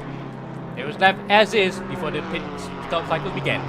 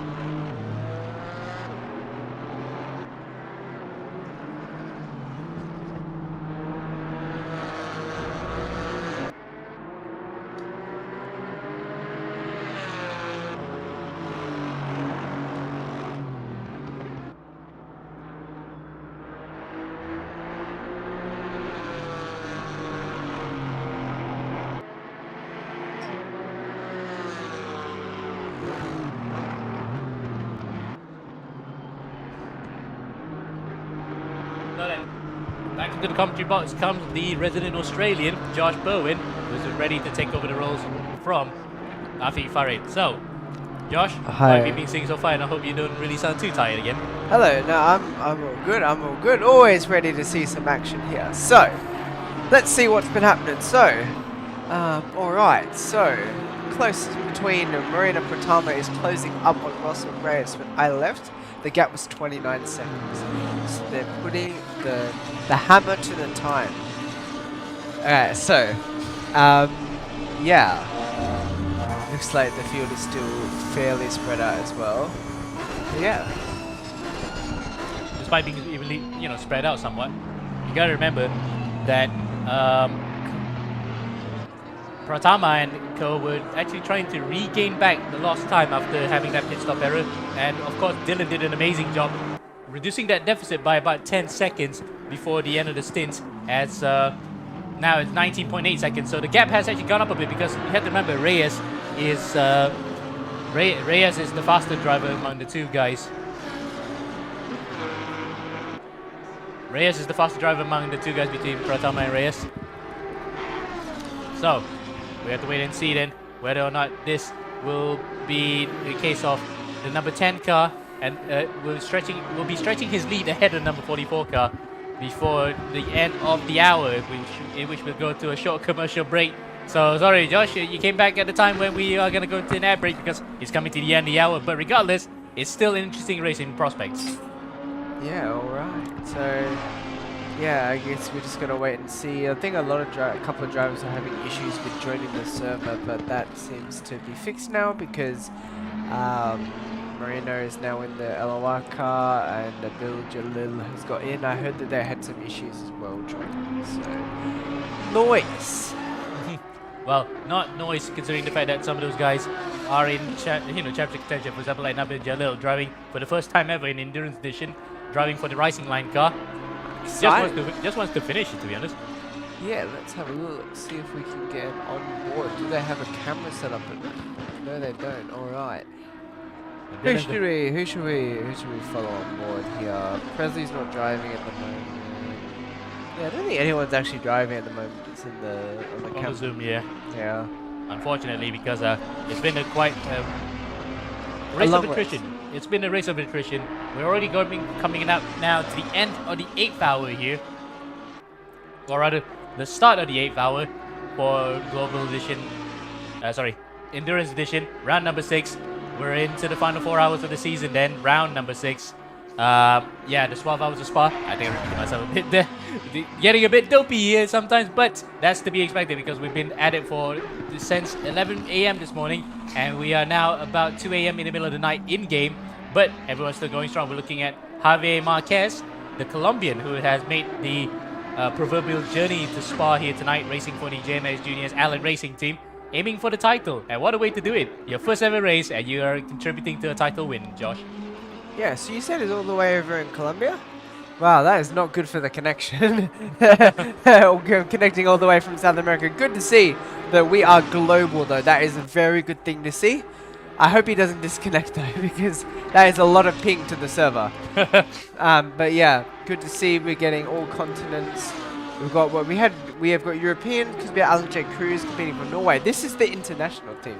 You've got South America. Do we have any North Americans? Not since we had a couple of people from the States themselves in Global Edition. Ah, okay, belay. Okay, so then we've got, of course, we've got Australians, we've got people from Oceania.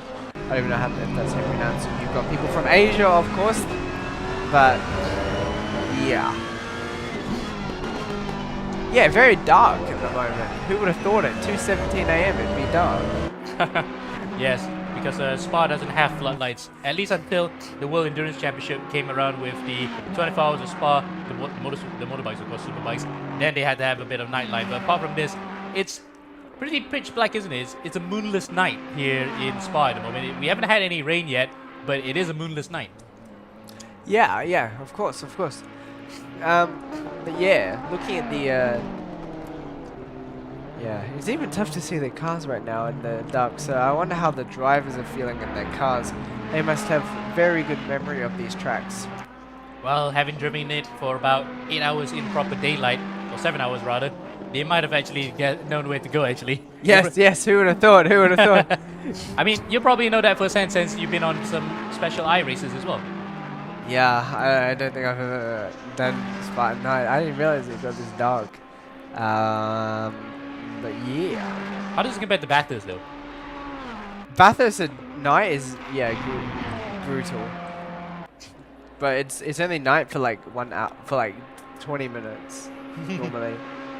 Normally it's sunrise by like the 20 minutes in. Oh yeah, you know, if you're talking about the Bathurst 12, of course. Yeah, you start in the morning. No one else does Bathurst any other way. I've never seen a Bathurst 24-hour in sim. But yeah. Yeah, you gotta remember, even the Bathurst 1000, it finished quite late in the evening, but not towards the middle of the night. Can you imagine we have a supercar race, but in really pitch black? Yeah, well, I mean, they've driven it into Lagos. Not into Lagos. Bahrain. No, not Bahrain. But they've done that before. UAE, Abu Dhabi. They did that at night once. Ah. Well, we got a resident Australian who remembers his sport quite well. Lucky I forgot that they actually had a Abu Dhabi Yasmin in a race. Yeah, they drove the smaller track, no, I think. They drove the one that doesn't do the last sector 3.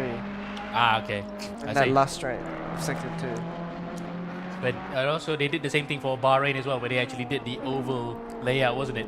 That bypassed the whole first sector around the whole tower that marks turn 1. I don't believe. Hey, you can try looking up. I'm not capping. Bahrain V8 supercars. No. No. This isn't. They used the proper track though. Yeah, because they used the sector 3. Yeah, but they didn't use the first sector. They bypassed the whole first sector. When did they go here? 2007. Oh my god. You owe me a pizza. Bro, there's lots of pizza in the stuff room. You can go have that. Thank you, yo. Thank you. I've had one slice. You guys can have the rest. Thank you I've very already much. had one slice too many. Thank you very much. As you can see, I'm quite an avid fan of supercars. Watched them back in the day. But yeah, that is quite a contrast, isn't it, compared to Bathurst, where they were in the middle of the night. Well, yes, Marina, they had the floodlights. And in this case, we're watching right now a video of the V8 Supercars Racing 2007. It's in really broad daylight and heat. Yeah. As we're also on board with Ali Khairuddin, who is residing in Australia as well. I believe he's done the opposite to me. Apparently he lives in Perth. He moved from Malaysia to Perth. I did the opposite. You went, I left Perth because it was boring. He moved to Perth because it's exciting.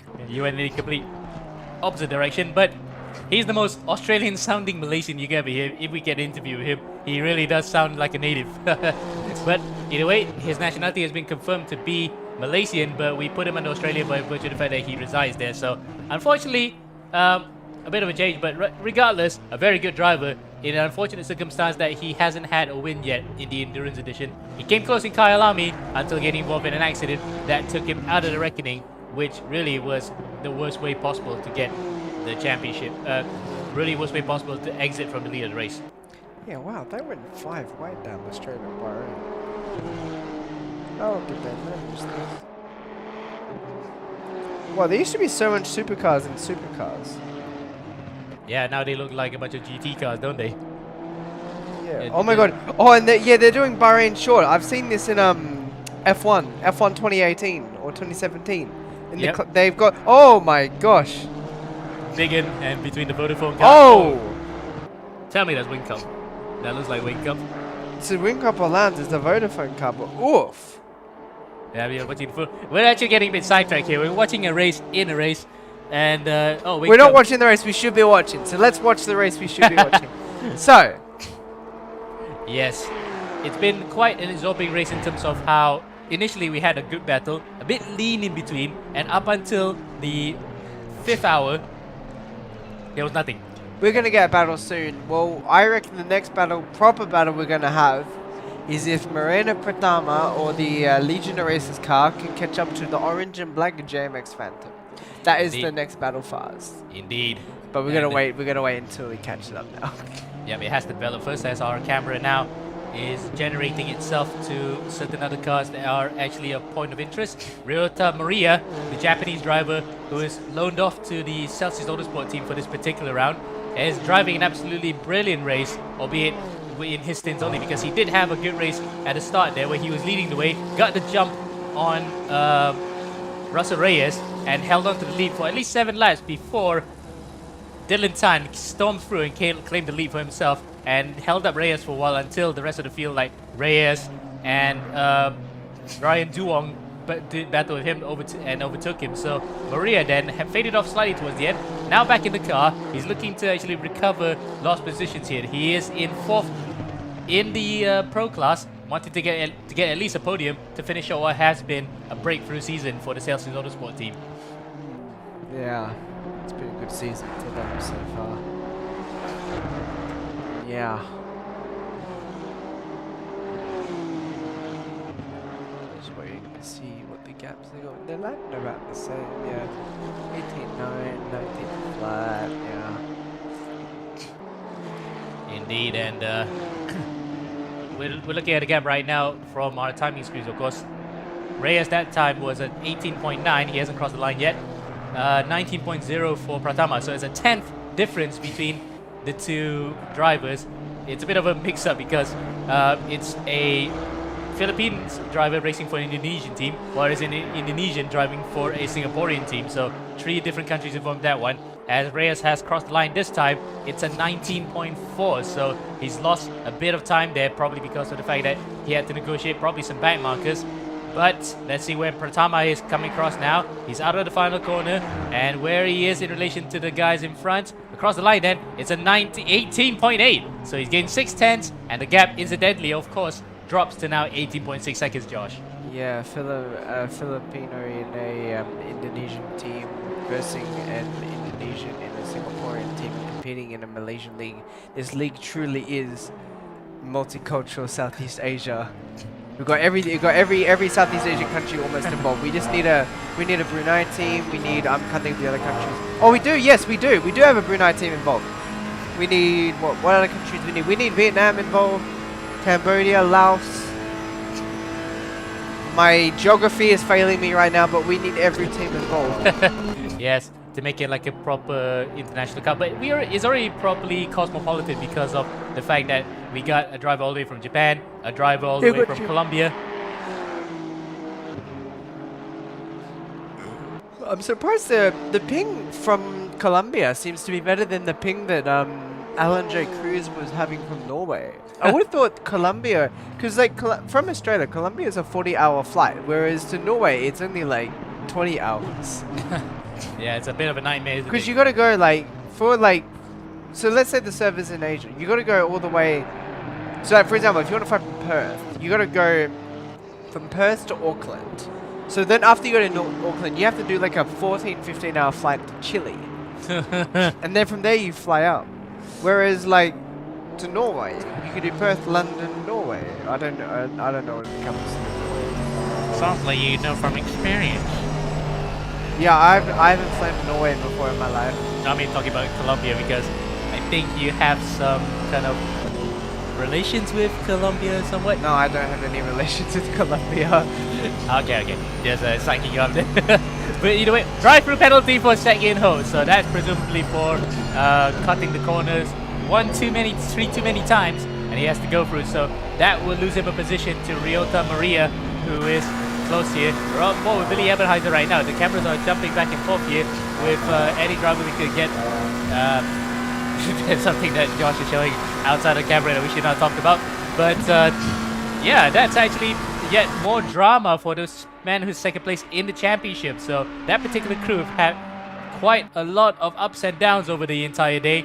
But once again, it's gone conversely from opposite from the word up, and they are gonna have to slog through again. And just like previous other drivers that got drive-throughs, they take it almost immediately, Josh. Yeah, I know, right? Everyone just want to get it out the way. Now, the gap between Reyes and Tama is still closing. So, I wonder if JMax are going to do a driver swap soon. Because, well, actually no, Dylan drove for like 3 hours straight, so I don't know if they're going to chuck him back in, because this is Marino's first hour. But Yeah. Russell's been in the car for a bit longer, no? Well, Marino was in the car earlier, remember, before swapping back to Dylan as an emergency precaution after the pit glitch that allowed Dylan to go back in and drive for the rest of the stint. So that's why they have Marino back in the car, because they want assurances. But it looks as though the assurance is paying off here, because Moreno is matching Reyes. We thought for a second that Reyes may have had the upper hand on Moreno, but it's turned out to be the complete opposite, and the Indonesian is now well and truly in the thick of it here. 19-0 last time out, allied to a 19-7 for Reyes, so Reyes is slowing a bit here.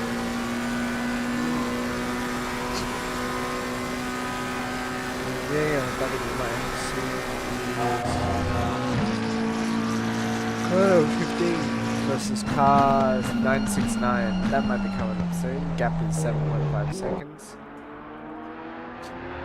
Yeah, we'll have to wait and see. Oof, Moreno has to get past traffic. That's going to compromise him a little bit of time. And you're right there, he is about a 10th off from that particular instance, 2 tenths now, so it's not going to bother him too much, unless of course it actually eats into the gap, because where is the gap right now? 17.6 seconds between first and second, so Moreno's got a bit between his teeth. He is picking up the slack here and trying to reel in bit by bit the JMax Phantom car. We're going to have a barnstorming finish in the final 4 hours here. So we'll cut to a quick commercial break, but before that, we'll see the timetable, the standings as of now, to find out where they are in relation to the rest. Here it is. Leaders are Russell Reyes and Presley Martono for the JMax Phantom team. They're about 17.9 seconds ahead of Moreno Pratama and Dylan Tan in the Legion Racers car. That's 1-2 in the Pro class, with third being held by Tony Ford, Chat Ming Wong, Liu Leon Leong, and Leo Leong in the weight class split table car, number 969. That's your top 3 in the Pro class. In the Pro-Am class, Javier Marquez drives currently for the JMX Juniors Allen Racing car, with Alexis Clapano and Alan Drake Cruz. They're leading the way by about a lap in front of Matthew Rojas, Aldo Balagulin, and Michael Velasquez in the Veloce Ragazzo number 5. And third place is Billy Ebenheiser, Randa Hafaz, and Gugun Wiranto in the Java Sim car that have had quite a wild race so far. That's your top 3 in Pro-Am. And in Am, Paul Lopez, Joshua Nabus, and Roy Ripperip are leading the way comfortably and on their way to a title in that particular class, ahead of the Team Racing Line car of Nabil Jalil, Zikri, Abdurrahman Qureshi, and Nazir Asman, with third place Muiz Omar Ali, Sofian Said, Ikram Hussein, and Morchetti in the Porsche running in third place in that particular class. So that's your top 3 for all 3 classes. We'll be right back after these short commercial messages.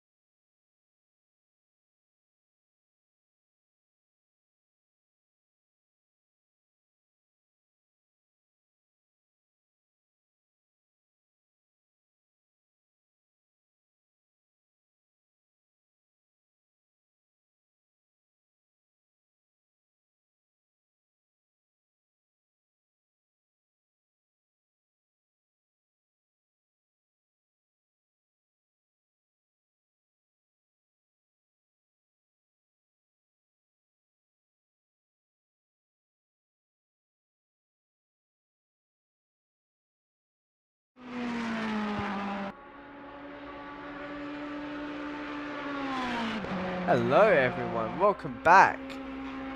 So, thank you to all our sponsors for sponsoring eRacing GP. We've got a couple of sponsors with us today.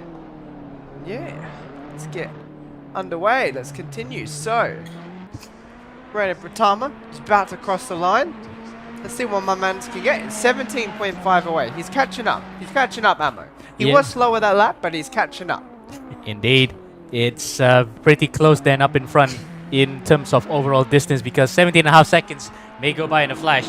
I think did predict that that particular gap may close in by the end of at least this hour, but not that much. Maybe by at least another halfway to go, so 8 seconds will be the difference by the time that we start the next hour here, and we'll be into the final 3 hours of the entire season of what has been an interesting championship and interesting race. Still up for grabs here for a few titles. All 3 classes are still pretty much up for grabs, because yes, it might say that it's decided, but again, it may still go haywire if something were to happen to any of these guys. As you can see there, that's a very close one.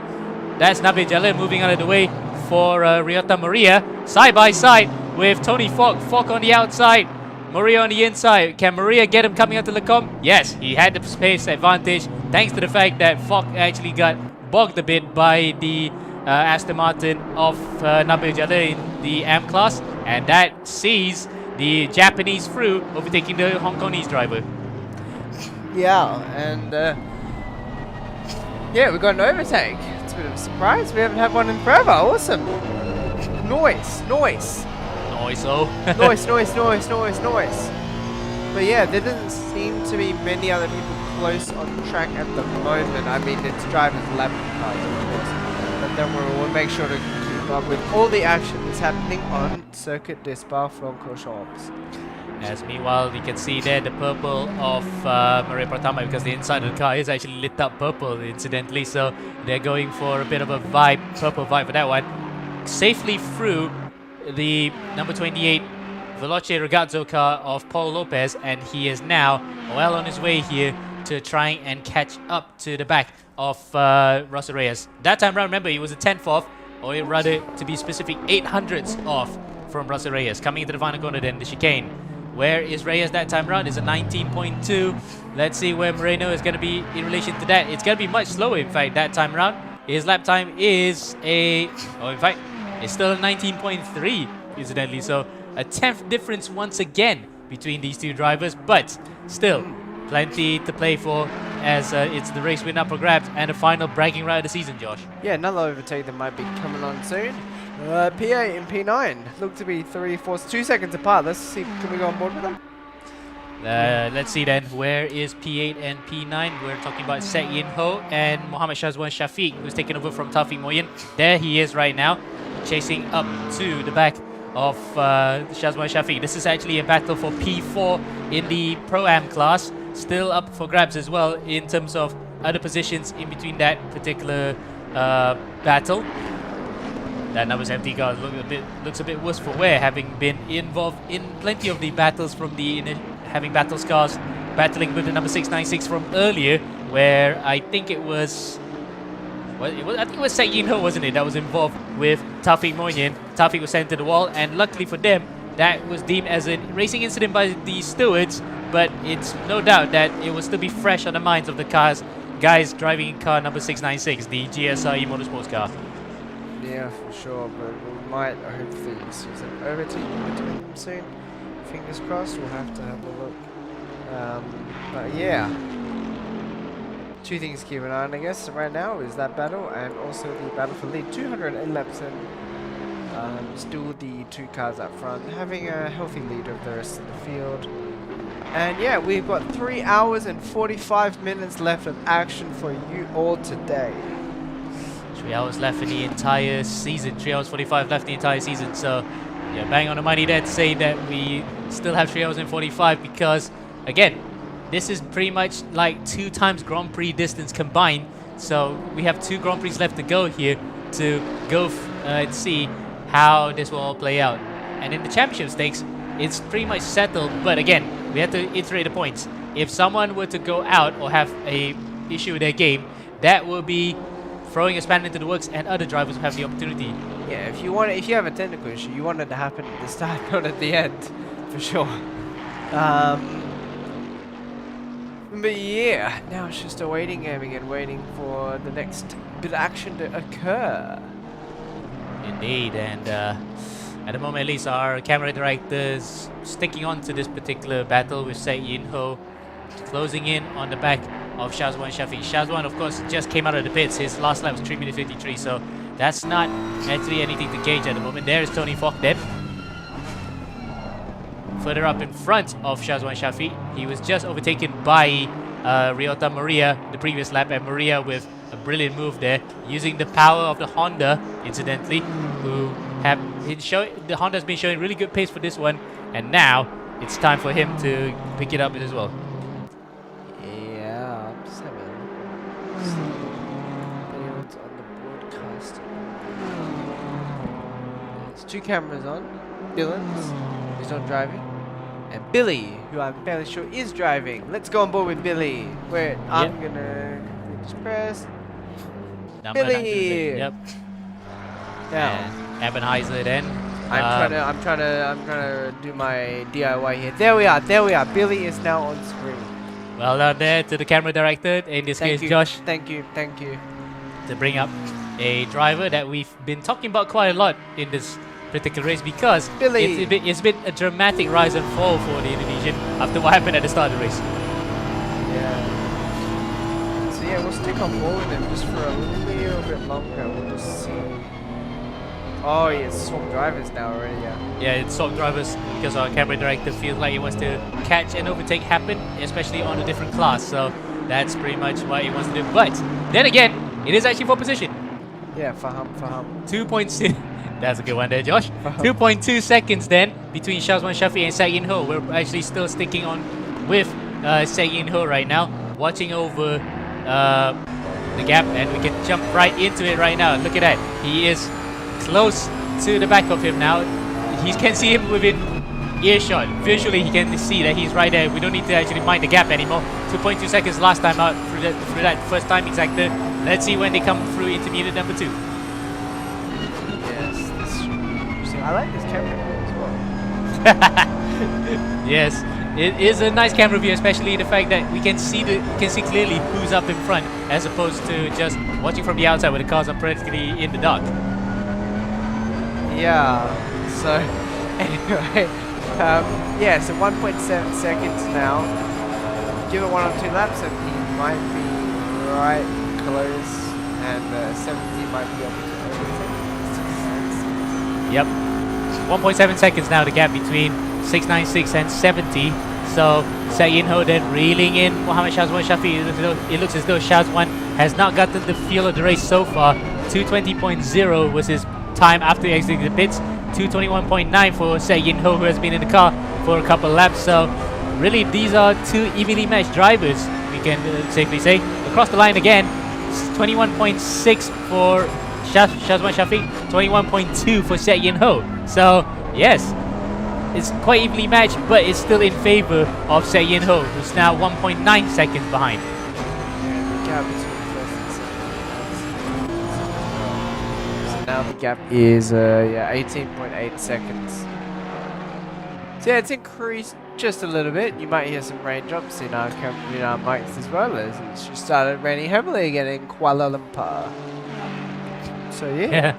In real life rain, but we never got the rain that we were expecting in the race though. So we're jumping around now between some of the cameras as we're looking at race leader, who's flashing his light to the car in front. That is the number 369 of Mark Van Vliet, who's now giving way almost completely even. That was a bit too kind from Mark Van Vliet. A lot of the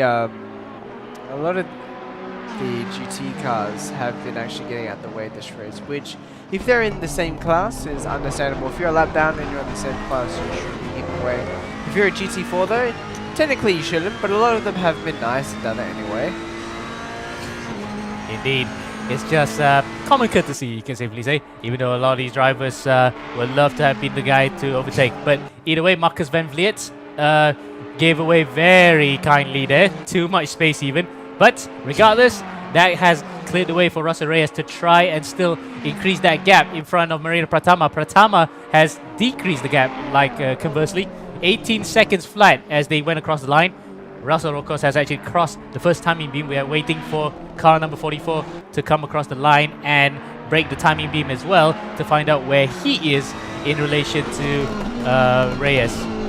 He comes across the line now. That particular timing beam is still 18 seconds. It's quite evenly matched in the first 2 sectors. I think the next bit of interesting stuff that will happen is when they swap drivers again, because they're not going to want to go to the end. They're going to have to do at least one driver swap. So we're going to have Dylan and Presley back in the car. Yeah, they want that faster drivers, but in this case, JMX have that fast guy. Russell Reyes is faster compared to Cressy Martone in terms of overall average lap time when they were having in their stints. So really then, it's quite concerning if JMX don't have their fastest guy, the trump card, the ace in the hole in the car, but he's not able to increase that gap. I'd say all four drivers in both cars are fairly even though. Like when you saw Presley driving earlier, he didn't get Russell Reyes fastest lap, but he got like 3 laps within like 100th of it or something crazy like that. So all 4 drivers are fairly evenly skilled. Just waiting to see maybe who makes the least mistakes, or maybe someone will get tired or fatigued, and yeah. Yep, and we're into those midnight hours, or the burning the midnight oil type hours, where the drivers are feeling a bit dopey as well. They are feeling the heat and well, not the real heat, but you know, the heat of competition. They're feeling tired as well. They do not want to make any mistakes at the moment, because at this point in time, where we're close to the end, they just want to keep the car pointing in the right direction. And those who are in championship contention really want to just prevent themselves from doing anything crazy. Yeah. Yeah, for sure. Still waiting on P8, P9 to have a battle. But yeah, it's getting close. Yeah.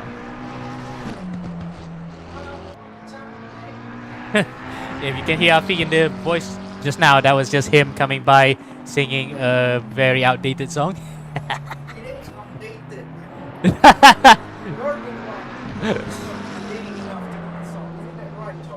I don't know the song either. Just kidding, by the way. Just kidding. Is this song appropriate to be sang on broadcast? No, but we might get copyright strike because of Afi's bad karaoke. But either way, that's out of the way now, and it looks as though Sek Yin Ho is only about 0.8 of a second behind Orchestrate. Shazwan Shafiq. So let's see where he is now. In fact, that battle's off. He's in the pits, and this time We it's were a proper. so close to a battle. Oh. And this time it's a proper scheduled pit stop as opposed to coming in because of a penalty. Yeah, fun. But yeah, the gaps are just so spread out right now. So yeah, just waiting for the next thing to happen. Nice. Nice. So, how's everyone going today? How are you going today, Ammo? Damn. Well, we've been up since 9 a.m. getting the whole thing ready, so a bit tiring, but regardless, it's been an interesting race. Especially we thought like, oh, it's gonna be a bit too calm, placid, really lukewarm, but now we're having a fight on our hands because of the DC that has happened to both cars who are leading the way, number 10 and number 44, the JMX Phantom car and the Legion Racers car have had their own problems with the game, so that's why we're actually quite close here up in front as Josh is now looking at yesterday's replays. No, I'm trying to look at today's because it looks like our broadcast is down on Facebook. Because it stops at the 8-hour mark. I'm just double checking we're still live Yes. and we're not talking to air. I don't think we're live on Facebook anymore. Are we? We're not. I don't know. It's a bit on and off at the moment, but at least We're live on YouTube. We're live on YouTube. There's 11 people watching. Well, thank you for those who are sticking around and been watching with us ever since. It's great to have you on board here for the broadcast of ERGP Endurance Edition, the final round here, round 6 for the 2022 season, and the championship could not have been decided in a more dramatic fashion, especially in the pro class where car number 1 of Laundry House had to bow out due to hardware issues for their starting driver, which meant that they could not change, and as a result they had to pull the car into the garage and retire. Josh, what a way to do it, isn't it? It's not what I want. That is unfortunate, yeah. Especially considering that they were in the championship fight and they did, they probably did preparation for this race and everything, and for something like that to happen, it's just, yeah, unlucky. But yeah, just having a look now at the rest of the field. And yeah, 15 seconds now. Yeah, he's closing in, and last time out was a 20.1 for Russell. He had a real off lap with that one. He's 1.2 seconds off here too, with Pratama 8/10 off, so he's at least 5/10 faster still compared to Reyes. So Reyes then struggling, and we're looking at the guy who's actually in between both of them, Marcus Van Vliet, who's driving for the GSR Motorsports car. He's not going to come in between them. You know that he actually gives a huge gap just now, as evidenced by when he gave way to Russell Reyes. Yeah. What is it? Yeah, the closest gap we have on track is the leaders. And we're currently on board with Matthew Rojas from Veloce Ricardo. Rojas. Yeah, I'm Mima sorry. Rojas. And look at that. That's a nice purpley lit colored car on the inside. That is a cool shot. That is a cool shot. No! The shot was disappeared. So now we're on board with the green machine. Billy Java Ebenezer. In fact, he is actually on the same lap as Rojas, and only because Rojas is about to break the timing, he has done so. Where is Ebenezer in relation to him? Is it about 10 seconds? 17 seconds, well, close enough. So, we're not sure if he's catching up or not. In fact, he caught up to him by about 3 seconds last time, at 3.2 seconds to be exact. So, really then, Billy Ebenezer chasing for an outright second place in the Pro-Am class, even with the troubles that they had. Yeah, it's not bad. It's not bad so far.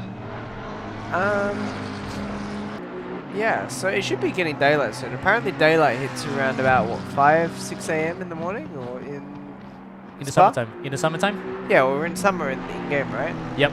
Because the sun set, and it didn't set till like 10 o'clock at night. Yep, so it's summertime in the game, so that's when we can really see the daylight. But maybe the first signs of daylight will come around, as you say, 5 a.m. Then full daylight by 7-ish. Yeah. So we're watching Billy Ebenezer right now, with the gap up in front between Reyes and Pratama, now 15.9 seconds. So Reyes then struggling to build a gap here to the man in front. It's been quite an interesting fight here for those two. Ebbing and flowing somewhat, isn't it, Josh? Yeah, it'll be interesting to see when the pit stop phase comes in, if they decide to stop driver then, or if the stint after that. So we'll have to wait and see. Probably another, what, pit stop phase happens in, what, the hour mark? Close to that. Plus, you have to remember, the number 44 car actually has a leg up on the number 10 in terms of fuel, because they had 3 laps extra worth of fuel when they came into the last hourly pit stop. It's been changed slightly because of the fact that they both retired, but not retired, but disconnected for a momentary second to come back into the race. But regardless, it looks as though the number 44 is still economically more efficient compared to the number 10 car.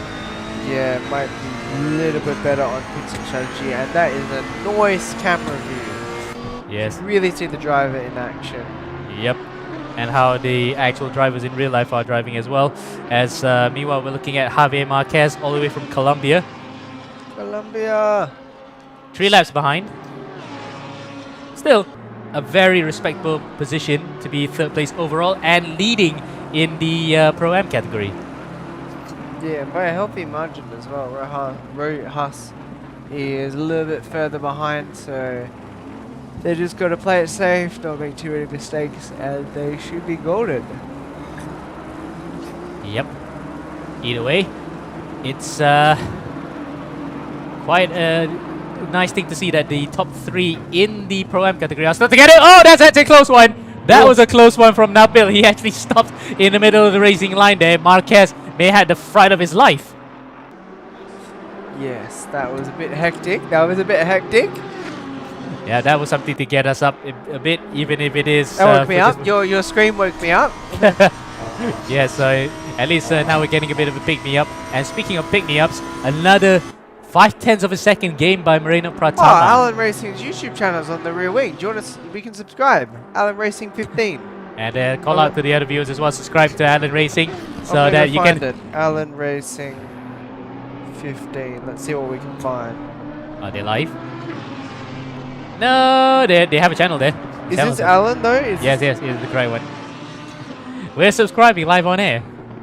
10-year-olds hot lap around Kota. Nice channel. But either way, 14.1 seconds now. Another 5/10s game by Pratama. Reyes is absolutely struggling at the moment, and we're not close to a pit window here. He still has another half an hour to go as Billy Ebenezer pits immediately after I said the word pits, and he is now gonna drop a few seconds behind, in fact, a whole lap behind now compared to Rojas and Marquez. But crucially though, that's means that his fuel economy is looking good, because it is actually by the half-hour point as well. So if he can actually extend that range at the end of the race, he's looking good here to stay on the podium or even jump Matthew Rojas. Yes, for sure. So yeah. But, yeah, we just have to wait and see what happens. Now it's just a waiting game, I think. Yep. Right now for this race, it's in, you know, a bit of a lull stage, as it will be for the rest of the race. But the most interesting thing we've got going on right now is, can Legion races? past JMX fan. And you are trying to guess on that one because it's about 14 seconds, 13.7 seconds between Pratama and Reyes. So Reyes struggling quite a huge lot here. 20.3 that time around. We're waiting for Pratama to come across the line. In fact, they have crossed the line. 18.8. 1.5 seconds gain from that lap alone. Nice, nice. Well, nice for Moreno, not nice for Reyes. So, yeah, Reyes maybe cracking under pressure a little bit, but we'll have to see. Maybe he got traffic as well, because Nabil was in the way at turn 1, so that's where maybe he lost his time. But then again, Nabil's not that far away behind anyway, so it might have been just... Okay, probably previous lap, yeah, that might be true as well. So, really then, Reyes now might be feeling under the cosh slightly. He may not want to look at that gap coming...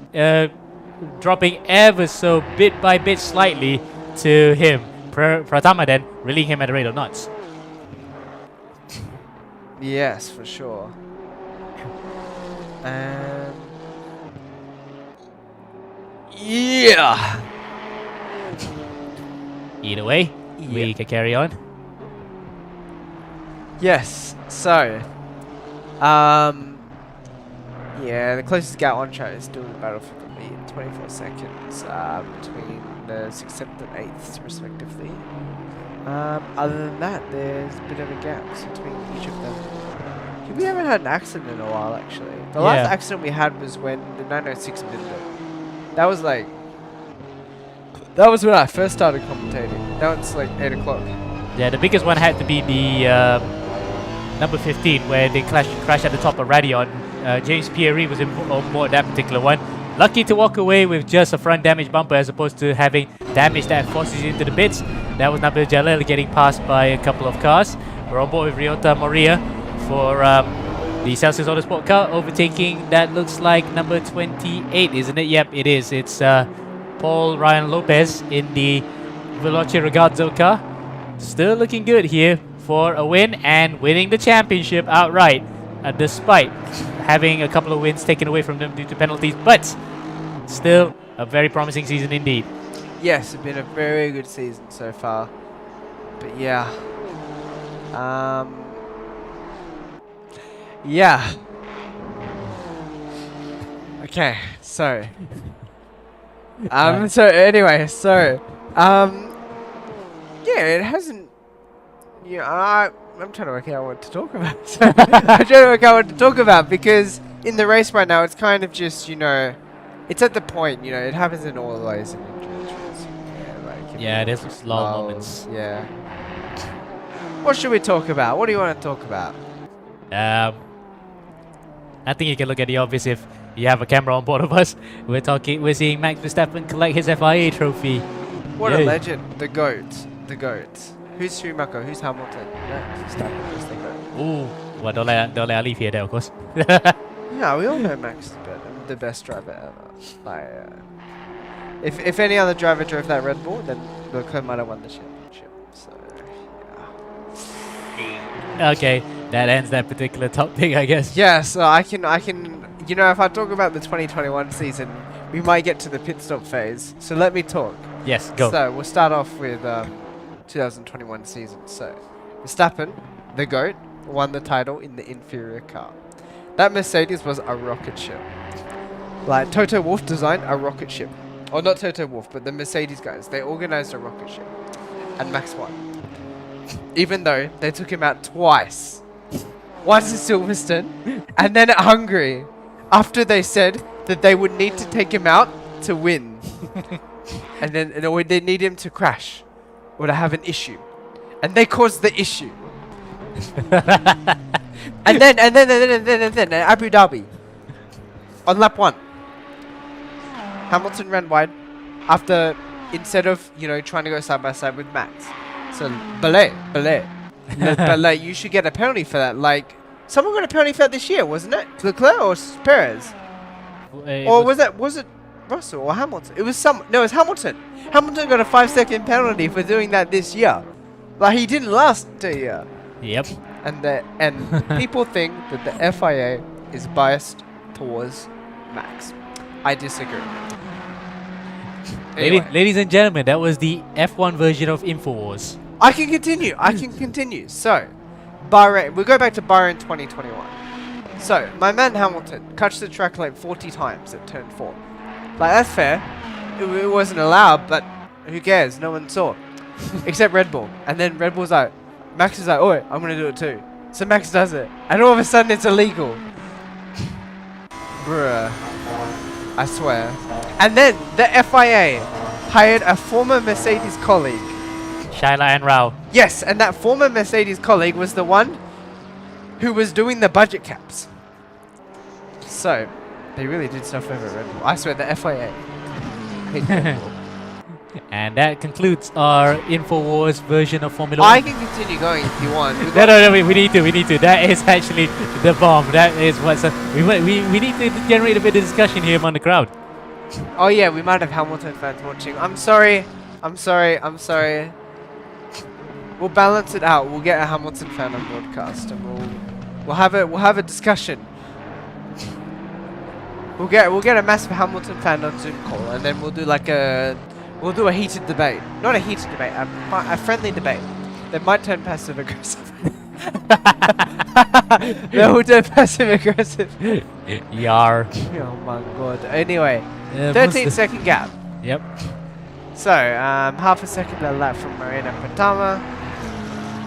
He's actually getting really, really close here to within striking distance, and unless we have our AWS overtake robot AI on board to show how many laps does it take to get up to the back of him, I would say close to the 1.5 hours mark left to go for him to get up to the back of it. So really then. Yeah, we'll have to wait and see. But yeah, and there might be change as well when they stop drivers. So whether they stop drivers in this one or in the next one, it's the next question. Indeed it is. But for the time being at least, we haven't seen the pit stops just yet. And if it's the number 10 that comes in first, it proved that they didn't have enough of a mileage to have a leg up on the number 44 car, which has. Yeah. Yeah. Yes. Yes. Okay. That's a noise car. That is a noise car. Ammo is the commentary expert here. I'm the amateur. Okay. Ammo is the professional. So. Yeah. Either way, just to throw your heads up, because it's definitely one of those instances where it looks as like the car number 44 then is one of those cars that actually is conserving quite a lot of fuel and is not really concerning about running dry and having to top up more in the pit lane, which actually does contribute to your time in the pit stops.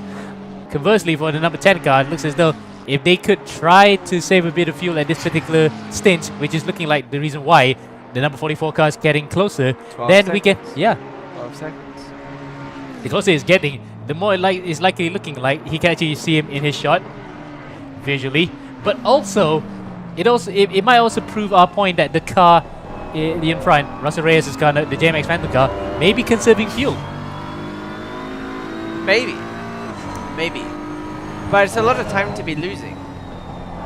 Yeah, especially given the fact that you do not want to have an uncomfortable margin in the final hours of the race, you know. It's like severely fuel saving in like a 12-hour endurance race. Like, you might save a pit stop, but you're going to lose more than like 40-50 seconds that it takes to do the pit stop.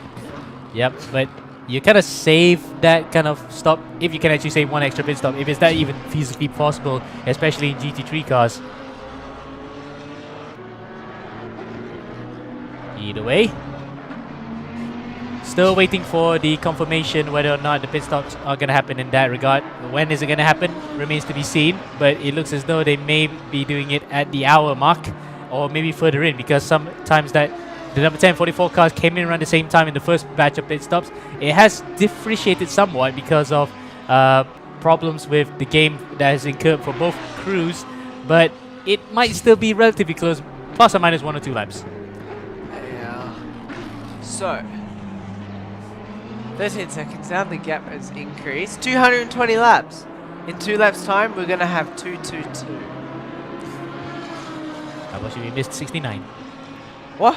We missed lap 69. We did miss lap 69. We did. Oh well, it's a shame. But if we can go for another 200 laps, it's 420. We can blaze it. Abba.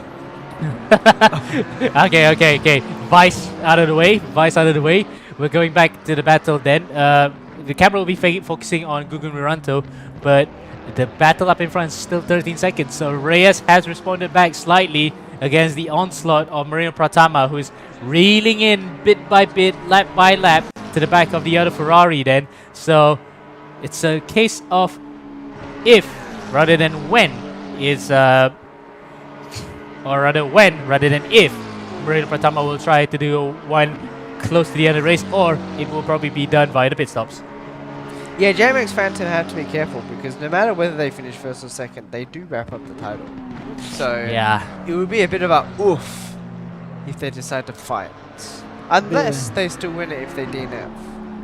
No, they would still win it even if they DNF. And Okay, yeah, they can go for it. They can go for it then. It's okay. We're past the 75% mark anyway. No, They're fine. no, they're no, fine. no, we in 16 minutes we are. Okay, fine. Technicality aside, 75% point, that's where they're going to score the full points. But again, it all depends on who's hungriest to get the most. Because of course, Reyes will have to sign off the season with another win, while Pratama and the LOR guys would like to get back to winning ways after being missing for a few rounds. We're looking at the gaps right now, 12.6 seconds. It looks as though Reyes' response is a bit fleeting at the moment because Pratama's responded again, 2/10 faster that time around, 19.6 compared to a 19.4 as they cross the first sector. Timing being, we're on board with Shazwan Shafiq, 12.2 seconds. It's coming even further now. Oh, that's a very close one between Shazwan Shafiq and Ikram Hussain. That would have been ugly if actually one of those cars tapped each other, because it was close between them and the race leading number 28 Veloci Ragazzo car of Paul Ryan Lopez. Yes. So.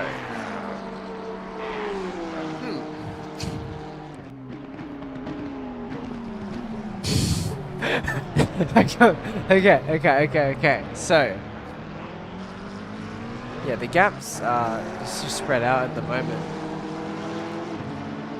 Indeed. Indeed.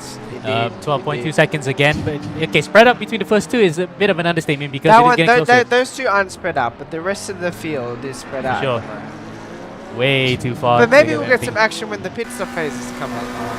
But that's about the only time we see some overtakes happen, as we look at on board with Andre Jensen Villanueva in the Formula JDZ car. Nothing much in the way of action apart from the fact that he is being chased by Gugun Miranto, but it's not for position. He's in the clear, and look at how dark it is. You can barely see anything. Yeah, I know, right? That's crazy. I need to see an onboard. I need to go. How do we? Where's the keyboard? I've got the keyboard. I got the keyboard. Okay, Oh, that's not that bad. I mean, for yes, but if you look from behind, there's nothing. So if a driver were to turn off their headlights as Russell Reyes comes into the pits, now that proves one thing: the mileage is not enough on that number 10 to stay ahead of the 44. If the 44 manages to save a pit stop, we're now 10 unit lead. Can they continue their pit stop cycle so that JMX Phantom don't have to do a splash and dash at the end? Yeah, that's right. So they're gonna have to start saving fuel then, if that were to be the case. Because LOR are probably got a better chance of being fine. And if LOR can save a pit stop, that is game, set, match. Yep. And don't mind the gap, it says 4.8 seconds because that is exactly not the truth. It is absolute lies. Yes.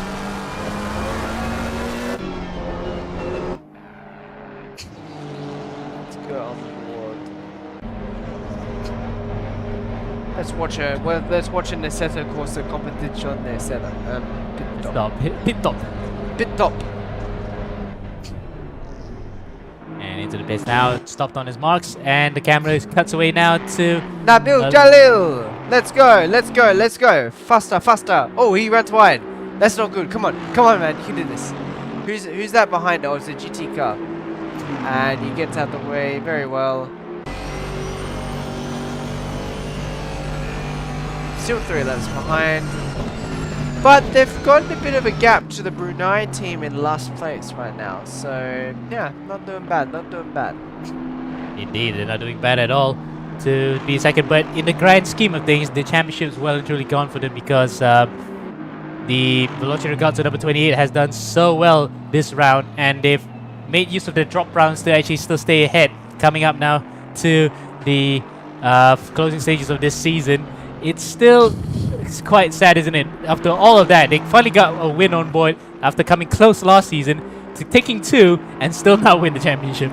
Yeah, of course, it's it's a little bit unfortunate. Yeah. But yeah, is what it is. It is what it is. Is what it is. Sometimes you make your luck, sometimes the luck finds you. In this case, it kind of deserted them. Anyway. There is a lot of people at No Name right now. Are any of them for position? Let's see. Number 190 and number 10. Nope, number 10 is the former race leader. Number 190 is in 11th overall, 5th in class, with number 906 and 696 together. That's not for position either, so they're quite spread out apart. As you can see there, you can barely see anything. It's completely pitch black. It is. It is completely pitch black. You are right, You can barely see a thing. And now we are going back to Marina Pratama, who has regained the lead of the race after Russell Reyes made a pit stop. But we'll wait and see when Pratama himself has to come in for the number 44 Legionnaire Racers car. They may have had a few laps worth of extra fuel then to have a one-up on the number 10 JMX Phantom car. So really then, fuel saving to the max, and the Ferrari has that kind of added advantage that I did discuss with Alex earlier, where they can actually run a bit lean on fuel but still manage to have the advantage of actually still running fast. Yes. Indeed, indeed. Hang on. So where's the where is... Oh, okay. So the gap between them, there's a bit of a gap. So they haven't swapped driver. So that probably means Presley's going to do the last 2 hours of the race, unless they want Russell Reyes to do like a mammoth 5-6 hour stint. Not possible. But, and it doesn't look like, judging by Dylan's camera, which has got turned on our Zoom call, that he's going to be swapping anytime soon. Either that, or he's going to do like a last minute dash. Yeah, that will be the case, isn't it? If they want to do a splash and dash in the final closing stages. But that's not an option either, because the pit lane in Spa is that long. Remember the drive-through, it takes about 1 minute and 9 seconds to get from one end to the other. They do not want to go through that particular process unless they are assured, they're sure of the fact that they got enough of an advantage to stay ahead. Yes. For sure. Easy. So, let's have a look at lap times. So, Marina Pratama at the end of the stint still is doing 18s, which is quite impressive. Yeah, but remember the times are not really indicative of whatever they're doing, because the track is fast and it's not really as grippy as they want. It's very cold. It's 7 degrees even. We might even assume that there's some snow on the track because of how cold it is, but it is that It's as cold. cold as this room with the aircon turned on. My feet are freezing. Yeah, I can imagine what they're going through right now on track in Spa-Francorchamps in the Ardennes forest. in a virtual form, yes. Yes, this is the real life. This is the real life. Anyway. Yeah. Is this just fantasy? Caught in a landslide. No escape from reality. No, Open your eyes. we can't. Look up to the sky and see. Ding, ding, ding. I'm just a poor boy. I need no sympathy. Oh, wow. Because I'm easy come, easy go. Little high, little low. I don't know the rest. Well, I was a bit disappointed that the karaoke session had to be terminated when he was not remembering lyrics. But either way, still not much in it in terms of overall gap. So we'll wait and see until the number 44 car comes to the pits. This is Javier Marquez for the JMX Juniors Allen Racing team. Well on their way to winning the title. Up for Rouge and Raidon. Perfect timing there, camera director. Oof, as he goes wide. Backs it off. Doesn't want the cut track. We could start singing All-Star, you know. Somebody once told me the world is gonna go. I ain't the sharpest tool in the shed. Someone looking at this is gonna be like, what is this guy? But anyway. And yes. of a nail on his forehead. Anyway, Rahas is in the pits. Oh, Moreno Pratama is in the pits. Yes, this is what we want to see. Where is Pratama going to come out in relation to Russell Reyes? The in-laps are good here, 226 as well for Pratama. Reyes was about 227. So really then, it's all a matter of how well they can execute this pit stop. And remember, it is about 2 laps this time, so he manages to stay 2 laps out, 2 laps extra. They're a lot more likely to make it to the end as well on this strategy. Yeah, if they manage to save up a lot of fuel. So again, it's a matter of whether or not they could conserve that fuel towards the end. We don't know how much they have in the tank, unless they're willing to tell us if we're interviewing them. But regardless, we're coming up now to the point in this race where strategy will become all the more important on trying to conserve fuel and indeed sometimes tires, but double stinting in ACC isn't actually the right option. So this is Wiranto, who's driving the Java Sim car. He's behind Andre Jensen Villanueva, but in front of them is the potential race leader. It's still Russell Reyes in that number 10 JMax Phantom car. He's coming around Blanchimont now into the bus stop chicane. Pratama has not moved just about yet. And remember, the gap when he came in was around 12 and a half seconds. If it stays that way, that means that Moreno has not done enough to gain that quarter advantage. Conversely, Reyes has actually done enough to at least stay ahead for another stint or so. Yes. So, we'll have to wait and see. What I'm curious, so they're not swapping driver, unless Dylan is competing from like not his sim racing spot. And there it is, there's the car exiting. And the JMX car has just exited. So they look like they've gained a lot of time here. Because they're there. And here is LOR. Yeah, but remember, it's not up to speed yet, so the gap can It's still go be changed. faster. So, wait and see then. Across the timing beam now, Reyes has regained the lead on lap 225 with 3 hours left to go here. Where is Pratama? He's going to come across now. 12 and a half seconds was the time before they came in. It's 11.8. He's gained 7 tenths. I thought it was going to be a lot more than that, I can't lie. Oh man, Jansen Villanueva gives way to the other cars right behind, so he's being a bit courteous. Then gives way to the number 5 Veloci Ragazzo car and the number 906 Java Sim car. So that is actually also a battle for position. Oh yeah, this is. Can we stay on board with them? Why is it not working? Oh wait, here it is. Here we are, on board. The Sancia Amigo, he's actually saying keep your distance, buddy. So through Pujon now, this is actually a close battle for position between Gugun Wiranto and Michael Vincent Velasquez. Velasquez holding on here for dear life. They've actually been in the pits already prior to this, so they're pretty much a bit almost on asymmetrical strategies. About a lap difference between these two, and it looks as though it's Wiranto who has the advantage. Coming up now to Stevelo. Where's he going to place his car? The answer is in the middle. So Velasquez has actually blocked the road for Wiranto to get by. He's got a slipstream.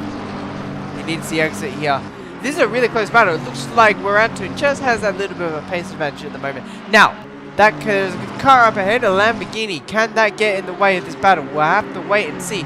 But this is a battle for 4th. This is going to be very interesting here. Is he going to make a dive? It looks like the Aston Martin has gone a little bit wide. Oh, it looks to the inside. Oh, he's trying to fake him. That was a little bit cheeky. And that was a bit cheeky indeed. And you have to remember that Lamborghini is the race leader in the Pro-Am category. So first, second, and third are on the same piece of real estate. Yes, just some of them one lap behind. Now, this is interesting though. There's a lot of, considering there's like 13 cars in this race, or 14 cars, there's a lot down that straight, right, in that image. Yeah, all of these are actually Pro-Am cars together with the number 44 second place car overall and in the Pro class right behind them. So really, it's come together quite nicely here, albeit this with could affect Moreno Pratama as well, because he has to overtake them now. And they might not want to give way as friendly because they're battling themselves. As Nabil got a drive through. Well, that's minor news in the grand scheme of things, but that's disastrous for them. They're going to have to trundle along that pit lane for an entire minute to get back onto the track. But look at this. Wiranto then picking up from where Billy Ebenheiser has taken off, and by actually keeping up the pace, and they are gunning for second here in the Pro-Am category. You know, they're catching up to the leading car, the Colombian as well, Marquez. Yeah, there's 5 of them here. Who's that behind them? You've got the 44. That's Moreno Pratama. No, but no, that's not Moreno. Behind them, like, that's 2 spots behind them. Who's the other guy? Andre Jensen Villanueva, car number 190. He's out of this particular battle. He's 11 laps behind See, it looks like the rest. It looks like they're in an order right now of slowest to fastest in terms of currently on track. Yep, and well, you have to take that definition lower a notch because the guy in the middle is actually faster compared to the guy in front of him as well. So, yeah, let's see then. Where's he going to try this time? Remember, Ebenheiser did an absolute big boy dive coming into the bus stop chicane and made it work by surprising Taufik Moyin. Gugun Wiranto must do the same thing here to Michael Velasquez if he wants to stand any chance of standing on the podium in second. But in front of them is actually Javier Marquez. Marquez has actually backed out quite a lot here, so don't know what he's doing right now. He's letting himself be pretty much bait for the other 2 drivers as coming to the bus stop now. Velasquez onto the inside. Wiranto holds the line in the middle. Moreno Pratama is actually right behind him as well, so this is going to be nip and tuck between the podium runners in the 2 classes. Moreno's not going to like this. He's going to be like, get out of my way. But it's Wiranto who's actually diving! He's diving on the inside! That is close! No! They've touched it, Josh. They have actually collided there, and mercifully though, no one spun. Wiranto gave it a position. But this is going to be round 2 here because he's going to be slow. Is he going to back off? Yes, but the green car of Wiranto is going to get the run here as he runs wide as well. This is the opportunity, and there's a guy who's hitting pits as well. It's Nabil. It's happening once. Nabil's in the way. Oh wow! And this is gonna be a Ricardo Zonta, Micah Schumacher, Mika Hakkinen situation, isn't it? And there's the pink car behind the 190. The That's 190, yeah. he's not gonna battle for position. He's gonna definitely back it off. He doesn't want to get involved in this particular mess. But look at that! Wow, we're glad to have stuck with this particular battle. It is getting quite enticing here. That was a bit dramatic. As Moreno is trying to get those cars out of the way, but look at the amount of time he's losing. He's probably screaming, "Get out of my way!" on camera right now, but he's not on our camera. But Yeah, unfortunately. That's probably what he's saying. And it's just thunder outside. Yeah. In real life. I just saw it like, oh, he's got the run here. He's got the run. Oh wait, no, this is the lap car. It's the race leader, no less. The race leader, but so not the car on a different lap, but it's actually a lap ahead. And he's flashing at the race leader. That's a first. You don't normally flash at the race leader. It's always the opposite. But Velasquez is getting a bit impatient right now. There's one on the inside! There's actually it! Marquez being spun around. Velasquez actually loses the position to Wiranto. And Wiranto says, thank you very much, Josh. No! Unlucky. Wait. That was not a good time for the camera to go off. Wait, hold on. How's my man Marquez gone? He's pushing on. No, where is oh, okay. Marquez is pushed on, so luckily for that. Now, Velasquez trying to overtake Wiranto, but that might be a protest ammo. Indeed. If I was that guy and a guy lap down took me out, I'd be like, "Boy, stewards, penalize him."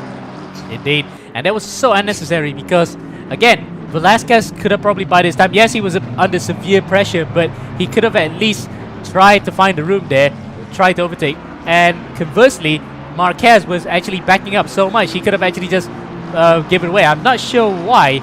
Okay, but then again, he is the race leader. He didn't want to give away. Oh, drama up ahead. Wait, oh my god, wrong keyboard. Where's Moreno? Is that Moreno? Yes. They're going side by side here, yeah.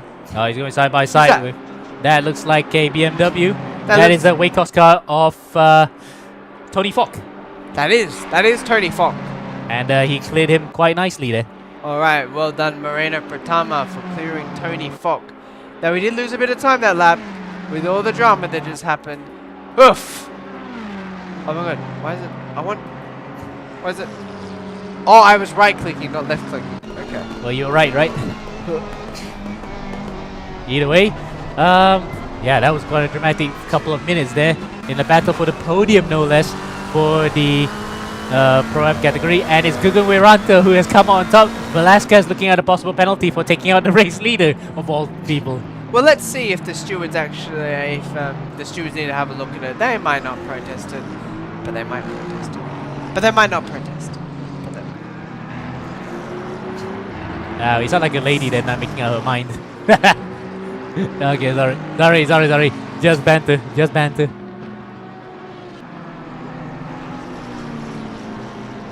Okay. So. Alright, so. Gap seems to be a little bit further now. Yeah, the Wacko's car's going quite slow, hey. Let me go back to Tony Fock. He did a 224 last lap, but he wasn't affected by lap traffic or anything. He wasn't involved in that battle.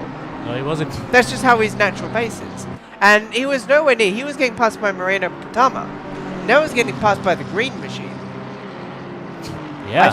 I think he might have an issue of some kind. We'll keep an eye on my man Tony Fock for a little bit. See what's going on. As he gets overtaken by the green machine.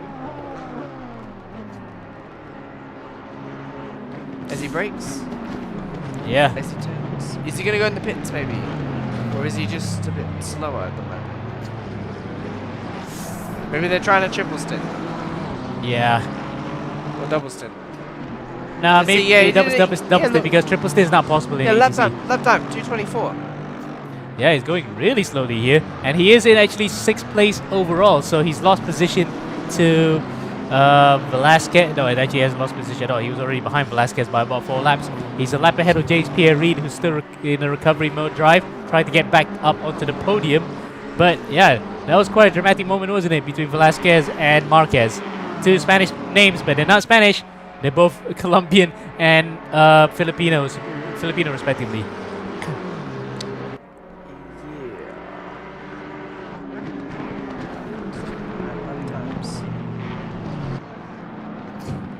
Ooh, something wrong with our headphones at the moment, but I think there is something wrong with our headphones. I didn't know that was just me or you. What we'll do while that's happening, we're going to jump to a quick ad break. yep. But before that, before we run to the ad break, let's run through the timetable here Yes. and run through the Oh, wrong current order. And it's being led currently by Russell Reyes by 12.4 seconds in front of Marino Pratama. So it's J-Max Fanta in front of Legion of Racers, 1-2 in the pro class, with 3rd being held currently by an ailing Tony Fock in the weight cost flip table car, running 3rd for number 969. And in the Pro-Am category, Javier Marquez survived a bit of a shunt from the back after being hit by Michael Velasquez, who is running in 3rd. That's 1st and 3rd, with Gugu Moranto in between them for Java Sim. And in the Am category, Joshua Nabus, Paul Lopez and Roy Ripperip are still leading that one comfortably by 4 laps in front of Nabil Jalil, Zikri, Qureshi and Nazem Azman, with Ikram Hussain and Sofian Said, Muiz Omarali and Morshedi in the 242 Circle car running in 3rd. We'll be right back after this short commercial break. Alright. Oh, I've lost all sound.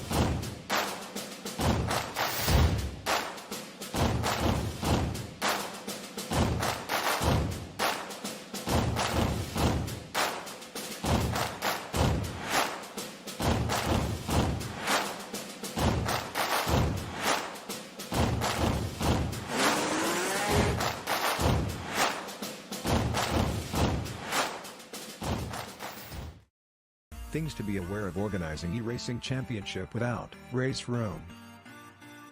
First, no automated leaderboard would always be labor intensive. Elimination round would be the only way to filter the winners. Having the participants adhering to the schedule would be a huge test. We need to know the task will get bigger when participants increases. Time consuming. Organizing eRacing Championship without race room, it's all need run manually to take down the participants and eliminate them from first round group to final round group. Because it is manual human labor, there bound to be human error. Manual human labor would have a price tag for the man-hours involved. New participants would never have chance. The eRacing clubs in the world will send their best racers to participate the race. But that means your championship exposure is just limited to the eRacing clubs. Why choose race room?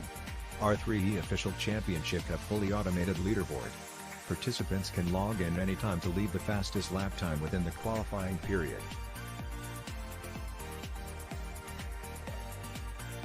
Each of the racers already have their ranks with race room. Next, save time. You can have unlimited amounts of participants in a super short time to qualifying them to final race. Race room can cover unlimited amount of participants.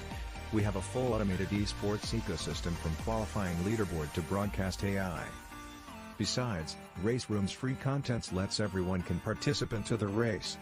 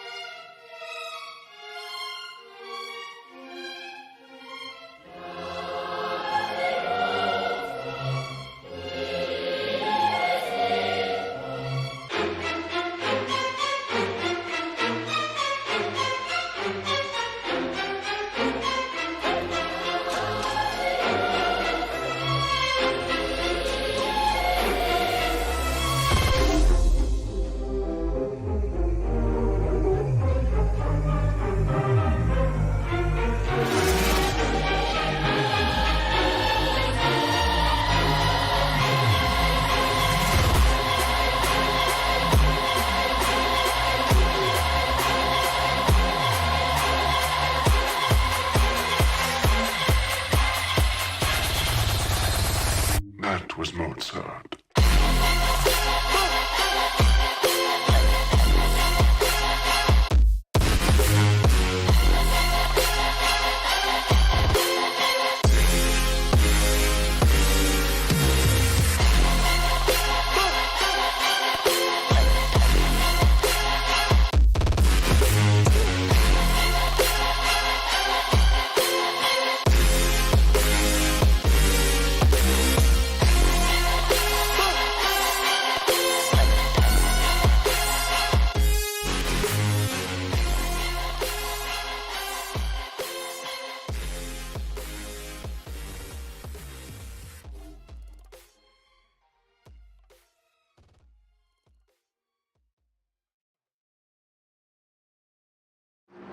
Yep, so basically we're back now live on ERGP Global Edition Season...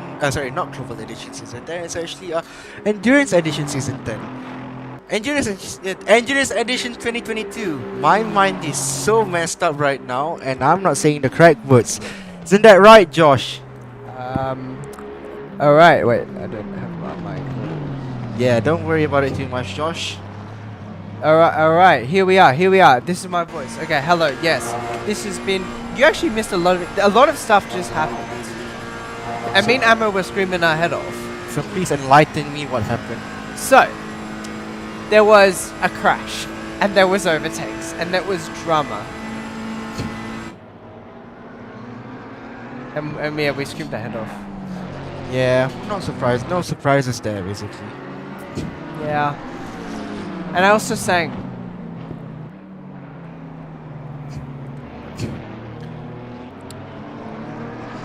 Yeah, looking at Yeah, and this.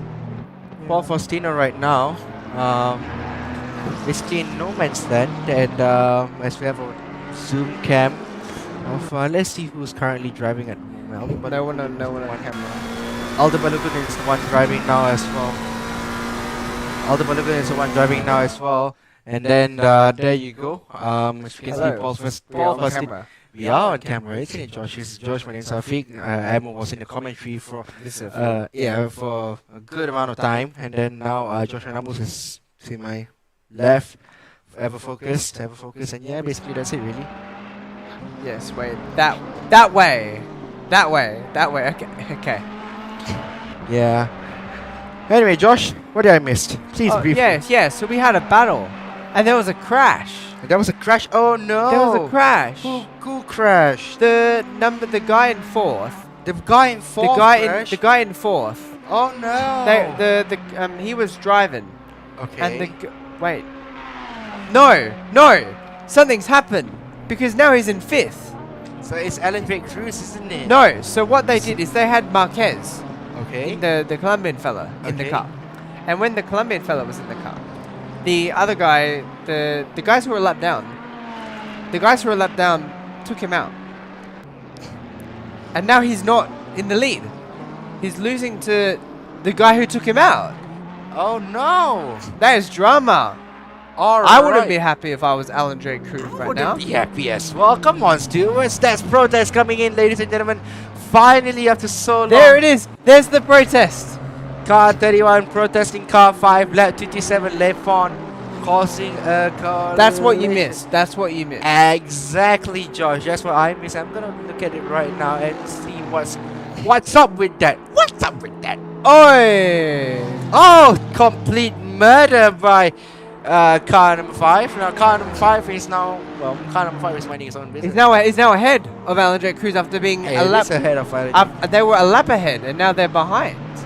exactly. Drama Indeed. in the Big Brother house. Yep. Anyway. Yeah. So I think that's the first penalty that the stewards gonna give out today. Are The stewards will see the verdict as to what the penalty is going to be. But that looks like a heavy impact when I look back at it, didn't it, Josh? I reckon the car number 5 is car number 31. 5 Freddo Frogs. 5 what? Freddo Frogs. What the hell is Fred the Frog? You don't know what a Freddo Frog is? I don't know what a Fred the Frog Hold is. on, wait. This is a. No wonder I haven't seen a Freddo Frog since I've moved to Malaysia. I don't know what a Fred the Frog Nah, is. there's no way. Mate, you're in Malaysia, not in There's Australia. no way. I've completely forgotten that I have not seen a Freddo Frog in like 3 months. No. You mean to tell me you don't eat Freddo Frogs daily? What? Freddo Frogs. A Freddo. They don't sell it in Malaysia, mate. No way. I'm leaving this country. Bye. No. I think they do in Village Rosa or probably Jaya Rosa. One of the. I'm leaving this country. I'm going back to Oz. At least they have Freddo Frogs. No, I've got to tweet this discovery. This is unbelievable. All right, beats me. No way. Malaysia does not have Freddo Frogs. No. You gotta Google that, mate. No, I'm just gonna trust you. Why? That always works out when I trust you. You do realize that I'm full of bullshit most of the times, right? Yeah. But this time I'm gonna choose to believe you. Oh yeah, it was the aircon was getting Yeah, too just like. cold. It was getting too cold. Dude, my feet are ice. Yeah, it's gonna be a lot more ice. Oh. Alright, I'm going back to Australia. Not only do I have Freddo Frogs, but I'm not freezing cold. Yeah, but still. So then, When I go back to Australia, I'm bringing a pack of Freddo Frogs. But good Freddo Frogs. and bring it to me. No, not to you. Why? No. You don't want me to try them? No, I don't. Why? You don't deserve feather frogs. I don't know what feather frogs are, mate. Yeah, exactly. And let's keep it that way. Because No. they the goat. That's not the way it's done. Anyway, so basically what I was trying to say is they, number 5, or is number 31, 5 Twix bars. Okay. $5 and a Twix. $5 in the Twix. Yes. Alright then. Those who know the joke know the joke. Anyway, those in the know in the esports community. Anyway, it's getting sunrise in game. It's 5 a.m. Na Svenja! Simba! Simba killed him! No! Mustafa killed him. Wait, no, he's the dad. What's the dude's name? I don't know, man. No one even remembers his name. He was just the It's villain. Scar. Scar! Yes, it's Scar. Wow. I know this because I'm a Disney fan. Yeah, so am I. Frozen's such a good movie. Yeah. You know what else is my favorite movie of all What's time? your favorite movie of all time? Chicken Little. What's Chicken Little? What is that?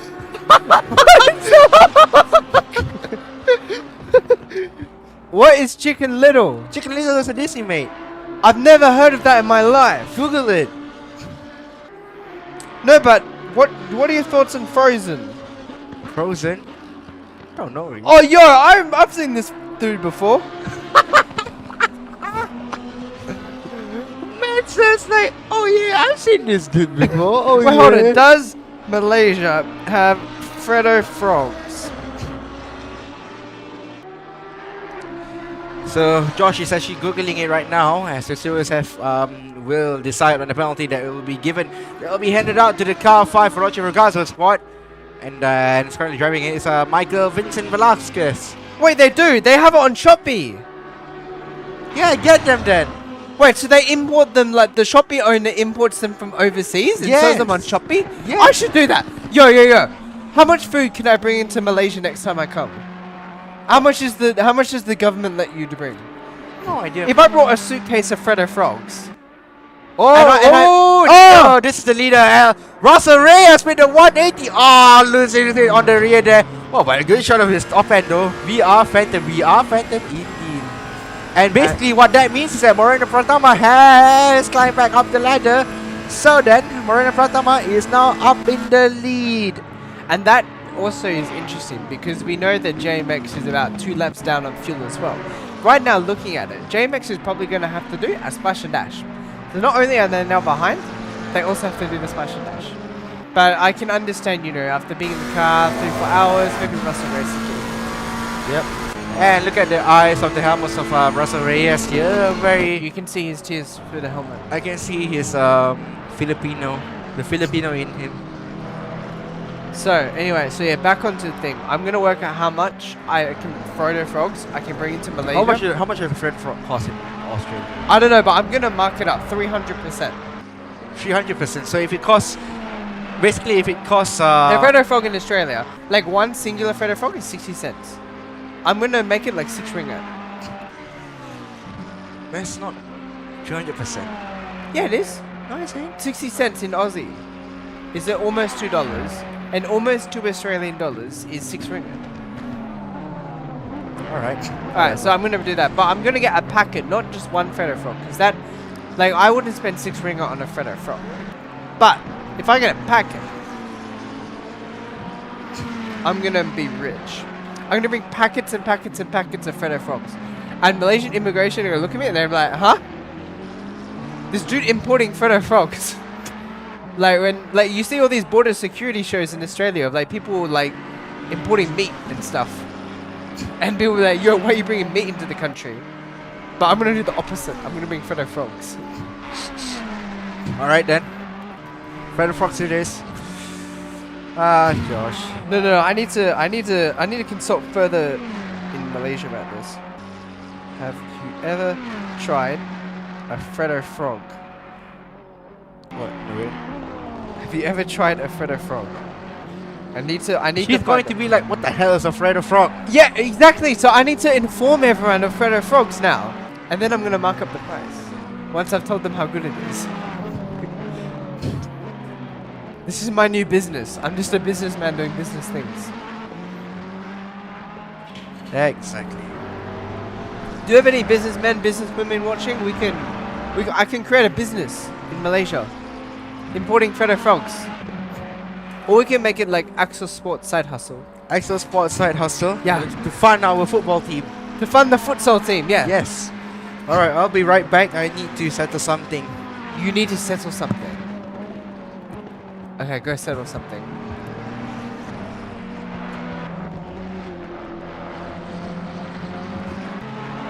Alright, okay. Alright, I'm going to keep on talking. Alright, how's everyone going today?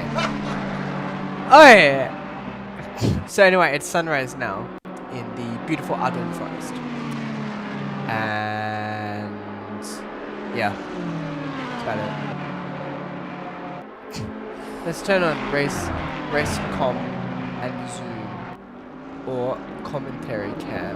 And wait, is there a commentary cam and like the race? Yes, there is. I'm gonna do that.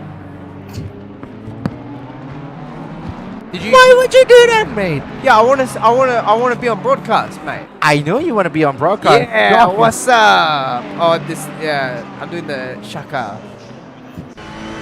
Yeah, what's up, everyone? Can someone like transport this man back to Perth?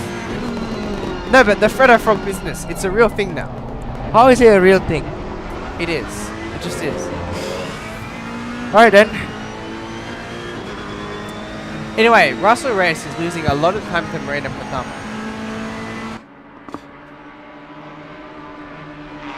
Okay, so I just lost my commentary, buddy. But anyway, so the other battle, which is happening on track still, Velasquez. Actually, Waranto's in third now. Wait, wrong keyboard.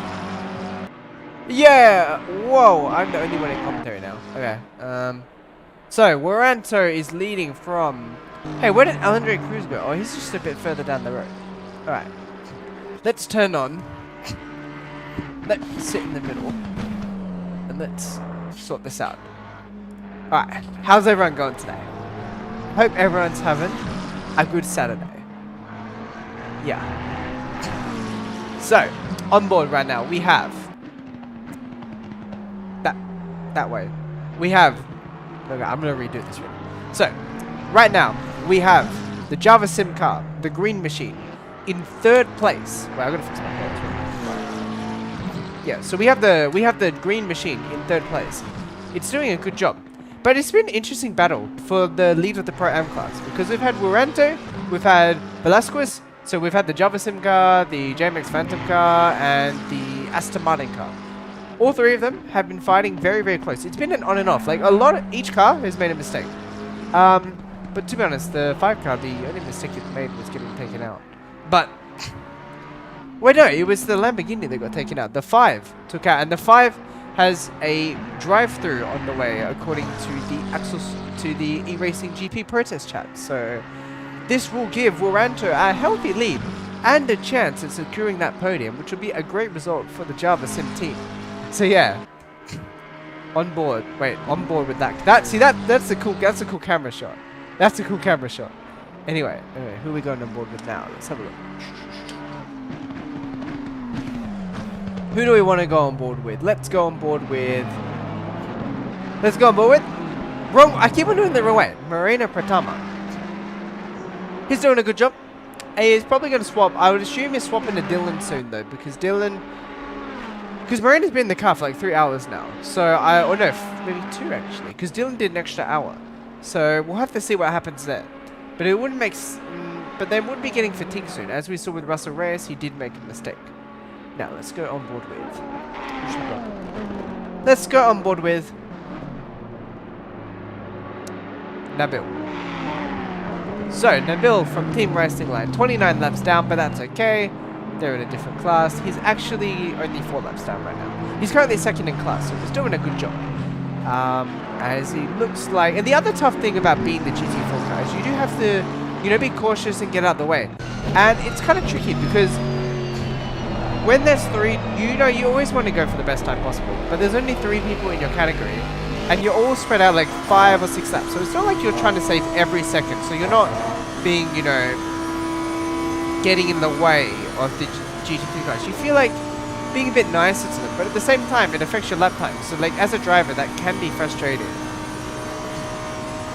So yeah. All right, what should we do now? Let's go. Let's go. What should we do? Who should we go on board with? I reckon. Let's go on board with. I'm doing it right. Yeah, yes, I'm doing it right. Alan Drake Cruz. Now that car looks very bent, so that damage. But then they must have had a front crash as well, because when the contact happened, they got them the damage. It was on the back of the car, so I don't know how the front of the car's been stuffed. So they might have had another accident or something like that. And hello, we have someone joining us in commentary. Let me just quickly transition this. And we have Muhammad Zikri joining us now. Hello. Hello. How are you? How you been, Josh? I've been good, Zikri. How are you? I've been okay, not too bad. Yeah. So, do you need a race update? Actually, no. You've been watching the race because you've been teaming up with Nabil. Okay, the only race update I have is right now is on GT4. So Alright, talk me through in GT3s, yeah. Give us a GT4 update first, because from what I see, we're 4 laps different and then 7 laps different. Yeah. So currently, right now, I think the leader just lapped us. Sadly. Oof.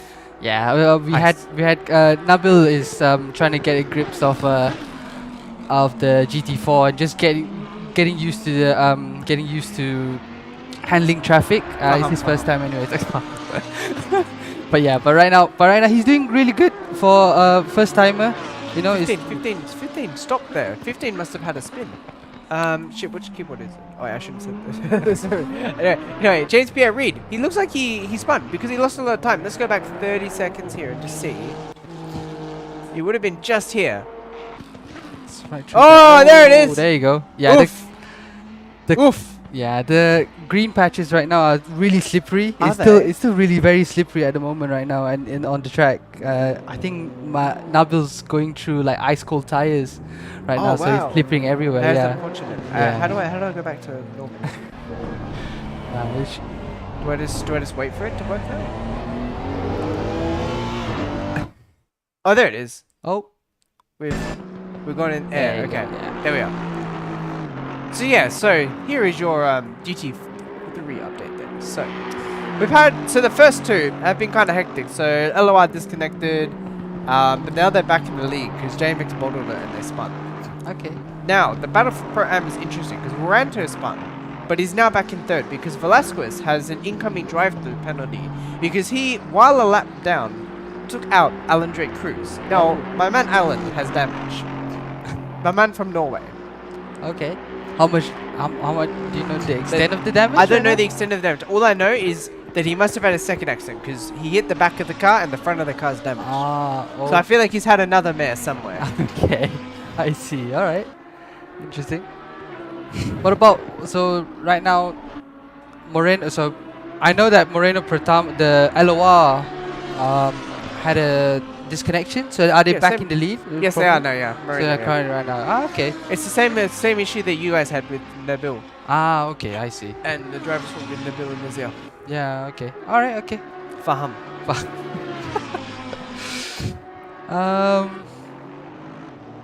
Has there been any action? I mean, other stuff. What about James Reid, Chris, The man Charming Wong?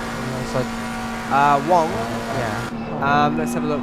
That car was. They had another guy in that car just before, That's the and he was like, he was doing 224. So I don't know if that car had severe damage, and they were just waiting for the pit stop phase, maybe. I see. But yeah, they would like 4 seconds off a lap, and it was kind of weird. But I've got a worse discovery, which I've just discovered in Malaysia. I've completely forgotten about it for 4 months. Do you know what a Freddo frog is? I don't. What the? I cannot. There's no way that people have lived through their whole lives and not tried a Freddo frog. I don't know what. Every Malaysian I'm asking doesn't know what a Freddo frog is. And this is like the ammo. Do you know what a Freddo frog is? He doesn't. What? Okay. How Alright. do you not know what a Freddo Let's see. Meanwhile, shall back into race. Kamal Ali, I think right behind of Chang Ming Wong now. Oh, is it? No, it's not. Okay. It's a different car. Oh no, it's Russell Reyes. Okay. In P2. Right behind of Chan Ming Wong. It's gonna lap him.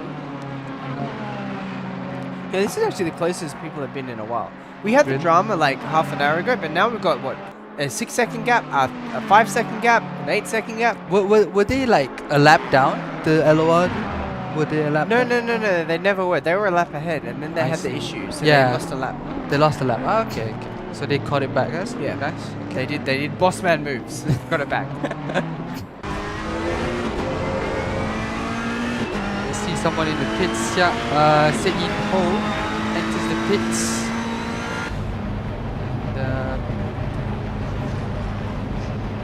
Still got 2.5 hours to go.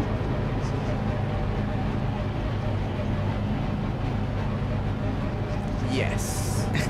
So, Viranto as well as in the pits as well. Moranto's in the pits as well, so he's gonna definitely have to stop again. Yeah. Is it the McLaren is not strong on the fuel usage? Well, he's not gonna last an hour. Yeah. Okay. Next time I come back to Malaysia, I'm importing Freddos. Freddo frogs. I see. I'm gonna run a black market for Freddo frogs. I'm gonna keep on going back to Australia, importing Freddos and bringing them back. He's the man Malaysian immigration hate. So, yeah, the pit lane is so long. Yeah, it's like I asked this about to Afi just now. I was like, I thought it was 20 seconds. No, it's not. It's 1 minute. Yeah, it's a long pit lane. You got to do both sides. Yeah, I thought it was only 20 seconds. I thought it was shorter than that. I was a bit dumb, but yeah, that's my car going through. Nabil Jalil.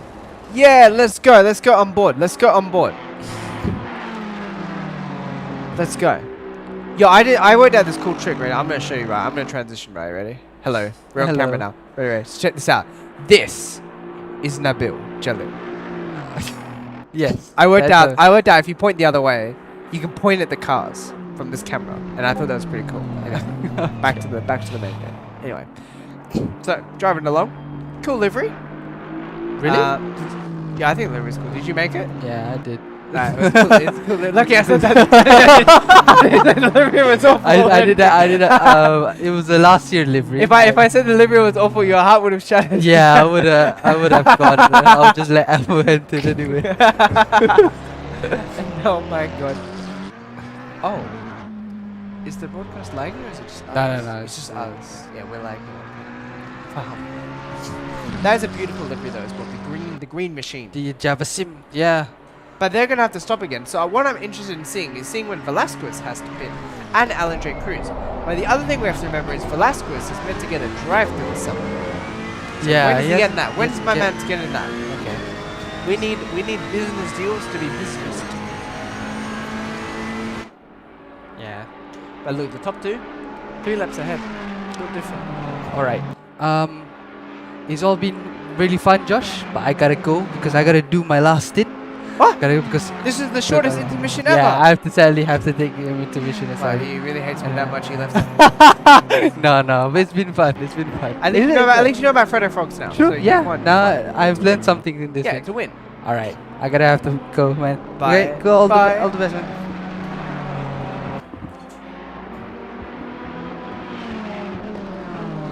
All right, we are back. Yeah, time to keep you honest, Josh. Let's see how this one particular thing goes because we still about 2 hours and 25 minutes left to go here before the end of the race, and it's about 9 seconds in it between first and second. So, did Pratama stop afterwards because he did have that 3-lap advantage we talked about. So, if they both stopped already, that means Pratama has gotten the advantage over Reyes, but lap times also will probably prove to be the decisive factor here. 17.8 for Moreno Pratama last time out, and a 18.6 for Reyes. So Reyes is still not having a measure of the pace that Pratama is showing right now. And of course, crucially though, change for the lead in the Pro-Am category where Alan Drake Cruz is now in second place because of another issue due to the pit lane bug that has struck a few other drivers and teams.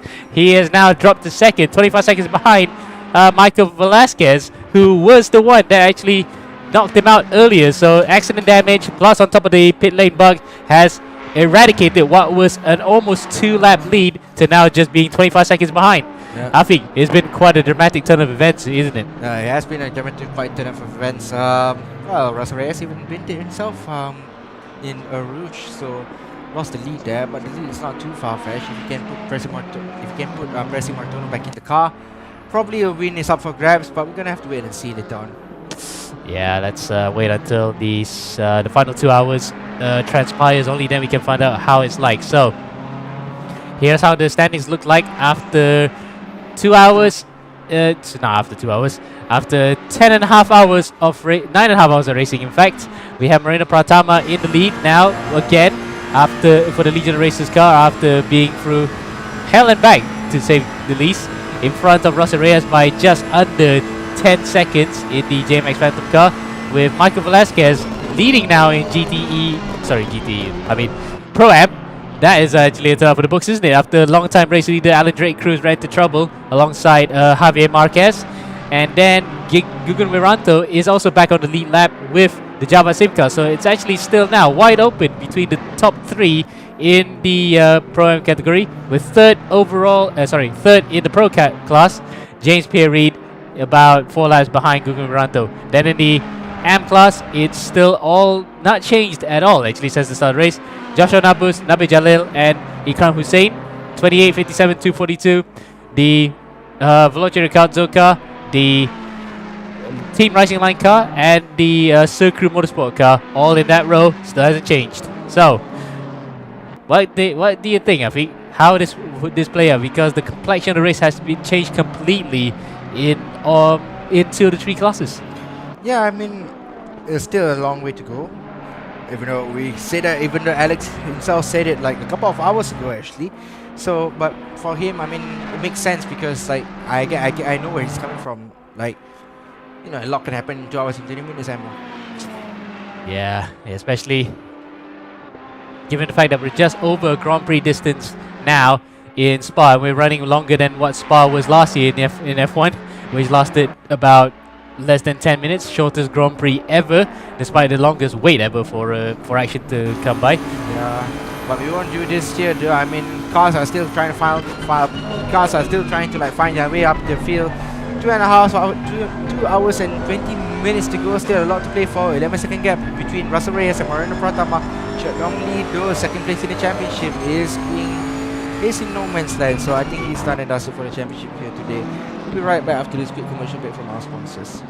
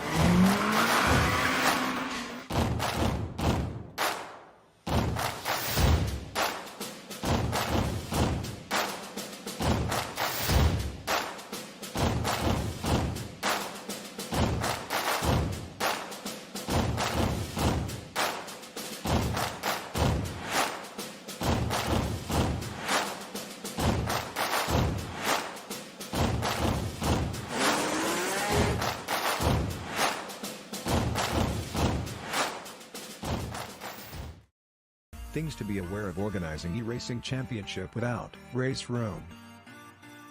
First, no automated leaderboard would always be labor intensive.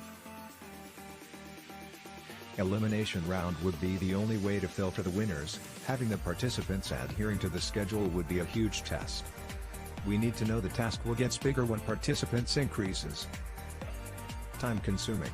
Organizing eRacing Championship without race room, it's all need run manually to take down the participants and eliminate them from first round group to final round group. Because it is manual human labor, there bound to be human error. Manual human labor would have a price tag for the man-hours involved. New participants would never have chance. The eRacing clubs in the world will send their best racers to participate the race. But that means your championship exposure is just limited to the eRacing clubs. Why choose Race Room? Our 3E official championship have fully automated leaderboard. Participants can log in anytime to leave the fastest lap time within the qualifying period.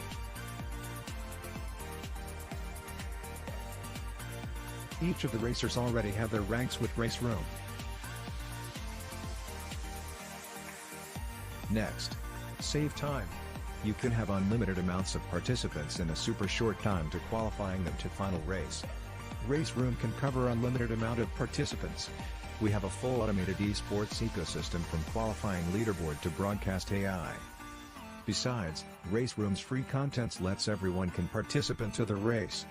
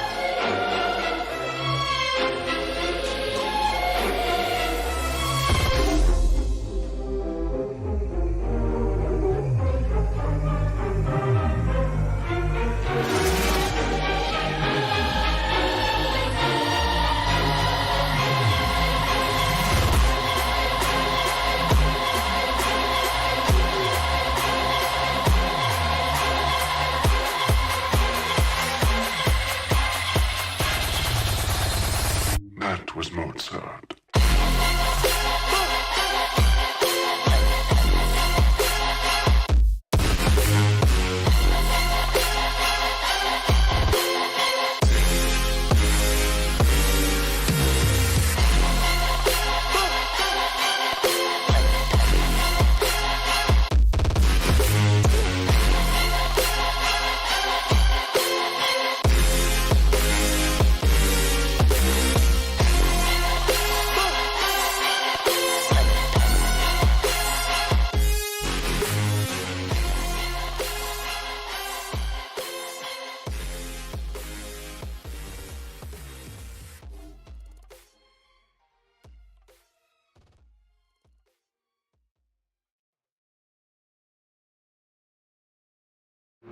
Alright, so we're back now. So the stewards have given their verdict. It is a stopping penalty. Sorry, it is a drive-through penalty to Michael Velasquez for causing a collision to the 31 ADC car. And by the looks of things, you know, that 31 car, that 5 car will drop down the order. So 31 will reclaim the lead, and 906 of Viranto will move up to P2. Yeah, it's And yeah, I mean, Russell Reyes is still 11.9 seconds, 11.9, almost 11.9 seconds behind Moreno Pratama. So he's in a little bit of no man's land here. And well, as it stands here, Moreno Pratama leads the way, followed by Russell Reyes, Mark Velasquez in P3 overall, leading the way in the Pro-Am category. But he is going to pit due to that infringement due to that contact that he made between himself and the 31 Alan Drake Cruz car. So that has resulted into a calamity, and 31 will basically not only win the championship here today, but will also win the race in the Pro-Am category and finish P3 overall. And Yeah, that was quite a hard mouth moment for that particular crew after being taken out by, in essence, their own comrades, or rather countrymen, that he probably not would like one bit, because Marquez, on the other hand, is was at that time driving, and he was a bit slow compared to what the other drivers were doing. So I'm not sure why he actually blocked the line either way, but the stewards have given their verdict, and it is gonna be a drive-through penalty for the number 5 car. So Velasquez then, after taking out Marquez, is now gonna have to trundle through the pit lane. He's in now, and he will lose the lead to Alan Drake Cruz. Afiq. Yeah, he will lose the lead to Alan Drake Cruz now, and yeah, I mean now he's only surveying it right now. Let's go back to the battle for the GT4 category though. In GT4, Josh Renab was in the number 28 car. Josh Berger will be mega proud about this. Basically, he'll be absolutely like ecstatic with the win. Not only with the win, but also with the championship. Running away with the championship is Josh Renabus. Naval Jalil, the debutant in Endurance Edition. Sitting comfortably in P2, and Circuit Motorsport in P3, who've not featured too much today, and a couple of drivers, a couple of teams we haven't featured too much today. The number 369 GSR car, who was very comfortably, ahead, and now due to that contact, well, not the contact really, it's more like the pit stop bug and the disconnect that everyone is suffering because of it. Yeah, it's been a recurring bug, hasn't it, Amo? Yeah, it's been a recurring bug that no one actually wants, but unfortunately, that's already what the game is going through, even after a few update cycles. So it's gonna take a while more for Kunos to get that particular bug right. But either way, it has created a bit of a sense of excitement, especially given the fact that it's still well and truly on between certain drivers and teams here for the race win. Yes, championships again. We have to iterate again and again. It's pretty much done and dusted, but the races are still on. And for the guys up in front, especially Marina Pratama and Russell Reyes, it's only 12.8 seconds, and Pratama has the upper hand here. So the pace difference between the two cars has been rather evident, all because of the fact that Legion Racers have returned with a vengeance, or somewhat, with 3 to 4 good drivers in that particular squad to bring that car up in front. Yep. And now, 696 car. Kamal Ali. You had quite a bit of a history, don't you, Emo? Yeah, we got beef, but yes, it's kind of reset over time, considering the fact that focus on the racing commentary, having other things to think about than being negative. Outgrow it, Emo. Be a better man. I'm saying it. You're not listening. You're not listening. Anyway, Chelong Lee, LCL, CLL. The acronym is actually really weird. LCL. Yeah, Yes. LCL. Yeah. Chelong Lee here. Not LCL Honda, of course. Oh, not LCR Honda. Yeah, LCR Honda is the satellite team for the Honda MotoGP team. And yeah, LCL, Chelong Lee sitting comfortably in P4 in the Pro-Am category. Sitting right behind Chak Ming Wong, who is in the 1969 Junior Waycross car. And finishing the season in P4 in the Pro category. Yeah, it's been a bit boilerplate after the drama that happened while battle for the lead in the Pro-Am category. It has calmed a bit somewhat, but then again, it is also us but it's stretching out our necks out a bit and probably just jinxed it. We wish it would not happen, but it does happen sometimes, and it just creates excitement for the viewers back home to watch. Yep. JPR, James Pierre Reed.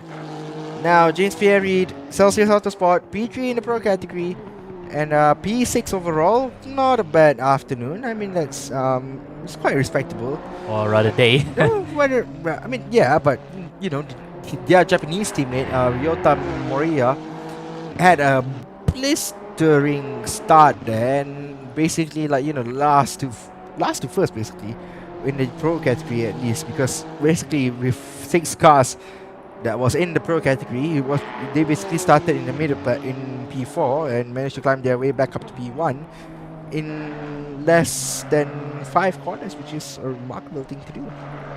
Yeah, and it was a mountain of work after Madison took over that car, whacked at the barriers as Michael Velasquez is in the pits proper this time, not for a drive-through. So he has called it quits on that one, or maybe he is going for yet another stint. Either way, that has opened the door for Gugun Wiranta to get back up to second, and on the same exact lap as Alan Drake Cruz. Where is Alan on the track right now? He's actually crossed the start-finish line already, so he's about more than half a sector or 1 sector ahead of the Indonesian car, but it's been a remarkable drive for this particular unit as well. Coming back from leading, getting a stop and go 30, to falling all the way to the back and coming up back to second in the class. Exactly. Oh well. Yes, I'm more naked than anything, aren't you? Yeah, I mean... Oh, Legendary Cruise has a lot of front-end damage there. And, yeah, that Lambo is not... Let's try it on board here. We need to see how... I mean, the Lambo looks okay as well. It doesn't look that bad. But, definitely, I mean... You can still see, like, the battle scars written all over it. And that Lambo is absolutely knackered. Yeah, it's you can see there the front bonnet flapping, and it's empty in there because considering the fact it's a mid-engine car, so that's basically where you put your luggage in there. Really, apart from the crash being hit from the rear end, he also had that front end damage from the other collisions as well. So really then, that car's been through the wars and it will come home as champion because their other closest challenges are not even in the reckoning here at the moment. So really then, all they need to do is just take it easy, but even then it's proving to be quite difficult because of other drivers also being a bit antsy. Yeah.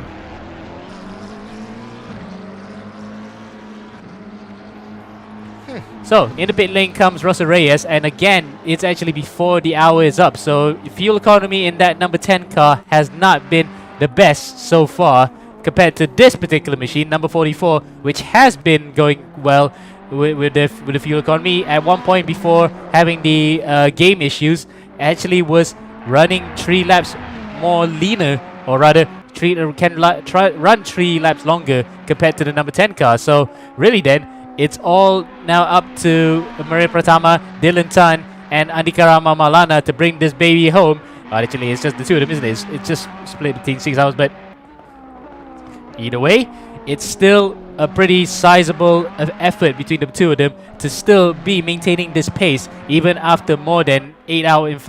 In fact, we're coming out to the end of the 9th hour, heading into the 10th. Yeah, I mean, can't believe it, Amo. Gonna be 10 hours into a 12-hour race. So close yet so far. Yeah, Ben, looks as though you're far away from being conscious.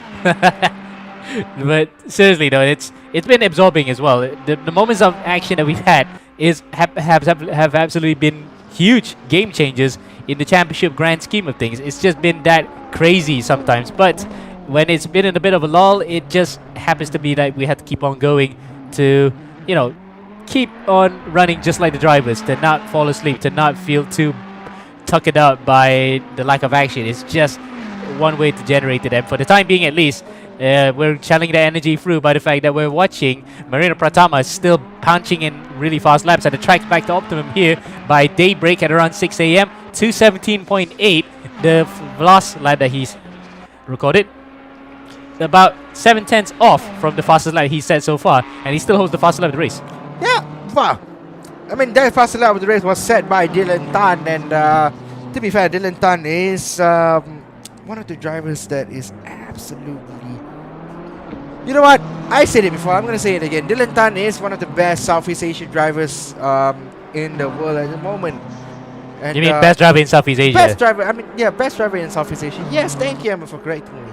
Yeah, but, you know, you got the likes of Alif Hamilton, Nakib Azlan, the Azlan brothers, basically, Russell Reyes, Presley Martono, Dylan Tan, Andika Ramamalana. So the list goes on and on and on and on and on. And basically, Dylan Tan has solidified his status as the best Southeast Asian driver, the best Asian driver in ACC, with him clinching the title in the SRO Esports Series.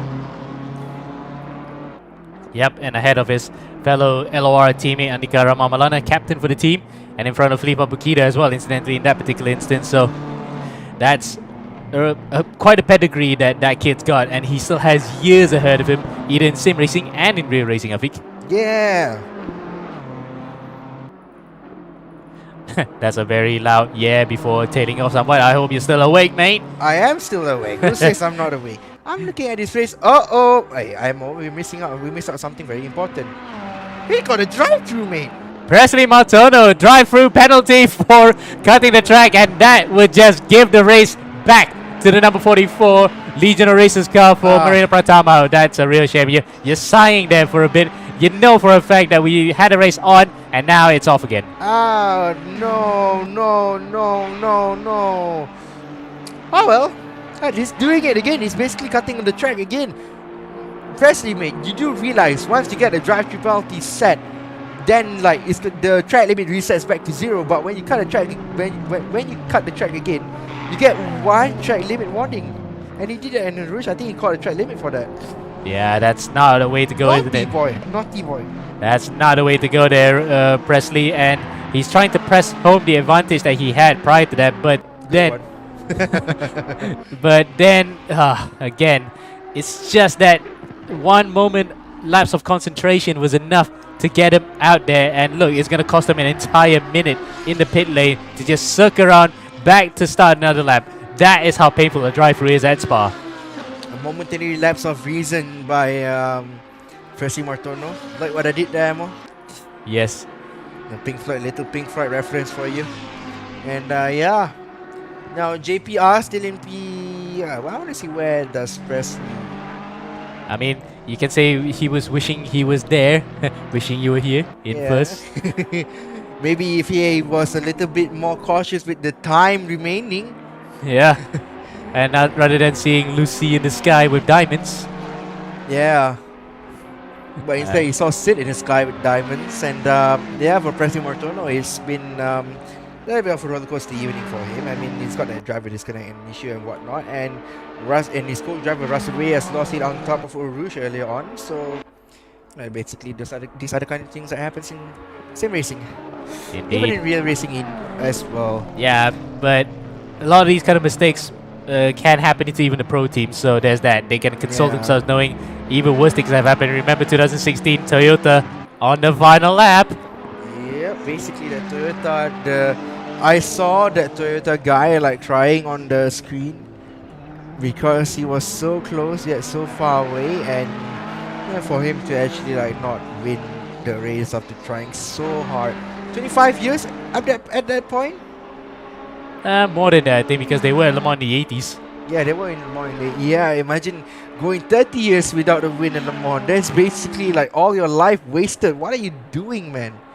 Well, you know, the drug's been broken ever since, but that one was still the most painful moment in the history of motorsports. Even outweighing more than some of F1's most painful moments. That was just cruel luck. Lady Luck rearing her ugly head at the worst possible time. Yeah. So for the guys here right now, at least, it has actually happened as well. So at least they're still in it. They're not out of the race, but moments of madness have actually occurred for them. So they better watch out. If anything else were to happen, they better be prepared. Otherwise, they can throw away 12 hours of effort for nothing. Well, for Moreno Pratama, he can finally breathe in the air. Like what I did. A lot of Pink Floyd reference here coming tonight. Well, I actually like giving out this music reference while they're driving. Moreno Pratama riding the lightning. Yep, other than that, they can go run and run and run. Yep. But for Sek Yin Ho, it's going to be another brick in the wall. Yes. For him to actually penetrate in order for him and his Z Challenger compatriots to win the championship here tonight. And it's not looking likely at the moment, especially given the fact that Cruz is now back in the lead of the Pro-Am category. So despite all the troubles that they had while the morning was coming, it still was not bad. So really then, it was a case of us and them, but it rather turned out to be them winning. Not only that, Sek Yin Ho and Co must have been comfortably numb. Yeah, Oh well, tough luck. indeed. Anyway, where's the pit boy? Pit boy, remember Pratama in the pits now. You can finally breathe a sigh of relief with all the eclipse that is happening at the moment. And yeah, do you ever get brain damage driving in endurance races? That depends. Can you still function afterwards? Well, it depends really. I mean, there's an eclipse after brain damage, so Okay, I think we should really cool it with the Pink Floyd with the reference. Pink Floyd reference, yeah, let's Yeah. do other references then. Yeah, because if we go on anymore, I think a lot of people might start listening to Pink Floyd again. I want people to listen to Pink Floyd again. Yeah, of course I want to as well. Rock needs to step it up a bit because it really is At the quite moment, boring. rap has taken over the lead amongst the young ones, I should say the least. Boring. And I'm not putting it out there as a sort of political thing. It's just that it becomes a bit generic over time. You know, you just want to have a bit of a mix-up in the music genres. You know what I mean? Exactly. Either way. Off tangent aside, daybreak has come here at Spa-Francorchamps in the virtual world as well, because at the moment it's nighttime where we are in Asia. 6:37 a.m. and it's still the Moreno Pratama car of Legionnaire Racers still leading the way, but for how long? Because if they run into another problem, Presley Martono, the champion-elect in the JMX Phantom car, will take full advantage of that as we see Kamal Ali coming into the pits. That's presumably for a normal stop. James Pierre in the other Honda for Celsius Autosport is in as well. Loses a position to Chad Ming Wong in the 969 Waycross car. So that will be a chase position for now. But again, strategies are still playing out as we speak, Alfie. Yep. Kamal Ali and basically two Hondas in this in the pits here at the moment. Yeah. Anyway, so then So you think you can tell? I can't tell heaven from hell anymore. Or blue skies from pain? Do you think you can change? I don't think so. Okay, now we're going back to the Okay. Pink Floyd references. Yeah, Yes. now we're going back. I mean, yeah, we stuck with it. We started it out and then we gotta stuck with it. So for all you viewers, please listen to Pink Floyd, best band of all time. Anyway, Seconded. what? Yeah, seconded. Yeah. Anyway, yeah, for where's the 369 car? 369 car is currently in P10. P10. Yeah. So Marcus there- Van Vliet, despite the Dutch name, is actually Australian. So there's a lot of Dutchies who are immigrants there to Australia back in the day. So that's one of these guys. Van Vliet, teammate to Fahad Ghafoor. Josh Berwin.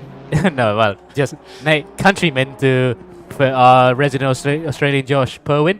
But either way, running well right now, despite the type of guy that gave a lot of space to the leaders, which is very thoughtful of him, but it is detrimental to his own race because he went onto the marbles trying to give the way to Russell Reyes at one point.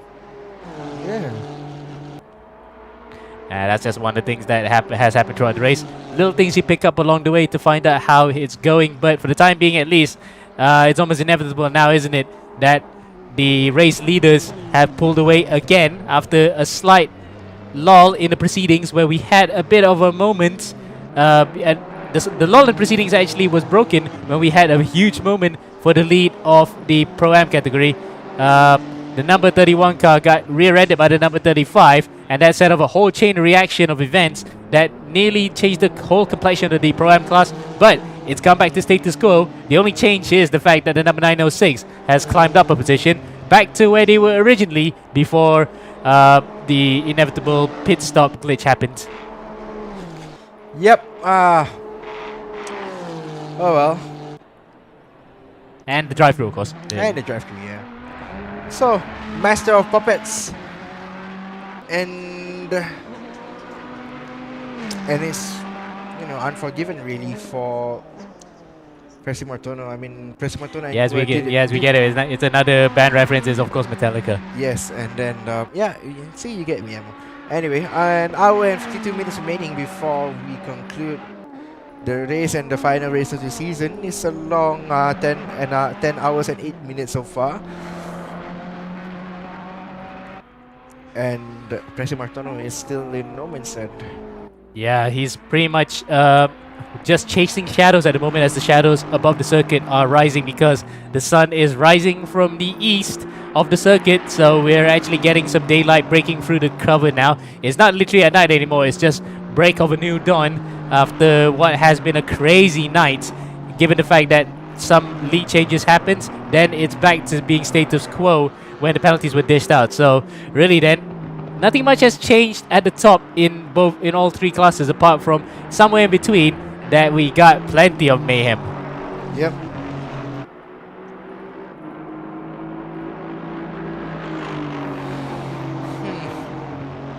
Where's Nabil Jalil?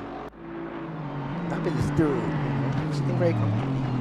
Zikri is going to drive the next stint. Is Zikri going to drive this stint? Yes, he is. So in goes Nabil Jalil, and out goes Formula GT3 car. So Nabil Jalil being very cautious here. We're gonna have to wait and see. So we're gonna time it now. Yep. I'm going to time like how long does it take for the entire car to basically cross. Yep. Have you timed it? Yep, timed it now. Right, so we're following this particular instance because we're watching it with keen interest because our fellow co-commentator is going to be back in the car here to bring it home after what has been an eventful race for this particular squad. It's just sadly that they didn't get to bring home the title. Yeah.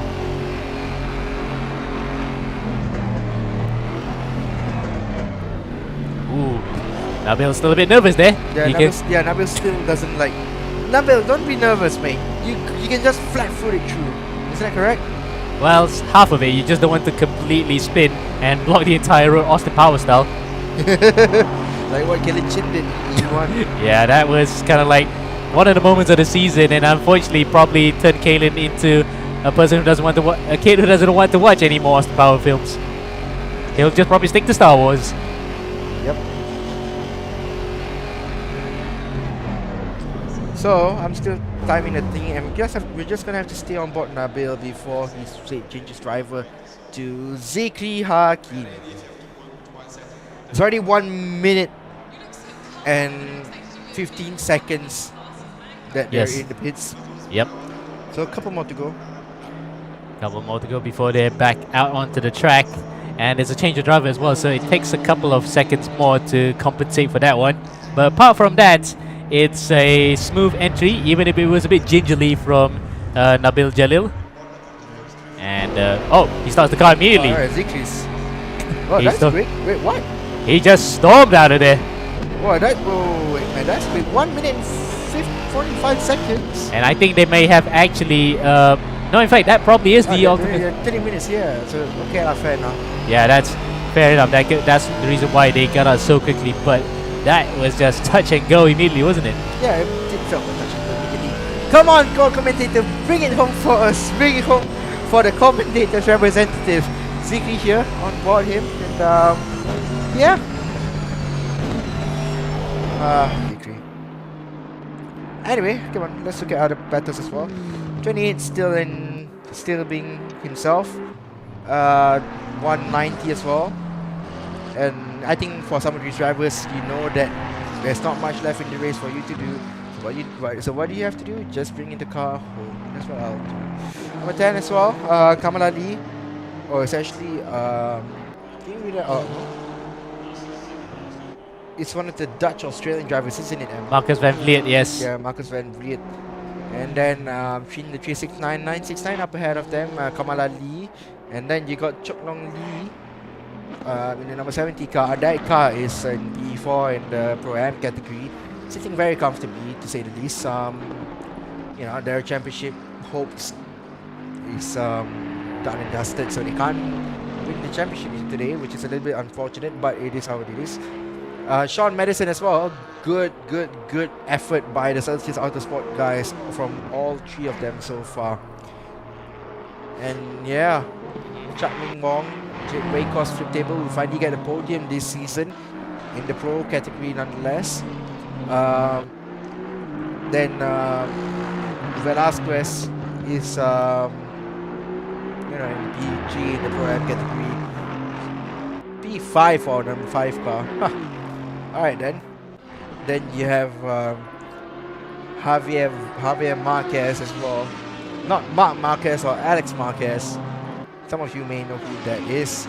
And then, yeah, running up your top 10, running up your position in Pro-Am is Gugan Wiranto in the 906 Java Sim car. So it's at the moment it's a Ferrari, McLaren, and Aston Martin winning the race here today. And Cressy Martono by himself, that beautiful orange and black Fat Jam X livery. And last but not least, Moreno Pratama riding on board Moreno Pratama for the next couple of laps. Yep. Takes us through a lap around Spa from Kushon. Yep, we'll get a bit of a personal view of the entire track, but we'll wait until he gets to the top finish line because it's not doing him justice if he's still going around here and not be able to go finish the lap. So, coming up now to Blanchimont for the 258th time. Passing a back marker along the way, a GT4 car.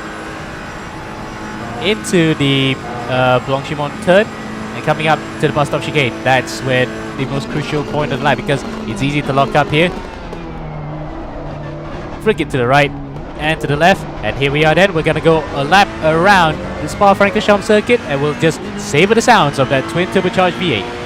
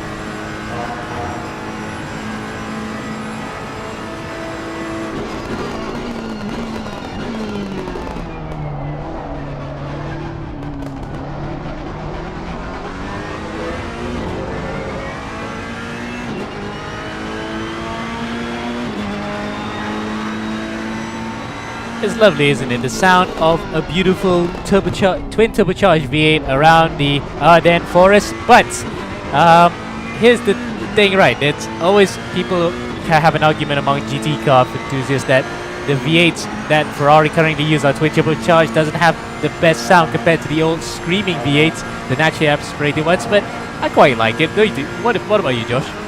Yeah, the Ferrari does sound really, really nice. I mean, every car has this different sound. Like the Merc has that like really like deep sound. The Ferrari has like a really good sound as well. I'm trying to think of another good example. I like the Lexus sound. Lexus sound is pretty cool. Lexus is a good car. McLaren sound's also actually not that bad. There's a lot of good cars out there, I know for sure. Now, what have I missed? Not really much. It's been around the boilerplate in terms of how it has begun, apart from a couple of drive-throughs, including one now for car number 190, which is Andre Jensen Villanueva. He is coming in straight away as well. So quite a few drivers who get drive-throughs, they do it immediately just to get rid of it and not be worrying about it by the time that they start another lap. So at least quite a lot of drivers have done that as an immediate strategy, Josh. Now, why is JMX now so far behind? Yeah, they got drive through themselves. Oh, that's expensive. Okay, I was like, huh? Quite a shocker, isn't it? That the race leaders, the co-race leaders in terms of number of laps they've gotten as well, also has a drive-through, and that actually has put the ball back into the number 44 Legion Racers car's court.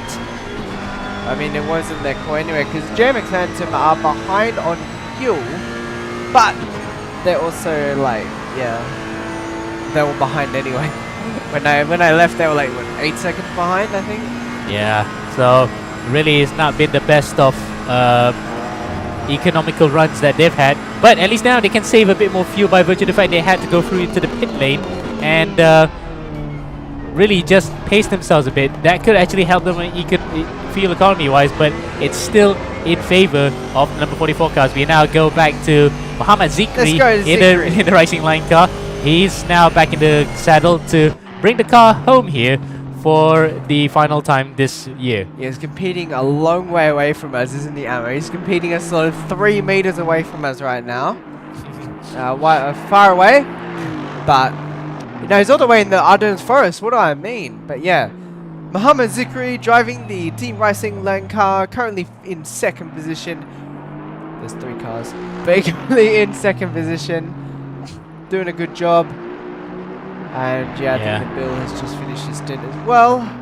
And it's not a bad stint, isn't it, for a rookie in this class? He didn't cause an accident, which is a good thing. He had a couple of hairy moments, but apart from that, it was a solid drive. We'll probably see him more in the future, especially given the fact that there's potential for him next season to run full time.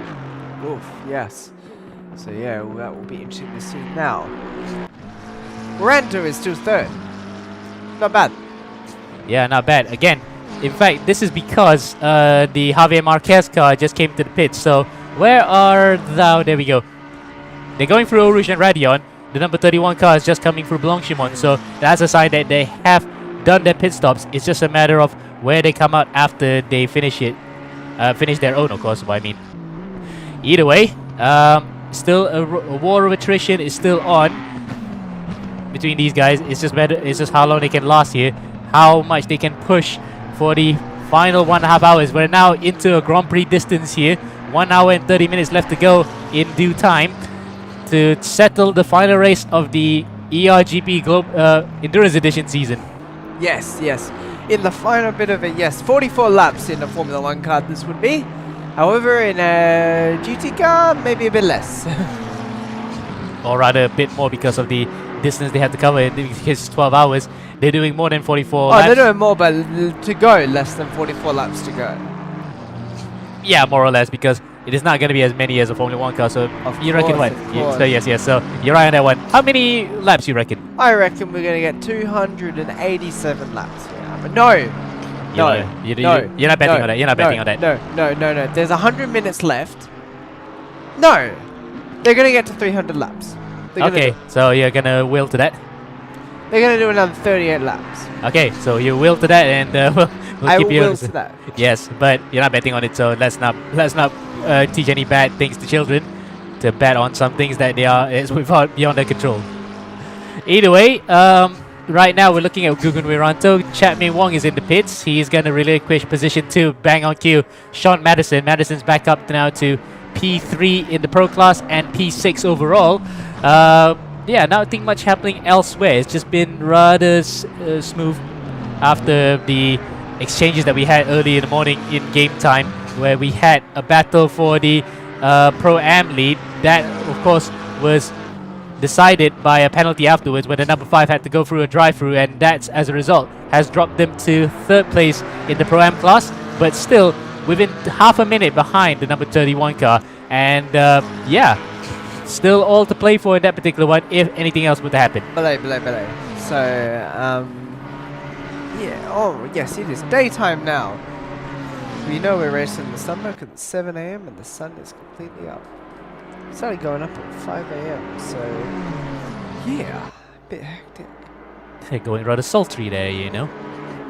Yeah, the Wacko's car is struggling for pardon me. The Wacko's pace has been, the Wacko's car has been struggling for pace a bit lately.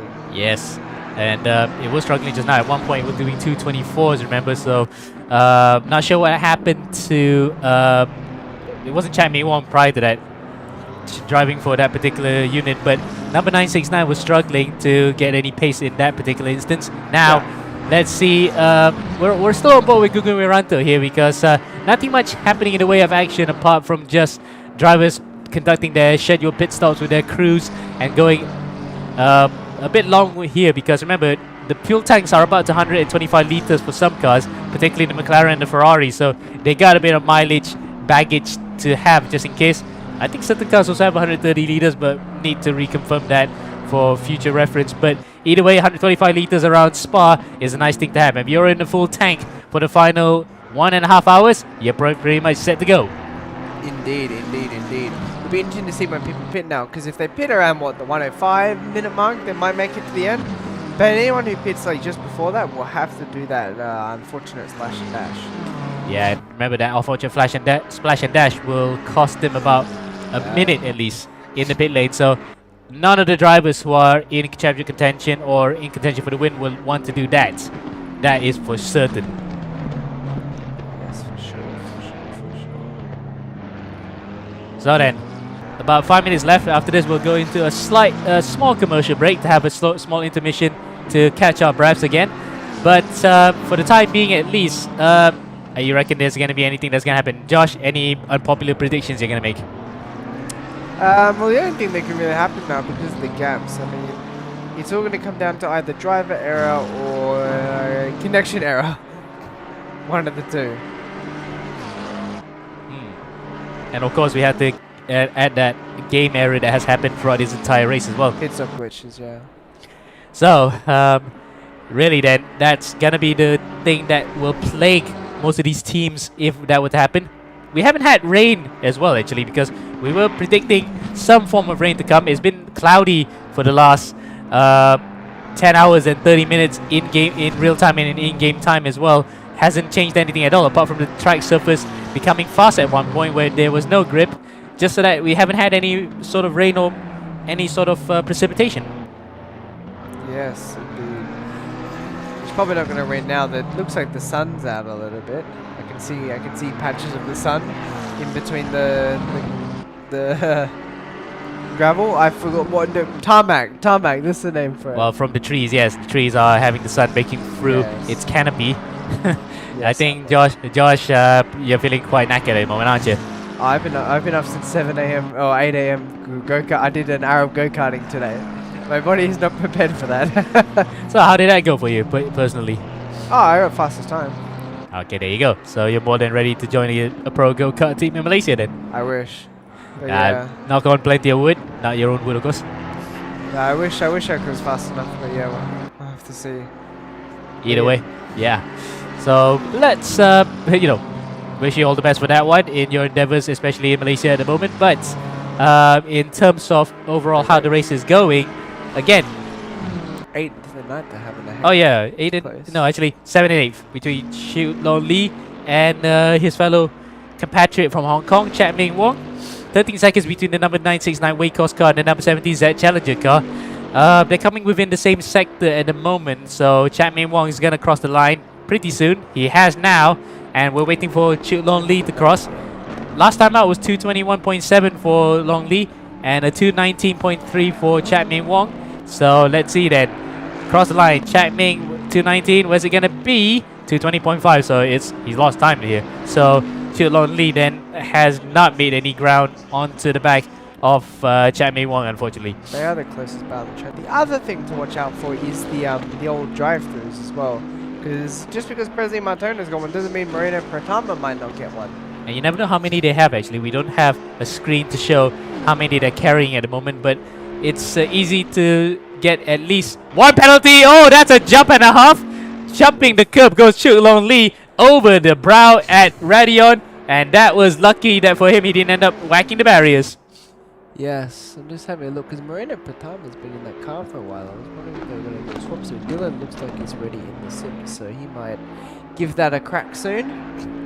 Because I was going to say, but driver change for 1 hour. Do you lose time doing a pit stop?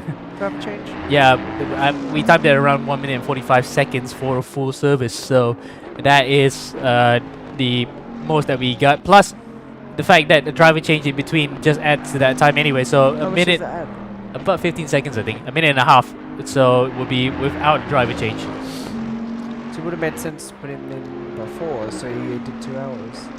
Oh, I don't Yeah. know. They can. I mean, they've got enough of a gap at the moment. It's better to put in someone who's maybe not as fatigued now, and they can hopefully have a flawless hour where they don't get a drive-through.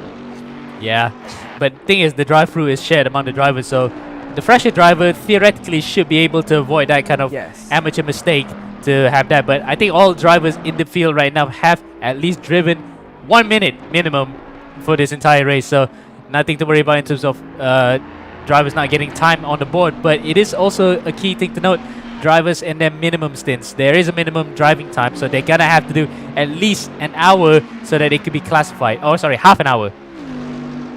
Yes, for sure.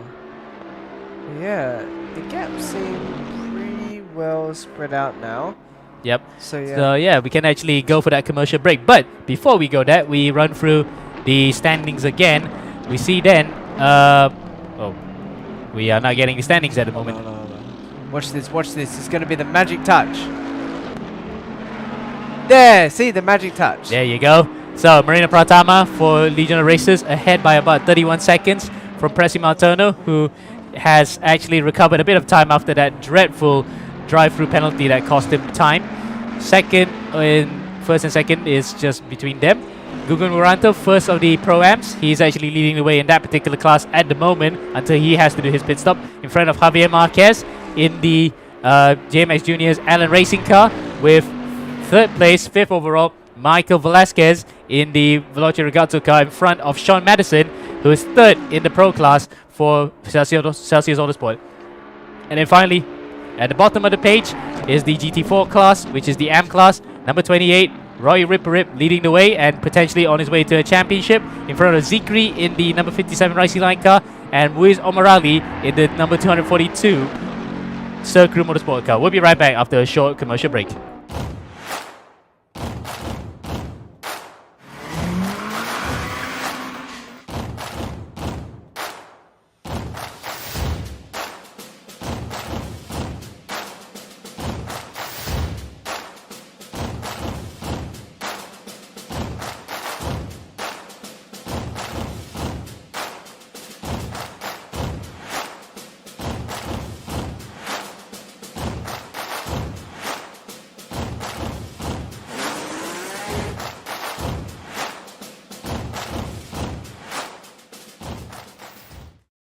Things to be aware of organizing eRacing Championship without race room.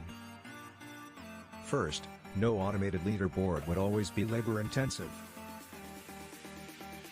Elimination round would be the only way to filter the winners. Having the participants adhering to the schedule would be a huge test. We need to know the task will get bigger when participants increases. Time consuming.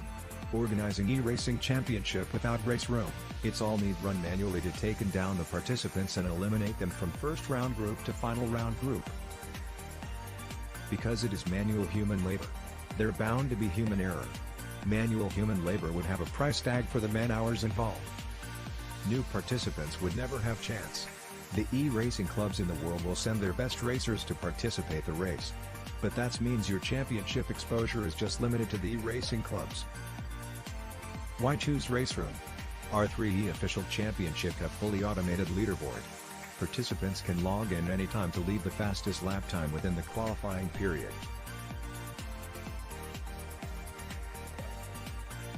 Each of the racers already have their ranks with race room. Next, save time. You can have unlimited amounts of participants in a super short time to qualifying them to final race. Race room can cover unlimited amount of participants. We have a full automated esports ecosystem from qualifying leaderboard to broadcast AI. Besides, race room's free contents lets everyone can participate to the race.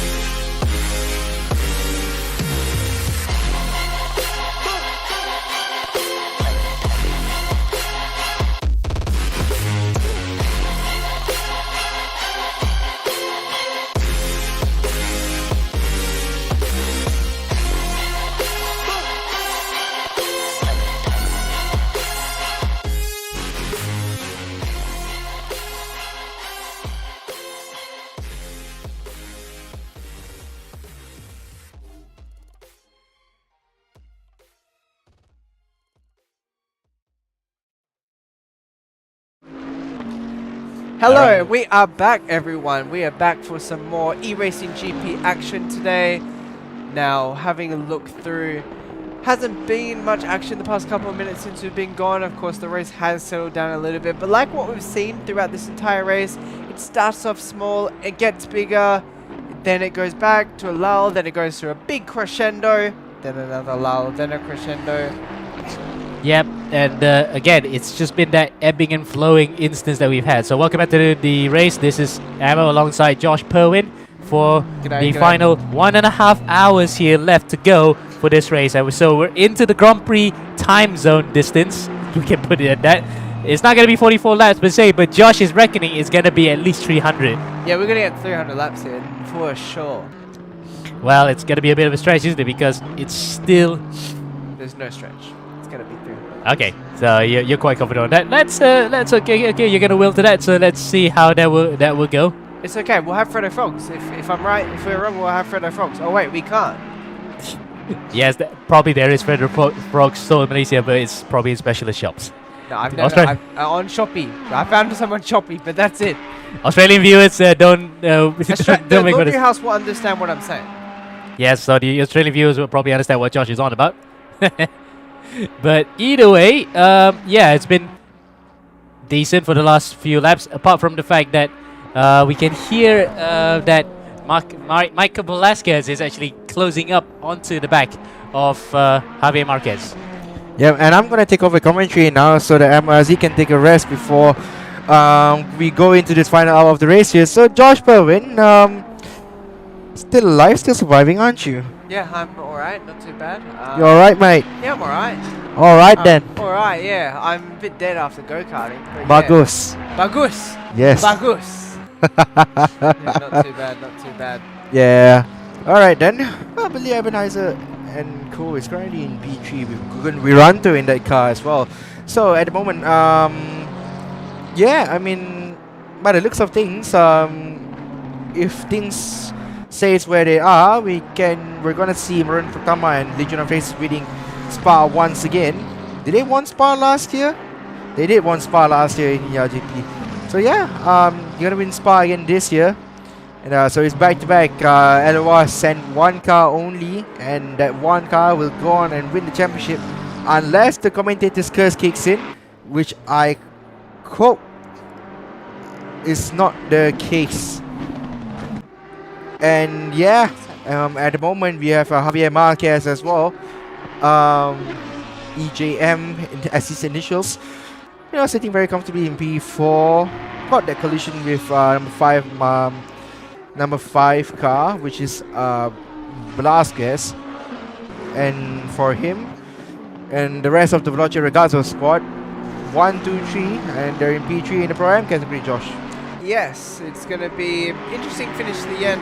But as we know, yeah, Wiranto can't make it to the end, so... What's that? Okay, anyway, so it's going to be a close battle between them. It'll be interesting to see if Marquez can hold on or Velasquez will be able to overtake, especially after the drama they had earlier with the contact.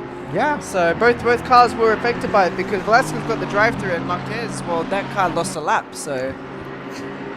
Yeah, and then basically what that means is that in the GT4 category, the Roy Ripper is currently leading the way in the GT4 class, and that will basically give the championship to the number 28 car, and unless Mohamed Zikri can find, but how far back is he, Josh?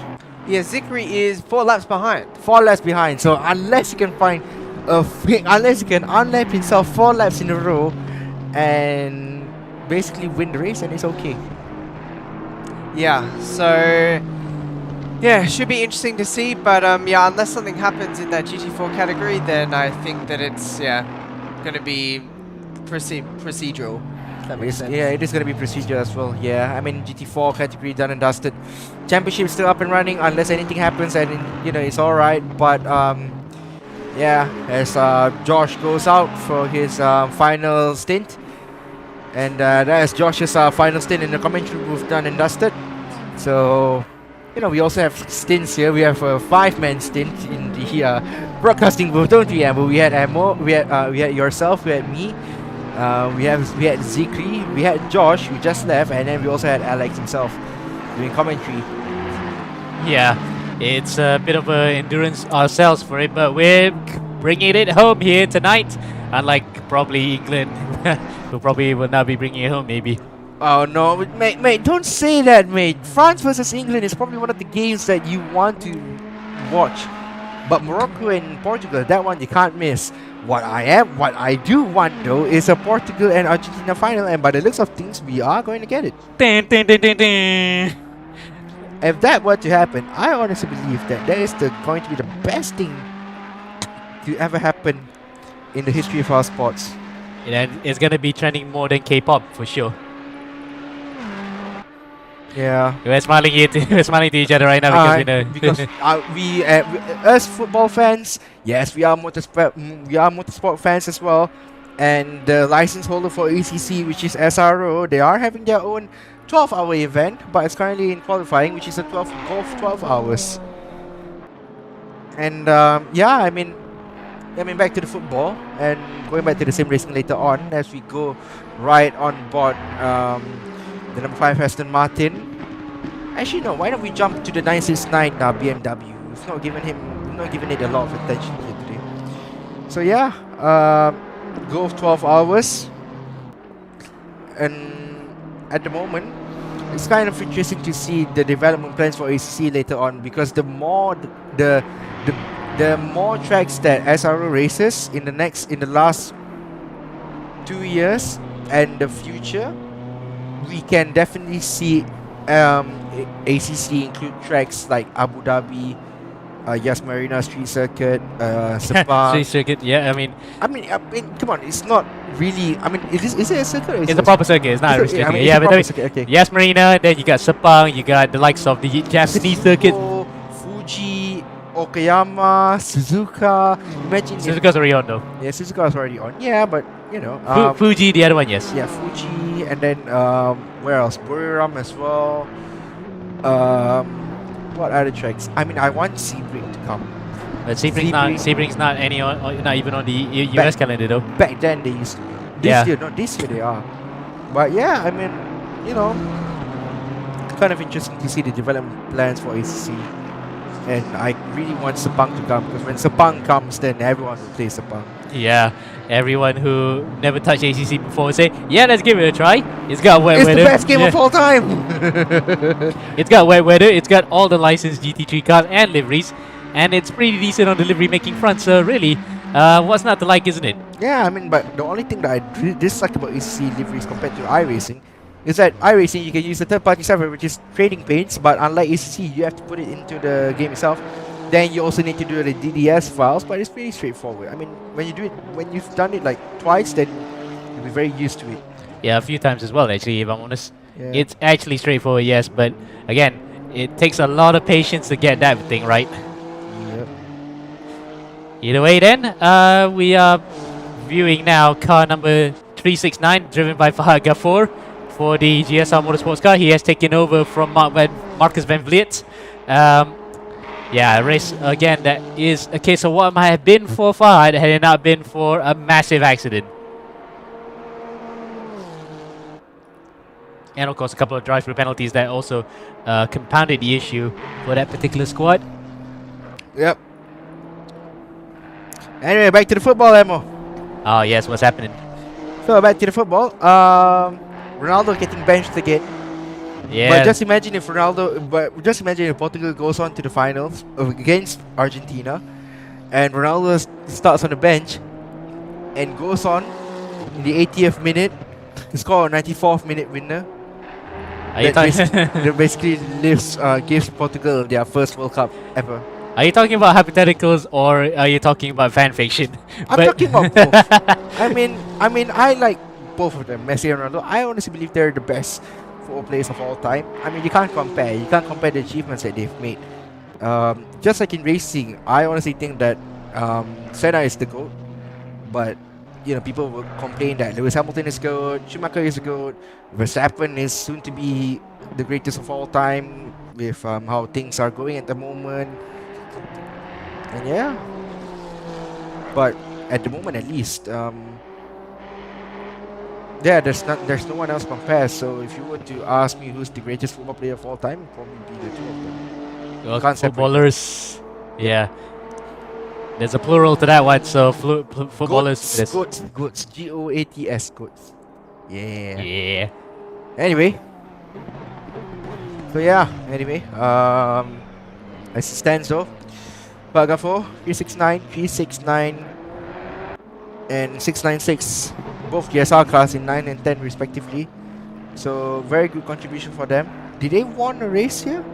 No, they haven't. In They fact, have not yet. the closest they got was again that Kyalami race where they were so good in terms of overall pace until the accident between themselves and Legion Racers knocked the wind out of their sails and they couldn't get any closer than that. Yep. Oh well. Things happens in racing, doesn't it?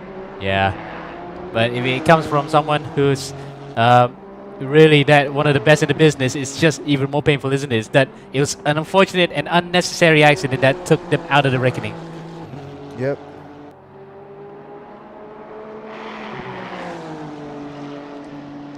So then,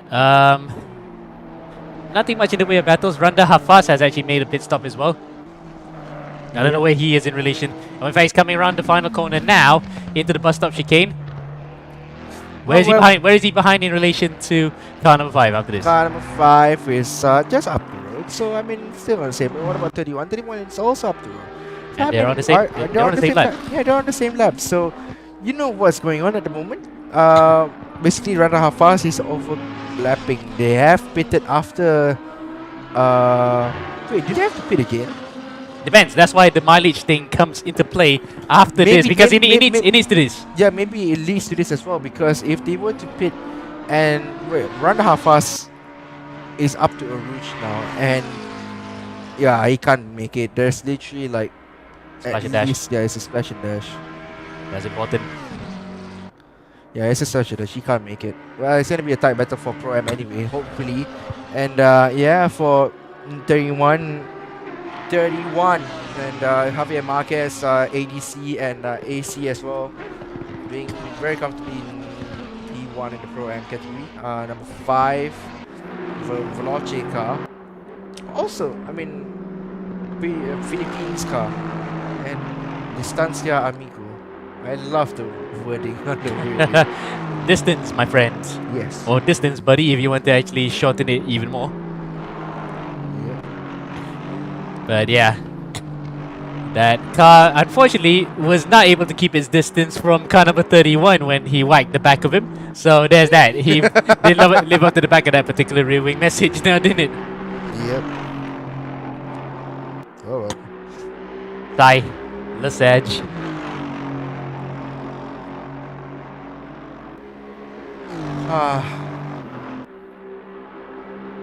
Also shout out to our sponsors today, Xbox, Sunway, Excel Sports. Royal Selangor, who these people are gonna get the trophies now. Maybe in a few months' time, once the handcrafted trophies have been produced by the fine craftsmen and craftswomen in Royal Selangor. And we had a tour of the factory the other day, didn't we, Emma? Yes, we did. And unfortunately, we didn't get to go to the School of Hard Knocks to make our own pewter bowls. Oh wait, no, I did it last year when we had the tour there. Unfortunately, you didn't get to see that, but still, yeah, it was nice to see that our sponsors are still committed to another year of this and continuing on the legacy of great trophies that they're gonna give. Yep. And Life Apparel as well for making awesome shirts for us. They make a variety of shirts, so if you want shirts, just hit up Life Apparel and they'll do it for them. And last but not least, Motorsport Playground. Yep. Who does our liveries for our real life racing cars. Yep. Like the recent Sepang 1000 kilometers. That was a good one. That was a good one. That it was like the most striking cars you could ever think of that are racing on that in that weekend. So shout out to them for making this all possible. But for the time being, at least, it's still not settled yet in the Pro-Am class. They're actually within earshot. 37 seconds on average between first in the Pro-Am class all the way to third, with Marquez, Velasquez, and Hafaz all within a lap of each other. So really then, this is the closest battle we have in the entire field, you know, if you want to include the podium battles. Likewise, with this, there's a battle forming now between Chio Long Lee and Muhammad Kamal Ali for 8th overall and 9th overall, 4th and 5th in the Pro-Am class. If we can go to that, we're waiting for Mr. or Mrs. Director to give us that go-ahead. 8th and 9th in the Pro-Am category. 8 and 9 in the Pro-Am category. Now where they are. Not in overall, man? I mean, 8 and 9 overall, yes, sorry. And 4th and 5th in the Pro-Am category, Come so on, we need this. make Mr. Director's life a lot easier. Oh, I'm sorry, Mr. Director should be on the ball. Yeah. Either way, yeah. It's right now 5.5 seconds between number 70 and number 696. 696 was ahead of 70 at one point, so the pit stop strategy has worked in favor of the Z Challenger car, but for how long? How long before the number 696 Honda might actually get out to the back of him? That would be an interesting battle here, because these particular cars have been involved in the wars, and it was number 70 that actually got away with it. It was clear of any wrongdoing in that particular instance, but anything would happen again may be looked at by the officials much closely.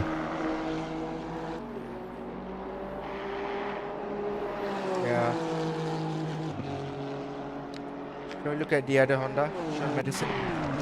Well, he's on board because of that, because it is boring for him. He is in the middle of nowhere at the moment, not even close to Randa Hafas, and he's still far away from Chapman Wong. So really then he can just cruise all the way to the line, apart from the fact that he's got company in the form of the race leader Moreno Pratama coming up right behind him. Yep. And Randa Hafas as well, and he's a little bit far back. He can't really do much. But I think, given the fact that 31 is still yet to make his pit stop, he hasn't reached the hour mark yet, and it's going to be a neck and neck for them later on in the final hour of the race. We are 7.5 minutes, almost 7.5 minutes before we reach the final hour mark, and it's basically going to be a 1 hour sprint race from now on, and that will mean that the entire 2022 Endurance Edition will be concluded there and then. It's been an enjoyable 6 rounds so far. We raced in tracks that we've never raced before. We raced in the... Where did we race again, Emo? Kyalami, that was the only new track that came for the season. Yeah, but still, I mean, Barcelona being the start of the track, I mean, Barcelona is a track that is nice to... It's a nice track to race in. Yes, granted that it's a little bit tricky to overtake, but you know, like, we see a lot of aggression in round 1. In round 2, however, we saw Kyalami, and we're going to bring back Kyalami next year, that's for sure. And maybe we're going to include the American tracks as well, because the American tracks in the sprint edition that has basically became part British tracks and part American tracks have been has proven itself as one of the best tracks to have a race on, and I can imagine more than 30 cars going to the race weekend, probably somewhere in Indianapolis or Watkins Glen and whatnot. Yeah, that would be quite nice to see. And if only they included the likes of Virginia International Raceway, that's a really nice track as well. Yeah, Fuji is a nice track as well. But either way, we'll wait until the expansion packs come later on, whenever Kunos will announce it.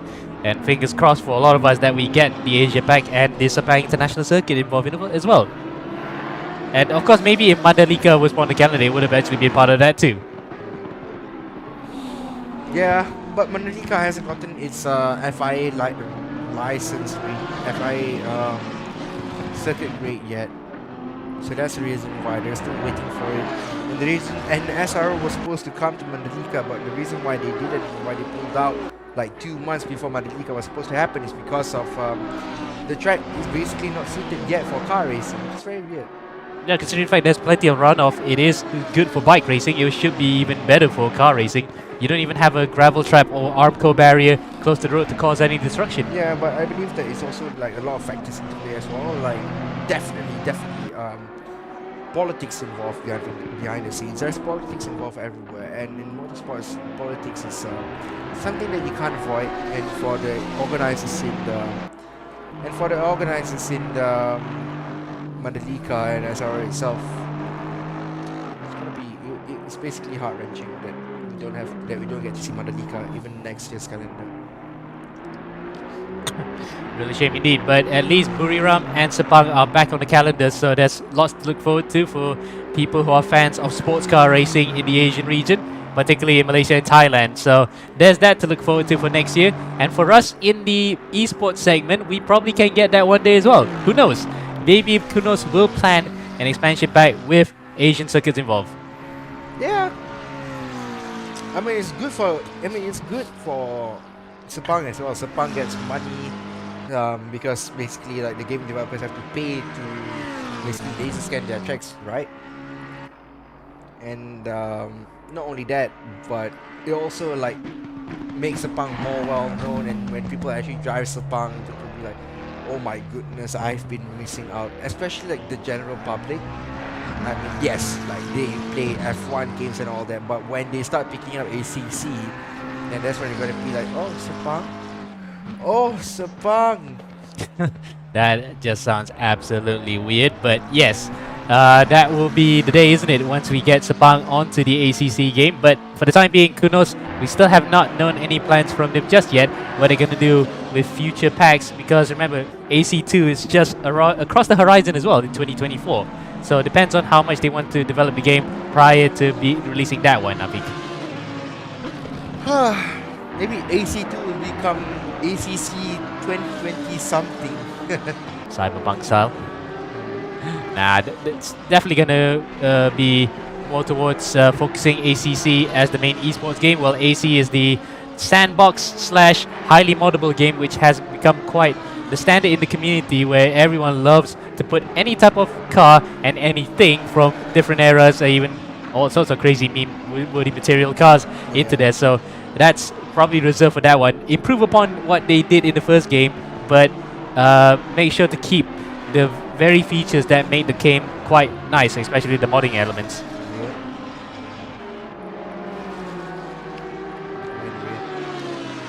Any love for any of our cars as well? Car 11, Formula JDZ, and the Pinoy livery car. I like it. Yeah.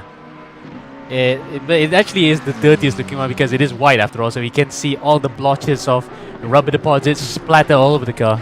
Yeah. That's another thing we want to point about, because the cars here look like they could pass off as the real world, isn't it? Because it's just so well made by every single one of the team members inside these teams to make these liveries possible. It's just a shame that we don't get to see any more of them, because unfortunately we don't have a full grid of cars to ogle at. Yep.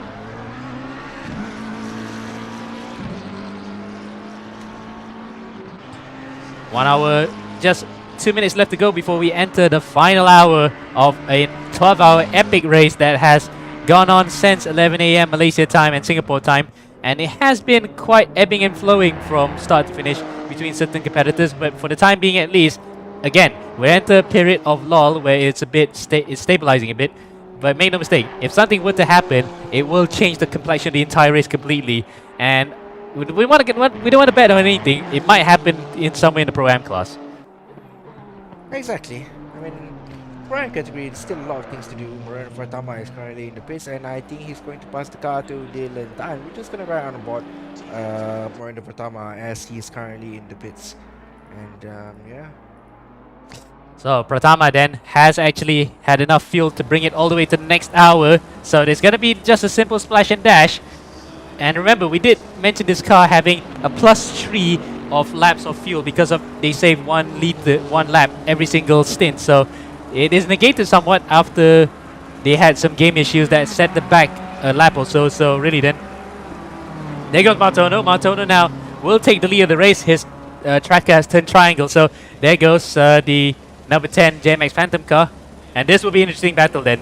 How much would JMX Phantom stretch this particular stint to come into the pits and probably presumably just fuel up the car slightly, losing less time in the pits by changing tires and stay out in front? That will be the million-dollar question, isn't it, Afiq? It will be the million-dollar question. And yeah, Dylan Tan is currently in the pits and exiting the pits right now. Is Dylan Tan. Pressing Martono is currently up ahead down the road. He looks like he's leading the race, yes, but he's got to pit still. So I mean, it's Dylan Tan's race to lose basically. What about EJM? Javier Marquez. Looks very comfortable in the car. It doesn't look like he can do any harm with it. Or can he? Well, he has already done harm by actually holding up the traffic somewhat and getting involved in a big un that caused his car to be repaired for about a lap or so, and also by virtue of the fact that there was also problems between the drivers switching cars.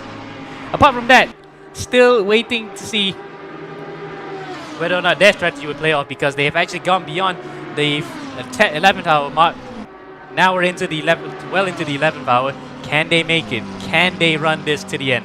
But before that, we're gonna have to jump to a quick commercial break before, and then we'll go straight on for the final hour of the season. But we went on a commercial break earlier on, didn't we? Yeah, but we're gonna have to go on the hour. Oh yeah, that's true. So we'll go on the hour. We'll be right back.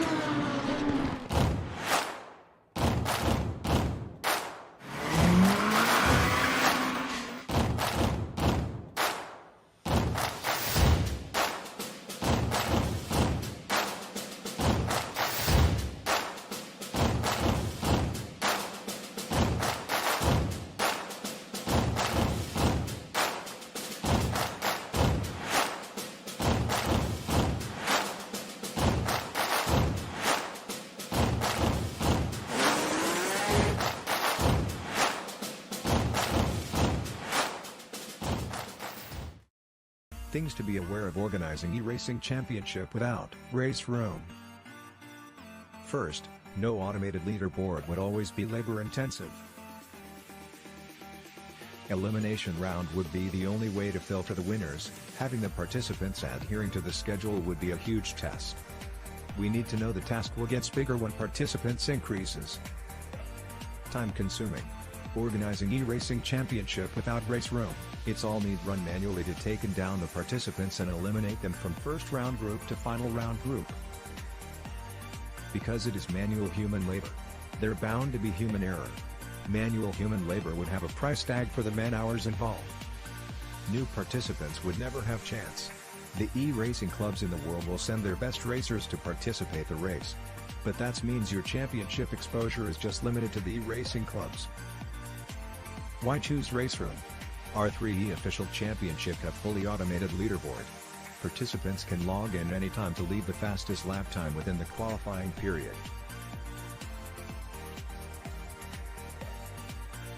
Each of the racers already have their ranks with race room. Next, save time. You can have unlimited amounts of participants in a super short time to qualifying them to final race. Race room can cover unlimited amount of participants. We have a full automated esports ecosystem from qualifying leaderboard to broadcast AI. Besides, race room's free contents lets everyone can participate to the race.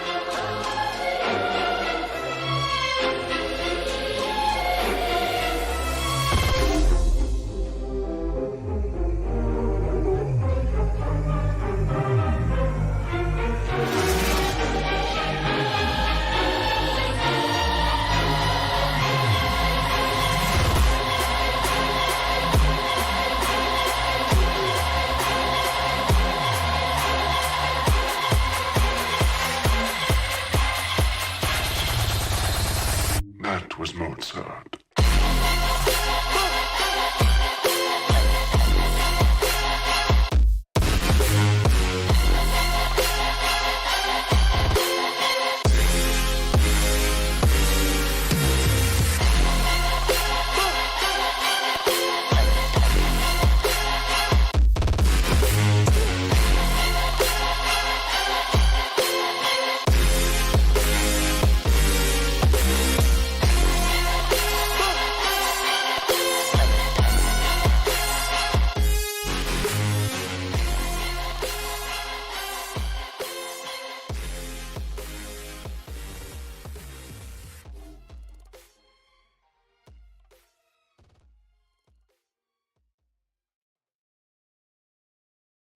You don't know something that we missed, Amo?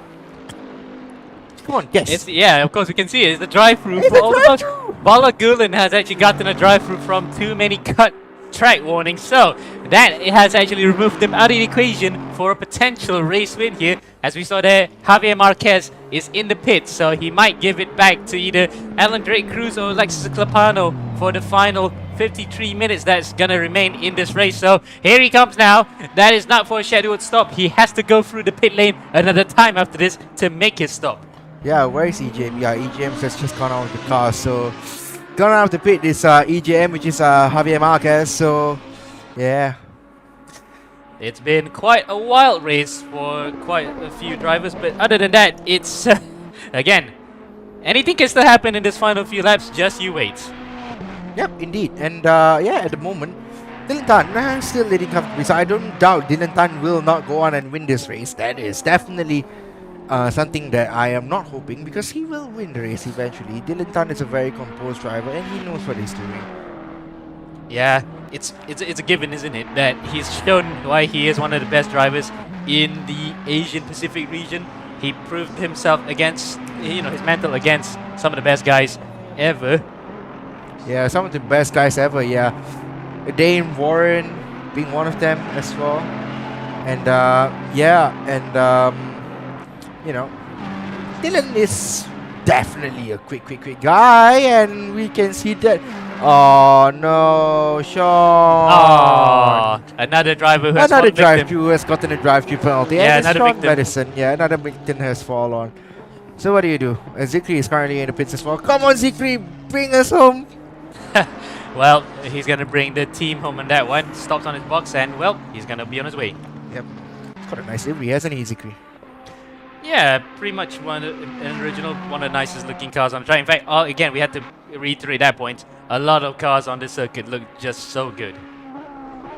Exactly. Now then, let's see.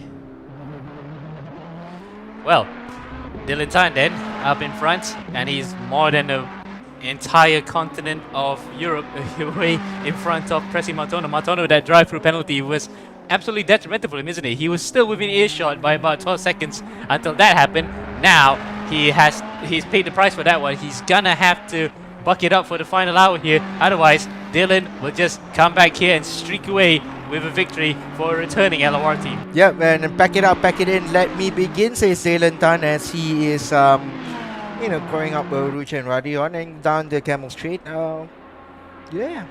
That inside light going to Camel Straight, you have to be very careful there, because in the wet, at least, there's a huge puddle that you don't see, and you can lose the right side of the tire a lot. Yeah, you're right. Especially when you actually dig into that puddle, you have no control. Your car literally just aquaplanes beyond your control.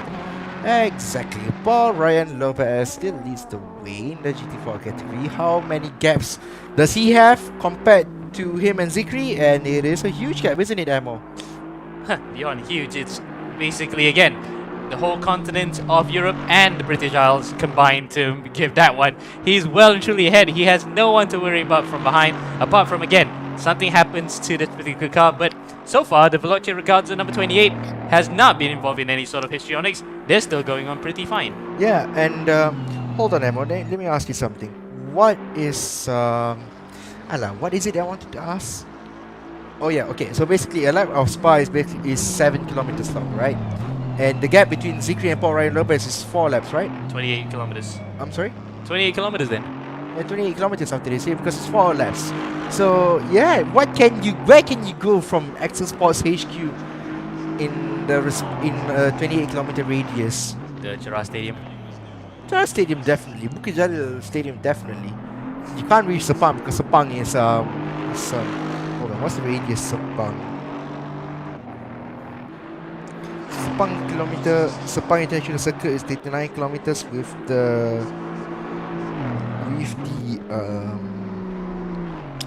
basically as the crow flies it will be just shy of just a little bit, just almost 32 kilometers from Axel Sports HQ. And you're not talking about distance, you're talking about radius itself. Yeah, within the radius, yeah, so I'm talking about that's- radius. Yeah, anything within the Klang Valley is still within that 32 kilometer radius.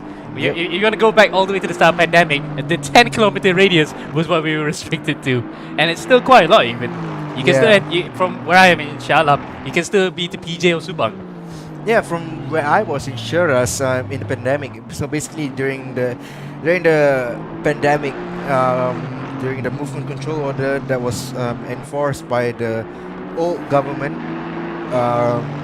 you can only travel up to a 10 kilometer radius with no roadblocks. So, a little bit drifting action there by 28. Where is Credo, the other Aston Martin? Getting past there is 369. Anyway, so 10 kilometer radius can definitely bring me into the heart of KL, and that's what I did. Whenever I'm bored, I'll bring my cup chai along, which is a moped, and into KL and go merempit lah every night. Yeah. That one time I got caught in the roadblock because they thought I was a mat rempit. Yep. And imagine I was wearing a full suit ammo, a full suit on my MT-07. Yeah, so literally where are Mud Rumpis wearing that? They can't even afford that kind of stuff. Yeah, I mean, like, come on, man. Mud rempits don't wear full face helmets. Yeah, Prove my point. exactly. Mud Rumpis don't care about safety, they only care about killing themselves. Yeah, I mean, yeah, still. Come on, Emo. Don't say killing themselves. You can't say that word. This. Oh, we're trying to keep it family friendly, eh? Okay, Yes, yes, we of are. course it is, but case in point, that if you get caught by the cops thinking that you're actually joyriding, then it's just another thing coming, isn't it? Yeah, I think so. Either way, we're on board with Alan Drake Cruz now. Back in the car, back in the saddle to bring the car home after what was a dramatic opening 10th hour for them, because they really were close to being knocked out of the race completely. But luckily for them, they're back in it. Randa Hafas is in P3, the highest that car has ever been since the start of the race, but still needs to make a pit stop. But they're actually looking good right now. They pitted at about 1.5 hours left to go. No, I mean, they were in P3 at some point in the race. What are you talking about, Emo? True that. But here's the thing. They were in P3 because of the fact that they haven't pitted yet. If they pit, they're going to drop out, of course. This is the highest they're going to be until that pit stop happens. But here's the thing. 1.5 hours left to go. That's when they pitted. It's not going to be enough, is it? They have to do a splash and dash. 1.5 hours more to go. Yeah, they're gonna definitely have to do a slash and dash. So they're gonna have like so option A for them. They're gonna pit now at the end of this lap and do an even stint. B, you pit with 30 minutes to go, and you'll carry a lot less fuel. Or C, you extend a bit and pit with 20 minutes to go. So what would you do? Yeah, I think we're going to have to go to the lowest possible number, and that's 20 laps to go, 20 minutes to go. You don't have to carry as much fuel. You'll be safe, home free all the way to the end. But again, easier said than done. Wait until they come in and see whether or not they could do that and maintain the lead in front of the number 31. Exactly. Muy bien. Muy bien. You know who says muy bien a lot? Alif Hamilton. He's Spanish now. He probably didn't like Fernando Alonso at one point. Oh yeah, of course he doesn't. Anyway, yeah. Randa Hafas, excellent effort from the Java Sim car. Excellent effort. Also, another excellent effort is the number 44 has always had an excellent effort. Can we see car 15? Yeah, we can. So back to Ryota Moria, the guy who started the race for the number 15 Celsius Auto Sports car. And currently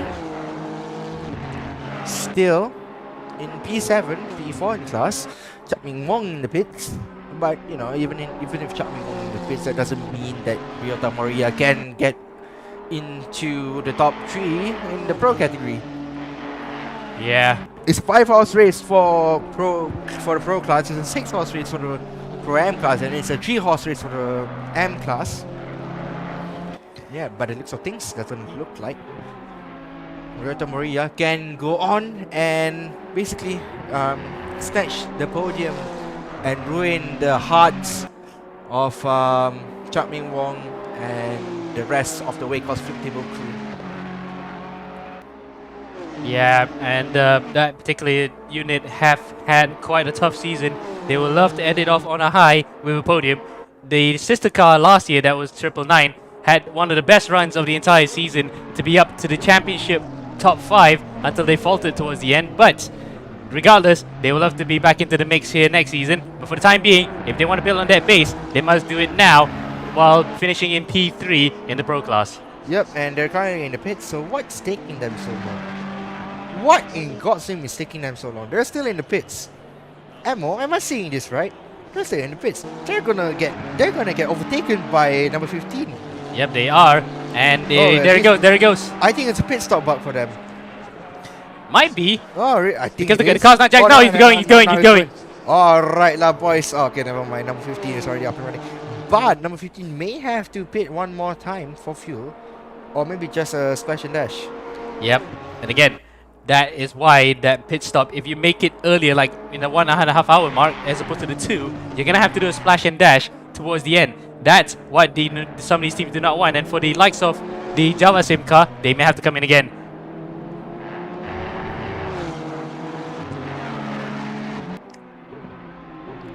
Well, back to number 5. Number 5, my man Aldo Balagulan.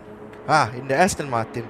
Aldo being one of the best Filipinos that one of the funniest Filipinos I've ever met actually. He always races with a singlet, doesn't he, Aldo Balagulan? Yeah, he does. And the fact that he definitely is doing that. And the location of his sim rig, it looks like he's in like a bunker of some sort. It looks like he just came back from war and is entering another war, which is an endurance race.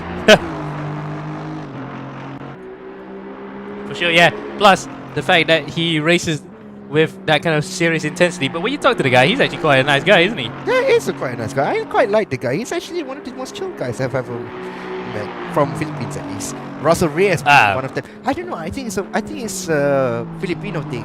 You realize because Inigo Anton races with like, I've never seen Inigo with a singlet. Yeah, I think it's just me. But I have only seen Russell Reyes and Aldo race with a singlet, and they are really quick. Well, I think Karen, Inigo's mom, might prevent him from doing that because it would look bad on him. Yeah, I mean reputation. You need to take care of your reputation as well.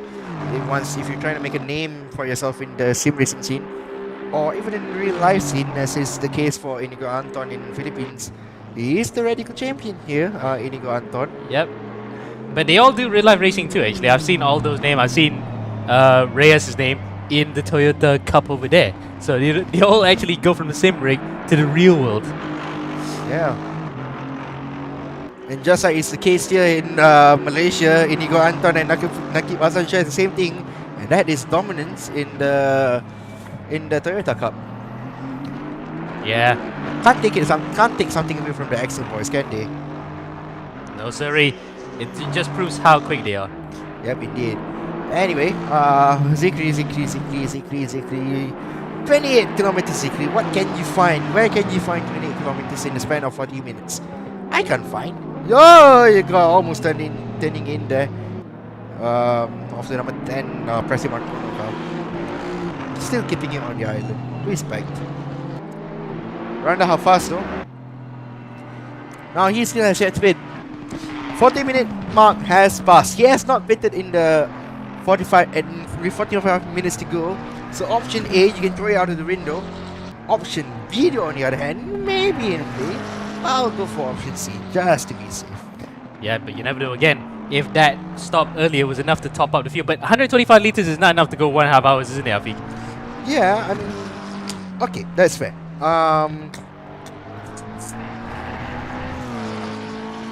Yeah, I think option C will probably be the best bet for them. Option B would be okay, but it'll be a little bit risky. Their fuel calculation must be on point though, in order for the 906 car to actually have a chance to finish P3 overall and, you know, solidify their status in the ERGP scene as an up-and-coming team from Indonesia to look out for going to the next year's 2023 Endurance Edition, which we're still working on the calendar, so don't worry about it. But what tracks do you want to see them? I don't know. Again, it has to bank on if Kunos release a Asia pack, and I will definitely put Sepang in one of it, and Buriram to add some really much needed diversity into the calendar in terms of locations and where we are racing. Yep.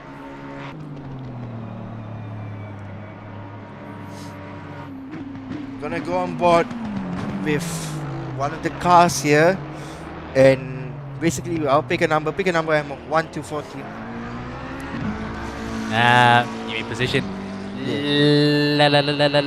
Let's see.